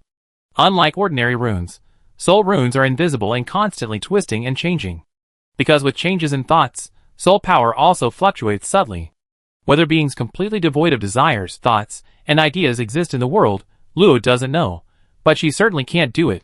If the perfect soul fluctuation cannot be found at a certain moment, the effect of the release magic will be greatly reduced. Of course, some simple and direct spells are exceptions, which are used in a different way. Carefully sensing the subtle differences in the fluctuations of the 25 runes is like searching for the unique balance point of 25 irregularly stacked objects. Half an hour later, Luo opened his eyes. A strand of soul power, like a thread, perfectly passed through the 25 runes. Each point on the thread connecting the runes corresponds to the instantaneous fluctuation of that rune. The magic circle spreads out with an invisible fluctuation, expanding spherically from Luo's center. Luo tried his best to control the fluctuations on the thread.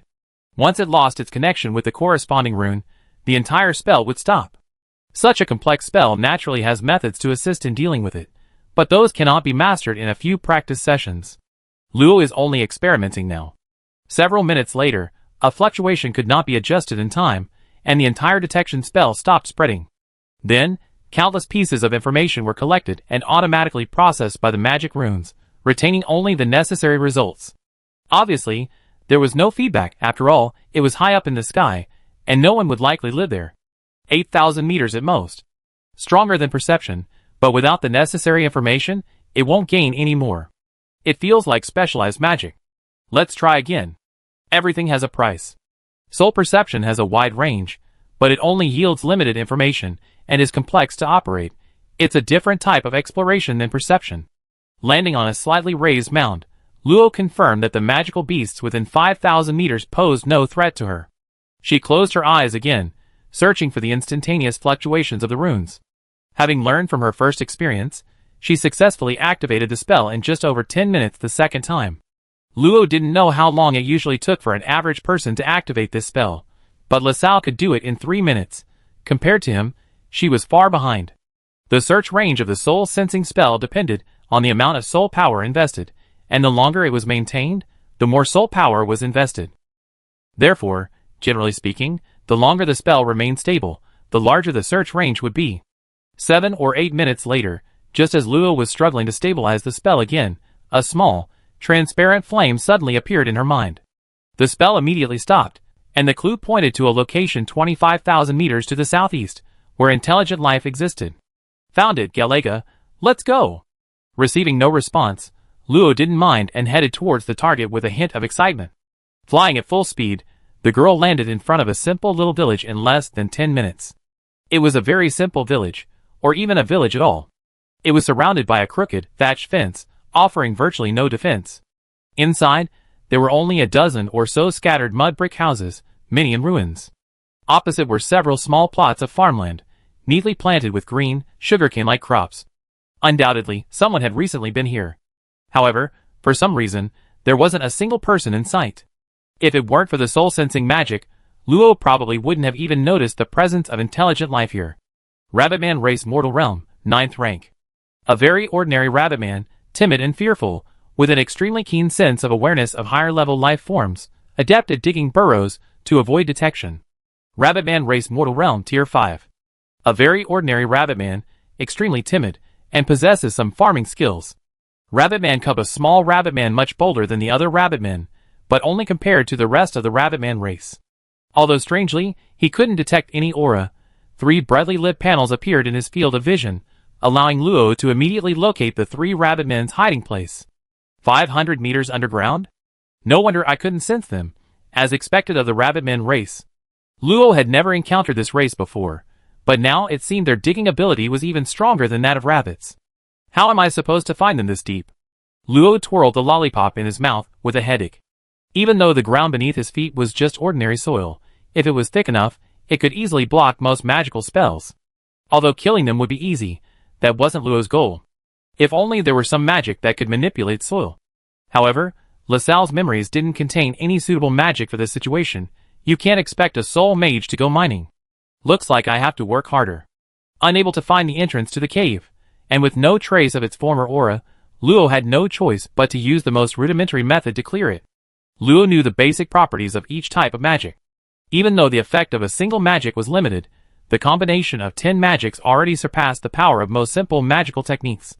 He slightly raised his hand, drawing cold ice magic from his sea of souls, condensing it into a sharp cone of magic before him. With a slight thought, Luo's ice magic rapidly seeped into a large clump of soil in front of him.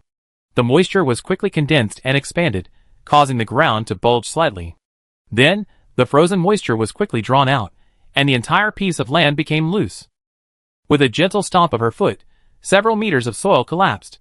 Luo waved her hand, using her object manipulation technique to grab the broken pieces of dry soil and pile them into a small mound beside her. Using a method of alternating ice and water manipulation, the crater in front of Luo deepened rapidly at a visible speed, as if an invisible giant maw was devouring the underground soil. However, this wouldn't be so easy for any low-level superhuman, since not everyone can freely extract the water magic tightly bound to earth magic from the soil. Relying on her control over water magic, Luo directly forced the water magic away from the earth magic. How to put it, it has a strange, villainous feel to it. However, this method became insufficient at a depth of nearly 100 meters. The soil there was compacted and contained a large amount of rock, some of which was too large to easily grab. After a moment's thought, a hollow spike formed from condensed golden magic appeared in Luo's hand. Under gravity and deliberate manipulation, it instantly pierced the rock, extending countless tiny metal branches deep within. Water magic followed, seeping into the holes pierced by the metal branches, only to be instantly vaporized by the high temperature of fire magic. The rapidly expanding, high-temperature steam blasted the boulder into small fragments. Luo smiled with satisfaction. The metal spike rapidly extended downwards for nearly 100 meters, creating a porous structure in every rock it passed through. Water magic quickly seeped into the center of each massive rock. Once it reached a point, fire magic could be used to blast it open. It wasn't that Luo didn't want to blast it all away at once, but if he did, the rabbit men below would most likely be turned into rabbit paste. To prevent a collapse, Luo thoughtfully used earth and wood magic to construct a sturdy support structure around her, gradually revealing a 5-meter-wide, deep well before the girl. As the metal spikes returned empty air, Luo felt a slight joy. With a small leap, she landed in the dark well. As her vision darkened, a small light appeared around Luo, illuminating everything. She gently stood on a semicircular brick wall, clearly constructed of stacked bricks. With a wave of her hand, a golden circle flashed, and a gap large enough to accommodate Luo was sliced open by a sharp metal blade. Broken bricks fell below with a crash, followed by 2 sharp screams. Below was a 5-meter-high pit, with a hemispherical top, presumably to withstand the weight of the earth. The remaining 3 meters were cylindrical, not large, and would be cramped even for 3 people. Landing lightly on the ground, Luo saw 2 rabbit people, each about 1.2 meters tall, trembling and embracing each other. They wore simple clothes woven from grass, their bodies covered in fine, short fur, with long ears standing upright on their heads. They had no noticeable hair or human ears. One of the rabbit people, with whiskers, was clearly the male owner, the other huddled in his arms, shaking. After scanning the room, despite the smaller rabbit person's desperate attempts to hide, Luo immediately spotted him, or her, hiding in the cupboard. However, Luo wasn't interested in these large, furry rabbits. Looking at the 2 large rabbit people, he asked casually, "Where is the center of the world?" Seeing the male rabbit person shake his head tremblingly, Luo realized his question was inappropriate, and changed it to, Where is this? Big. Perhaps due to excessive fright, the male rabbit man repeated big over a dozen times without uttering the next word, and looked like he was about to faint. This is troublesome. There is a calming spell that could force him to calm down, but whether he can use it in time is uncertain. He might faint halfway through. He adjusted his mage hat in frustration, but out of the corner of his eye, he noticed a shard of mirror reflecting a cute, pretty, yet cold little face. Was I too scary? He patted his cheeks vigorously with his small hands, then rubbed his soft cheeks, trying to relax. He smiled sweetly at the 2 rabbit men. "Excuse me, where is this place?"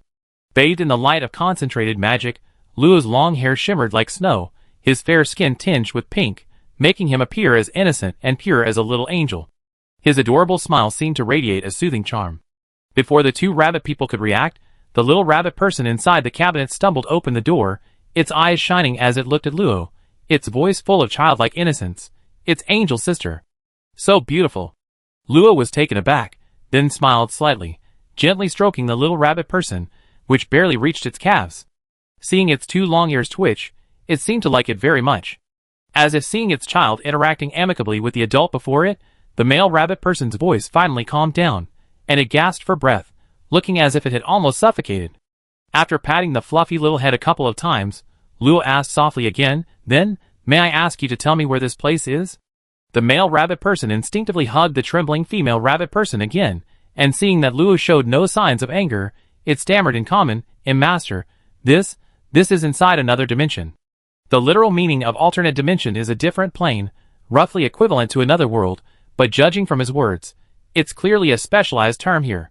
Alternate dimension? Is this world called an alternate dimension? No, my Lord Angel. This world is called Fandala by us, but you outsiders have always used the term alternate dimension. Generation after generation, we followed suit and started calling this place alternate dimension. Seemingly sensing that Luo wouldn't harm them, the male rabbit man's voice relaxed considerably, and even the uneasy female rabbit man in his arms no longer avoided his gaze, stealing a few curious glances at Luo. Luo, unconcerned, asked curiously, "Outsiders, how do you know I'm not from here?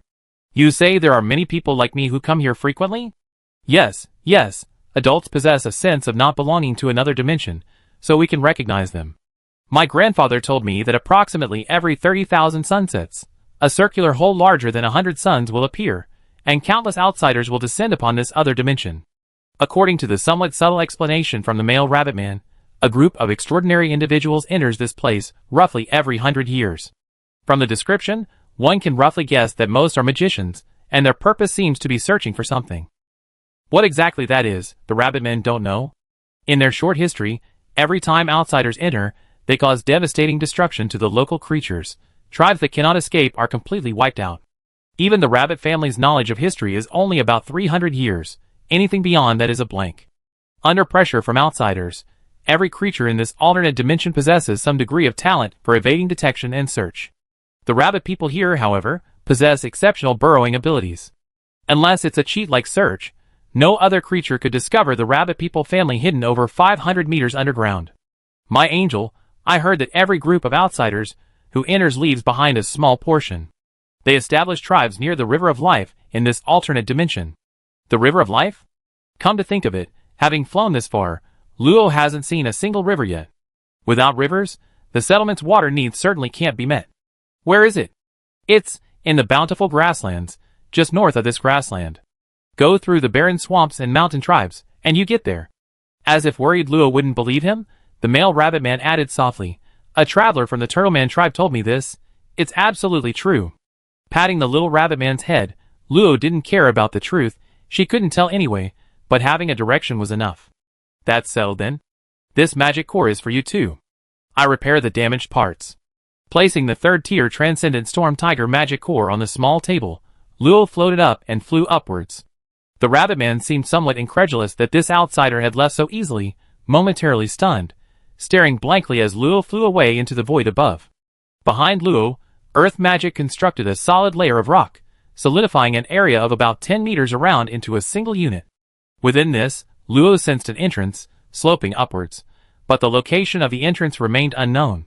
Everyone had their own secrets, and Luo wouldn't bother asking how they concealed the cave entrance. He poured the piled up soil and pebbles back into the deep well, and with magic surged, causing grass to grow on the barren ground, blending in with the surroundings.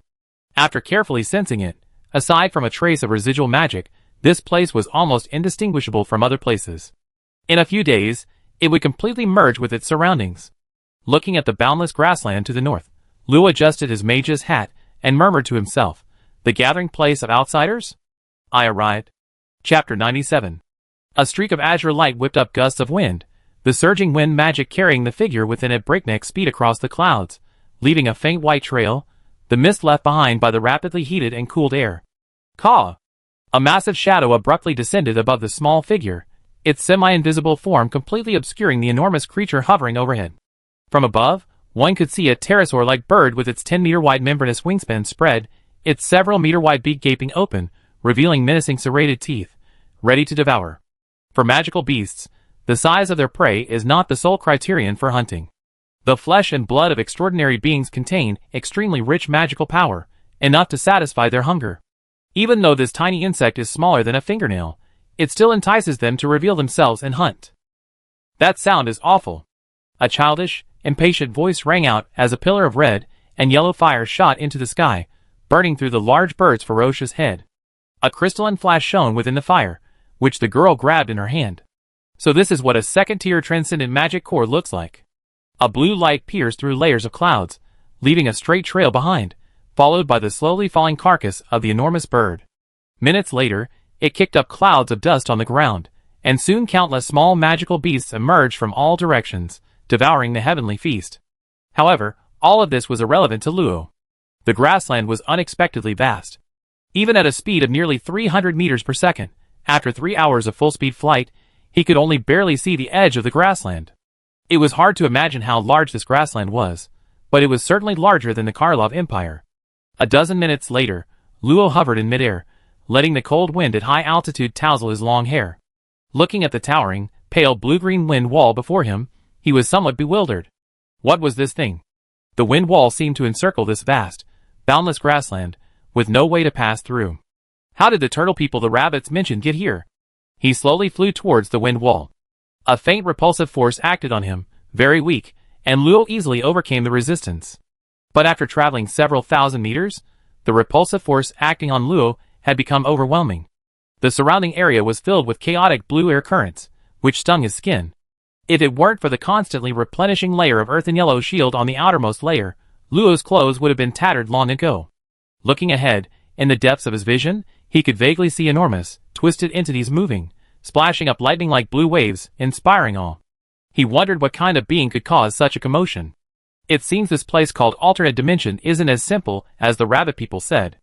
Leaving this windy world, Luo flew along the edge of the wind wall. Judging from the faint dark shadows on the other side, there must be another land beyond the wind wall, probably the desolate swamp the rabbit people mentioned. What's that? A few minutes later, Luo noticed something about 2,000 meters ahead, a confrontation on the ground. Although she didn't know what was going on, she was still somewhat moved to finally see people after so long. At least she hadn't gone the wrong way. Soon, Luo arrived above the group.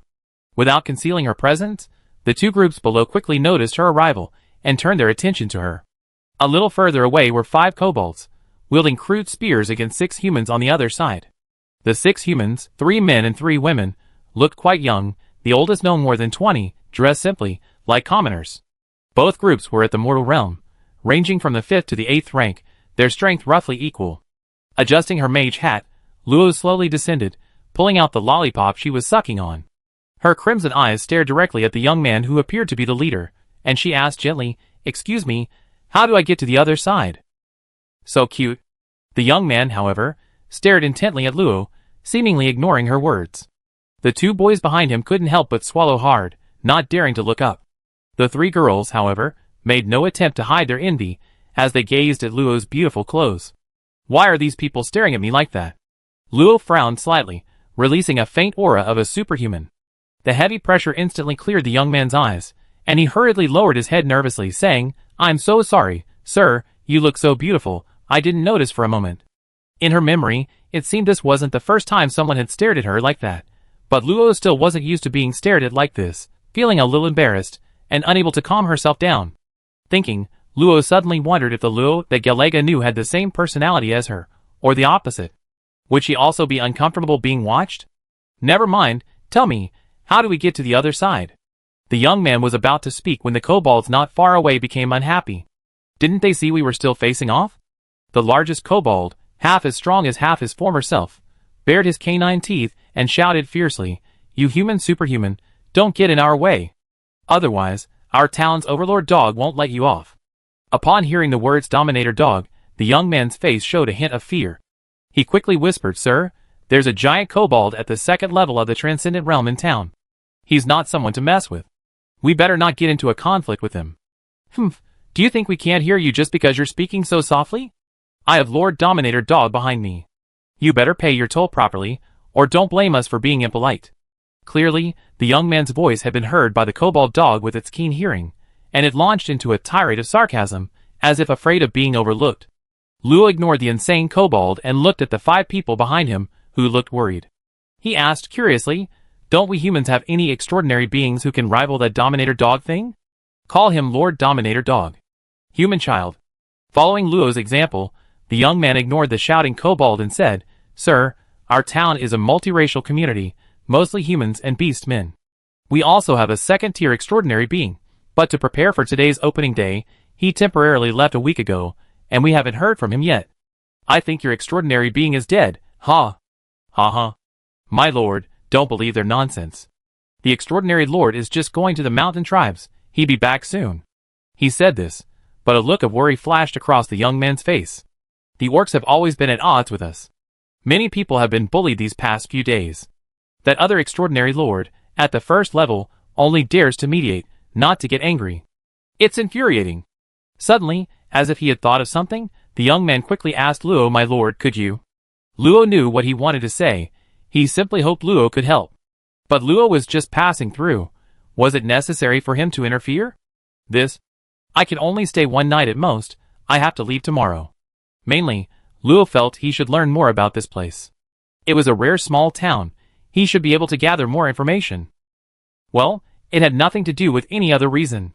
Thank you so much. The others nearby also cast grateful glances. If another human superhuman were present, the savage orcs in the town would be much more restrained. At least they wouldn't be blocked on the road like they were today. A few kobolds exchanged glances, and two immediately ran back, presumably to inform the others. The large kobold's expression softened, and he said in a conciliatory tone, This human superhuman, why do you have to make an enemy of our Lord Tyrant Hound? You're not a resident of our town. I can tell you, more than half of the humans in the town have already pledged allegiance to Lord Tyrant Hound. What you're doing is pointless. So he was just trying to discourage Luo earlier. He wasn't entirely brainless after all. His brain's a bit small. A thought flashed through Luo's mind, but he ignored the kobold's words and continued asking the young man, How do we get through here? Seeing that the human brat was ignoring him again, the large kobold snorted coldly, but left with the remaining two kobolds without saying anything more. As the kobolds all left, the group visibly relaxed. A smile appeared on the young man's face, and his voice was no longer hushed. Sir, you must be a resident of the bountiful grasslands. This is the boundary of wind. No one can cross it. So we usually enter and exit through the gap below. All the edge towns are built around these gaps, so if you want to get through, you must go to a town, but what? Could something bad be going on again? Access to the loophole is controlled by the town's superhumans. The Hound Lords are powerful now, and humans usually have to pay a hefty fee to get through. The young man and his companions led Luo in the direction the kobolds had gone. After the young man's explanation, Luo roughly understood the town's situation. The town was called Abundance Town, but according to him, most outlying towns were called Abundance Town or Desolate Town, so the name didn't really matter. However, since this was loophole number 3, outsiders simply called it Town number 3. The town didn't have many residents, only about 1,000. Humans and orcs each made up about 40%, with one second-tier superhuman and one first-tier superhuman from each side. Dwarves were the most numerous, along with a few other smaller races scattered around.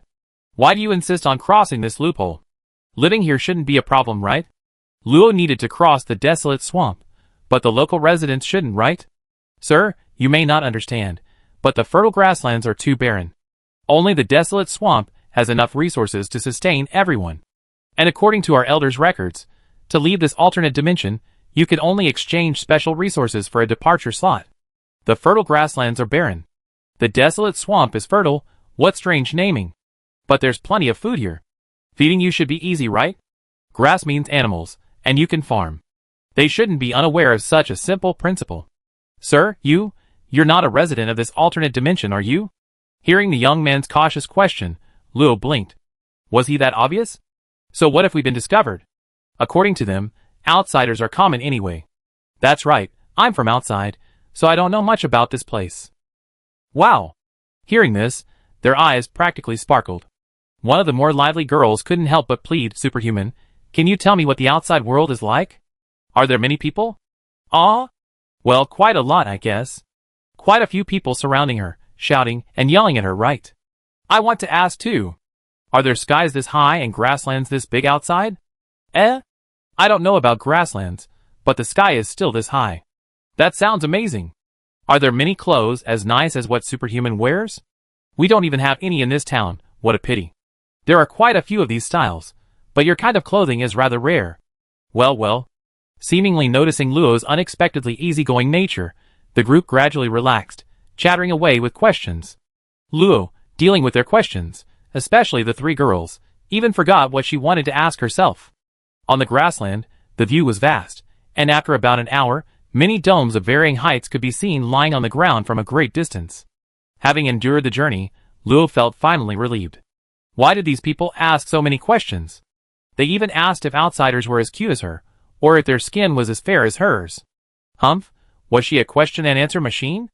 Ada, Ollie, little sister, we're almost at town, so please don't bother Lord Luo anymore. After being introduced by the young man along the way, Luo learned their names. The young man was called Ag, and the two younger boys were Ong and Anan, twin brothers. The girl who first asked her the question was Ada, there was another named Ollie, and the youngest girl, who looked only about 14, was Alan. These three girls were Ag's four siblings. After Luo introduced himself, Ag changed his address to Lord Luo. According to him, they had originally planned to search for herbs, but they encountered those kobolds, who then harassed them. If Luo hadn't intervened, they would have been extorted for herbs. Hearing this, Luo remembered she hadn't asked a question yet. You all have herbs, so it's not exactly barren, is it? So why do you say the bountiful grasslands are barren? Lord Luo may not know, but what's barren isn't basic resources like food, but valuable materials. Every material can be exchanged for large quantities of resources from the extraordinary masters.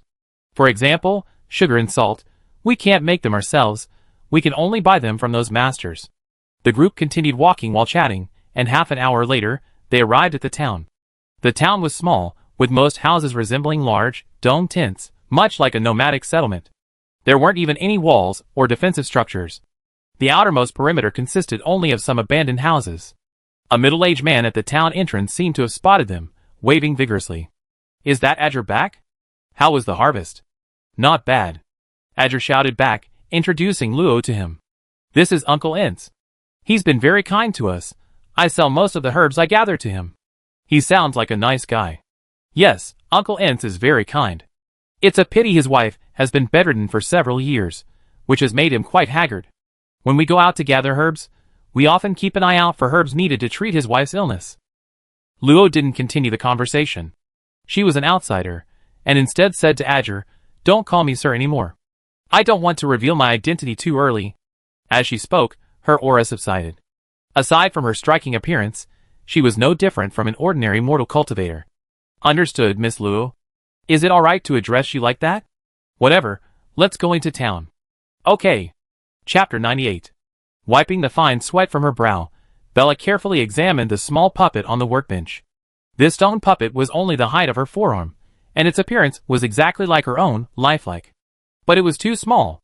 Bella began to wonder if she hadn't assembled some parts correctly. What use is this size? In her imagination, a mechanical puppet should be a humanoid puppet the size of a person, with high combat performance and mobility. Depending on the materials and engraved runes, its strength would range from the first to the third level of the extraordinary realm. Of course, this one was only made according to the specifications of the first level of the extraordinary realm, and judging from its appearance, it definitely wouldn't meet her expectations. Bella, your teacher wants to see you. Yes, yes, coming. While responding, Bella took out a first-level lightning magic crystal from her ring. The magic power of magic crystals is usually more stable than that of magic cores, so magic cores are almost never chosen for puppet making. Of course, this isn't necessarily true in potion making. Stability isn't always good. Bella gently tapped the doll's head, inserted the magic crystal into the small hole that appeared above, and then took out a small bottle. It seemed empty at first glance, but upon closer inspection tiny, shimmering specks could be seen. Fragments of Triskin's artificial soul. Hopefully, this will activate it. As three barely perceptible specks of light landed on the doll's head, the entire doll seemed to come alive. Its pieced-together stone body moved its limbs, as if it were truly alive, and even its facial expression was no longer stiff. Except for its size, and some details, it was almost a smaller version of Bella. Bella pointed to a piece of alloy on the table. Cut it. Hearing the command, the doll turned around, seemed to ponder for a moment, and then shot a purple lightning bolt from its fingertip, striking the alloy and sending up a wisp of blue smoke. Bella strongly suspected that some rune on this thing was engraved incorrectly. The damage was less than the size of her fist. A puppet alchemist. Change command. Cut the metal by any means necessary. Knock knock knock. Bella, isn't it done yet? The grumpy senior outside the door was urging her again. Bella almost wanted to shove his head into the war puppet's cannon and launch it out.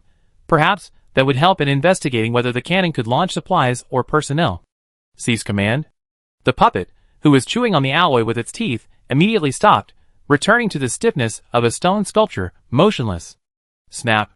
The door closed, leaving only the mess of various unfinished products and materials in the workshop, and the small puppet standing quietly beside the alloy. A few minutes later, the puppet's purple pupils suddenly lit up. The highest level command conflicts with the termination command. Self-adjusting. After assessment, the highest level command will be executed first. The puppet's small body moved again. If the clothes weren't painted on, even the skirt might have swayed. The puppet continued to bite at the alloy, but it was far harder than the material used to make it, and it couldn't bite through it at all. After a few minutes, the puppet stopped, tilted its head, and pondered for a moment. Change commands. Prioritize improving physical performance. Its empty eyes scanned the surroundings, then its gaze settled on a clean, white severed leg under the table. Material found. Testing. Testing complete. Estimating. Estimating complete. Estimated to increase hardness by 10%. With that, the puppet jumped off the table, nimbly moved to the severed leg, and a strange rune emerged from its small hand, slowly shifting like a gear. Its other hand rested on the severed leg.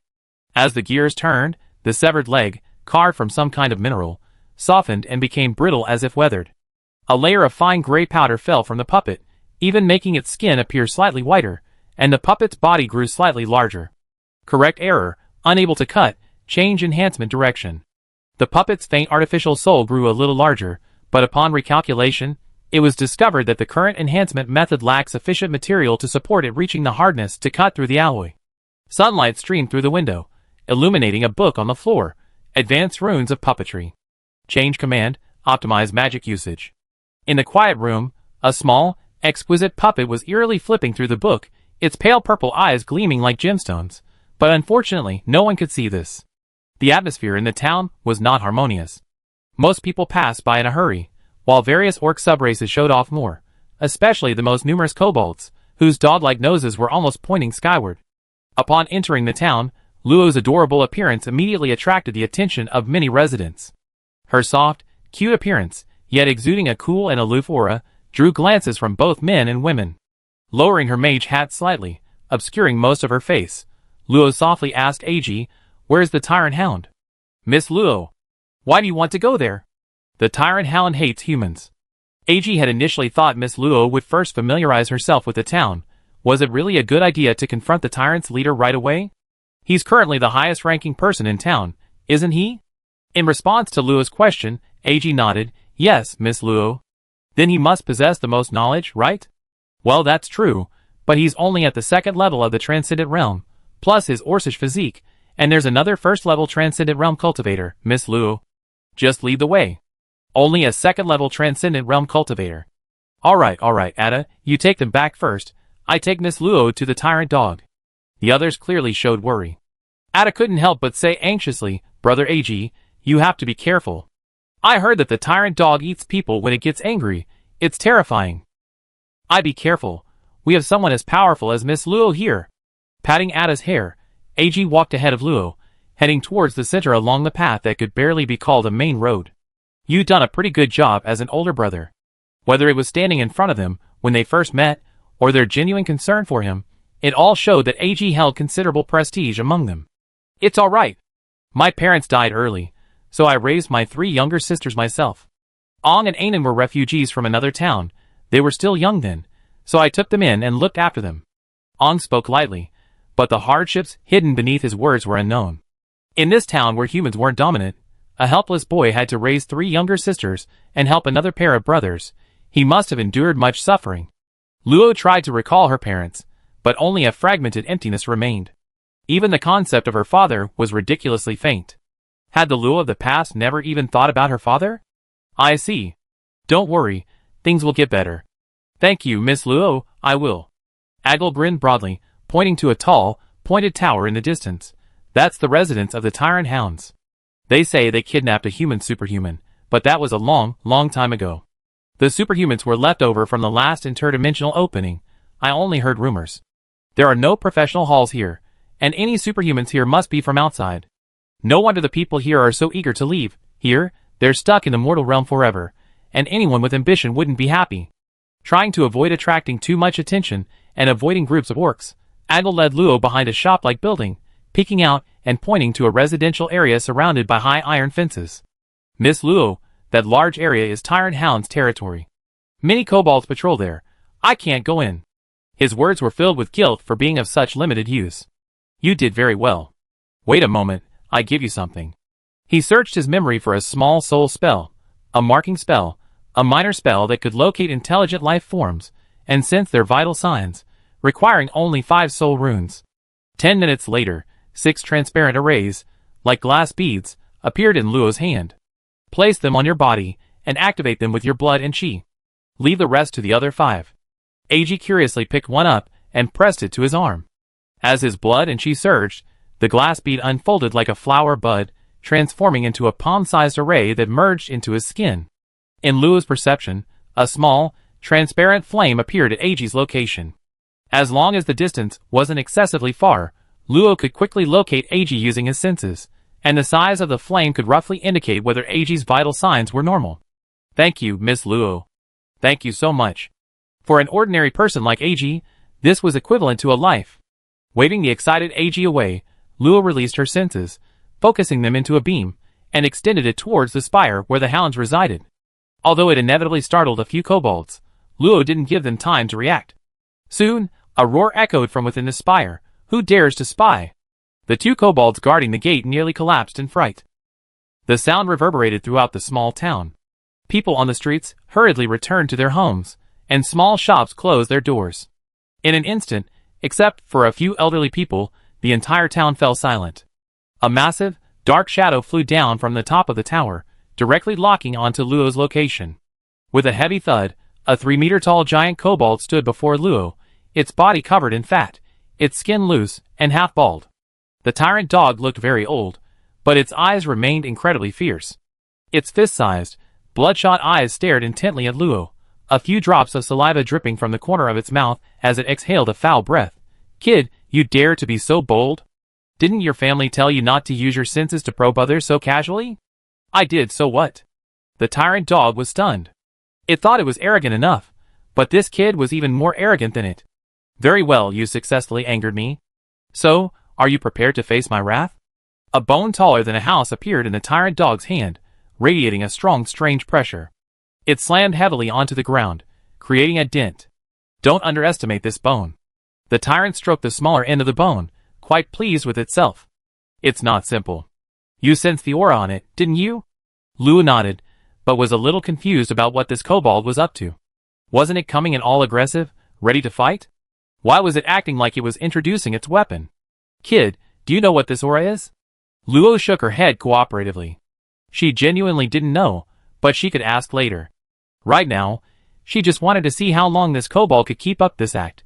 It was quite amusing to watch it occasionally. I tell you. The tyrant grinned menacingly, deliberately drawing out its words. Seeing that Luo's attention seemed entirely on it, it suddenly burst into maniacal laughter. Ha ha ha. Die! A giant claw suddenly emerged from the ground, its several centimeter-long claws radiating visible earth magic power. Anyone who grazed it would be torn to pieces. However, in that instant, Luo had already moved aside lightly, calmly watching the claws slash past her, creating 5 gusts of wind. As expected, you little brat are no ordinary person. Undeterred by the failed sneak attack, the Dominator dog holding the bone slowly crumbled into clods of earth. Emerging from the ground was a robust, dog-headed human of normal build, with glossy fur, gleaming eyes, and 2 erect ears that twitched slightly. A single spike blocked Luo's retreat. I think you were trying to exploit a loophole, but you certainly displeased me. 3 rows of protruding earth spikes rose from the ground. Although they were earth, their rich, yellowish-brown color indicated their considerable hardness. A water blade sliced through, severing the earth spikes, but to no avail. The severed spikes quickly reconnected, and the ground beneath her feet suddenly softened. A powerful gravity acted upon Luo, accelerating her sinking and preventing her from taking off. So that's how it is. A trap was set up where I was standing. With a light stomp of her foot, the still-forming swamp instantly froze. A metal wall rose in front of her, blocking the earth spikes. As the metal wall formed, the ground rapidly metallized, causing the earth's spikes to lose their foundation and disappear. Pulling her ankle out of the frozen, soft earth, Luo walked out of the gravity field as if no one was there. Looking at the excited kobold, she asked curiously, "That human superhuman didn't become your enemy? You mean that old guy? TCH, a coward. Don't get too cocky, it's just an appetizer." Indeed, as he said, it was only the most basic magic skill so far. It might be enough for a first-tier superhuman, but to him, it was just a toy among a vast array of magic skills. A metallic bone appeared in her hand. This time, she could clearly feel at least a mid-tier superhuman aura emanating from it. With a slam of the bone, even though Luo retreated, the powerful shockwave blew her several meters away, almost causing her to crash into a house. "There are too many people here, let's go up to the sky." The tyrant dog willingly abandoned its Earth attribute ground advantage, and flew into the sky. Luo adjusted his hat and followed. Thousands of meters in the air, Luo looked at the tyrant dog, a candy unconsciously swirling in his mouth. "You're a little different from what I thought." "Ha ha ha, it's no use saying anything."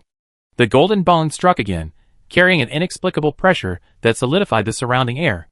"If you get knocked to death, I can help you dig a hole." "That won't be necessary."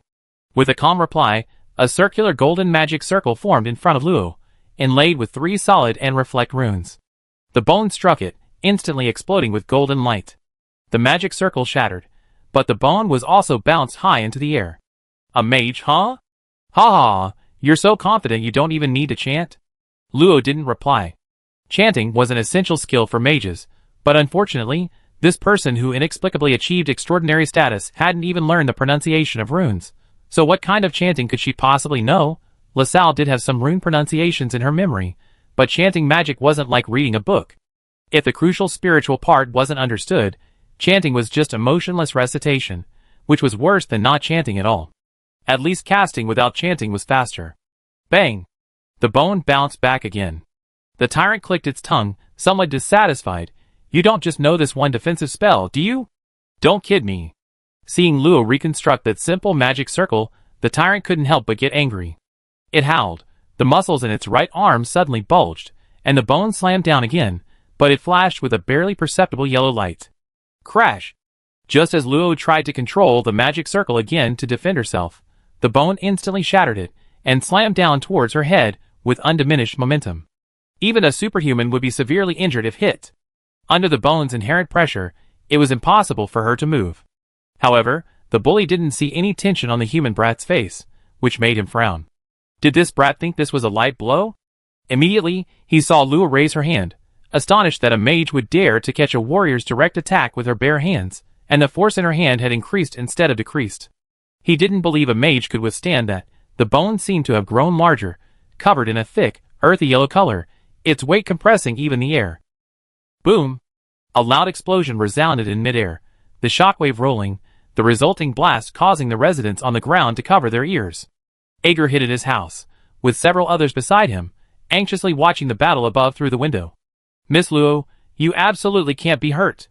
Chapter 99.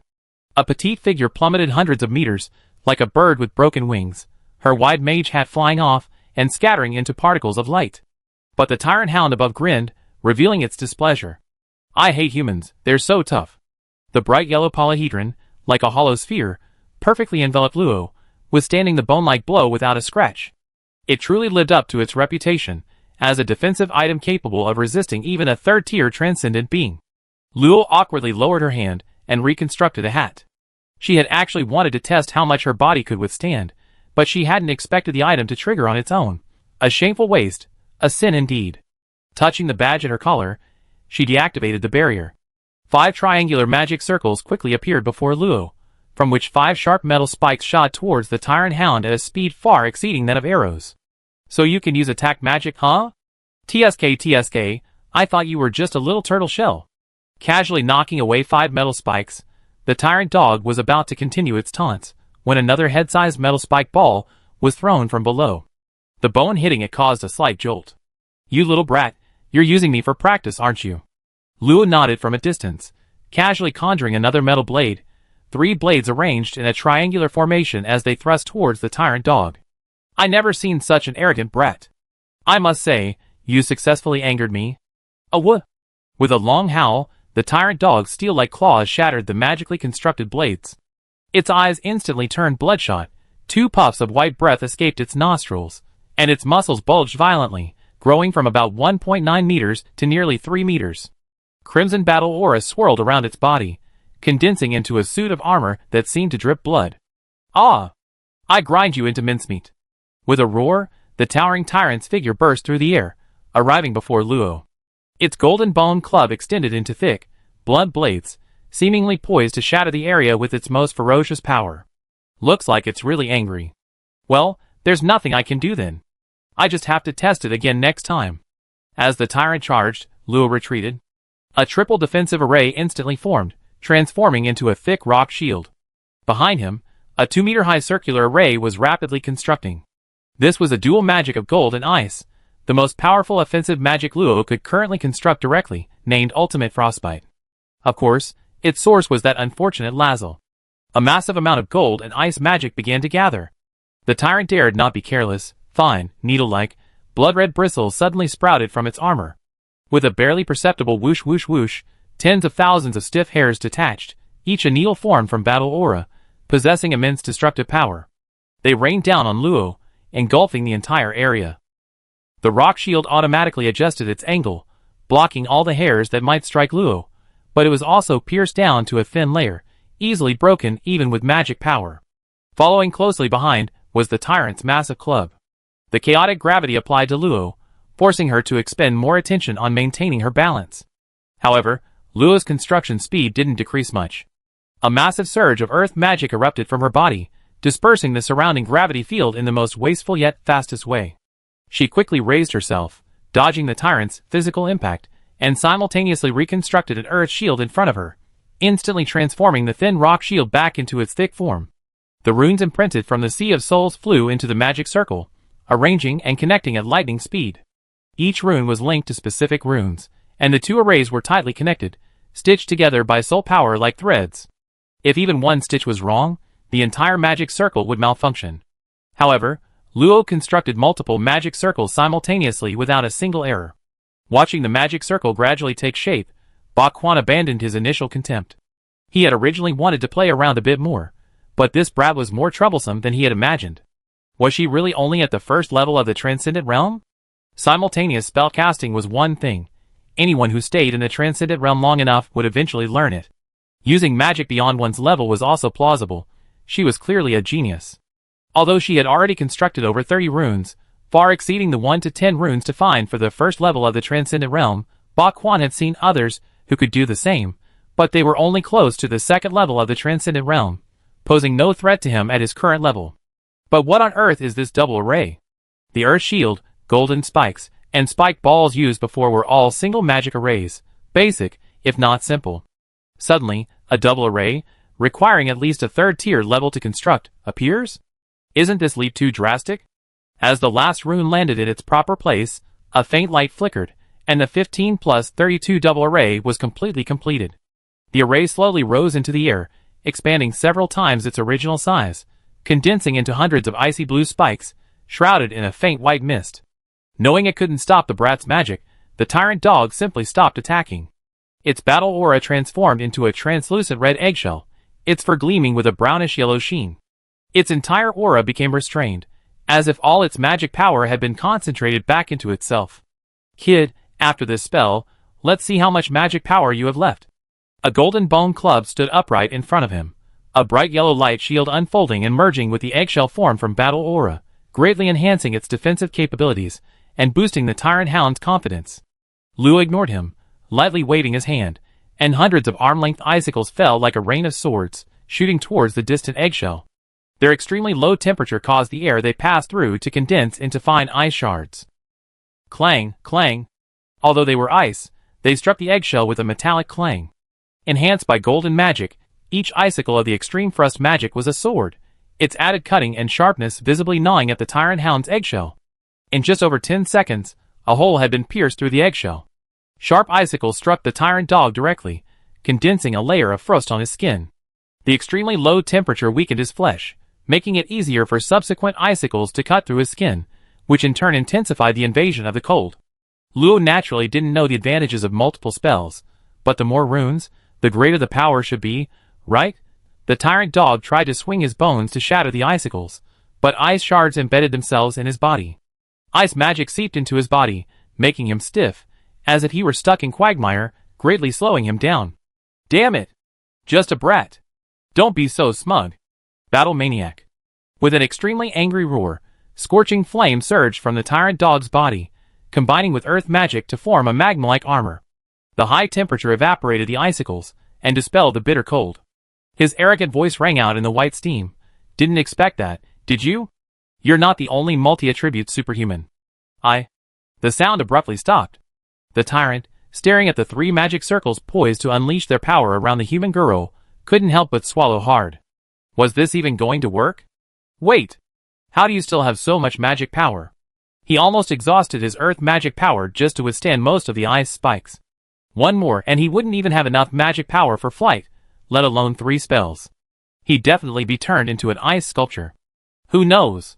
Get ready. Seeing Luo deliberately about to swing her hand, the tyrant quickly shouted, Wait!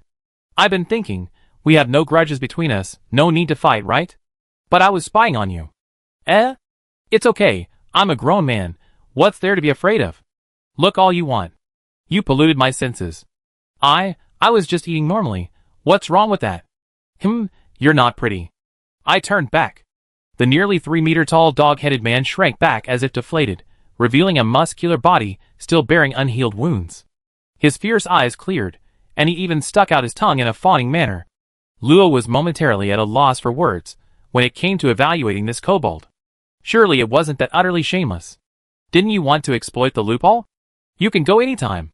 Seeing the timid dog back down, Luo showed no sign of stopping, his cute face serious. But I think you're too dangerous. You even tried to ambush me at first. Oh. The dog scratched its head, a smile spreading across its face. I just didn't know you were so powerful at first. I promise, I definitely won't do that again. Really? Looking at Luo's innocent expression, the dog nodded repeatedly. Of course, I always keep my word. Alright then, I want to exploit the loophole tomorrow. No problem. Leave it to me. Looking at the sincere-looking tyrant dog, Luo smiled slightly, and waved his hand to dispel the 3 arrays. Tyrant dog second tier extraordinary, earth, fire, warrior a treacherous and cunning kobold. If you trust him, you'll likely be devoured without a trace. He habitually uses the leg bone of a high-level creature. Combat skills, bloodbath, body protection, fierce strike, synchronized pulse, battle frenzy. Magic skills, earth spikes, gravity manipulation, lava armor. Then I trust you.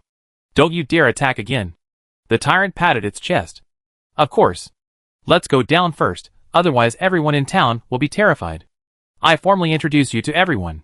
In town, you can do whatever you want. No need for that. Don't reveal my image. I prefer peace and quiet. Alright. Of course, no problem. As the 2 descended to the foot of the spire, the tyrant's smile vanished, replaced by a dignified expression. Its voice, imbued with magic, resonated throughout the town. Listen up, townspeople. What just happened was only my sparring with friends. If I hear anyone gossiping, I, tyrant dog, will absolutely smash them to pieces. Then, with a fawning smile, he said to Luo, I'm actually quite hungry from fighting. How about I treat you to lunch? The abundant grasslands may not have much else, but there's definitely plenty of magical beasts. Tyrant dog wasn't stupid. Such a powerful person needing to borrow a loophole from a stranger meant it was their first time here. This other dimension has many magical beasts that don't exist outside. The meat of the curly-haired sheep is the best here. I'm sure you'd be satisfied. Hearing about food, Luo realized he hadn't eaten a single meal. According to Galega, he'd been sleeping for a year and hadn't starved to death. What kind of energy sustained his body's energy expenditure? Galega, do you know? A little fish. Huh? Then I won't ask. Galega didn't seem to care, just flicked its tail and quietly perched on Luo's shoulder. Click-clack. The tiny doll placed its hands on a stone. As 2 spells lit up in succession, part of the stone turned to dust. The little hands rummaged through the dust for a moment, then pulled out a tiny arm, about the size of its own hand. Not far away was a strange device assembled from a pile of parts, resembling a chair, built of stone and wood. Around it was a complex array drawn with discarded magic crystal powder. A slender arm was attached to one side of the chair. The doll, holding the newly created arm, skillfully attached it to the other side of the chair. Now it looked like a chair with hands, only small and rather cute. Mission completed. Transfer device. Mission initiated. Modify magic runes. The puppet embedded a fragment of magic crystal it had found into the back of the chair, then sat down. As the purple gems in its eye sockets dimmed, a small array on the ground lit up, then dimmed again a few seconds later. Meanwhile, the chair's two arms moved strangely. A glimmer of light appeared in the right hand, a rune flashed on the puppet's back, and its entire back opened, revealing a complex structure. Two hands deftly reached inside, and the faint glow of magic flickered within the puppet's body. In the room, a puppet with its head bowed, its back wide open, held a chair with hands that were reaching into its body.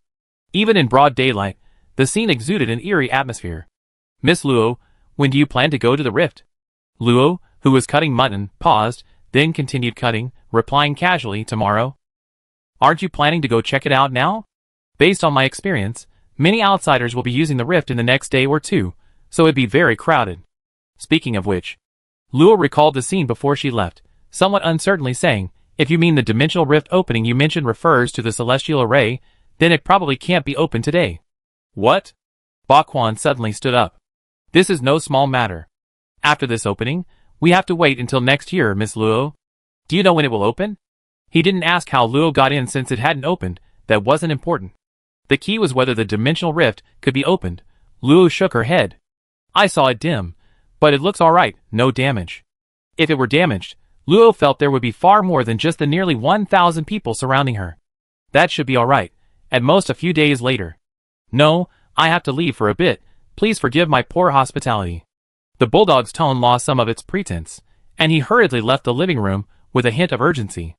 Luo put a piece of roasted mutton into his mouth, a satisfied and gentle expression on his face.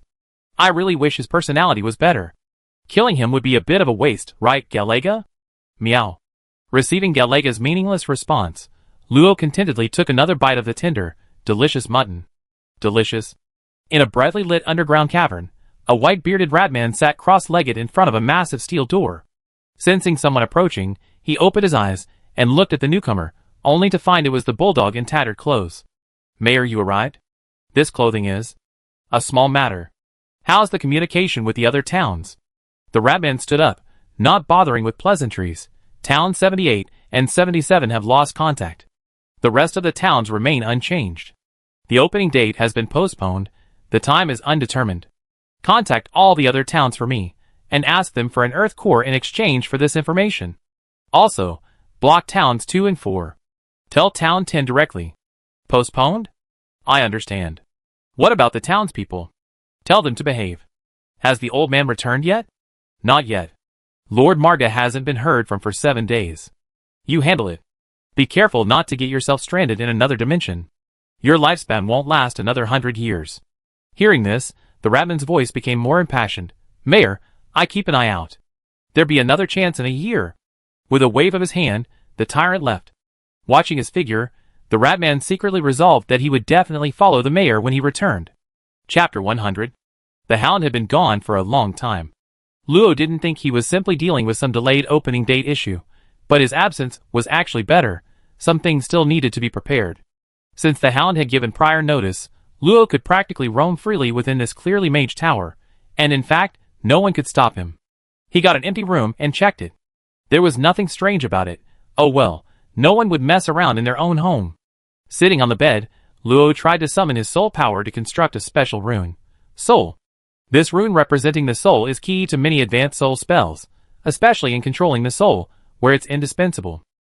Naturally, its complexity is immense.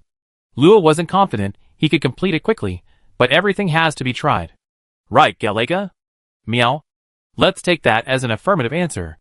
But once he started, Luo realized just how difficult this rune, which LaSalle called the key to distinguishing true from false soul mages, truly was. Within an empty shell no bigger than a fist, smaller shells were being built layer by layer. Each layer had a different shape, and the number of connection points between layers varied. A total of 12 layers needed to be constructed. Why the runes were like this, Luo didn't know, and probably no one else did either, because runes weren't created by humans, they were discovered by predecessors over millions of years. Luo spent the entire afternoon in a repetitive cycle of building, resetting, and resetting. Even with the support of the transformation array, the massive depletion of his soul power left him pale and looking pitiful. In the girl's hand lay a beautiful rune, like a crystal ball. 11 layers of hollow shells, ranging from a fist to a little finger, were inlaid together, like transparent bubbles or twinkling morning stars, radiating a soft light. Of course, all of this was seen through the lens of her soul.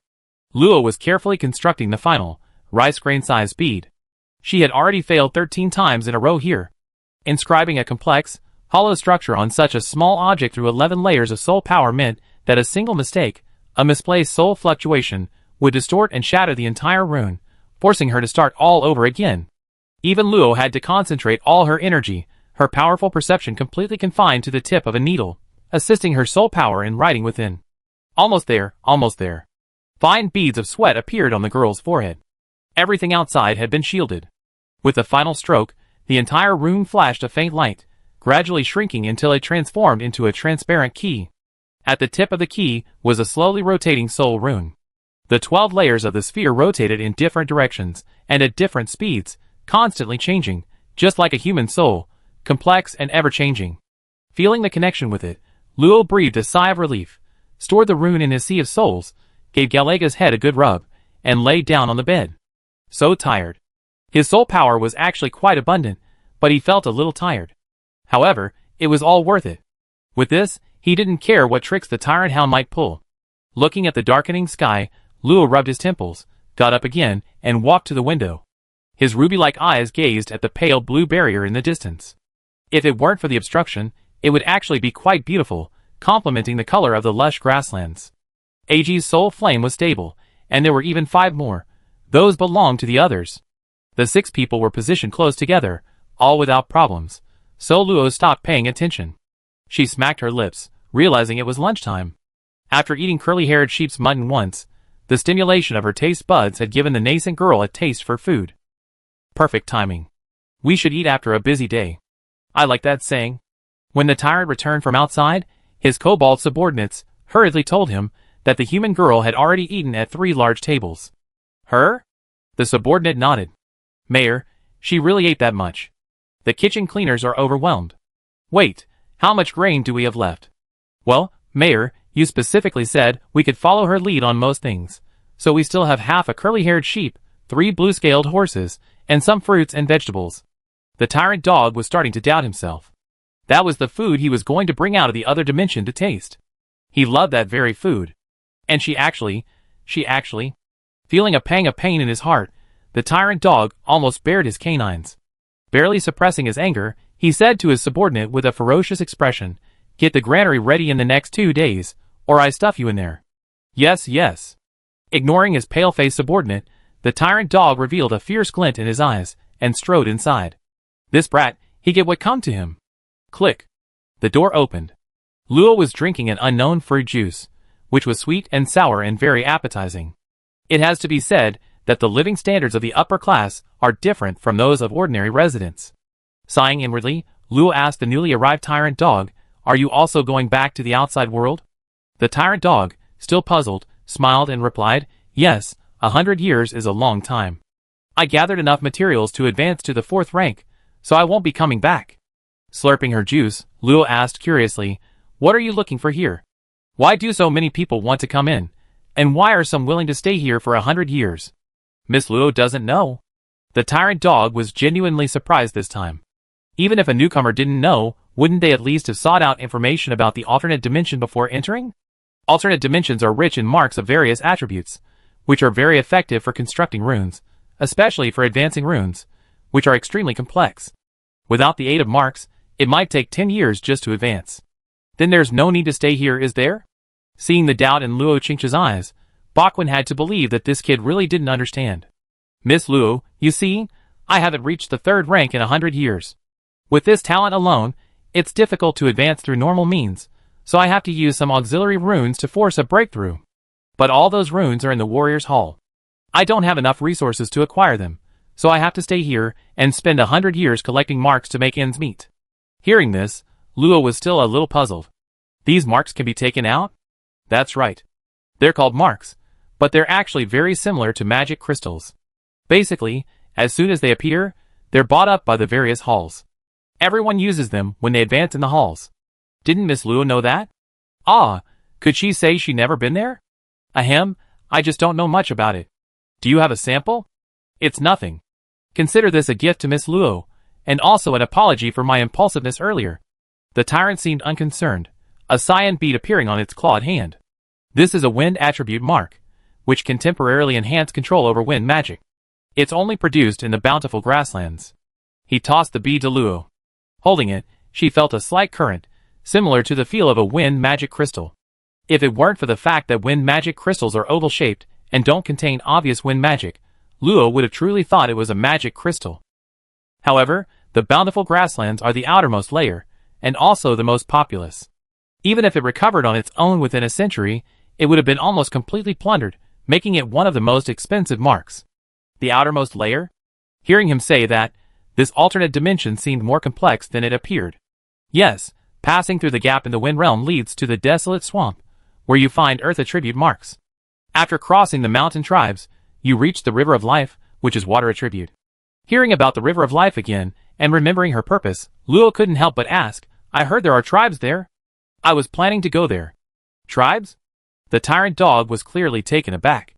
Miss Luo learned about this from the native creatures, right? Only they would call it that. There are riverside cities along the river of life, much more magnificent than our small towns. Then I go take a look. Of course, absolutely. Luo had a pretty good idea why the tyrant dog wouldn't go. It was because there was more power there. Although wind marks were rare and valuable, that didn't mean their overall value was high. Higher ranking figures would naturally go to the inner regions. By the way, I promised someone I stopped the competition between humans and orcs from being so fierce. I think you, as the mayor, could easily do that, right, Bakwin? What could be easier than solving the problem at its source? Luo had never intended to simply stay by AG's side and protect them.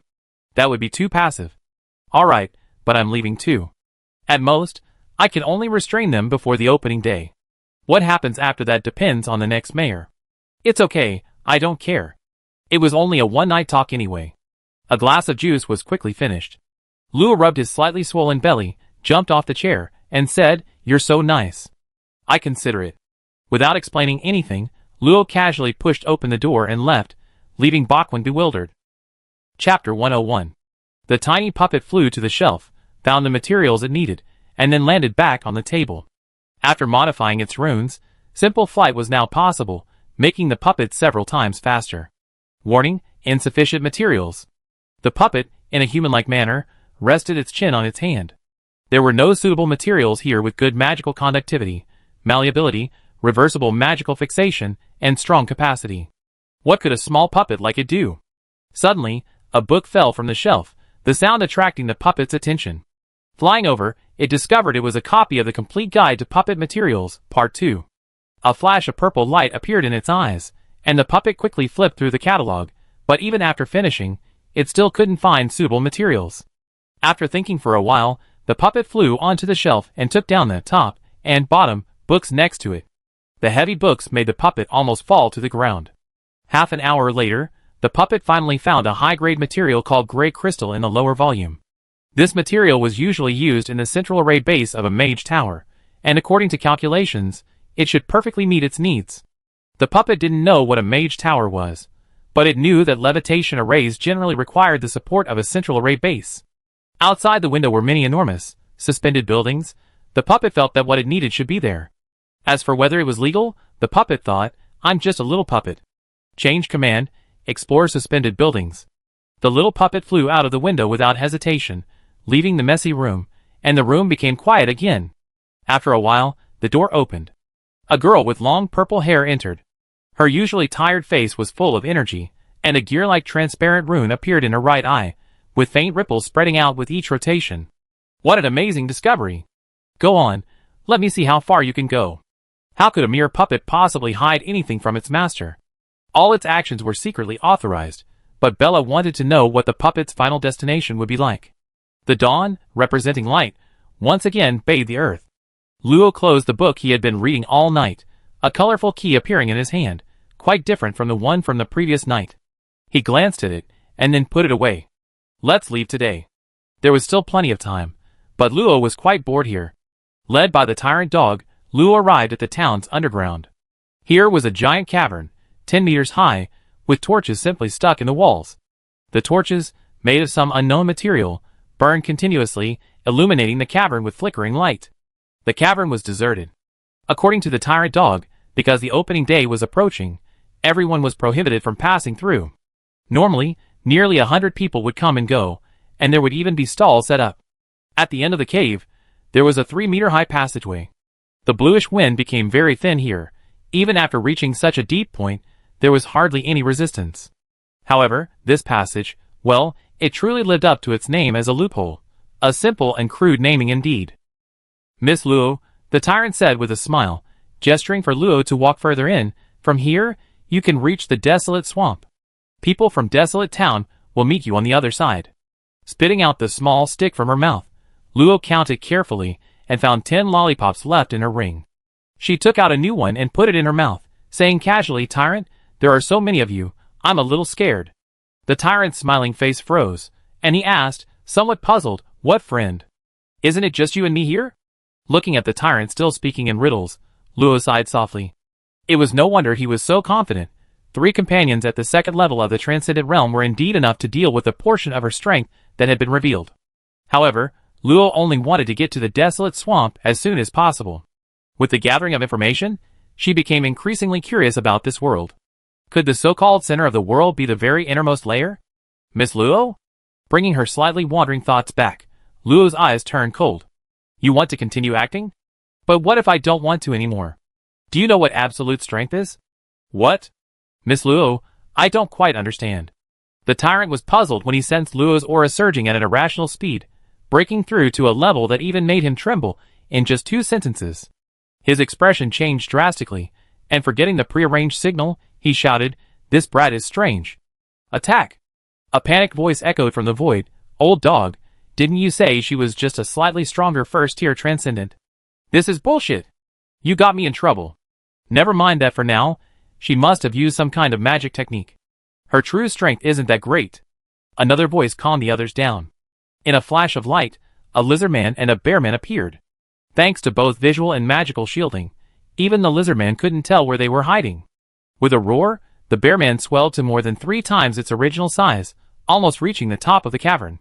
Huge heavy blades appeared in his hands, and with a sweeping motion, he shattered the stalactites hanging from the ceiling into dust. The lizardman, not to be outdone, brandished a curved wooden staff.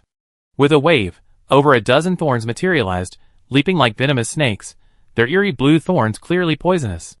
Seeing the tyrant produce the bone again, Luo's expression remained unchanged. The conversion array on his right wrist rapidly activated, drawing in a massive amount of magic power and transforming it into soul power. A multicolored key, shimmering brightly, floated before Luo. As dozens of times his own soul power was injected, the key trembled violently, extending 4 chains of different colors, yellow-red, green, yellow, and blue-gold, which, under the astonished gazes of the 3, traversed space and shot into their minds. The 4th chain, blue-gold, curved, connecting to the foxman hidden in the shadows. Strangely, the chains seemed invisible, though they appeared to have pierced their heads. There was no wound. The tyrant tried to grasp the yellow-red chain, but couldn't. His hand passed through the chain, feeling nothing. "Ha ha ha, is this some kind of performance for us?" The speaker was the bearman, his booming voice making ears ache. Feeling unharmed, the bearman sneered and raised his heavy blade to strike. The tyrant hound and lizardman were also puzzled, but the foxman's expression changed drastically, his voice becoming unusually shrill. "Let go. I'd rather die than be bound." "Ah!" The final scream came as Luo grabbed the key. Before the tyrant hound and the others could understand what was happening, a tearing pain suddenly shot through their minds, as if something had forced its way in and taken root in their souls. "Ah! Miss Luo, spare me. I was wrong. I truly know I was wrong." Compared to the tyrant dog kneeling on the ground, clutching its head, the lizardman, being a mage, screamed even more pitifully due to his more sensitive soul power. However, the attack targeted his soul, preventing him from even fainting. "I'm going to die. My head's going to explode. I was just dragged here. I don't know anything. Ah! Stop!" Boom, boom. The bearman's berserk form dissipated abruptly, its massive body rolling on the ground, crashing against the stone wall, attempting to alleviate its pain. Luo felt a pang of pity, but quickly suppressed it. Even with the Lega, he was still in grave danger alone here. It was best to eliminate these dangers as soon as possible. Contract complete. With a cold voice, a small lock materialized within their sea of souls, connecting to chains binding their entire soul sea. The chains spread throughout their bodies, their magic binding effects further restricting their magical power. Without Luo's permission, they were merely ordinary orcs, at most possessing superior physical abilities. The moment the lock formed, the four men's headaches subsided, but the subtle connection prevented them from feeling happy. Even the slightest thought of harming Luo caused them a sharp, stabbing pain, and the moment they tried to act, their magical powers became completely unresponsive. The Tyrant Hound and the Lizardman Bearman lay on the ground, ashen-faced and lifeless. The Foxman struggled to his feet, his face still filled with disbelief. Why do you know this magic? This doesn't make sense. This absolutely doesn't make sense. He reached out to grab Luo, but a resistance from his own mind prevented him from getting close. There's no mistake, this is an unequal contract, but why can't our souls resist? The Foxman muttered dejectedly. With his experience, he was quite certain that this girl had recently advanced to the first level of the Transcendent Realm, but without a difference of at least 3 levels in soul power, an unequal contract was completely ineffective. Besides, wasn't this magic supposed to have been lost long ago? Ignoring the Foxman's incredulous mutterings, Luo coldly said to the Tyrant Hound, "You, walk in front." Although the Tyrant Hound didn't want to do it, his body involuntarily stood up, walking in front like a puppet. "Miss Luo, please give me one more time." "Shut up." Luo ignored the remaining 3 beast men. In a sense, these beast men were currently her loyal followers, and she didn't need to pay them any more attention. If she weren't unfamiliar with the other side, she wouldn't even care about the tyrant dog. Chapter 102. The lizard man licked his eyes, sitting on the ground with a look of utter despair. "Klein, isn't there any way to undo this spell?" The foxman named Klein glared at him dismissively, saying irritably, "You should be familiar with its other name." What name?" "Entrapment spell." It's that spell." The lizard man clutched his head, trying to pull the lock out of his mind, but it was just a thought. He couldn't touch it, and it was impossible to reach it unless he achieved Saint rank, or had a Saint rank help him. But these insignificant characters? Saint rank? What a joke. He should think about how not to anger his new master. "I hate that dog." "Don't say that, I hate it too." The two exchanged a glance and sighed. Snoring. The bearman lay on the ground snoring. What else could he do but sleep? "Master, the desolate town is just ahead." The word master sent a shiver down Luo's spine. Let the nobles enjoy that title. She, a mere girl, couldn't bear it. "Just call me miss." "Then I call you young miss from now on. Is that all right?" "Whatever." The tunnel wasn't straight. The so-called loophole referred to a relatively easy path. In reality, this tunnel was man-made, nearly 1,000 kilometers long underground.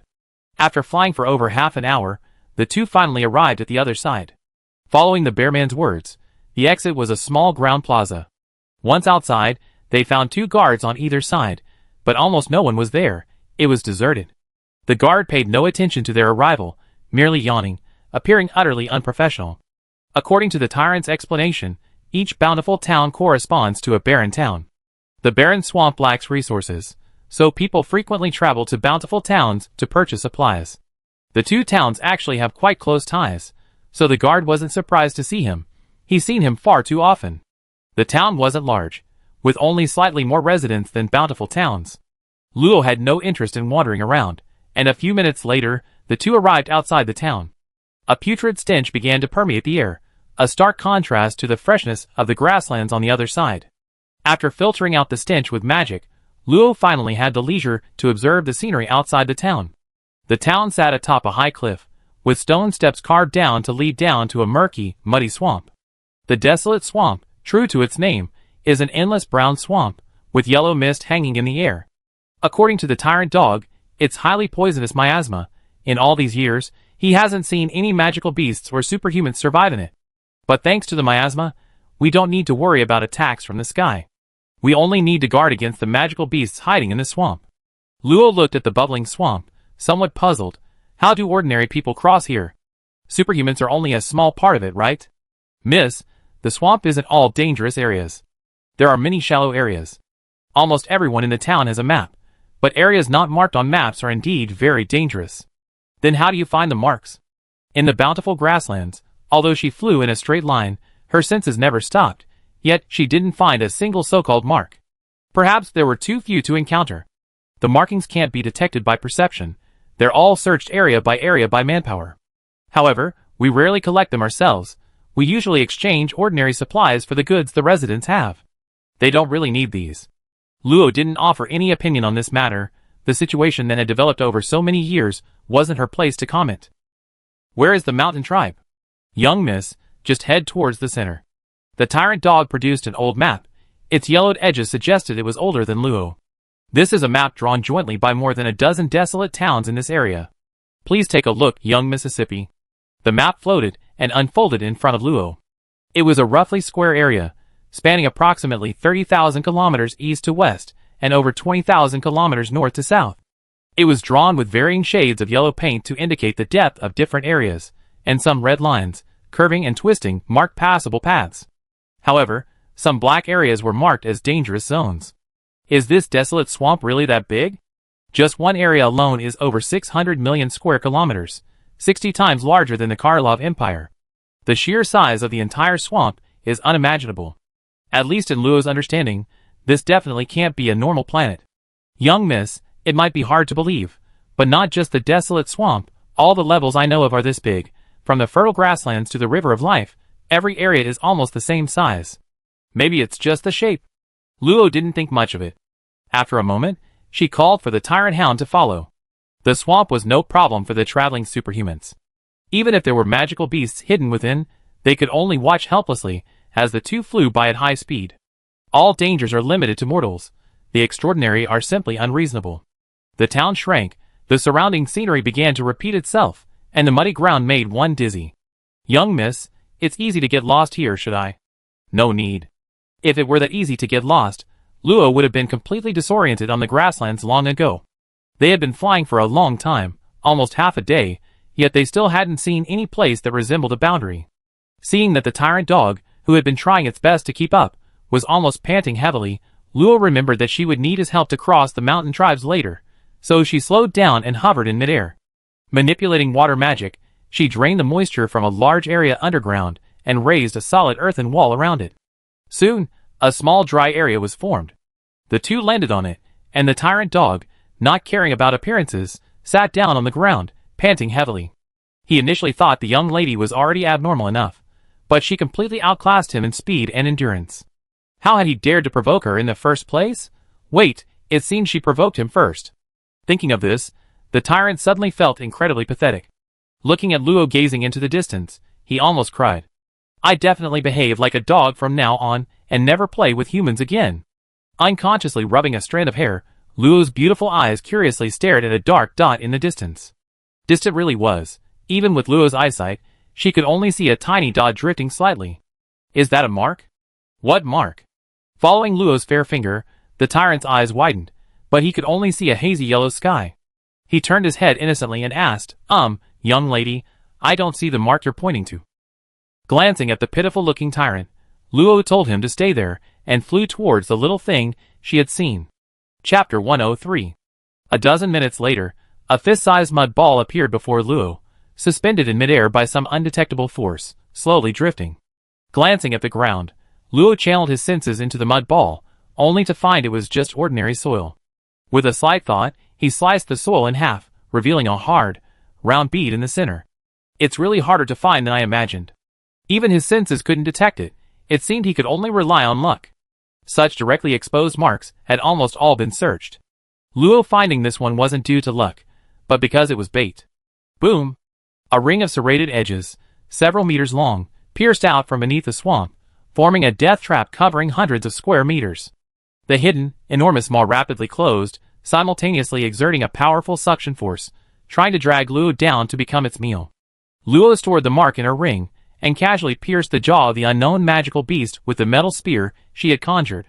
The intense pain caused the beast's body, hidden beneath the swamp, to writhe wildly, creating ripples of mud. For the sake of the mark, Luo didn't kill it. Besides, its body beneath the swamp was unusually large, making it troublesome to kill. Watching Luo calmly fly back from the sudden commotion in the distance, the tyrant dog was filled with awe for its de facto master. Magical beasts that could survive in the swamp possessed extremely strong camouflage abilities and considerable intelligence. This young lady had just arrived, yet she treated the place as if it were her own home. Terrifying. The tyrant dog completely extinguished any unrealistic thoughts of resistance and obediently stood behind her as a guard. Perhaps it would get to enjoy a good meal someday. The map depicted the general route from the town to the border, but it proved useless except for telling Luo how far it was. After nearly a day of intermittent flight, the rest stops were mostly spent by the hounds suffering through the chaos, their unpleasant gurgling and faint rumbling echoing through the air. Soon, a precipice appeared before them. It was hard to imagine the sheer scale of the scene. Below the endlessly stretching cliff edge lay a bottomless abyss. Waterfalls formed from swamps carried countless amounts of mud, flowing and cascading down to create discontinuous mudslides. Thick, yellow miasma billowed in the sky, forming heavy clouds, with purple lightning flashing through them, yet not a single drop of rain fell. The surging swamp emitted eerie sounds of bursting foam.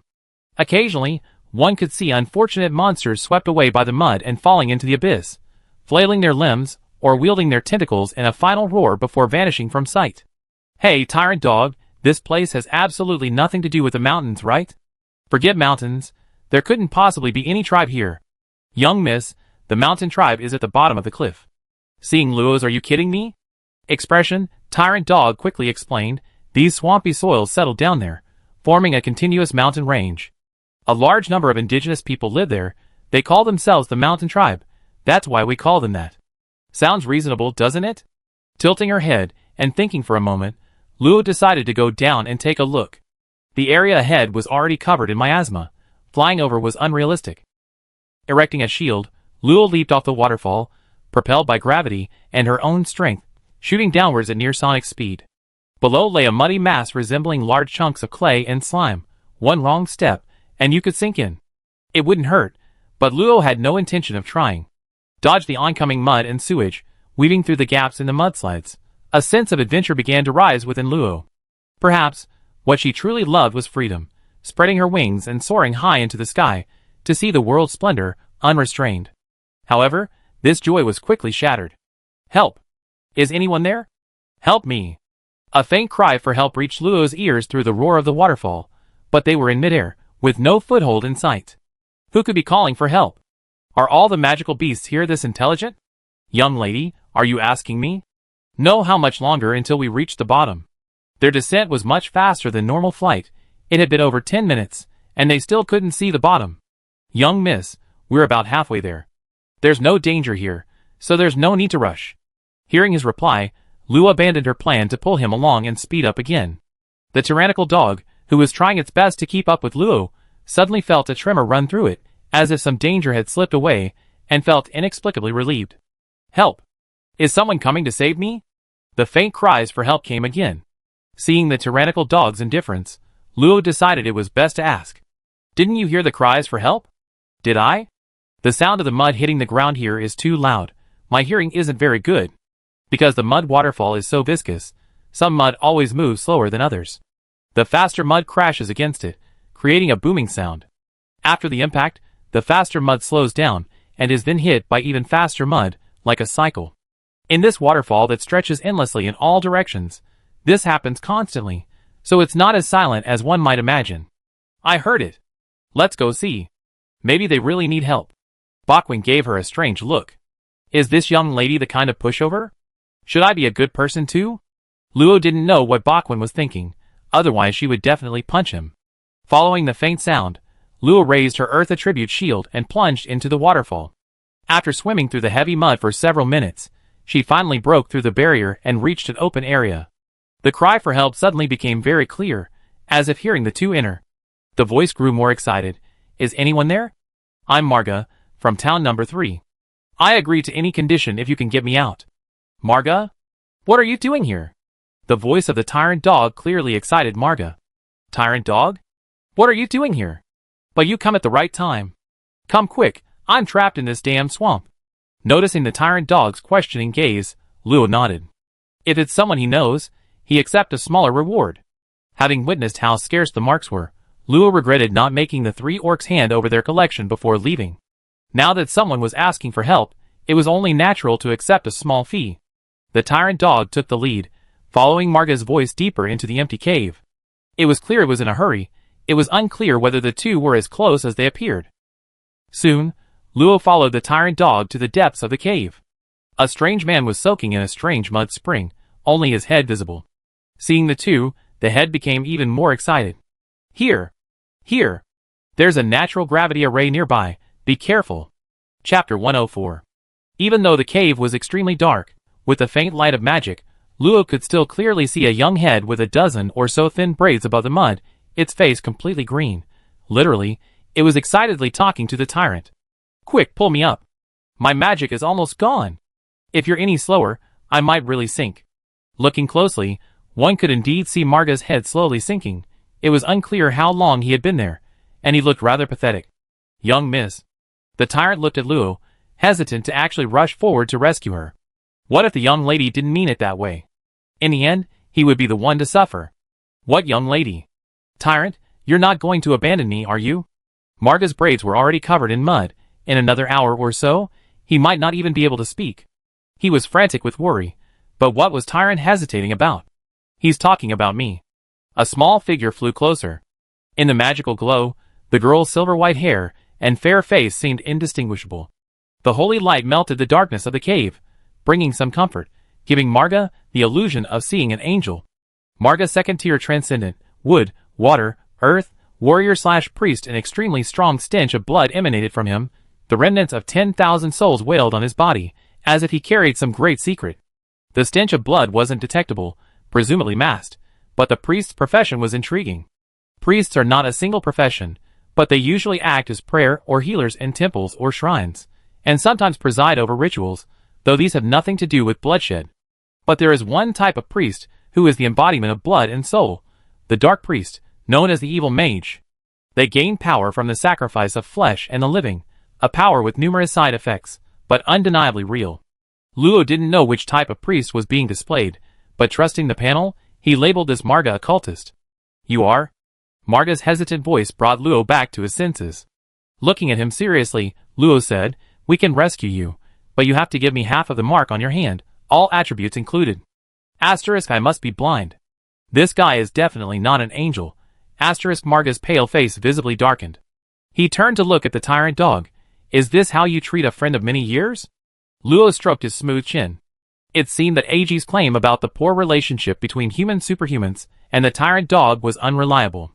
But speaking of which, green skin. Does such a race even exist? Green skin. It can't be goblins, right? Aren't they extinct? You wouldn't happen to be a goblin-human hybrid, would you? The air suddenly fell silent. Luo looked at Marga, whose lips were trembling slightly, somewhat puzzled.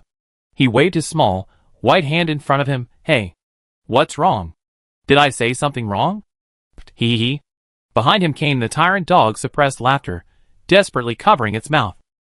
You actually said I'm a goblin half-blood, Let's go. This person looks like he's not to be trifled with. Marga's roar was only half finished when he saw the little girl had already retreated several meters away. Forgetting about the goblin half-blood thing, he hurriedly shouted, Wait! Don't go! 60% of the mark. This? Seeing Luo's figure about to disappear completely, Marga panicked. I give it to you.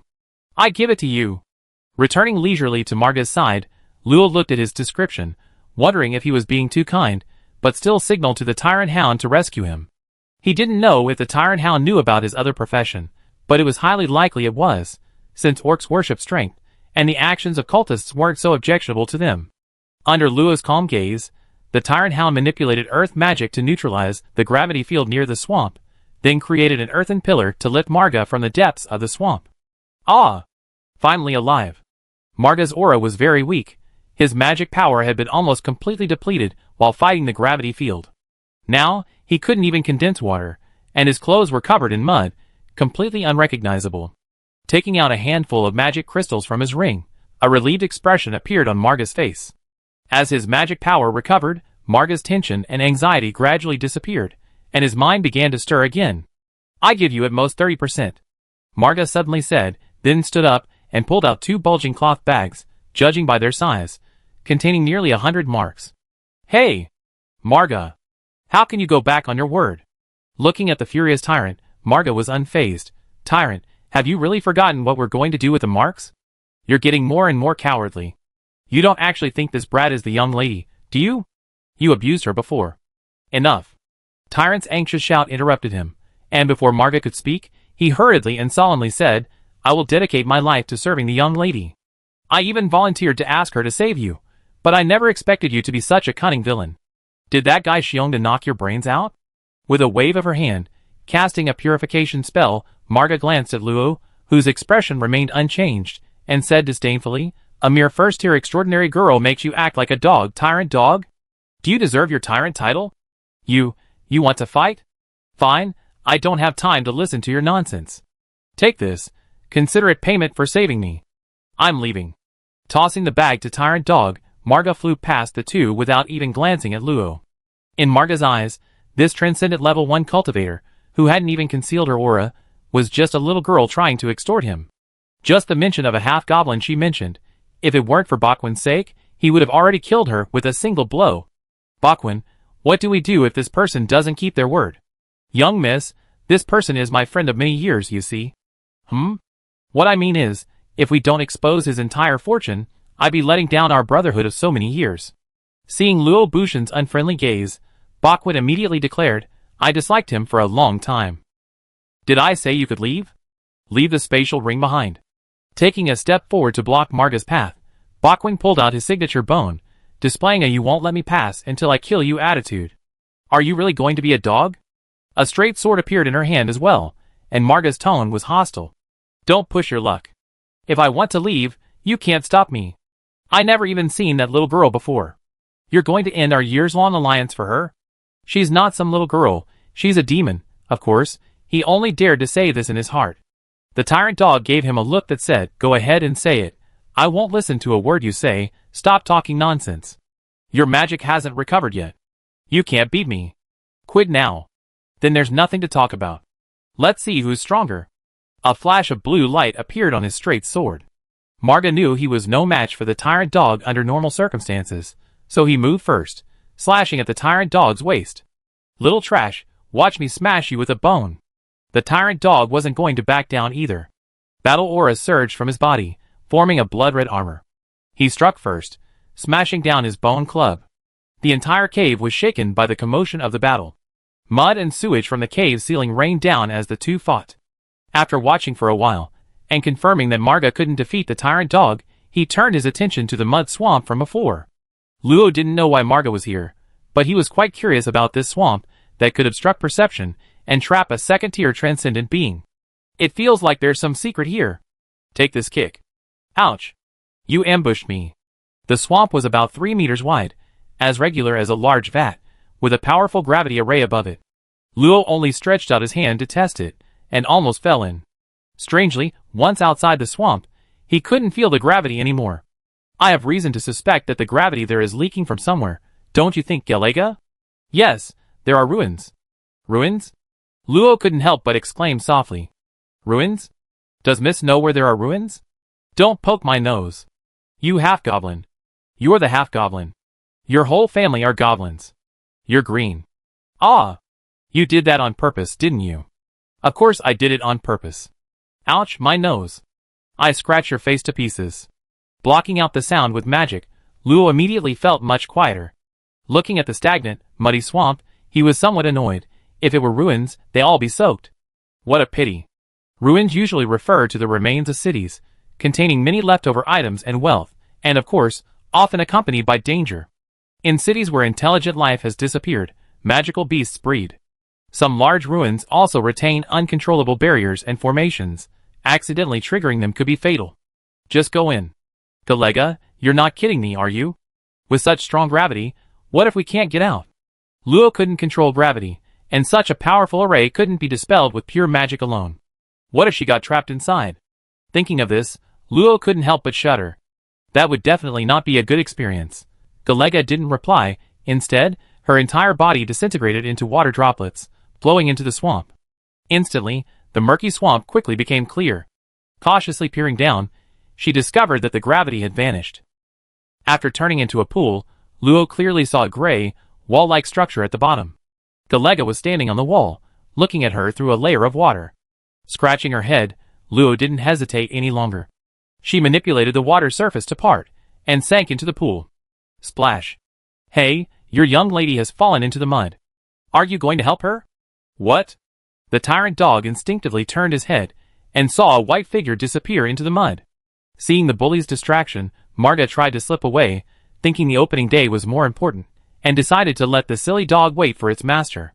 But to his surprise, the bully only glanced at him before immediately chasing after him, a hint of excitement on its face. I'm diligently completing the young lady's task, Marga thought. If she doesn't say anything, she definitely doesn't need my help. What if something happens inside? Thinking this, the bully's expression hardened. Its golden bone club blocked Marga's path again.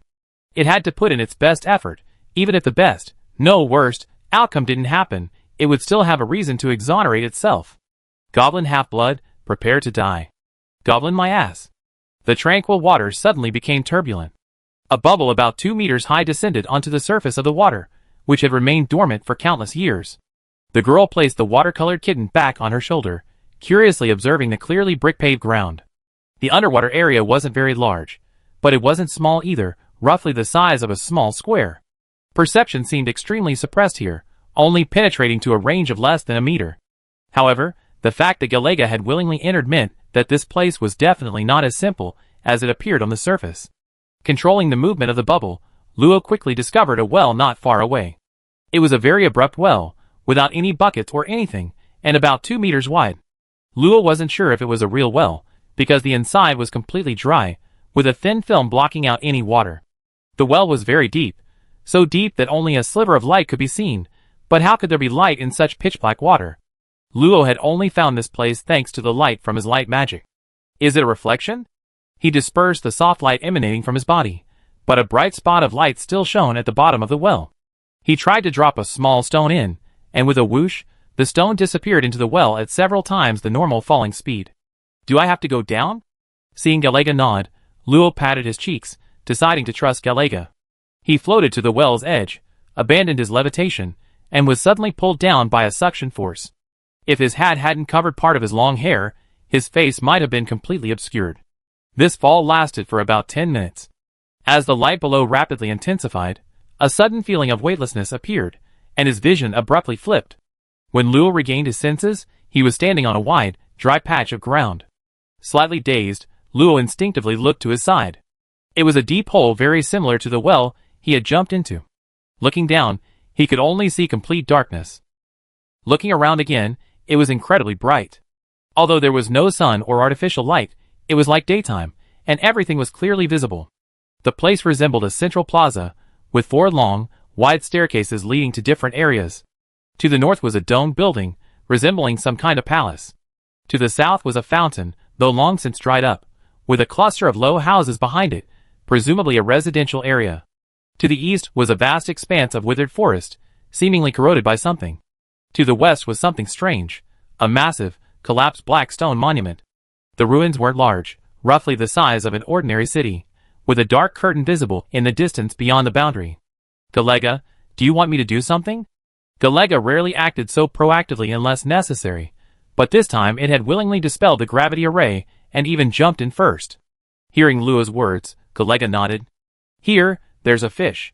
Okay, I knew it would say that. So what exactly is this fish? Chapter 105. If it weren't for the utter lack of life, Luo would probably have thought this was just an ordinary city. But thinking about it, how could a normal city be beneath a swamp? Here, perception was suppressed even more severely, almost to the point of being pressed against the skin. This meant that all manipulation of soul power was greatly weakened. Fortunately, the control over water and fire magic was fine.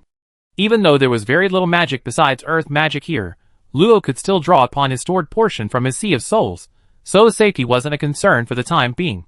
There were inscriptions on the massive, broken stone tablet. Luo figured that if he wanted to find information about this place, it was most likely on the tablet. Upon approaching, Luo discovered that the tablet was incredibly enormous. The base alone was comparable to half of the town of Abundance. The towering tablet was pitted and uneven, bearing the weight of time. Standing before it, one felt like dust, experiencing a sense of insignificance in the face of history. Why is there something like this here? Luo muttered to himself, flying to the broken part of the tablet. It wasn't smooth, it looked as if it had been broken by brute force. The stone tablet was inscribed with unknown script, more like symbols than common language. Galega, do you recognize this script?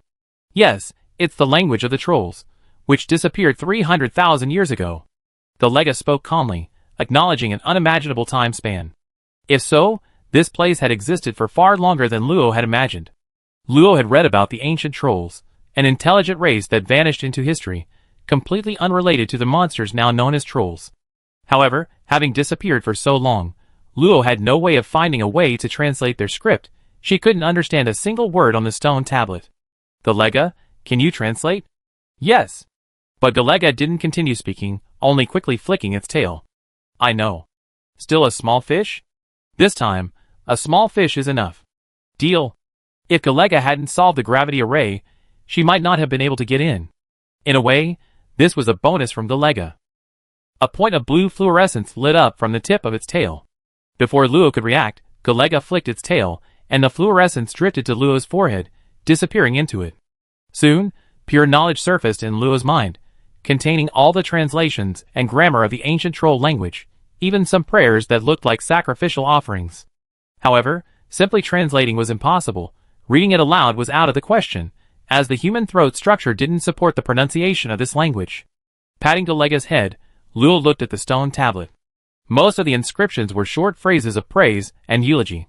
One term, Calibal, appeared very frequently. Based on the context, it should be a name. This is a monument praising a general named Calibal, recording his great achievements as a general. However, because the section that fell to the ground was face down, many of his deeds are not visible. But one passage particularly intrigued Luo. The great matriarch's days were numbered. Her loyal General Calibal found for her the precious source of the earth. Alas, in his final moments, the valiant General Calibal was thwarted by an evil enemy from the abyss, and from within the towering high temple, he could only watch helplessly as his matriarch returned to the embrace of the earth. His grief and anger led him to seal the source of the earth within his temple, where it lay eternal rest alongside the remains of his mistress. Why a general would have such a close relationship with his mistress, Luo didn't know, but according to what was said, the source of the earth was in the temple of Carabel, buried in unknown depth underground, yet it had stood for 300,000 years. This source of the earth must be the key. Speaking of which, why are there ancient trolls in this other dimension, the kind only found there? Luo didn't expect anyone to answer her. She wanted to see what this source of the earth was. Coming to ruins and not exploring, wouldn't that be normal? Considering herself perfectly normal, Luo carefully examined the area beneath the stone tablet, finding no mechanisms or anything like that, before turning and flying towards what was clearly a temple. The temple wasn't a standalone building, dozens of buildings were connected around it.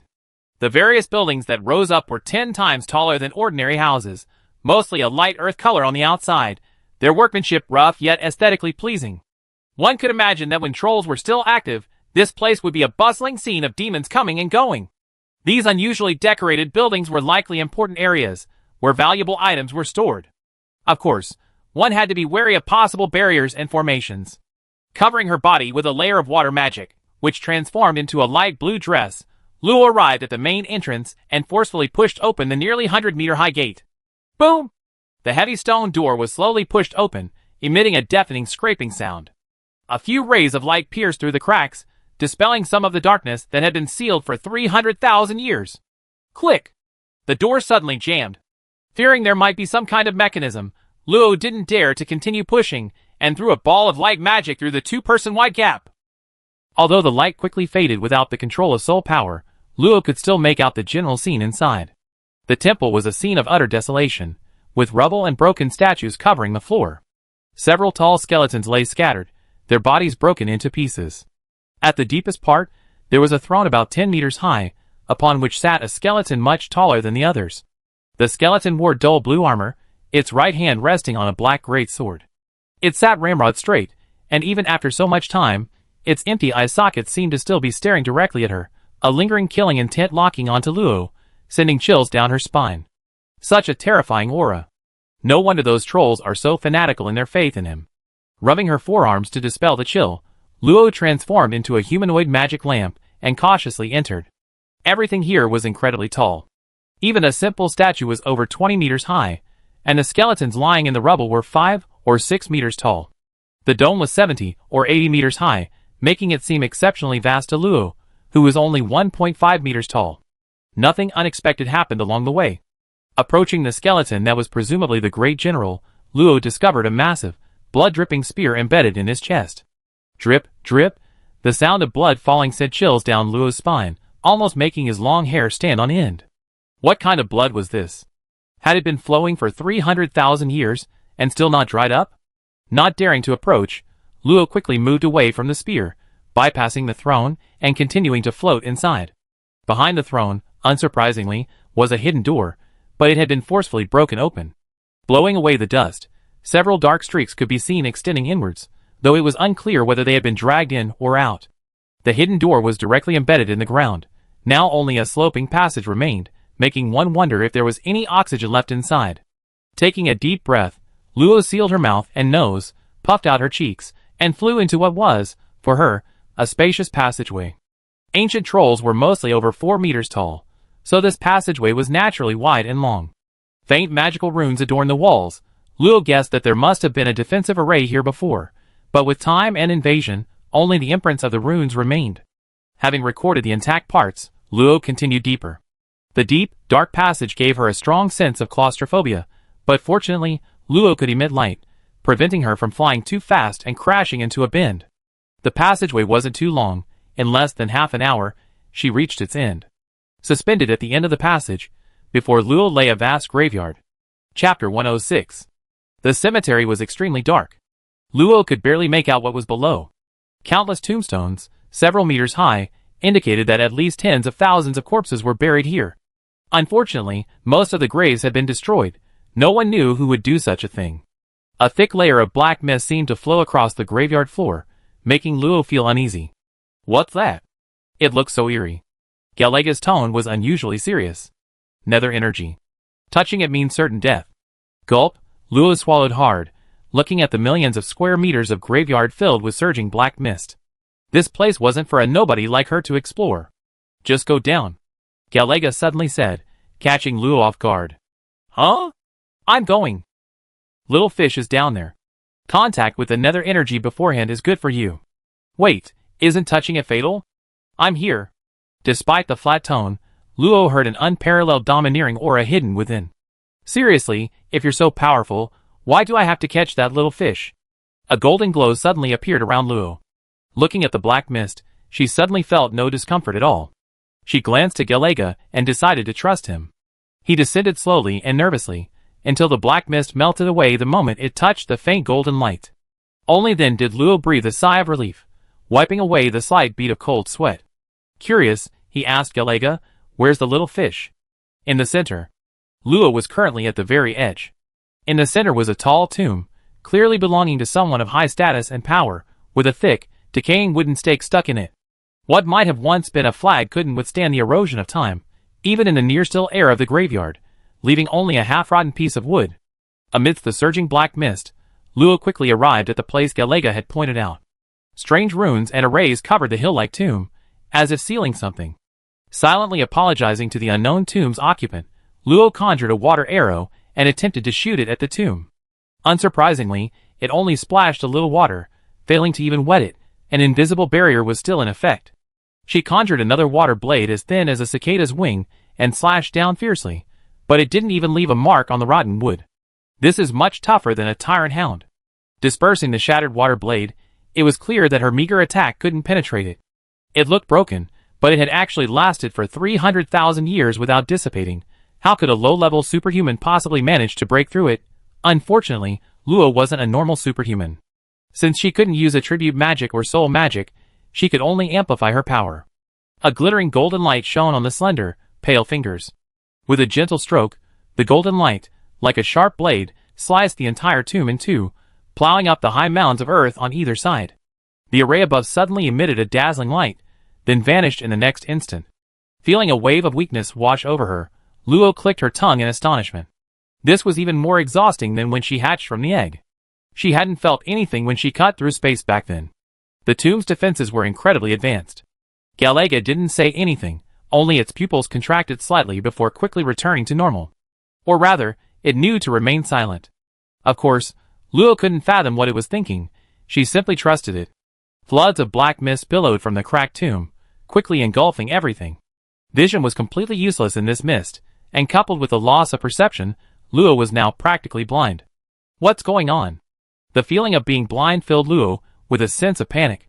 Fortunately, the golden light given by Galega was constantly dissolving the black mist, and the sight of her hands, which she could barely make out, reassured her somewhat.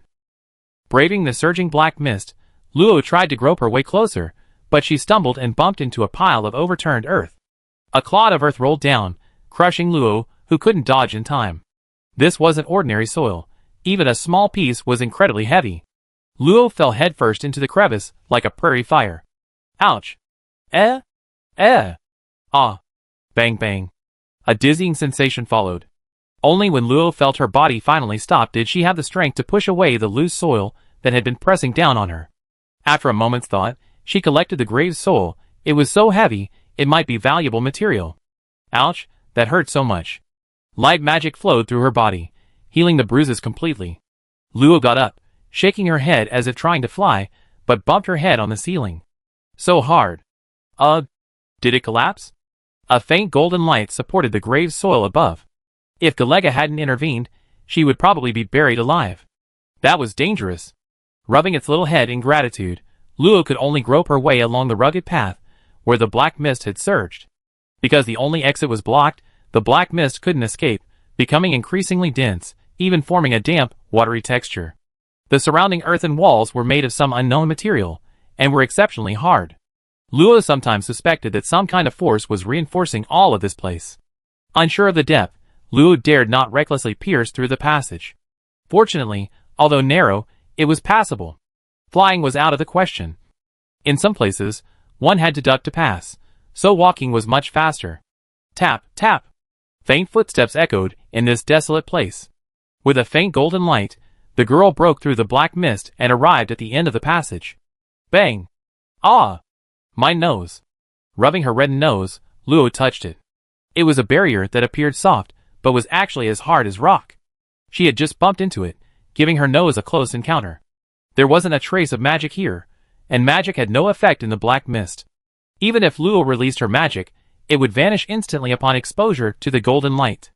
Using annihilation again to break a hole the size of a person in the barrier, Luo shook her slightly dizzy head. Suddenly, she felt a cool sensation welling up from between her brows, greatly relieving her throbbing headache. Ah, so this is still here. It seems like it's been a long time since I've seen it. Feeling a bit more alert, Luo realized she still couldn't see anything within the barrier. There was no way to find it. Just as she was worrying, Galega gently opened its mouth, and a powerful suction force surged forth, continuously drawing in nether energy. Its entire body quickly turned grayish-black.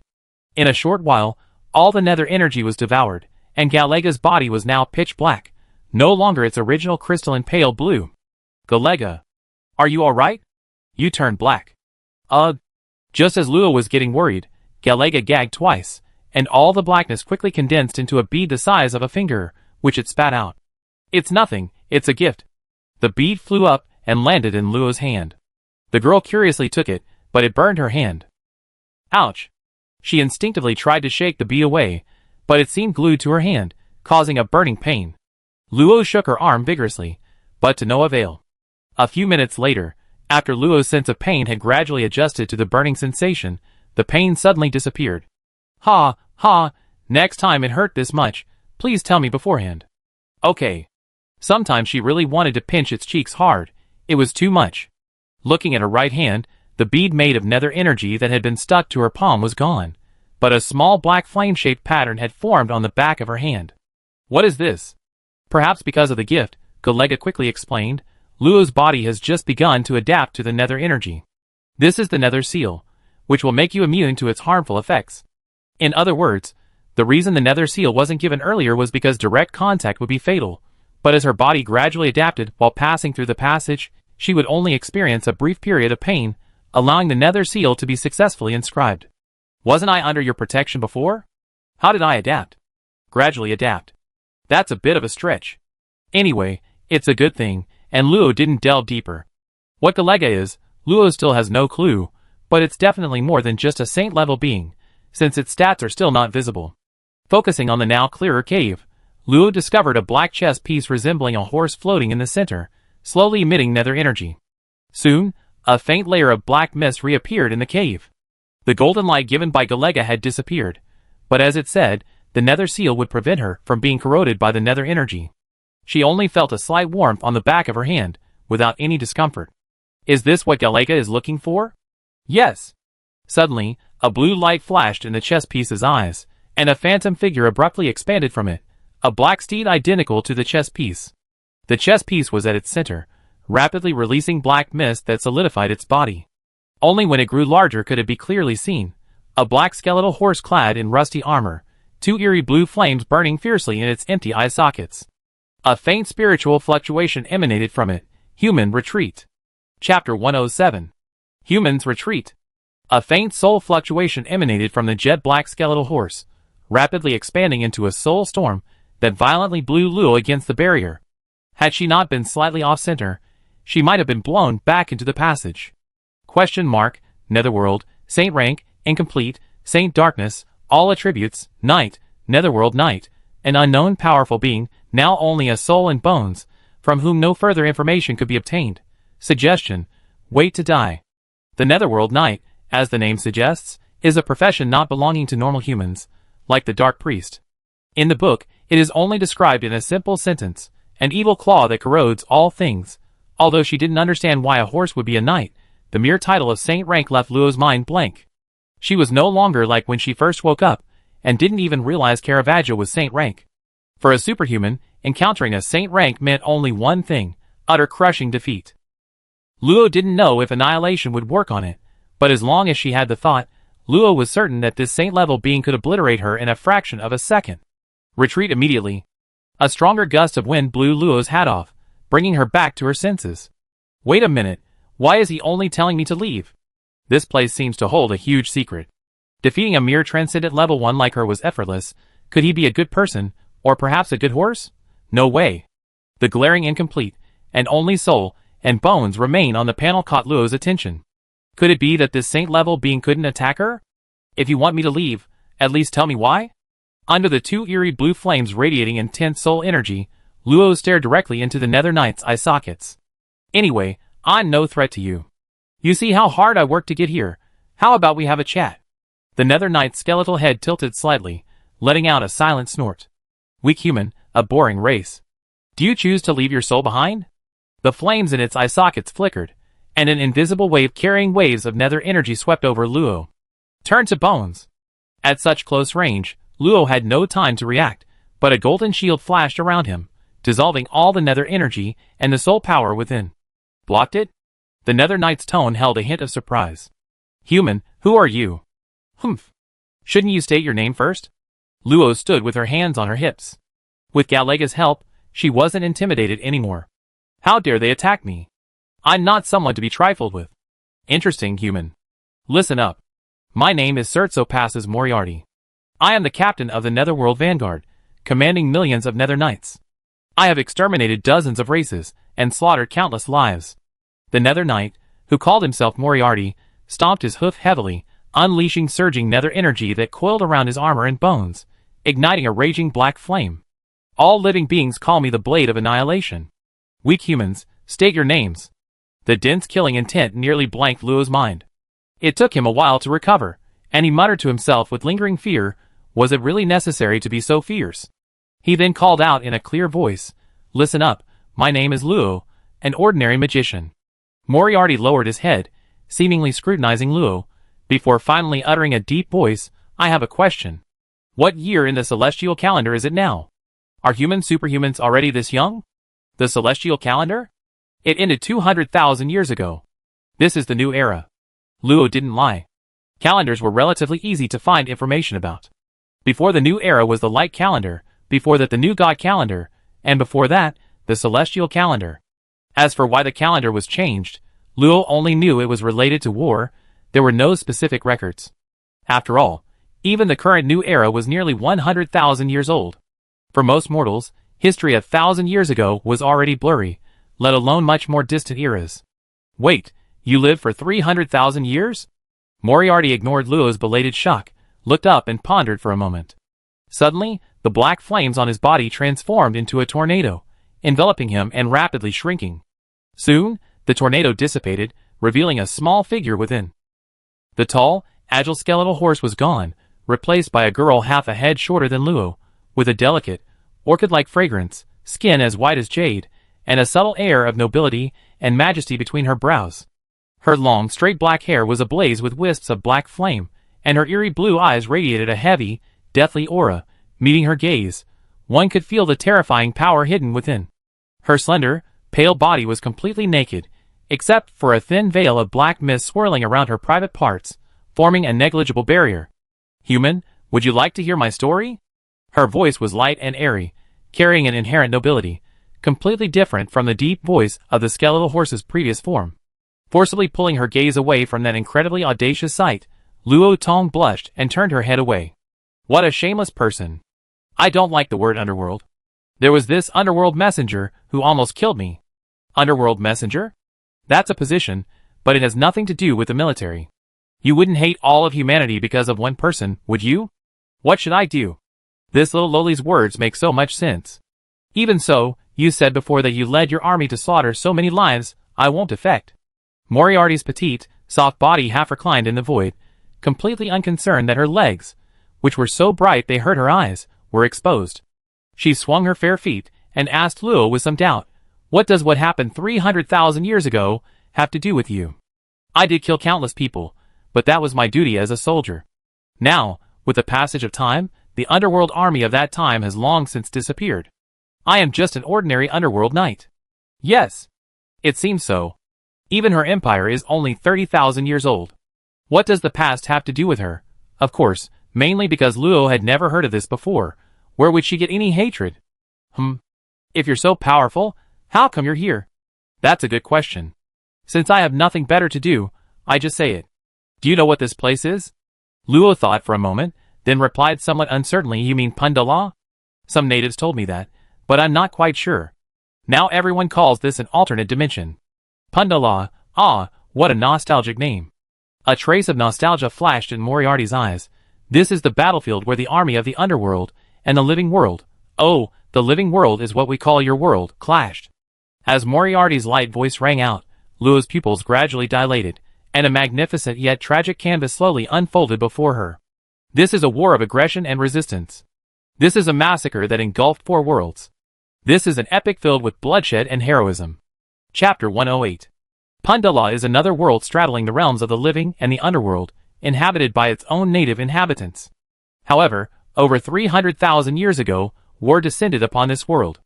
The then ruler of the underworld planned to invade the living world, gathering an army of hundreds of billions to breach the boundary and invade Pundala, intending to use it as a springboard to attack the living world. However, it was clear that the ruler of the underworld had no intention of hiding. The living world and Pundala already had dealings, and the arrival of the underworld army was quickly discovered. At that time, the living world was ruled by angels and dragons. Sensing the underworld's intentions, the archangels and dragon leaders decided to summon over 100 races, including elves, humans, dwarves, trolls, and orcs, to resist the invasion from the underworld. The battlefield was Pundala. The sky was filled with the white wings of angels, and the bodies of colossal dragons that blotted out the heavens, and the earth and lower atmosphere were covered by hundreds of billions of extraordinary beings. Meanwhile, the underworld dispatched nether dragons that breathed netherworld energy and fallen angels that spread death. 1 trillion netherworld troops stood before the numerous extraordinary beings. Though 10 times outnumbered by the living, their momentum was in no way inferior. In the years of the celestial calendar, the war officially began. That battle raged for countless years. Blood-stained feathers constantly fell, disappearing into the air. Every now and then, the corpses of dragons crashed down, creating vast craters. Endless blood stained the earth. Every moment, countless lives of the living perished, and vast swathes of netherworld creatures vanished. Both sides deployed over 1,000 saint-level beings, and even nearly 10 demigods were mobilized, concealed in the void, manipulating the battlefield's course. The entire kingdom of Phandala was nearly shattered. Its native inhabitants were utterly exterminated. Blood, magic, life, everything blossomed into flowers, adorning the immeasurable battlefield. Roars and cries were the only sounds remaining. All races were bloodthirsty, and the term meat grinder was far from sufficient to describe the war. Moriarty was born in the most intense period of the war. Through strength and ruthlessness, he quickly rose to the position of captain, commanding 1,000,000 nether knights. He charged to the front lines, inflicting heavy casualties on the resistance forces of the 100 races. However, no one expected the netherworld to suddenly intervene. You seem unaware that the netherworld connects the underworld and the living world. It is a world of skeletons, a breeding ground for soul mages and necromancers, and the birthplace of liches and bone dragons. The battlefield was littered with countless corpses, the earth soaked in dark red blood. The netherworld's sudden attack in the later stages of the war stunned both sides. Countless corpses rose from the dead, forming a necromantic calamity that swept across the entire battlefield. The living world and the underworld were caught off guard, suffering heavy casualties, which in turn increased the power of the netherworld. While we are not afraid, the theft of our victory is unacceptable. Therefore, we reluctantly united with the living to drive the undead army back to the netherworld. That simple? Ah!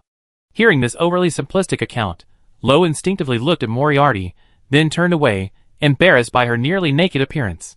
Didn't you say the losses were heavy? Seeing Lo's tense body as she turned away, Moriarty asked, puzzled, why are you blushing? Is the netherworld energy here too dense? As she spoke, the faint netherworld energy around them was absorbed into Moriarty's body, brightening the entire cave considerably. The light source was Lo. Ah? No. Lo quickly covered her eyes with one hand, pointing with the other at Moriarty's exposed, snow-white body. You're not even wearing clothes? Aren't you ashamed? Clothes? What you wear? I am not a spirit of the living world. Why should I care? You are on our territory. Of course you should follow our rules. I don't think so. Well, there's some truth to that. As she spoke, black flames ignited, enveloping her fair and alluring body. Soon, a black dress appeared, its style exactly the same as Luo's. Even the badge on the neckline and the pendant around her neck were identical. How is it? Luo opened her hands that were covering her face, her crimson eyes cautiously peeking through her fingers. Finding that most of her face was covered, she lowered her hands with relief, smoothing her flushed face slightly, and nodded. That's good. Humans are indeed boring. Openly mocking humans, Moriarty continued recounting the war. Although she glossed over it, in reality, it took the sacrifice of over 100 Saint-level warriors on both sides to drive the netherworld back, more than half of the remaining Saint-level warriors at the time. Just as the netherworld retreated, the living world launched an attack, sealing away over 30 Saint-level beings, including her. The price was the sacrifice of 10 Saint-level beings. Of course, it was all worthwhile. The fact that the world is still dominated by beings from the living world speaks volumes. I was fighting the troll race at the time. Their leader, a troll named Carabel, was indeed valiant. I was careless, and was sealed here by him. However, I also pierced his body, so it was a draw. During her imprisonment, Moriarty could only stay in this cramped cave, unable to sleep, unable to cultivate, and unable to break the seal. Day after day, year after year, she succumbed to madness and despair. Finally, even despair vanished, her thoughts nearly ceased, until her body decayed, turning into bones, and a new consciousness was born, only to return to madness, despair, and death, the cycle repeating endlessly. The unique nature of beings in the underworld prevents them from truly aging like those in the living world, but it has also forced them to endure 300,000 years of loneliness. She seems easy to talk to now, but that's only because this consciousness was born in the last 100 years. Are all beings in the underworld as strange? Luo couldn't imagine what it would be like to be reborn from a dead corpse. The memories were exactly the same, but it wasn't the original self. Why do you think that? Well, perhaps for them, the birth of children by beings in the living world is much stranger. No wonder you, as a general, didn't attack humans. Initially, her dismissal was probably just a habit stemming from memories. Having reincarnated countless times, Moriarty had long lost her initial sense of responsibility and hatred. Now, she was more like a stranger observing someone else's memories. There would be feelings, but only feelings. Well, it feels a bit like my current self. By the way, just a reminder, my lack of hostility towards you doesn't mean my intentions are friendly. Huh? What do you mean? Moriarty, dressed in a black dress, stood up, her bare feet touching the cold ground, and said softly, with each rebirth, my madness and obsession grows stronger, transforming into a heart of resentment. This is the source of my power, and also the root of my loss of control. Luo felt a chill run down his spine. It seemed this powerful figure could lose control of her emotions at any moment. Seeing Luo's growing nervousness, Moriarty smiled slightly, her delicate white hand opening to reveal a black heart entwined with chains. Rest assured, the heart of resentment won't. Where is my heart of resentment? Moriarty's face slowly stiffened, her previous calm vanishing instantly. Staring at her empty palms, her pupils contracted sharply, only to find Luo frantically shaking his head. I don't know. Don't look at me. I don't know anything. What Moriarty couldn't see was that on Luo's shoulder, a kitten was licking its paws, a black heart occasionally pulsating in front of it before it swallowed it whole. Human, give me back. Thump. Moriarty collapsed to the ground. Luo, flustered and unsure whether to help her up, saw her clothes rapidly disintegrate, revealing a deep crimson stain. Ah! Luo didn't know where to look. After a frantic moment, she managed to scramble a black robe over Moriarty, her face burning with embarrassment. What a shameless person! After huffing and puffing out those words, Luo asked Galega with some concern, Are you alright? I'm fine. And her? She's been consuming resentment. She'd wake up in a few days. Galega explained simply, the black heart inside her gradually fading and shrinking until it transformed into a small blue fish, swimming around inside her body before suddenly disappearing, vanishing without a trace. Luo's mission accomplished. Luo, not daring to blink, watched the heart transform into a small blue fish and then disappear, before looking at Galega with a complex expression. So the little blue fish I caught before was such a powerful thing? She plopped down on the ground, rubbing her temples. Since arriving here, her heart had been pounding wildly. In this place where there was no air, if she weren't a superhuman, she would have suffocated long ago after trying to breathe so many times. Chapter 109. How much longer until the repairs are complete? Reporting to the Palace Master, at the current pace, it will take 3 more days. 3 days? The Palace Master was taken aback. You said 3 days last time too. Why is it still 3 days now? Hal wiped away the cold sweat that had beaded on his forehead, and said helplessly, Palace Master, we were supposed to be able to reopen the array in 1 day, but in the past 2 days, part of the central array base of the Mage Tower has been damaged, and repairing it will take a considerable amount of time. What happened? Where is the culprit? Well, we haven't found him yet. Seeing the Palace Master's pale face, Hal quickly explained, the patrol personnel found traces of the puppet's activity at the scene, but strangely, the search array couldn't trace back to the puppet's owner. And there's something else strange too, besides one. The most important amplification Mage Towers. The other Mage Towers' bases weren't seriously damaged, just like they'd been bitten. Even the black-robed mage himself found this hard to understand. The central bases were mostly constructed from precious materials. Even if a normal thief couldn't steal the entire base, they wouldn't just nibble at it like it was food. Why are there so many problems this time? Prioritize opening the alternate dimension. Deal with unimportant matters later. Lord, there is a way to temporarily activate the array. What's the price? Array masters can use their own magic to temporarily replace the damaged bases, but this will aggravate the damage, and it's estimated to take 3 months to repair. Alright, the subsequent repairs don't matter. Yes. I guarantee it will open within a day. After Hal left, the Palace Master, clad in a gray robe, gazed at the dim array high above, his expression somewhat dejected. At most 5 days, the magic tide will pass. Activating it now will only maintain the interdimensional rift for 4 days. Am I going to set another record for the shortest time? Thinking of that deceased old man's smug boast of presiding over 50 interdimensional openings, with the shortest time being 5 days, the Palace Master's aged face was filled with displeasure. I'm not willing to be outdone by him. No, it's just using myself as the array base. I learned that 3,000 years ago. I have to go see if I can open it a little earlier. The Palace Master's gray figure flashed and disappeared from the rooftop. A little earlier in time. Without Moriarty as the source, the nether energy within the cave had vanished. Luo tossed Moriarty's heavy, small body aside and squatted at the initial entrance. His small hands pressed against the grave's soil, storing the outermost layer into his spatial ring. So slow. Since her soul power couldn't stray too far from her body, she couldn't collect it in piles. She could only scrape it away layer by layer like a cat licking a fish. Life was hard, and the girl shed tears. Several hours later, the thick layer of Grave's soul was finally cleared, creating enough space for Law and Moriarty to crawl out. Grabbing her clothes, Law dragged Moriarty out of the 50-meter deep pit. It took Law a lot of effort to put Moriarty's clothes on, because touching her skin always caused a mental freeze, as if half an hour had passed in the blink of an eye. Lo didn't even know how long it took to dress her. Galega explained that Moriarty's body wasn't truly flesh and blood, but rather a pure energy mingled with ghostly energy and soul power.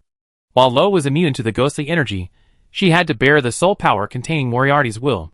Clearly, every time Lo touched her, her unconscious retaliation would shatter her consciousness.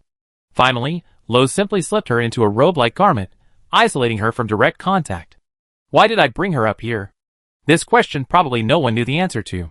Perhaps she felt a slight connection with this ghostly creature, or perhaps she felt a pang of guilt for not expecting Delega to devour her heart. There should be many more things in the graveyard, but Lo's ring was almost completely filled, and after so much time, she wasn't sure if it was still useful. Lo didn't explore further, and carried Moriarty back to the temple. Gazing once more at the 10-meter-tall general skeleton atop the throne, Luo couldn't help but conjure an image of several meter-tall trolls clad in armor, clashing with ghostly knights billowing with black mist. So the evil enemy written on the stone tablet was the Netherworld Legion? Does that mean the ancient trolls came to this other dimension, as a whole, to participate in the war? And that's why they were ultimately wiped out? This was just simple speculation. The truth was probably only known to Moriarty, but unfortunately, she was currently unconscious. Buzzing. Suddenly, the spear embedded in the skeleton's chest trembled violently, a vibrant red rapidly spreading across the entire spear before shrinking to a meter in length and transforming into a stream of light that flew into Moriarty's body. Thinking he triggered some kind of trap and was about to run away, Luo breathed a sigh of relief. Is this a recognition of mastery? Yes. Delega looked exactly the same as before. He had no idea how much power was contained within its small body. Flying out of the temple, Luo carried Moriarty to the skies above the withered forest to the east. As they approached, they noticed large patches of battered wood, and even today, the charred trunks emitted a faint black mist similar to ghostly energy. Luo strongly suspected that this ruin was the very heart of the troll stronghold, where the last trolls had held out fiercely, yet Moriarty, leading a band of ghostly knights, had still breached their defenses, and General Calabra, who had dominated the interdimensional battlefields, had been killed by her on her throne. Who inscribed the later records on the steel? Was it built before or after Calabel's death? Who broke the steel? Why did this alternate dimension become what it is today? Where did the rabbit-like natives come from? How was this ruin buried underground? Many questions remain unanswered, but most of history has been buried in time, and it's likely there will never be answers. Wait, what about the source of the earth? Luo slapped his forehead. He had initially wanted to find the source of the earth, but only found a little girl. Let's go down and take a look. Luo was no longer afraid of the netherworld energy, at least, contact with a certain level of it wouldn't cause any harm, so the black mist drifting through the withered forest posed no threat. The withered forest occupied about half of the ruins. Luo planned to continue after Moriarty woke up, so he wasn't in a hurry, carrying her as he slowly explored this land from 300,000 years ago. The tiny puppet stared blankly at the grain-sized gray crystal before it, confirming its quality met the requirements. It then directly began to draw a magic circle within the central array base, which had a hole in it. A faint voice could be heard, but the puppet paid no attention. What did it have to do with it? As the magic circle was successfully inscribed on the array base, the gray crystal melted into a thin layer of liquid, merging into the puppet's body and slowly modifying its intricate internal structure according to pre-programmed instructions. Quick! Are positions 887 and 889 ready? Report. All magic channels confirmed to be clear. Good, I take over the amplification mage tower. Lord Temple Master? What brings you here? Outside the mage tower, the gray-robed temple master appeared, displeased with Hal who greeted him. Why can't I come? This mage tower is the most severely damaged, and it's one of the core positions. I don't trust you with it. I act as the array base here. You all go do what you're supposed to do. This I understand. Then, Lord Temple Master, you know about this. Do you think this old man hasn't studied array formations? Hal quickly shook his head, flew back to the command room, leaving only the temple master to slowly fly into the mage tower. At your positions, activate the formation. As the command was synchronized through the soul network to the minds of the mages in each mage tower, the 9,999 mage towers once again shone brightly.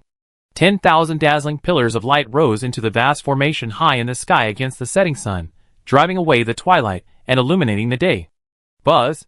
Whether tourists or participants planning to enter the other dimension, everyone's attention was now focused on the sky, their hearts filled with both excitement and tension. Brother, wasn't it supposed to be 3 days? It's only been less than 2. Never mind. Remember, once you're in, go straight to Juana City. Don't fight with the others. The Minotaur nodded, then suddenly remembered something and asked again, Brother, didn't you say there are some stranded superhumans inside? Should we rob them? Idiot! They may have chosen to stay inside because they had no hope of breaking through, but do you think they're just wasting their time? Each of them has at least 100 years of combat experience. What are you going to do with that? Slap. Brother, don't hit me. I know I was wrong. After giving the Minotaur a hard slap on the head, the bear crossed his arms and quietly watched the commotion in midair. The formation brightened again from its dim state. Without the interference of anyone else, Luo, it turned silver in just half an hour. Everyone listen up. Activate the amplification array. Lord Temple Master, the time has come. Hearing the voice in his mind, the Temple Master put down the advanced array manual, scratched his head, and said somewhat uncertainly, "Anyway, is this it?" As he spoke, cold white saint-level magic power poured into the array base, filling in the missing patterns. Soon, the array base went from faintly glowing to a bright light, spreading throughout the entire mage tower and constructing a massive three-dimensional magic circuit hundreds of meters high. 99 similar three-dimensional circuits rose up, their pillars of light piercing the silver, colossal array like sharp swords. Hundreds of layers of array slowly converged, gradually becoming a true single array. Under the watchful eyes of everyone, the silver array exuded immense pressure, crashing against people's bodies like waves. Mortals would have long been crushed by such pressure. The illusory purple rift high in the sky became real, and a gigantic maw, spanning most of the sacred land, slowly opened in the heavens, seemingly capable of swallowing the entire mage's holy land. As the rift opened, a powerful surge of energy erupted from somewhere in the fertile grasslands, sweeping across the territories of the azure-scaled horses and earth tigers, past the homes of the rabbit people, across all the fertile towns, and across the azure wind realm, causing violent churning and faint roars from the depths. However, this energy continued to spread, reaching the desolate town, the swamp, and sweeping across countless magical beasts. Whether in the sky, on the ground, or underground, all life sensed this strange energy that swept across the entire alternate dimension at an unimaginable speed. Within the sacred land, within the abyss-like maw, a verdant landscape unfolded, the vast and boundless grasslands coming into view, as if one could feel the cool breeze emanating from them.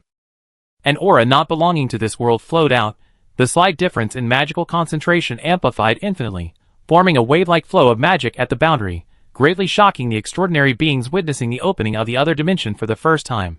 Gasps and gasps rose and fell. That world must have unique materials. Bella clenched her fists. She was now very grateful for her recommendation. Coming to the Imperial Academy was definitely the right move. More materials meant better puppets could be made. Suddenly, the crack stopped expanding, but clearly, nearly half of it remained unopened. Just as people were wondering, an urgent broadcast blared through the streets and even into the air. Enter immediately. Due to unknown reasons, this opening can only last for 1 day. Repeat. Due to unknown reasons. The broadcast played 3 times before people hesitantly took to the air, flying towards the other dimensional rift high above. But no one dared to be the first to enter. Why did this broadcast sound like they were being told to go to their deaths? Hey, can you hear me? I am the Lord of the Mage Hall. Don't panic, everyone. The next opening will still be in a year. I guarantee, in the name of the Mage Hall, that you will all return normally. An aged voice, imbued with profound authority, rang out. A chilling aura emanated from somewhere within the Mage Holy Land, confirming that it was indeed the Lord of the Mage Hall. The crowd exchanged hesitant glances. Soon, a warrior who appeared to be around 20 years old tentatively flew into the crevice. His figure blurred for a moment, then reappeared clearly on the opposite grassland. Only then did the crowd surge in. Thousands of extraordinary beings swarmed into the other dimension like locusts, instantly turning the tranquil grassland into a cacophony of noise. Such dense magic. If I cultivated here, I might advance 3 years earlier. Isn't it just a little dense? Where does very dense come from? Is this the alternate dimension? It doesn't feel that different from our world. Don't linger. The mark isn't so easy to find. We only have 1 year. Heh, a bunch of short-sighted people, only focusing on the mark. As far as I know, the alternate dimension has many unique magic mines and potions that sell like hotcakes in our world. Looking at the noisy crowd, Bella tugged at the young man's sleeve. Senior, isn't the teacher coming? Didn't I tell you? The alternate dimension only allows those at or below the 3rd rank of transcendence to enter. The teacher is already at the mid-level transcendent, so he definitely won't be coming. Is that so? Of course. Are you dozing off again? No. Bella quickly pointed to the blue horse in the distance. Senior, that's not a magical beast from our world, is it? I wonder if its scales can be used to make magical puppet materials. Azure-scaled horses, just ordinary magical beasts. They can be used to make colorants and low-quality magic-conducting paint. Why not look for scales from wind-scaled horses? Wait, are you changing the subject again? No. Senior, let's go. Watching Bella fly a distance away, the young man shook his head helplessly. Poor 150-year-old guy, he still had to take care of this junior. But after this interdimensional opening, he was confident he could advance to the 4th level of the extraordinary realm. Then he could take on his students, and whoever wanted to take on this junior could. Inside the cave, Tyrant Dog sat on a green corpse, wiping his cracked arm. Suddenly, a wave of energy emanated from afar, causing him to instinctively stand up. This is the signal of an interdimensional opening. There's no mistake. Only at the instant of opening would there be such a strong spatial fluctuation. Tyrant Dog paced excitedly back and forth. Most people who voluntarily stayed here to collect resources would deliberately try to find out more. Even if they didn't, it didn't matter. Those who mistakenly stayed here could easily learn this through conversations with others.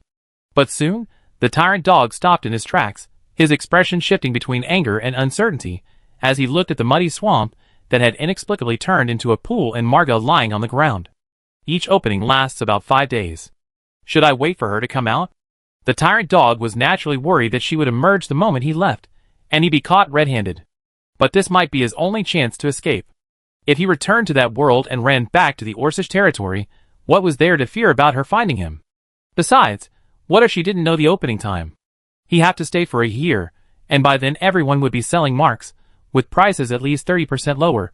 He'd be losing money hand over fist. Glancing at Marga's spatial ring, the Tyrant Dog steeled his resolve.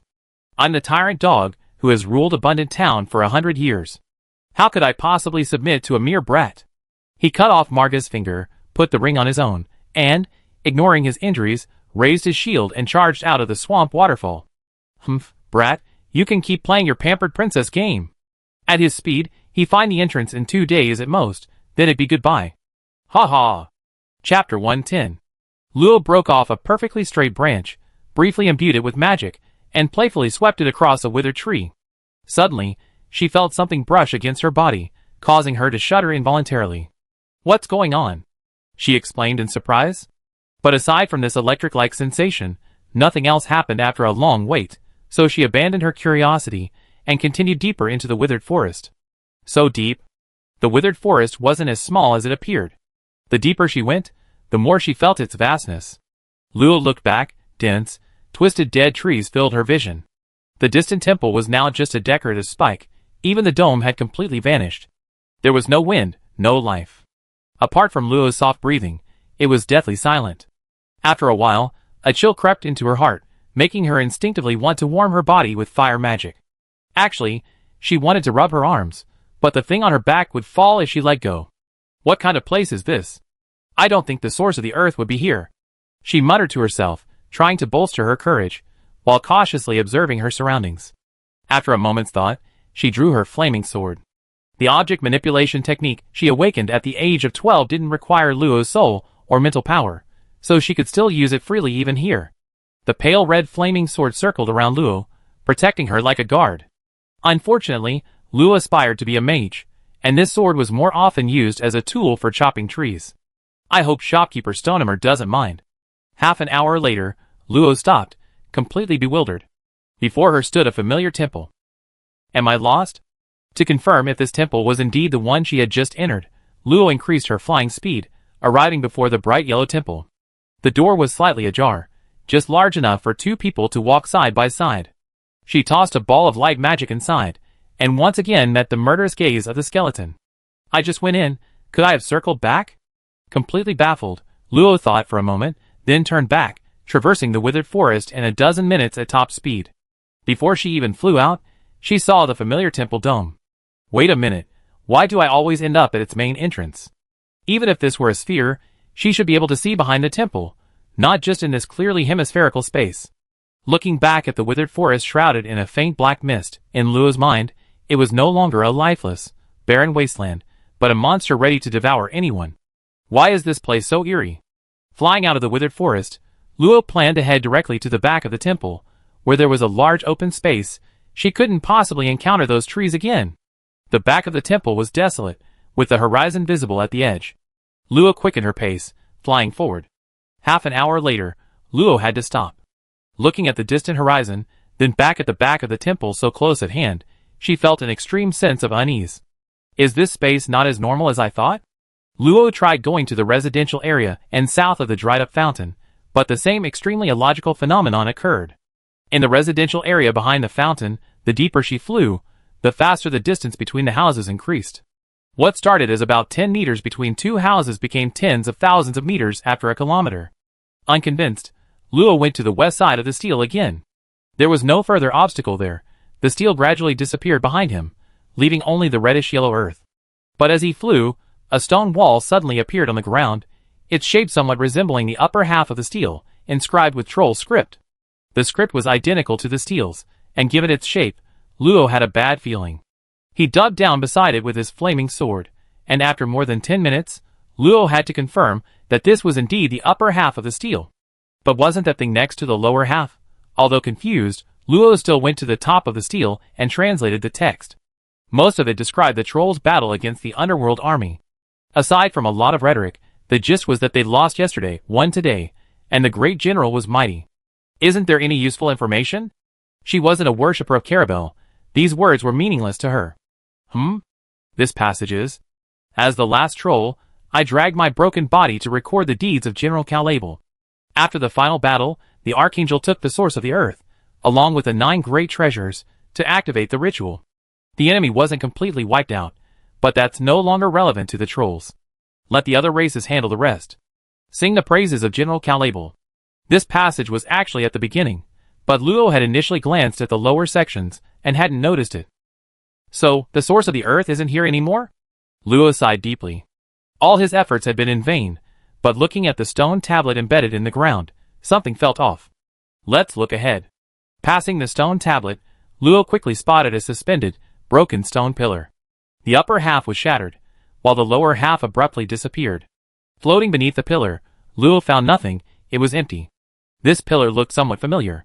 It feels a bit like the ones inside the temple. However, the pillars there weren't this short. With the appearance of the second structure, more and more strange things appeared in Luo's path. Missing steps, missing doors, upside-down withered trees, a huge, broken skeletal hand, a half-buried roof, and... Luo looked at the tilted half of a throne and seemed to understand something. Everything here has appeared in the ruins. Unfortunately, she didn't know anything about space, so she could only guess that they were shadows or reflections. After thinking for a moment, Luo cut a small piece from the throne and stored it in her ring. Then, ignoring the broken objects, she burst into flight.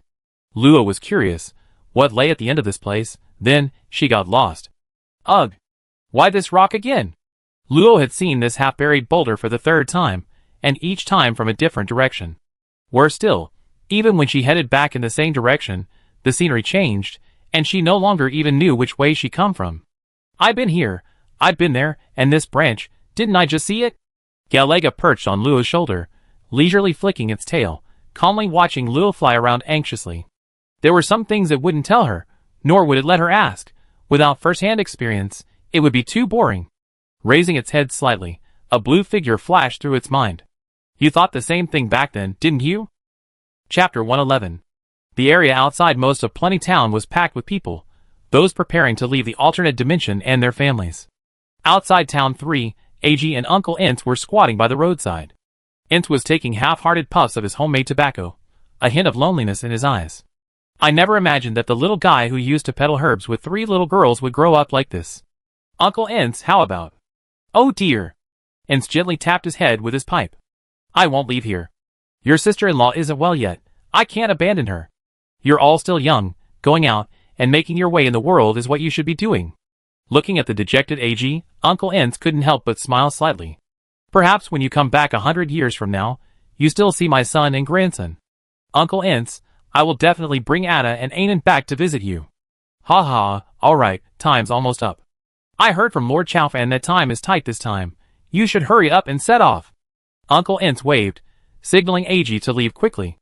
AG stood up, about to leave, but gritted his teeth, quickly whispered something in Uncle Ince's ear, and then jogged to meet up with the 5 people not far away. The little girl, who led us last time, was an extremely powerful superhuman. Uncle Ince, if you encounter her, you must ask for her help. Staring blankly at Eiji's receding figure, Ence gave a bitter smile. If superhumans could handle it, would his wife still be lying in bed? Soon, the towns of Abundance and Wasteland paired up, forming thousands upon thousands of teams of varying sizes. Led by the superhumans of their respective towns, they carried their packs and marched in a grand procession towards the rift.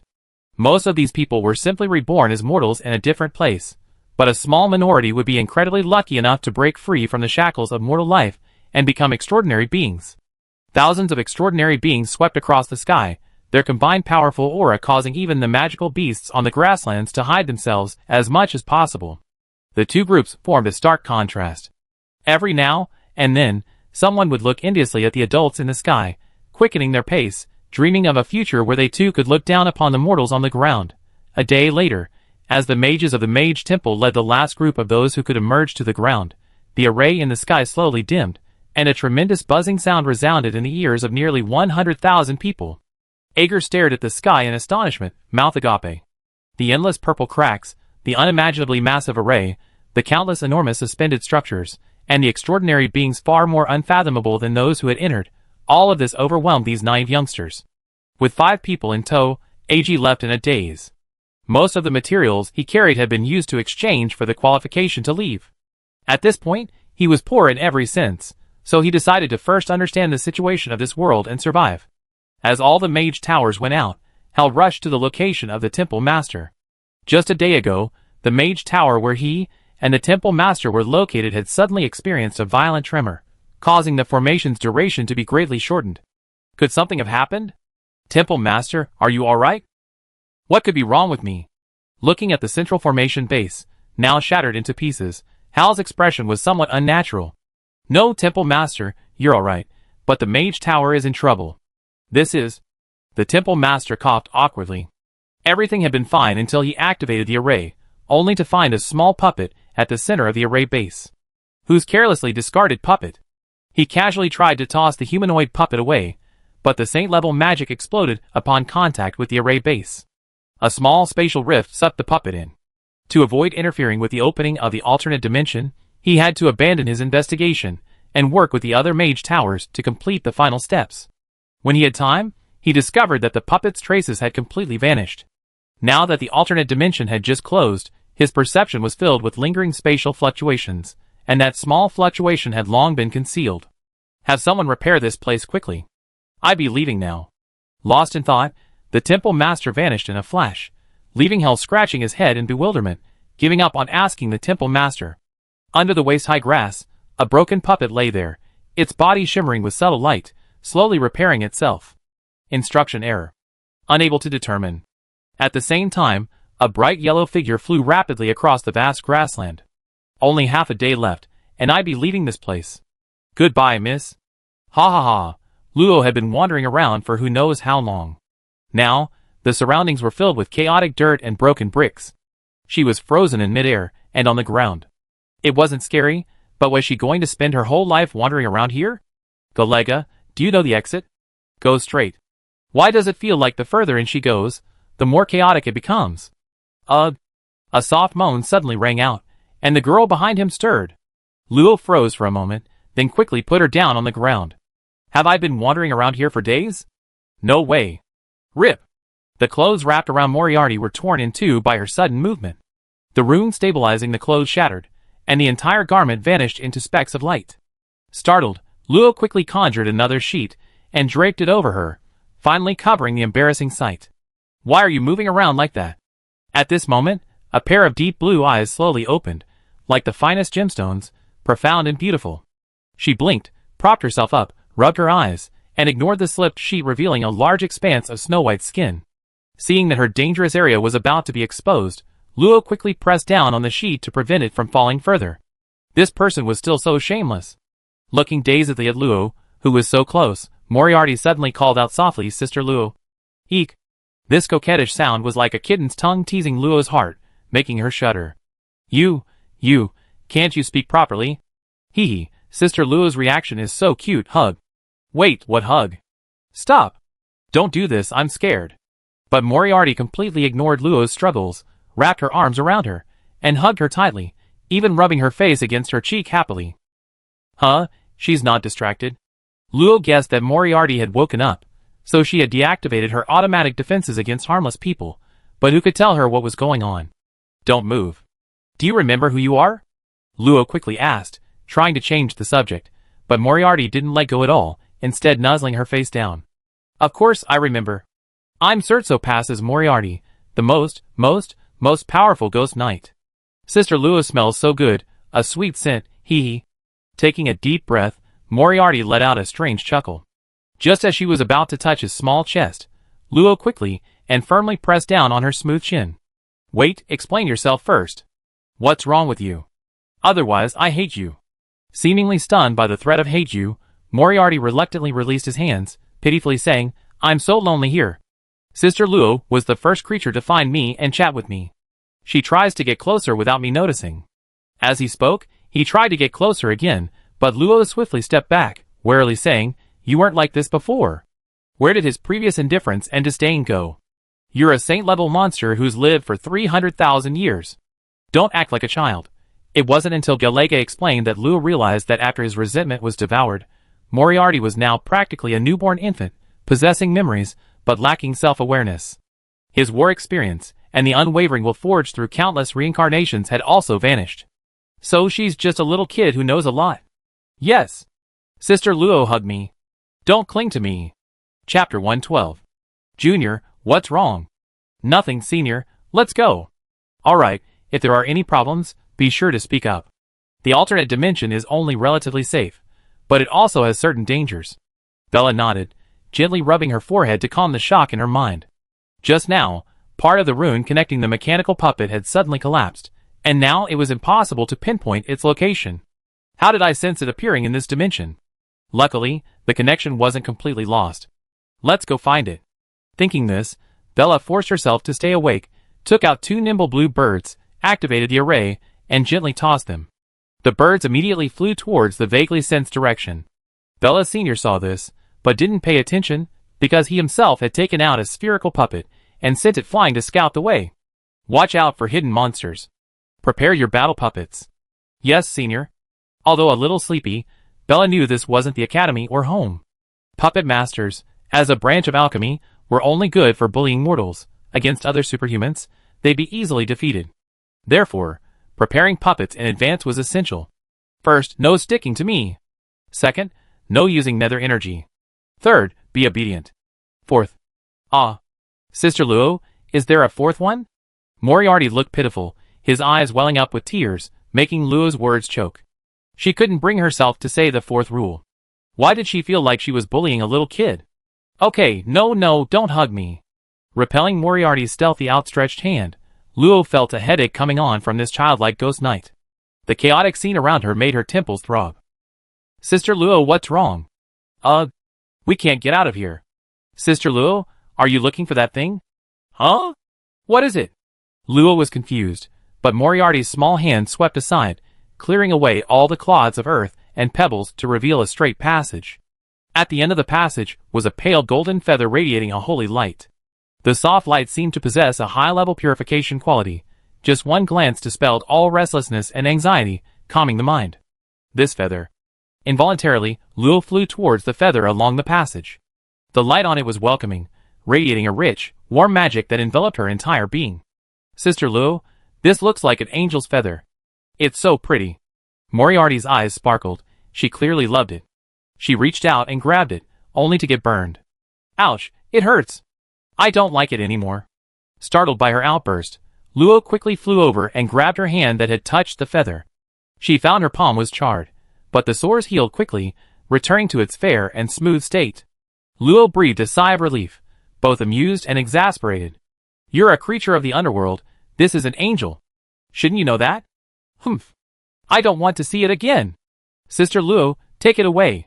She blamed everything on the feather. So childish. Looking at the feather that should belong to the archangel, Luo couldn't help but feel nervous.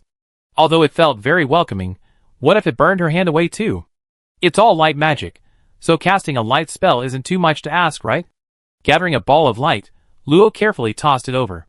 The small ball of light, facing the endless radiance emanating from the feather, was like a star facing the moon, quickly disappearing. Just as Luo was about to ask Galega about it, the feather suddenly burst forth, with a sun-like light, causing Luo to instinctively shield her eyes. Then, the light subsided, transforming into an ordinary pale golden feather, which landed in Luo's hand. A warm touch emanated from it, along with a sense of familiarity. It was her own magic. It seems to contain some information. A message appeared in her mind. After reading it carefully, Luo realized that this feather wasn't just randomly placed there, but a replacement given by the Archangel after taking the Earth Source. The Angel's feather contained extremely terrifying power, maintaining the stability of this ruin called the Troll Sanctuary in place of the Earth Source. However, it was ultimately just a feather. Having persisted for so long, its power was nearly exhausted. In a few hundred years, this ruin would collapse. The chaotic space Luo had encountered earlier was a harbinger of this. The feather had no consciousness. It simply acted like a puppet, following its programmed instructions to determine if Luo could provide the energy to maintain the ruin's stability. Therefore, after the deaths of all other authorized users, it automatically recognized Luo as possessing the highest authority. So it's like she's been recognized as my master? Trying to infuse it with light magic, the feather emitted a shimmering glow, and Luo's consciousness abruptly connected to a small world. It was a nearly spherical object, half filled with black mud, the other half the sky, with a well at its center from which 4 staircases extended. Isn't this the ruins? Luo's consciousness drifted over the temple, and he suddenly remembered the piece of the throne he had cut off. He peered inside, and saw that a piece was indeed missing. Therefore, the dilapidated structures weren't projections, but the real thing, forming random, persistent spatial rifts within the chaotic space. This was also why Luo could control the entire ruins with the feather. The feather was definitely hidden in the very center, but Moriarty had sensed it, allowing Luo to easily obtain it. Remembering that Moriarty was still there, Luo didn't investigate further. His consciousness withdrew from this world, only to find his waist already being hugged by a cute little creature. Moriarty. Wow, Sister Luo is angry, I'm running away. Watching Moriarty dart away, making faces at him, Luo suddenly felt that the captain of the Netherworld Vanguard, with his retro-sounding voice, was much easier to get along with. It was still hard to believe that this childlike Moriarty could be a knight who had fought on battlefields in ancient times. In fact, Luo still had no real concept of the war she spoke of. It felt like she was hearing a story. If it was truly so vast, how come no information about it has survived? Stopping thinking about these distant things, Luo activated the angel's wings according to the instructions given, and disappeared with Moriarty from the edge of the chaotic ruins. The next instant, Luo and Moriarty were at the bottom of the pool. Their senses were slightly more open.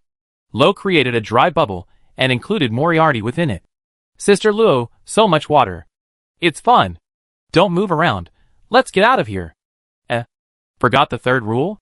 No, I'd be a good girl right now. After finally calming the restless Moriarty down, Luo pulled her hand, and swam back to the edge of the pool. Her suppressed senses finally returned, and she discovered the lifeless green-skinned Marga on the ground, and the missing tyrant hound. They ran away. Too bad, if you hadn't taken the mark, I wouldn't have bothered. Her goal was to get the Marga's mark, and they hadn't left her a single one. Well, don't blame her for being impolite. Using the key of contract to send a come back if you don't want to die signal into the distance, Luo ignored the remaining 3 blurred contracts. She had definitely been in the ruins for more than a few days. The alternate dimension had probably opened and closed again. Being separated by a dimension, her location couldn't be precise. She just didn't know why the tyrant hound was still in the alternate dimension. Maybe she wants to bring me back more marks? Sister Luo, what did you say? Nothing. I take the ruins and leave. Moriarty stared wide-eyed as Luo summoned the angel's feather. With a violent tremor within the cave, the ground began to collapse, and clods of earth and rubble fell from the ceiling. But before Luo could deal with it, a flash of darkness cleansed the area above, corroding away all the unstable protrusions. Moriarty stuck out her pink tongue, turned her head, and whistled, pretending she knew nothing. Luo sighed softly. This girl was always causing trouble. It seemed impossible to expect her to stay out of it. Soon, a small white bead emerged from the collapsed ground, transforming into a pendant attached to the end of the angel's feather. Angels, like dragons, demons, and fairies, are legendary creatures. There is evidence that they exist in unknown places, but without a doubt, very few in the world have witnessed their true forms. They are advanced life forms existing almost exclusively in fantasy. As a feather of a legendary creature and the control center of the ruins, the angel's feather naturally possesses many functions. Besides the basic control of the ruins, it can slowly repair them, and is also a weapon, containing a small imprint of light magic. By storing it in his Sea of Souls, the angel's feather, adorned with a light rune, slowly absorbs light magic to repair itself, though this process is destined to be lengthy. Luo didn't mind, he could explore its other functions later. For now, he needed to go to the River of Life. The news from the center of the world was still unconfirmed. Chapter 113. The mountain tribe was hidden at the very bottom of the swamp waterfall, surrounded by a 1,000-meter-high muddy mountain range covered in strange, giant, glowing mushrooms. Below the mountains, the flowing, viscous mud, as if purified, gradually thinned and clarified, flowing deeper into the distance. After nearly half an hour, Lo grabbed Moriarty's small hands to prevent her from clinging to her again, leading her into this mushroom world. However, Moriarty seemed to find this amusing, occasionally pulling her hands away and then putting them back in, giggling. Considering Moriarty's great help, Lo could only choose to ignore her little antics. Ultimately, she just wasn't used to being with such clingy people, not disliking this cute little child. Just as they flew past a cluster of mushroom caps shimmering with magnificent light, several people suddenly flew out from below. Judging from their build, there was one man and two women, dressed in simple clothes, wearing masks made from mushroom caps, and carrying wooden weapons. However, judging from the cold gleam on them, they were probably not much less formidable than iron weapons.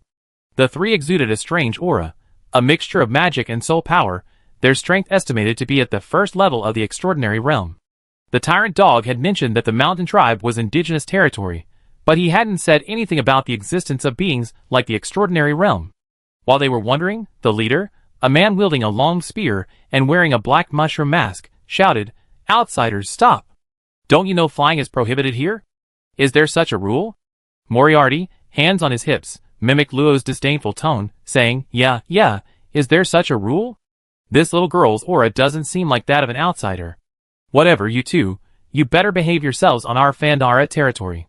Don't think you're the only ones with extraordinary realm abilities. Our Fandara's limit breakers aren't afraid of you. Limit breakers?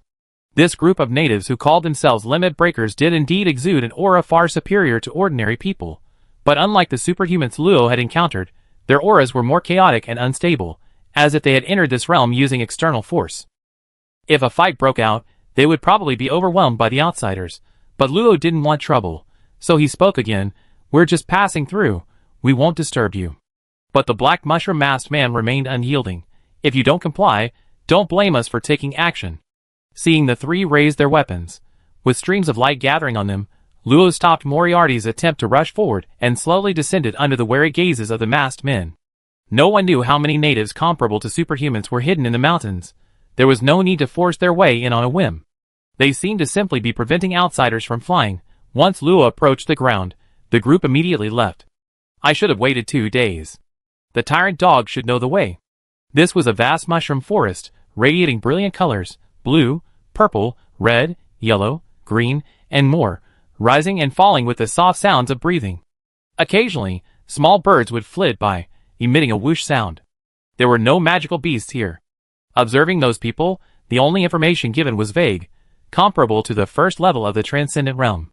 Luo figured it was because he didn't understand the rules here, preventing his search skill from providing accurate information. Moriarty was curiously poking a large blue-pink mushroom nearby, but as soon as his little hand touched it, the mushroom extinguished, turned black, and rotted at a visible speed. "Moriarty, can't you control the nether energy?" Her body contained an enormous amount of nether energy. Any creature she touched would die. If she couldn't control it, she certainly couldn't be allowed to go out so freely. "Sure, I thought everyone was as unafraid of nether energy as Sister Luo." When she patted another mushroom emitting a blue-purple glow, there were no more problems. Seeing this, Luo didn't say anything more and flew with her away from the swamp waterfall. The river converged spontaneously. Luo thought that following the river's direction should lead them to something. As the river cleared from its murky state and merged into a massive main stream, the mushrooms grew even taller, generally over 10 meters, with some reaching 20 or 30 meters. Perhaps due to their enormous size, the mushroom stems were already woody inside. After crushing a piece, Luo concluded that they were as hard as steel. Under the enormous, sky-covering canopy, various soft lights emanated, mixing into a white light similar to sunlight. In this unfathomable abyss, there was an illusion of returning to the surface. Luo vaguely sensed to gaze upon her, but even with heightened senses, she couldn't detect anything. Her search yielded nothing, proving there were no magical beasts or superhumans within a 5,000-meter radius. Moriarty, who was counting on Luo's fingers, suddenly muttered, "This place is full of life, yet utterly desolate." Hearing this, Luo tried asking her, "Little Moriarty, do you know something?" "Hee, give me a kiss and I tell you." "How can you say such things?" Luo blushed slightly, deciding not to argue with this little brat, and pulled her along as they continued flying deeper into the forest. They flew for an unknown amount of time, mainly because Moriarty was always causing trouble. She'd either break free to grab some unknown insect, or suddenly insist on watching two birds fight. Luo was only 16, but she was running around like a maid, and time had long since vanished. Roar! A thunderous roar suddenly echoed from afar, shaking the entire forest. A large flock of birds took flight from above the mushroom grove, and then the area suddenly darkened, becoming very noticeable in the bright light. What happened? Moriarty doesn't know. Let's go check it out. Hey! Don't run away. Unfortunately, this girl didn't care about the 3 rules at all, and darted off in a flash. Luo had no choice but to follow. She better keep an eye on things. If anyone angered her, this area would probably be gone. The light on the road gradually dimmed until it became as dark as night. The location of the roar moved rapidly, extinguishing all light in its path. Luo and Moriarty had to spend more time finding the correct location. Actually, it was because Moriarty was flying around erratically. Half an hour later, Luo finally arrived at the location of the roar, following Moriarty. Standing on a fork in a giant mushroom, she carefully concealed her presence. In the dim light, a 6-legged, crocodile-like magical beast confronted 3 people. Coincidentally, these 3 were the Pundala people who had intercepted her earlier. Juvenile, extraordinary Tier 1, wood, earth, a solitary, ferocious magical beast living in the mushroom forest. It feeds on flesh and blood. Its 6 legs grant it unparalleled climbing and balance abilities, making it a top-tier amphibious predator. Even as a juvenile, this beast is not easily dealt with by ordinary humans. Magical skills: falling rocks, intimidation, hard armor. Note: usually solitary, but often accompanied by an adult during childhood. Suggestion: if you have sufficient strength, barbecuing is a good option. Chapter 114. 2 small blue birds were chasing each other in midair. A hawk circled high above.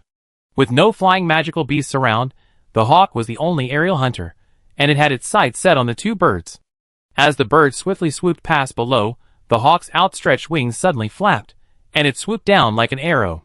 A flash of cold light appeared in its talons, ready to pierce the birds in an instant. A cloud of blood mist rose in midair. The 2 crimson-stained blue birds, their nimble wooden joints fluttering, passed through the mist. Their ruby eyes, engraved with miniature rays, shifted slightly, searching for any possible signals. Several hours later, the blue birds landed on a patch of grass, tilting their heads to look at the broken doll lying on the ground. Their eyes glowed faintly red, as if confirming something. Then, one of the blue birds rapidly dissolved, transforming into a half-meter-wide circle with simple magic arrays engraved on it. Another youth opened its beak and spat out a small, cylindrical object, which stood in the center of the magic circle. As the magic circle was activated, it hovered above the puppet, resonating with its core. Visibly, the puppet's damaged face and missing limbs began to heal. Half a day later, under the watchful eye of the remaining bluebird, the puppet was restored to its original state. The bluebird flapped its wings, preparing to take flight and report back, but suddenly a slender, pale arm reached out. A small, white hand, slightly smaller than the bird's head, swiftly grabbing the bluebird's neck. Sizzle. Attacked. Activate counterattack module, identified as enemy. Annihilate. With a slight twist of its wrist, which seemed fragile enough to break at the slightest touch, the bluebird snapped in 2.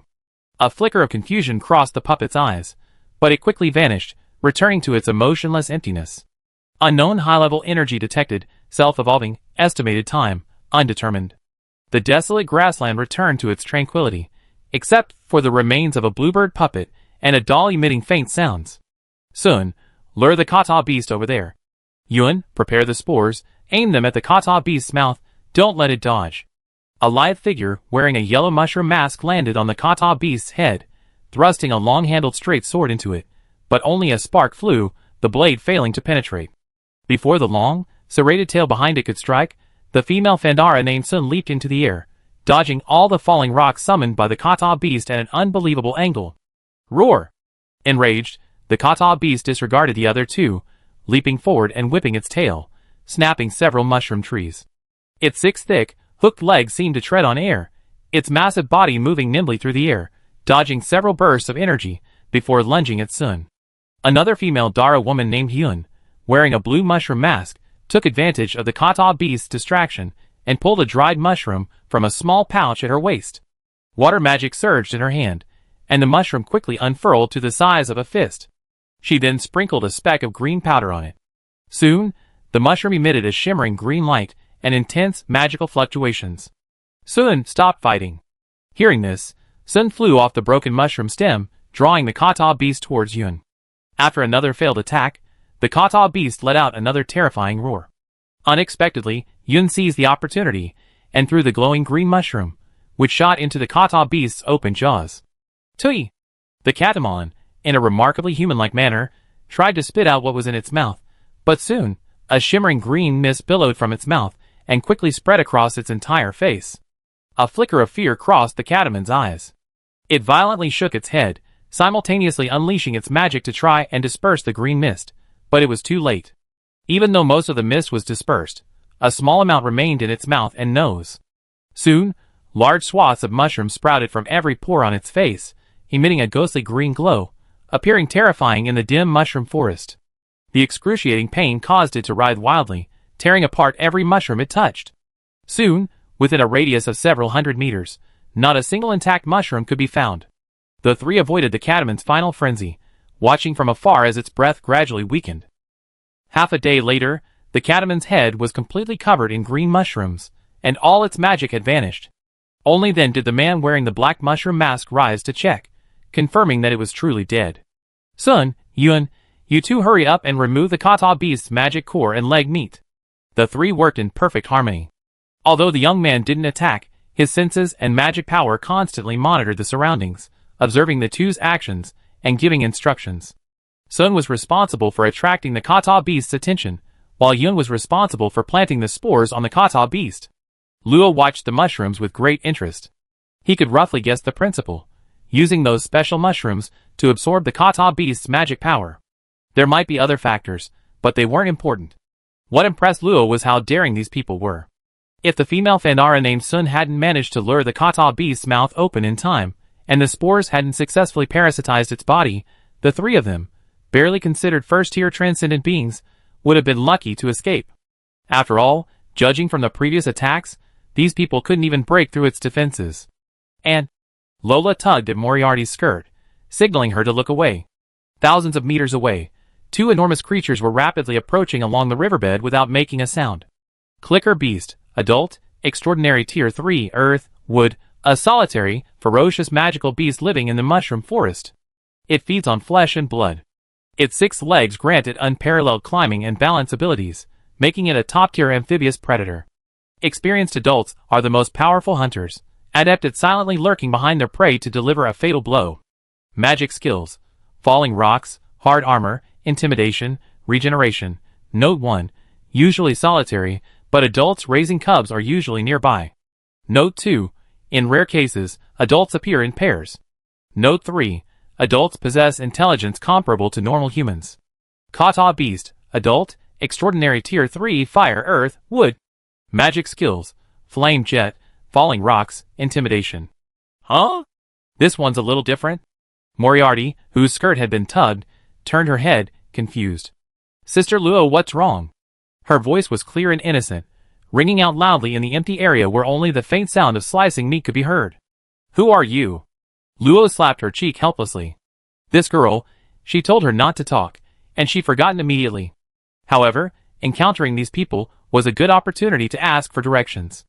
Luo didn't avoid them, gently landing on the ground, and openly appeared before the three, holding Moriarty's little hand. It's you? Tell me, what are you doing following us? The masked man demanded of Luo. The two women behind him quickly stopped their cutting work and came to his side, looking at Luo warily. Why I'm here isn't important, but 2 adult corpses are almost here. Are you sure it's alright? Outsiders, do you think we believe you so easily? At this moment, apart from a few people, there was no movement around. Luo knew that without evidence, the 3 probably wouldn't believe her. They didn't seem to have any storage items, probably afraid Luo would steal the corpse. They'd be here in less than half a minute. With that, Luo floated a short distance away, indicating she was just observing, and they could continue with their work. After watching Luo suspiciously for a few seconds, the masked man still urged the two women to speed up, while he rested his hand on a giant mushroom, seemingly sensing something. Soon, two thighs were severed. The cross-sections of the thighs, as thick as waists, were a pinkish white with alternating layers of fat and lean, looking incredibly tempting. Luo looked at the remaining large chunks of corpse, somewhat craving a taste of barbecue. Suddenly, the masked man shouted anxiously, "Damn it! Run! There's an adult kata beast!" The two women, who were about to cut off the remaining thighs, panicked, but quickly hoisted the two thigh pieces onto their backs and flew into the depths of the mushroom forest as instructed by the masked man. Splash! Just seconds later, a colossal creature, easily 20 meters tall, burst out of the rushing river. Its blue-green vertical pupils were filled with icy light, and its grayish-yellow body, covered in a thick layer of keratin, was far harder than steel. It crushed large swathes of the mushroom forest and charged towards the three. Chapter 115. The dead young catamon was only 5 meters tall, while this catamon stood a towering 20 meters, its imposing presence truly awe-inspiring. The masked man stepped forward, blocking the catamon's path. With a single thrust of his spear, hundreds of spear beams rained down upon the catamon. However, the catamon remained unfazed. The spear beam struck its hardened keratin layer, only producing a few sparks, without even breaking a layer of skin. This, however, drew the catamon's attention to the masked man. Seeing that the two women had already moved some distance away, the masked man didn't linger, scattering a speck of shimmering blue powder.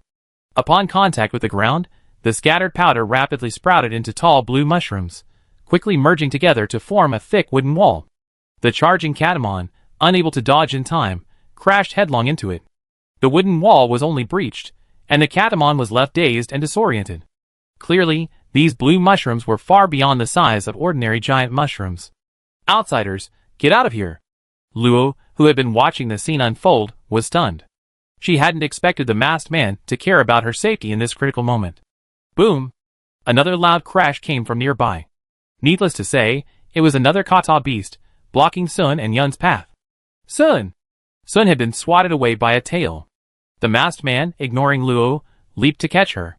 Sun's breath was very weak, but the masked man seemed to have fed her something, and her strength slowly returned.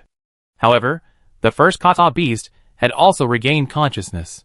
It circled the three of them alongside the second one, its cold, bloodthirsty eyes fixed on the thighs on Sun and Yun's backs. But seemingly wary of something, it didn't swarm them. "Lin, what should we do now?"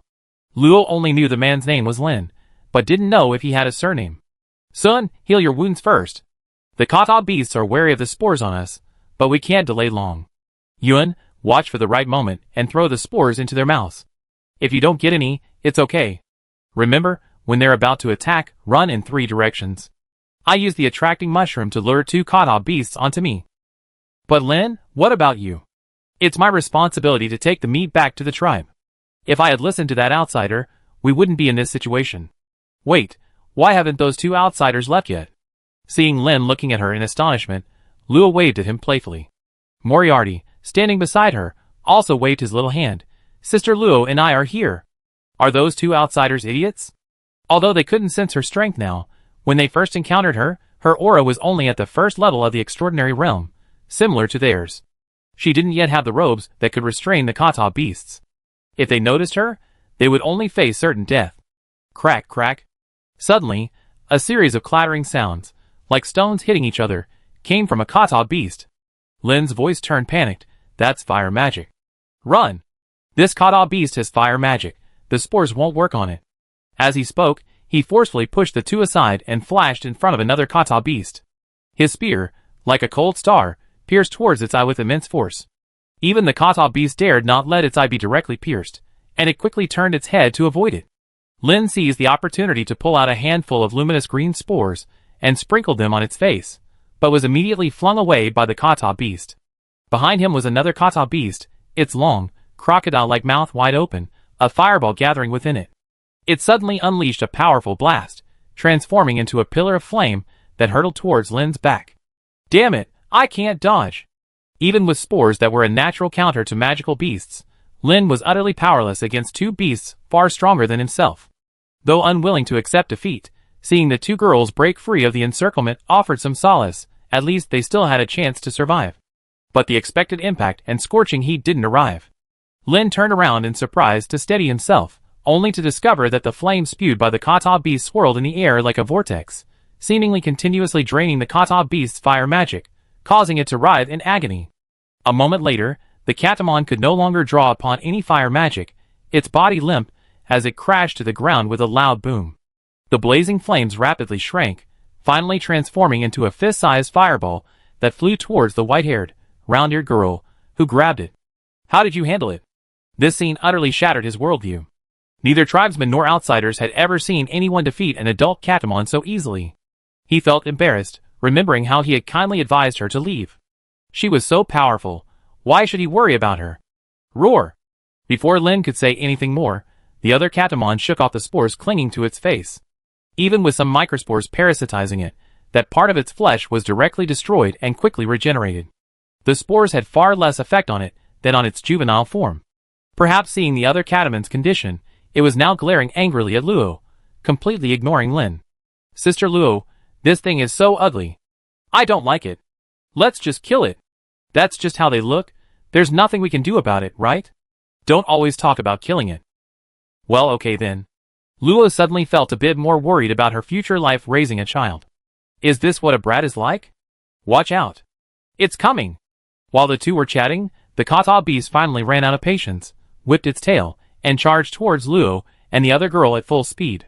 All the mushroom trees in its path were destroyed. Undoubtedly, being hit by this force would result in serious injury. Seeing the menacing kata beast, Luo casually tossed a fireball from her hand. The surface temperature rose sharply, and upon hitting the kata beast's forehead, it exploded in a blinding yellow-white flame, engulfing it. Of course, Luo didn't think this fireball could pose any threat to it. The kata beast's shell was incredibly strong, and it was only at the third level of the extraordinary realm. Without special methods, it was impossible to inflict any effective damage on it. As expected, a long, wide, ferocious maw quickly burst through the flames, lunging at Luo. Only when it got close did Luo realize that its teeth possessed a slight gravitational twisting effect. Once prey fell into its jaws, it would be firmly sucked in and crushed in one bite. A dozen or so long metal spikes shot out from the magic circle, aiming at the gaping maw. As it turned out, the adult kata beast was unaffected by these tricks. Its mouth was covered with a thick layer of rock armor. The metal spikes that pierced inside were instantly crushed into lumps of iron. Luo, with Moriarty in towing, leaped up, dodging the bite, but the kata beast paused, its serrated tail suddenly lashing out with a sonic boom, aiming for Luo's body. Lin shouted immediately, "Watch out!" But with a flash of gold, the massive serrated tail abruptly severed, the cut clean and smooth, falling to the ground, still writhing violently. Only when Luo picked up the tail and stored it in the ruins did the kata beast regain its senses, its eyes filled with terror. It let out a low growl, quickly swam to another kata beast, grabbed it, and left. Luo didn't stop her. Her magic was rather troublesome against such thick-skinned magical beasts, and annihilation directly consumed the golden flames within the soul. Its recovery being slow, she wanted to use it sparingly. Seeing that the two kata beasts had left, Lin flew over and said sincerely, "Outsider, you are really strong. I apologize for my recklessness." Lin's attitude had changed drastically, yet she wasn't coy. There was a special kind of straightforwardness to it. "Let me introduce myself. My name is Lin, the young chieftain of the Little Black Mushroom Tribe." "Little Black Mushroom Tribe? Oh, my name is Luo, and this mischievous little guy is Moriarty." "My name is Moriarty." "Heh, got it. Luo, Moriarty, I remember. You're so full of energy. To thank you for your help, as the young chieftain, I'd like to invite you to visit our tribe. What do you say?" Through the mask, Lin's eyes were clear, completely different from the amazed and greedy looks outsiders had given her. Luo had only wanted to ask about the mountain tribe and the river of life, so he naturally agreed. Chapter 116. Because he was worried about the safety of the two women who had left first, Lin didn't even bother with the abandoned baby kata beast's corpse. Luo picked it up from behind and put it in the ruins. Several tens of minutes later, Luo followed Lin and found Sun and Yun hiding in a burrow. Seeing that Lin was alright, Sun excitedly pounced on him, making Yun, who also wanted to hug him, awkwardly lower her hands. Fortunately, Lin was understanding and comforted Yun as well. "Is this what a harem is? Sister Luo, What is a harem? Do you have to be so perceptive? Luo blushed slightly and pinched her cheek. Little girl, don't learn bad things. Humph. Moriarty broke free from Luo's clutches, looking smug. I've seen plenty of kings and chieftains, each with dozens or even hundreds of spouses. Isn't that normal? Lin also cast a questioning glance at her, as if to say, yes, isn't that normal? I know. She's the only one with abnormal thinking here. Seeing the three masked figures embracing, Luo couldn't help but speculate fiercely. They don't kiss without taking off their masks, do they? However, when Luo arrived at the little black mushroom tribe that Lin had mentioned, she learned that they did indeed remove their masks. The little black mushroom tribe, as the name suggests, is a giant mushroom forest with black caps. Many mushrooms have windows and doors carved into them, inhabited by the Fanara people. The Pundala people are not human, or at least not pure human. They have short, pointed ears and hair that is almost blackish purple. Some individuals, like Lin, have a natural ability to connect with mushrooms, allowing them to vaguely sense a range much farther than they can perceive. In other words, all mushrooms are their eyes and ears. Incidentally, the Pundala people consider long ears beautiful, and Lin, Sun, and Yun's ears were noticeably longer than those of the other tribes Luo had seen. This information was learned by overhearing Sun mutter, "This outsider's ears are so round. No wonder the young chieftain doesn't like her. So I have to become an elf to look good?" The tribespeople guarding the mushroom-shaped watchtowers around Luo were initially very wary, but after Lin's explanation, their eyes quickly filled with admiration and gratitude. "Welcome to the little black mushroom tribe. You are the young chieftain's savior. We will definitely not treat you unfairly." Soon, a scattered group of about 100 people, having somehow gotten wind of the news, secretly peered at Luo from the mushrooms near him, whispering amongst themselves. "Is this the young chieftain's benefactor? She's completely unrecognizable. Her ears aren't long at all, and they're round too. She's from the outside." "Shut your mouths. Whether she's ugly or from the outside, she's still the young chieftain's benefactor. Hey! Can't you keep your voices down?" Luo suspected that the Fandala people disliked outsiders, because outsiders' ears weren't long. He wondered if they ever seen elves. Moriarty didn't think much of it, and generously waved to the children peeking out, causing several children wearing small masks opposite to wave nervously in return. Lin said he needed to report to his father, the chieftain, and asked Yun and Sun to entertain Luo first. "Lord Luo, please come this way." Yun was a gentle woman, speaking softly, completely different from her image of holding spore bombs. Sun, on the other hand, was much more agitated. Seeing many tribespeople still watching, he made a move to rush forward, scaring many people away. These people are just bored out of their minds. They can't even catch fish properly, yet they're always thinking about hunting kata beasts. "Lord Luo, don't take it to heart. A beating will make them behave. It seems this guy has done this kind of thing quite a bit. Forget about that. By the way, do you hunt kata beasts often?" The three chatted as they walked deeper into the tribe. Luo was quite interested in this magical tribe hidden beneath the swamp waterfall. "No, kata beasts are the top hunters here. We only hunt them about once every 3 months. This is our second hunt. The young chieftain has already hunted 4. Sun interjected, his tone full of admiration for Lin.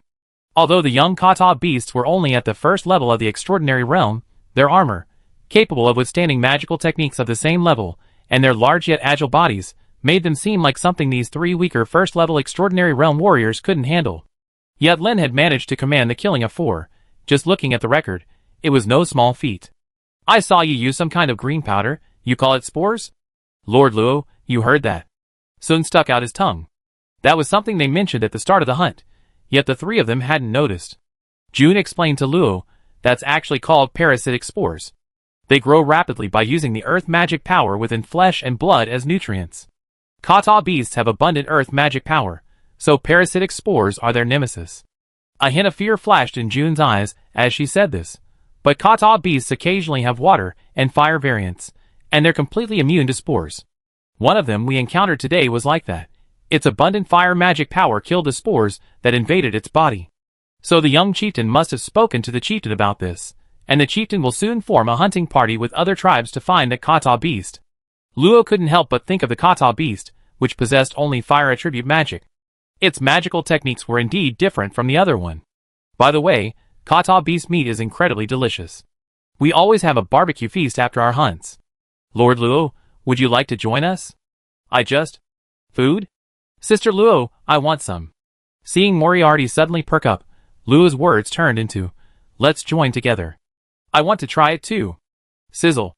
Yun skillfully sliced open the kata beast's thigh along the grain, extracting the fragrant, tender meat. Sun, on the other hand, used a small knife to cut the meat into thin slices, handing them to the other tribesmen to grill. The little black mushroom tribe had about a few hundred people, but mortals couldn't eat too much of this magic-rich beast meat, so there were also various grilled mushrooms and fish, as well as some unidentified meats that had already been butchered. Spores were used extensively here, not only for combat but also as a seasoning. There were over a dozen different kinds, each said to have a different flavor. "Lord Luo, and little Ayati, this is roasted kata beast meat." Luo nodded her thanks to Yun, who handed her the roasted meat, and while feeding the restless Moriarty, asked her curiously, "You hunt kata beasts every now and then, aren't you afraid of their revenge?" Hearing Luo's question, Yun shook her head. "Lord Luo, there are rock-loving mushrooms around the tribe that kata beasts hate, so they generally won't attack on their own. Besides, there are always people on guard in the tribe. If a group of kata beasts appears, we will migrate as a whole." However, according to her, not all tribes are so lucky. Her former tribe, the Azure Mushroom Tribe, and Sun's Pale Yellow Mushroom Tribe were wiped out by infiltrated kata beasts, and it took them a long time to be taken in by the Black Mushroom Tribe. Ah? Lord Luo is asking about the Mountain Tribe. This is the Mountain Tribe, but it's made up of many mushroom tribes of varying sizes.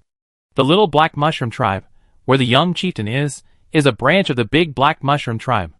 Luo nodded in understanding, taking a bite of the roasted meat from his fork. The tender texture and bursting aroma instantly filled his taste buds, even better than the curly-haired sheep from the Bakwin family. Speaking of which, why hasn't the guy arrived yet? Meanwhile, a deathly pale-faced Bakwin was staggering into a small town. Why is it closed so early? Luo naturally had no idea what kind of internal struggle the kobold had gone through to get here. Another thing that puzzled her was the absurdly high proportion of superhumans in the Little Black Mushroom Tribe. Even excluding Yun and Sun, the two outsiders, there were still nearly 20, accounting for a whopping 5%. "Lord Luo, I'm sorry, this is a secret of our tribes." It's all right, I was just curious. If you can't tell me, you don't have to." Luo quickly interrupted Yun's hesitation, otherwise, she might forget how to speak altogether. Halfway through the meal, Lin brought over a middle-aged man with a few wrinkles. "Luo, this is my father, Hua." "Father, this is the benefactor I told you about, an outsider who easily defeated an adult kata beast. I never expected it was an outsider who saved him. We Fandara people don't really like contact with you, but now I'm just his father, and I'm very grateful for what you've done." He then bowed deeply, prompting Luo to quickly finish his skewer of grilled meat.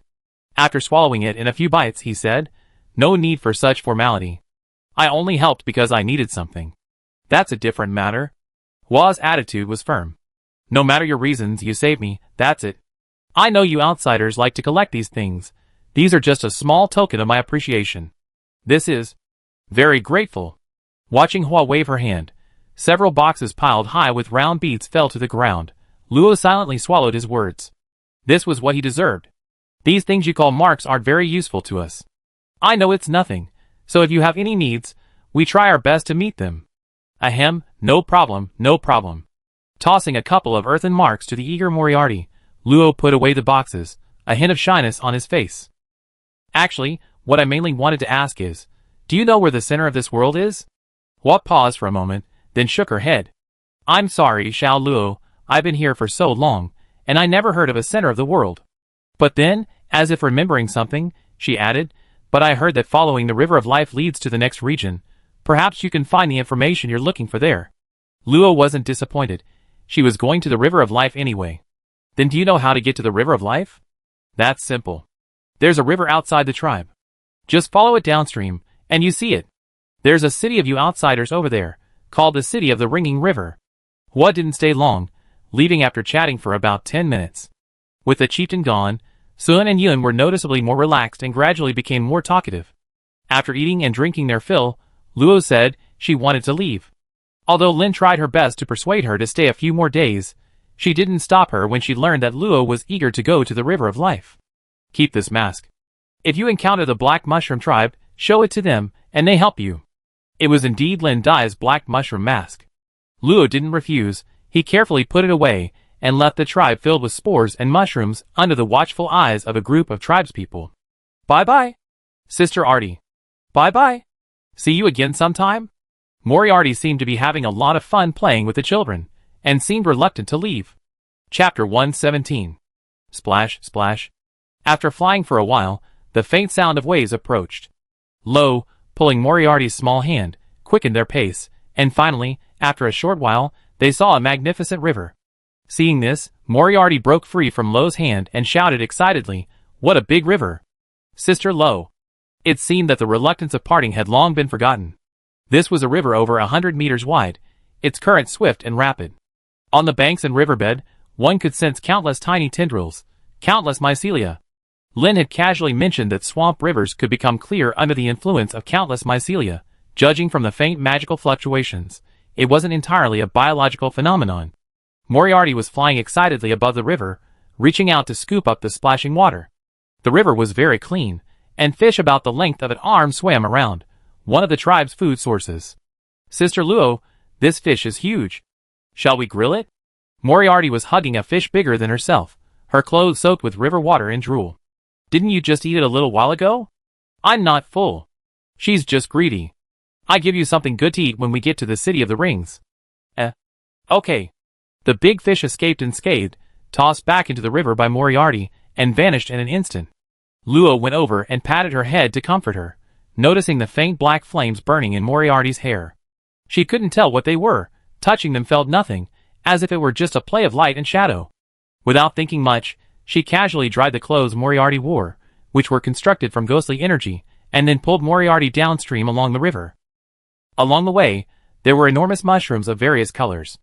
Occasionally, one could sense someone observing from the trees, but after noticing that Luo hadn't flown over the canopy, they paid little attention and quickly disappeared. The explanation given by Lin for not allowing flight over the canopy was that it would disturb the guardian spirits of the mountains. However, what these guardian spirits were, there was no verifiable evidence. Even they couldn't say for sure if they truly existed, considering it merely a tradition and a deterrent. As numerous tributaries converged, the river grew increasingly vast until its boundaries became blurred. A dense water magic emanated from the surface, far beyond the capacity of mortals to withstand. The mushrooms gradually thinned, likely due to insufficient nutrients. The surface of the lake-like river calmed, and clouds began to gather overhead. Occasionally, a dark, leaden cloud would pass by, accompanied by thunderous flashes of lightning, indicating impending localized rainfall. Many birds, each as large as a person, circled above the river, occasionally diving in to snatch and swallow a small fish. The area was dimly lit, lacking the light of the mushroom forest. Because of this, Luo spotted a light on the riverbank in the distance. He picked up the board and weary Moriarty and sped towards the light. A faint rumbling sound arose, and people from the outside world, like Luo, began to appear in the air. People carrying fish or some kind of seaweed often flew by, but Luo only encountered superhumans. He didn't see any ordinary people. As he flew, some untimely whispers reached his ears. "That girl is so beautiful. I never seen her before." "Have you seen her?" "No, right. Isn't the opening day supposed to be here? Could she be from the outside world?" "I bet it's outsiders." Luo frowned slightly, inwardly sighing that the people of the mushroom tribe were indeed easier to get along with. He could only conceal his face by conjuring a smooth mask to quiet the whispers. This mighty river, thousands of meters wide, was not the river of life, but a tributary. With the approaching roar, the river began to surge, its rolling waves creating a ceaseless, torrential downpour. Luo erected a water shield and stood near the confluence of the two rivers, where they met the river of life, lost in thought. Beneath the rain lay a city bathed in a soft light. Vast stretches of buildings lined the riverbanks, extending to the horizon, seemingly occupying every corner of the land. Above the city was a protective shield against the rain, with a row of beads seemingly suspended at the top, emitting light, presumably the source of the city's illumination. The city was walled, and at a glance, the population seemed substantial. However, the number of ordinary people had surged, making it impossible for them to leave the city. Only extraordinary individuals could escape. There was more than one river mouth. Luo had seen 4, not to mention the others unseen. An endless amount of water converged, forming a boundless ocean that flowed towards the far distance, where a vast, hazy white mist shrouded the area, obscuring the sky and earth. In this azure water world, the air became incredibly humid. Breathing felt like drowning. Calling this the River of Life would be less accurate than calling it the Sea of Life. Perhaps the sound of the river mouth was too deafening. Moriarty whimpered, snuggling against Luo's back, groggily lifting his head, rubbing his eyes with his small hands before finally waking up. Sister Luo, where is this? Luo put her down and pointed to the bustling city below. That's the city of the Ring River, we're here. Moriarty was clearly interested in the crowds, and pulled Luo down. Wait, it's a promise, you absolutely can't use your netherworld chi, or you get caught. They're so weak, can they? Looking at her innocent eyes, Luo had to explain. If you use your netherworld chi, you be considered a transformed magical beast, and then no one will welcome you. Don't you want to eat something delicious here? Ah. Then I be good, I promise I won't expose myself. That's right, but if someone really tries to hurt you, just ignore them, understand? Okay. Sister Luo, let's go! Whether she really listened or not, Luo adjusted her hat, secretly telling herself not to let her out of her sight, letting her pull her down to the city wall gate. A small, pale hand plucked a yellow flower hidden in the grass, and quickly placed it into a ring. The girl looked up at the boundless blue boundary, and asked the young man beside her curiously, Senior, what's this? Didn't I tell you? That's the realm of wind. It's filled with abundant wind magic. You need at least a high-level transcendent strength to pass through. It's said that there's an ancient creature called a wind dragon inside, so we need to go through the gap. Wind dragon. Sounds perfect for making high-speed and agile puppets. Glancing at her, the young man cut off her unrealistic thoughts. Don't even think about it. It's all just legend. People who can enter other dimensions are all low-level transcendents. Nobody can go that deep. Alright, the marks here have already been looted. Let's get to the 3rd level as soon as possible. Okay. By the way, Senior, which level is the metal element level? Bella didn't care much about the marks, she just wanted to get to the metal element level as soon as possible, which was also her teacher's advice. Her puppet needed a lot of gems and rare metals to experiment with, but the swampy area on the next level obviously wouldn't have any of the necessary stones, so she could only try her luck in the metal region. The 4th level has ancient battlefield ruins, with a lot of weapon fragments buried deep underground. However, there are no towns from the 4th level onwards, so we need to replenish our supplies in the riverside city before setting off. Bella nodded, looking in the direction where she lost contact with the bluebird. She didn't know what had happened there, but if it was truly beyond saving, she would have to build another one, which was a bit of a pity. Let's go! Coming! Wait for me. Chapter 118. Delicious Restaurant was an ordinary eatery, usually frequented by ordinary people who had just finished a long day's work. But the owner noticed an unusually high number of orders today. The grill and boiler were glowing red hot, and the waiter, Winnie, was still shouting, Boss, 3 more servings of special grilled fish and 1 serving of mutton soup. Winnie, these were just served 10 minutes ago. Yes, boss, this is a new order. After saying that, Winnie hurriedly grabbed the freshly made mincemeat pies and honey-glazed roasted meat from the window. A shout came from the dining room, and the faint voice of a child could be heard. So slow. Wiping away sweat, the owner grumbled, Just eat, stop making so much noise. While grumbling, he grabbed 3 large, fat fish from a bucket and skillfully gutted them. Oh! All gone again. This is enough for 30 people. Guest. Your 3 servings of grilled fish and mutton soup have arrived. Coming. Guess how long it will take to finish? I bet 5 bites. Hey! You just said what I was going to say. Hey guys, what are you all looking at? An untimely voice rang out. The muscular man, with a thick beard, turned around unhappily, and found a handsome man in a white trench coat smiling at him. The muscular man was immediately annoyed. This guy was even more handsome than him. Who are you? Don't bother me. I just came back from the upper level. I saw it was so lively here, so I came to check it out. Hearing the words upper level, the muscular man's impatience instantly turned into fear. So it's the extraordinary. Shoo. Tell me, what's going on inside? Oh, okay. It's like this. The muscular man casually pointed to the 2 people in the center of the circle of onlookers. Somewhat wistfully, this morning, 2 incredibly cute girls came here. They're practically my ideal daughters. We were just enjoying watching them eat, and that made us feel so happy, but we never expected that the little girl in the black dress would eat enough food for 30 people. As he spoke, another gasp escaped the crowd, and the muscular man swallowed hard. Now it's 32 servings.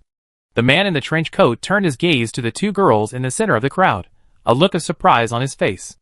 As he said, they were 2 very cute girls. One was about 14 or 15 years old, with white hair and red eyes, wearing a simple white dress. The yellow bow at the neckline and a few lace details added a touch of playfulness to her. The magic hat and purple shawl she wore suggested she might be a magician. The other one was even younger, only 11 or 12 years old, practically a child. Her long, flowing black hair and porcelain white skin made her look like a delicate doll, and her deep blue eyes added to her innocent charm. If he had a child, he'd definitely want one like her. However, she opened her mouth, and half a pie was gone, yet her stomach didn't swell at all, making one wonder if what she ate had entered another dimension. Is this a superhuman? Can a normal person eat this much? Sir, we don't know either. But superhuman adults probably wouldn't eat here, would they? A series of exclamations erupted from all around, creating a lively atmosphere. Luo was now filled with regret. She should have never agreed to Moriarty's "can I eat whatever I want?" Now, she just wanted to minimize her presence, sipping her soy milk in small sips. I'm not a monkey, I'm a stone. I'm not a monkey, I'm a stone. Wearing masks and using stealth magic were prohibited in the city, as people from the mountain tribes might impersonate them. This was the kind warning the guard had given Luo when she removed her mask. Little Moriarty, aren't you full yet? Can't I eat any more? Moriarty gave her a pitiful look, which made Luo silently shrink back into her chair like a statue. Oh well, it's just ordinary food, it's not like she can't afford it. Seeing Luo's tacit approval to continue eating, Moriarty's eyes narrowed with delight. She grabbed an arm-length grilled fish, not even needing to spit out the bones, and devoured the head in one bite. Half of it was gone in 2 bites, and in less than 5 bites, not a single scrap of fish remained. Inside the kitchen, the owner was overwhelmed and quickly sent another waiter to place orders with several nearby restaurants. At first, the other chefs thought he was there to cause trouble, but when they sent someone over and saw the little girl gulp down a bowl of broth and devour a basin-sized piece of roasted meat in a few bites, they had no choice but to believe that the owner of the restaurant was indeed asking for help. It would be foolish not to make money. Several restaurants were operating simultaneously, all to fill that seemingly bottomless pit of a baby's stomach. Good news. She's full. After mechanically working for what felt like an eternity, when they heard their waiter's hoarse voice announce this heartwarming news, the chefs from several restaurants breathed a sigh of relief, slumped to the floor, and looked at the mess in the kitchen. Suddenly, they realized that being a chef wasn't such a safe profession after all. The onlookers' voices were hoarse from shouting, and in the end, they could only numbly watch as food was continuously served and quickly devoured. Hiccup. Sister Luo, I'm full. Hearing this adorable burp suddenly brought them back to reality, and they embraced and wept. Oh! Good heavens, she's actually full. I almost thought she was going to eat us all. Has anyone counted how many people she ate? I don't know, at least 500. Is she a dragon? Luo didn't want to think about how idle these people were to watch Moriarty eat. She only felt suffocated by the sheer number of people. Guest, please, 30 gold coins, 78 silver coins, and 67 copper coins. Seeing the waiter almost slip and fall, Luo felt a little embarrassed, simply tossed down 31 gold coins, waved her hand to indicate she didn't need to change, and, holding Moriarty's little hand, slipped through the gaps and disappeared from everyone's sight. Inside an inn, Luo leaned against the window, watching the mortals passing by on the street, and sighed slightly at the price of a gold coin a day for a high-class inn. The prices here seem pretty expensive. Mortal and superhuman currencies aren't entirely interchangeable. After all, you can't pay a mortal with a magic crystal. Even if they could make change, the sheer magical energy emanating from it could be enough to warrant a charge of premeditated murder. Fortunately, she still had nearly 1,000 gold coins in her ring. A little extra spending wouldn't be a problem. Giggle. Faint laughter came from the bathroom. She wondered what she was doing inside. They had arrived around morning, and now the sunlight streaming onto the street was much brighter, and it felt slightly warm, almost like the midday sun.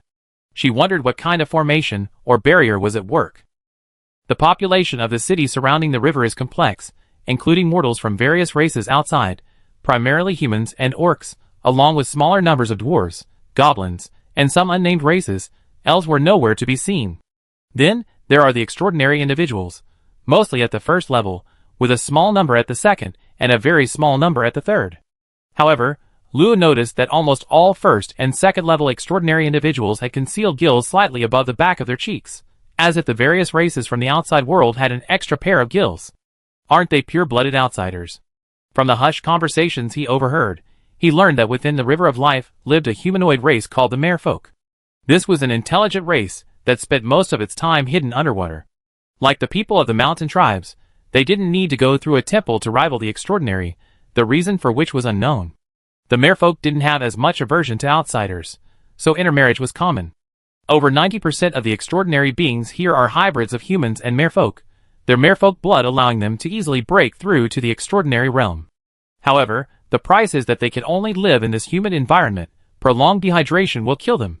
To distinguish themselves from outsiders, they call themselves the water tribe, similar to the beast men, and are divided into many subspecies. Two water tribe members are chatting outside the window. One looks almost human, while the other appears to be some kind of hybrid, with two pairs of ears. The opening day is said to be over. So soon? Wasn't it only 2 days? I don't know. Oh well, once the outsiders come in, the pearls and seafood here will sell like hotcakes again. I really envy the Schmidt family. They run an inn. They'd definitely be rich this year. Most of the water tribe members seem to refer to outsiders as outsiders, but their attitude isn't contemptuous or disgusted. It seems the once-in-a-century opening, and the presence of a small number of outsiders have kept the water tribe relatively close to the outside world.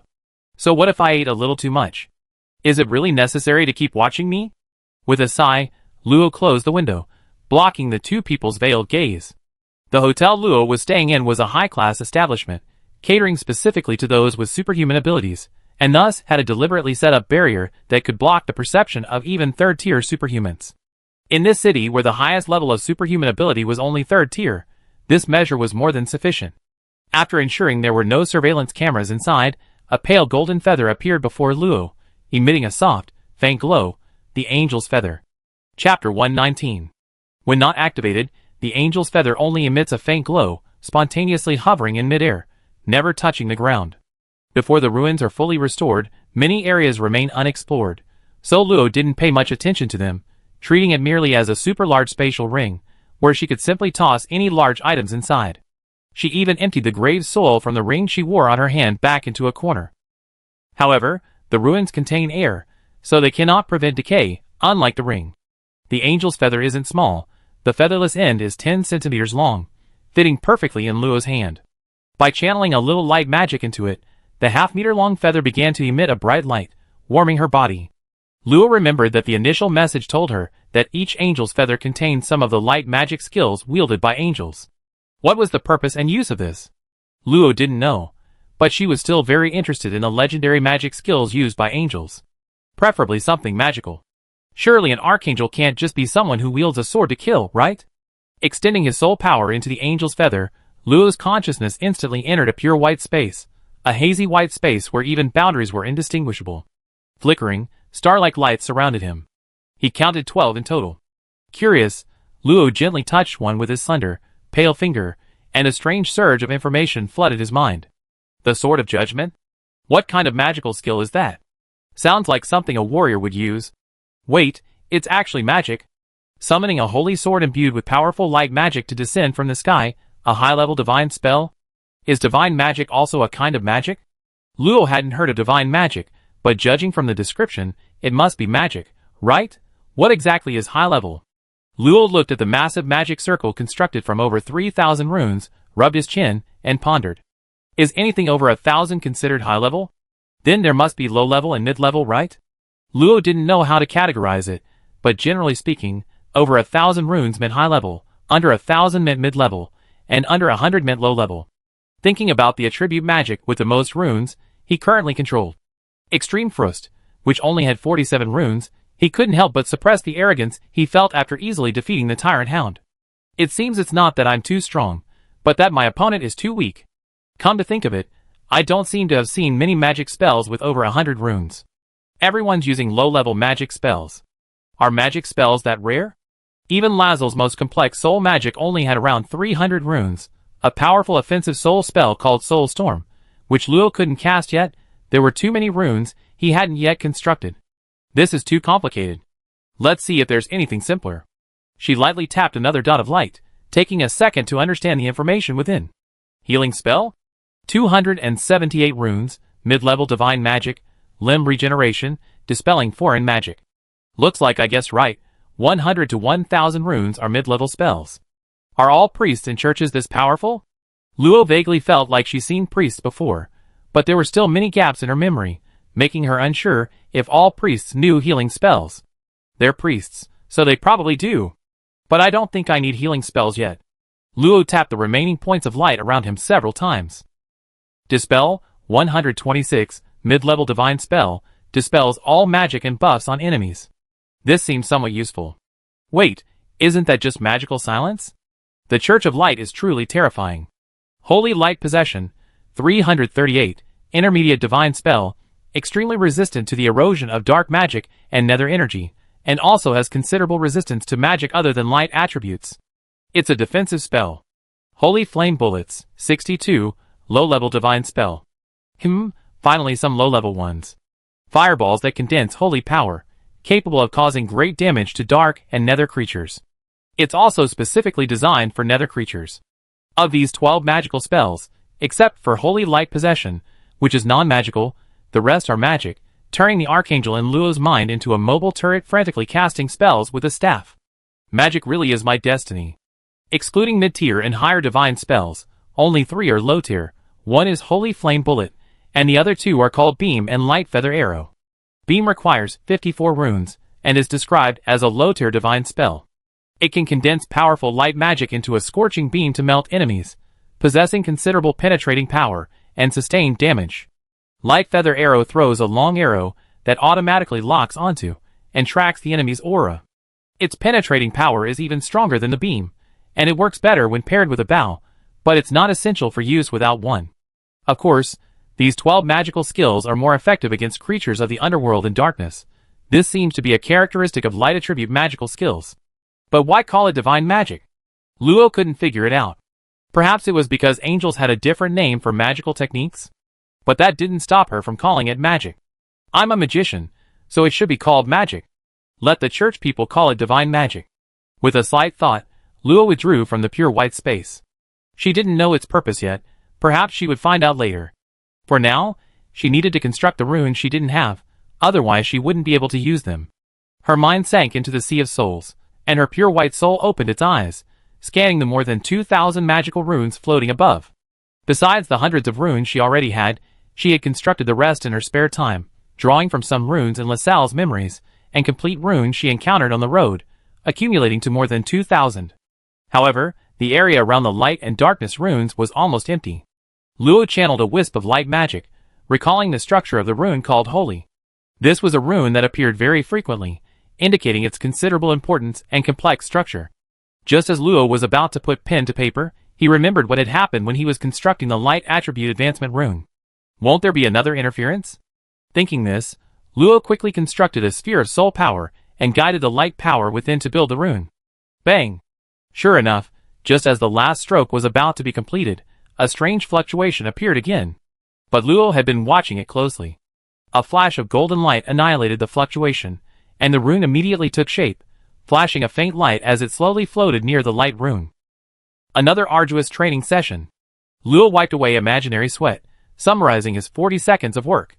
He could only admit that these were indeed runes of the light series, complex, taking over 10 seconds longer than ordinary runes.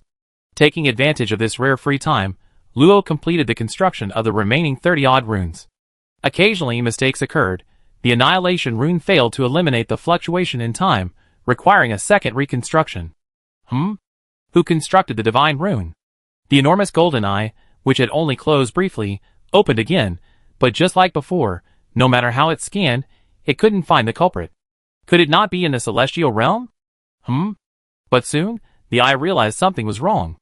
Not only the divine rune, but also important runes like Purification and Holy Light were successfully constructed one after another, as if the arrangement of runes had malfunctioned. Wait, could it be that another divine child is stealing it? The eye seemed to realize something, suddenly turning golden, a golden light piercing through layers of sky, projecting onto the vast divine kingdom below. Antibol, search the lower realm. In the center of the vast, holy plaza, a pristine white giant statue stood gazing into the distance. Beside it stood 7 angel statues, some crouching, some standing, their postures varied, but all showing reverence for the central sculpture. Countless illusory, pale golden figures knelt before the central giant statue, their presence unreadable, their duration unknown. As a profound, soul-stirring voice resounded, A statue with its arms crossed over its chest and head slightly bowed suddenly cracked, scattering layers of white stone. Before the stones even hit the ground, they vanished into specks of light. The statue's eyes slowly opened, revealing a pair of indifferent golden pupils. A voice, indistinct in gender, spoke with utmost piety, in accordance with God's will. 6 pairs of wings, hundreds of meters long, suddenly unfurled, whipping up a cataclysmic storm. In the next instant, the angel Antibal vanished from the plaza. The countless pale golden figures around it remained unaffected, still kneeling and chanting, seemingly mere shells. Chapter 120. 2 days later, on a bustling morning in the market street, Luo bit into an orange-yellow fruit, known locally as a Susan fruit, harvested from underwater coral trees. Of course, just a common, artificially cultivated variety, costing 10 copper coins each. Sister Luo, it's not sweet at all. It seemed Moriarty preferred stronger flavors. The Susan fruit tasted like diluted sugar water, only slightly sweet. Then try this. Handing her a bunch of bright red, grape-like fruits, Luo refocused her attention on the stall owner. Little girl, this is top-quality deep-sea pearls. They have beauty benefits. The stall owner glanced at the 2 girls, paused, and changed his tune. Grinding them into powder and adding them to desserts adds a unique river flavor. I think you 2 little customers haven't tried it yet, have you? Although the stall owner was clearly promoting his product, Luo had indeed never tried desserts with pearl powder added. How much? Absolutely worth it. Only 3 tier 1 magic crystals. 3 gold coins. Wait. Little girl, do you even know how to bargain? Who cuts a mountain of gold into a single gold coin? I heard that. That stall sells the same thing as you, but only 3 gold coins. The stall owner followed Luo's finger, and saw another stall diagonally opposite, also displaying a row of perfectly round pearls. The stall owner, a young man, was enthusiastically introducing his pearls to a stranger. What's that idiot doing here? Bad luck. He muttered under his breath, a look of sullen expression on his face. 3 gold coins it is. These were fished out from the deepest part of the river of life. Their quality is much better than others. I'm selling at a loss. Luo, too lazy to haggle with the mercenary stall owner, pulled out 3 gold coins and took away a pearl with a relatively even composition. Due to various well-known reasons, mortals have a low status in towns. Those who sell deep-sea pearls are all extraordinary individuals, and this market is a gathering place for them. Mortals are forbidden from entering. Come and see. Fresh white cod, rich in the unique water magic of the river of life. 1 bite will accelerate the accumulation of magic power. Superior mermaid tears from the merfolk, guaranteed to be tears of joy. Bone-edged fish scales, the ultimate material for crafting plate armor. Only 10 tier 1 magic crystals, or magic cores are needed to take the whole fish. Latest news from the river of life. The most detailed guide to the next level. Huge clearance sale. Huge clearance sale. Those shouting here are almost all tier 1 extraordinary individuals. Higher tier extraordinary individuals generally wait for customers to find them. They don't worry about finding sellers. Luo paused, buying a copy of Ancient Battlefield Ruins Guide from a vendor hawking his wares. The ink, seemingly from the river, carried a salty, fishy smell. Speaking of which, since outsiders started arriving, there's been a lot more talk about the ancient battlefield. Since last night, 3rd-tier transcendent beings have been arriving one after another, their purpose clear, to follow the river of life into the white mist. This morning, even more people arrived, including many clearly first-timers, being persuaded by the vendors to pull out their magic crystals or magic cores. Sister Luo, are we going to the ancient battlefield? I don't know, but I think we should. Luo realized that probably no one could answer the question of the center of the world, since even Moriarty hadn't heard of it. Therefore, they needed to venture deeper to verify their initial guess. The purpose of their outing today was to buy some things and wait for the tyrant hound. What's the best way to explore unfamiliar territory? Of course, it's to find an unlucky soul to scout ahead. Sister Luo, will there be any food there? I don't know, I buy a lot. Sister Luo, how come you don't know anything? Luo was momentarily speechless, then lightly tapped the little guy's head in annoyance. She lived here for so long, and she still didn't know anything about the situation. They definitely needed to buy a lot of meat, otherwise they wouldn't be able to feed Moriarty. Any leftovers could be frozen using ice magic to extend their shelf life. Plus, meat rich in magic didn't spoil easily, so it should keep for a month or 2. Then came various fruits. Moriarty didn't like them much, so she could eat them herself. Next were clothes, just in case. Then, there were all sorts of little trinkets she stumbled upon, like a spray that could mask her scent, an alchemical tool that provided a long-lasting sense of air, and a small boat for resting on the river. She found all of these by chance while wandering around, and bought them if she thought they were interesting. In a corner, a young man dressed no differently than any other knight pretended to wipe his short blade, his eyes glancing at the extremely lively black-haired little girl. He watched as she suddenly ran to a stall, squatted down to look at something, and then suddenly pointed at a fish and shouted, "Sister Luo, I want to eat this." Then, a slightly older, white-haired girl reluctantly caught up, saying something, tossing down a few gold coins, and storing the fish in her spatial item. Judging from her finger, it was a spatial ring. Watching the two women disappear around the corner, Burnett quickly and quietly followed. As the deputy captain of the local security force, he felt it was his duty to nip any potential threats to the city's safety in the bud. This might be a side effect of his knightly profession, but Burnett enjoyed it. These two are highly suspicious. That was Burnett's first impression. Ever since he saw the black-haired girl in the restaurant devour so much food in ways he couldn't comprehend, he was certain she wasn't an ordinary superhuman.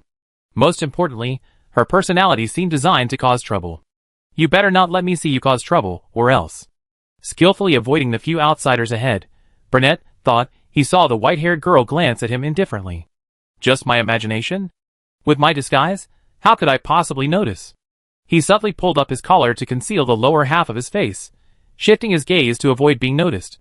Returning his gaze, Law ignored the furtive man. He sensed no malice in him, probably just some bored aquatic. Let's go, they arrived. Huh? Who's here? A tool. Oh, what's a tool? Someone who helps you cook. Half an hour later, Law left the city with Moriarty. Standing atop a rock pillar formed by the water's impact, outside the city-level barrier, the roar of the waves filled his ears again. Law had to raise his protective shield, resisting the torrential rain, while simultaneously reducing the external noise. Looking at Moriarty's long black hair, Luo suddenly had a thought. Why not tie it up? Although she wasn't very good at it, copying was a good idea, right? Telling her not to move, Luo, following her memory of twin ponytails, divided Moriarty's hair into two sections, and tied them up on either side of the back of her head with hair ties. After a while, Luo noticed the two uneven ponytails, their shapes distorted, and confirmed that it was Moriarty's movement that caused the mess, not her. Don't move, or it won't look good. But Sister Luo, I didn't move. Your heart is fluttering. Do I even have a heartbeat? It seemed there was no heartbeat at all. Ahem, We finally arrived? Sensing a figure staggering along the riverbank, Luo quietly changed the subject, flying forward with Moriarty. The tyrant dog felt as if his body no longer belonged to him. Driven by a relentless command in his mind, he hadn't eaten or stopped, traversing the fertile grasslands to the desolate swamps, then through mountain tribes, traveling day and night along the eternal river. He flew when he could, and walked when he couldn't. He had to fight not only lurking magical beasts, but also outwit the malicious natives, and be wary of greedy outsiders. The overloaded magic and intense battles had begun to erode his body. His once glossy fur was now dull, and showed signs of petrification. The tyrant dog didn't even have the energy to think about why he hadn't encountered any magical beasts when he crossed the swamp with that person, but had run into several every now and then on his own. Seeing the bright barrier so close at hand, he couldn't help but burst into tears. I finally arrived. Relaxing, the tyrant dog's vision went black, and he felt dizzy and lightheaded. Before he fainted, he seemed to see those crimson eyes etched deep into his soul. I never do it again, thump.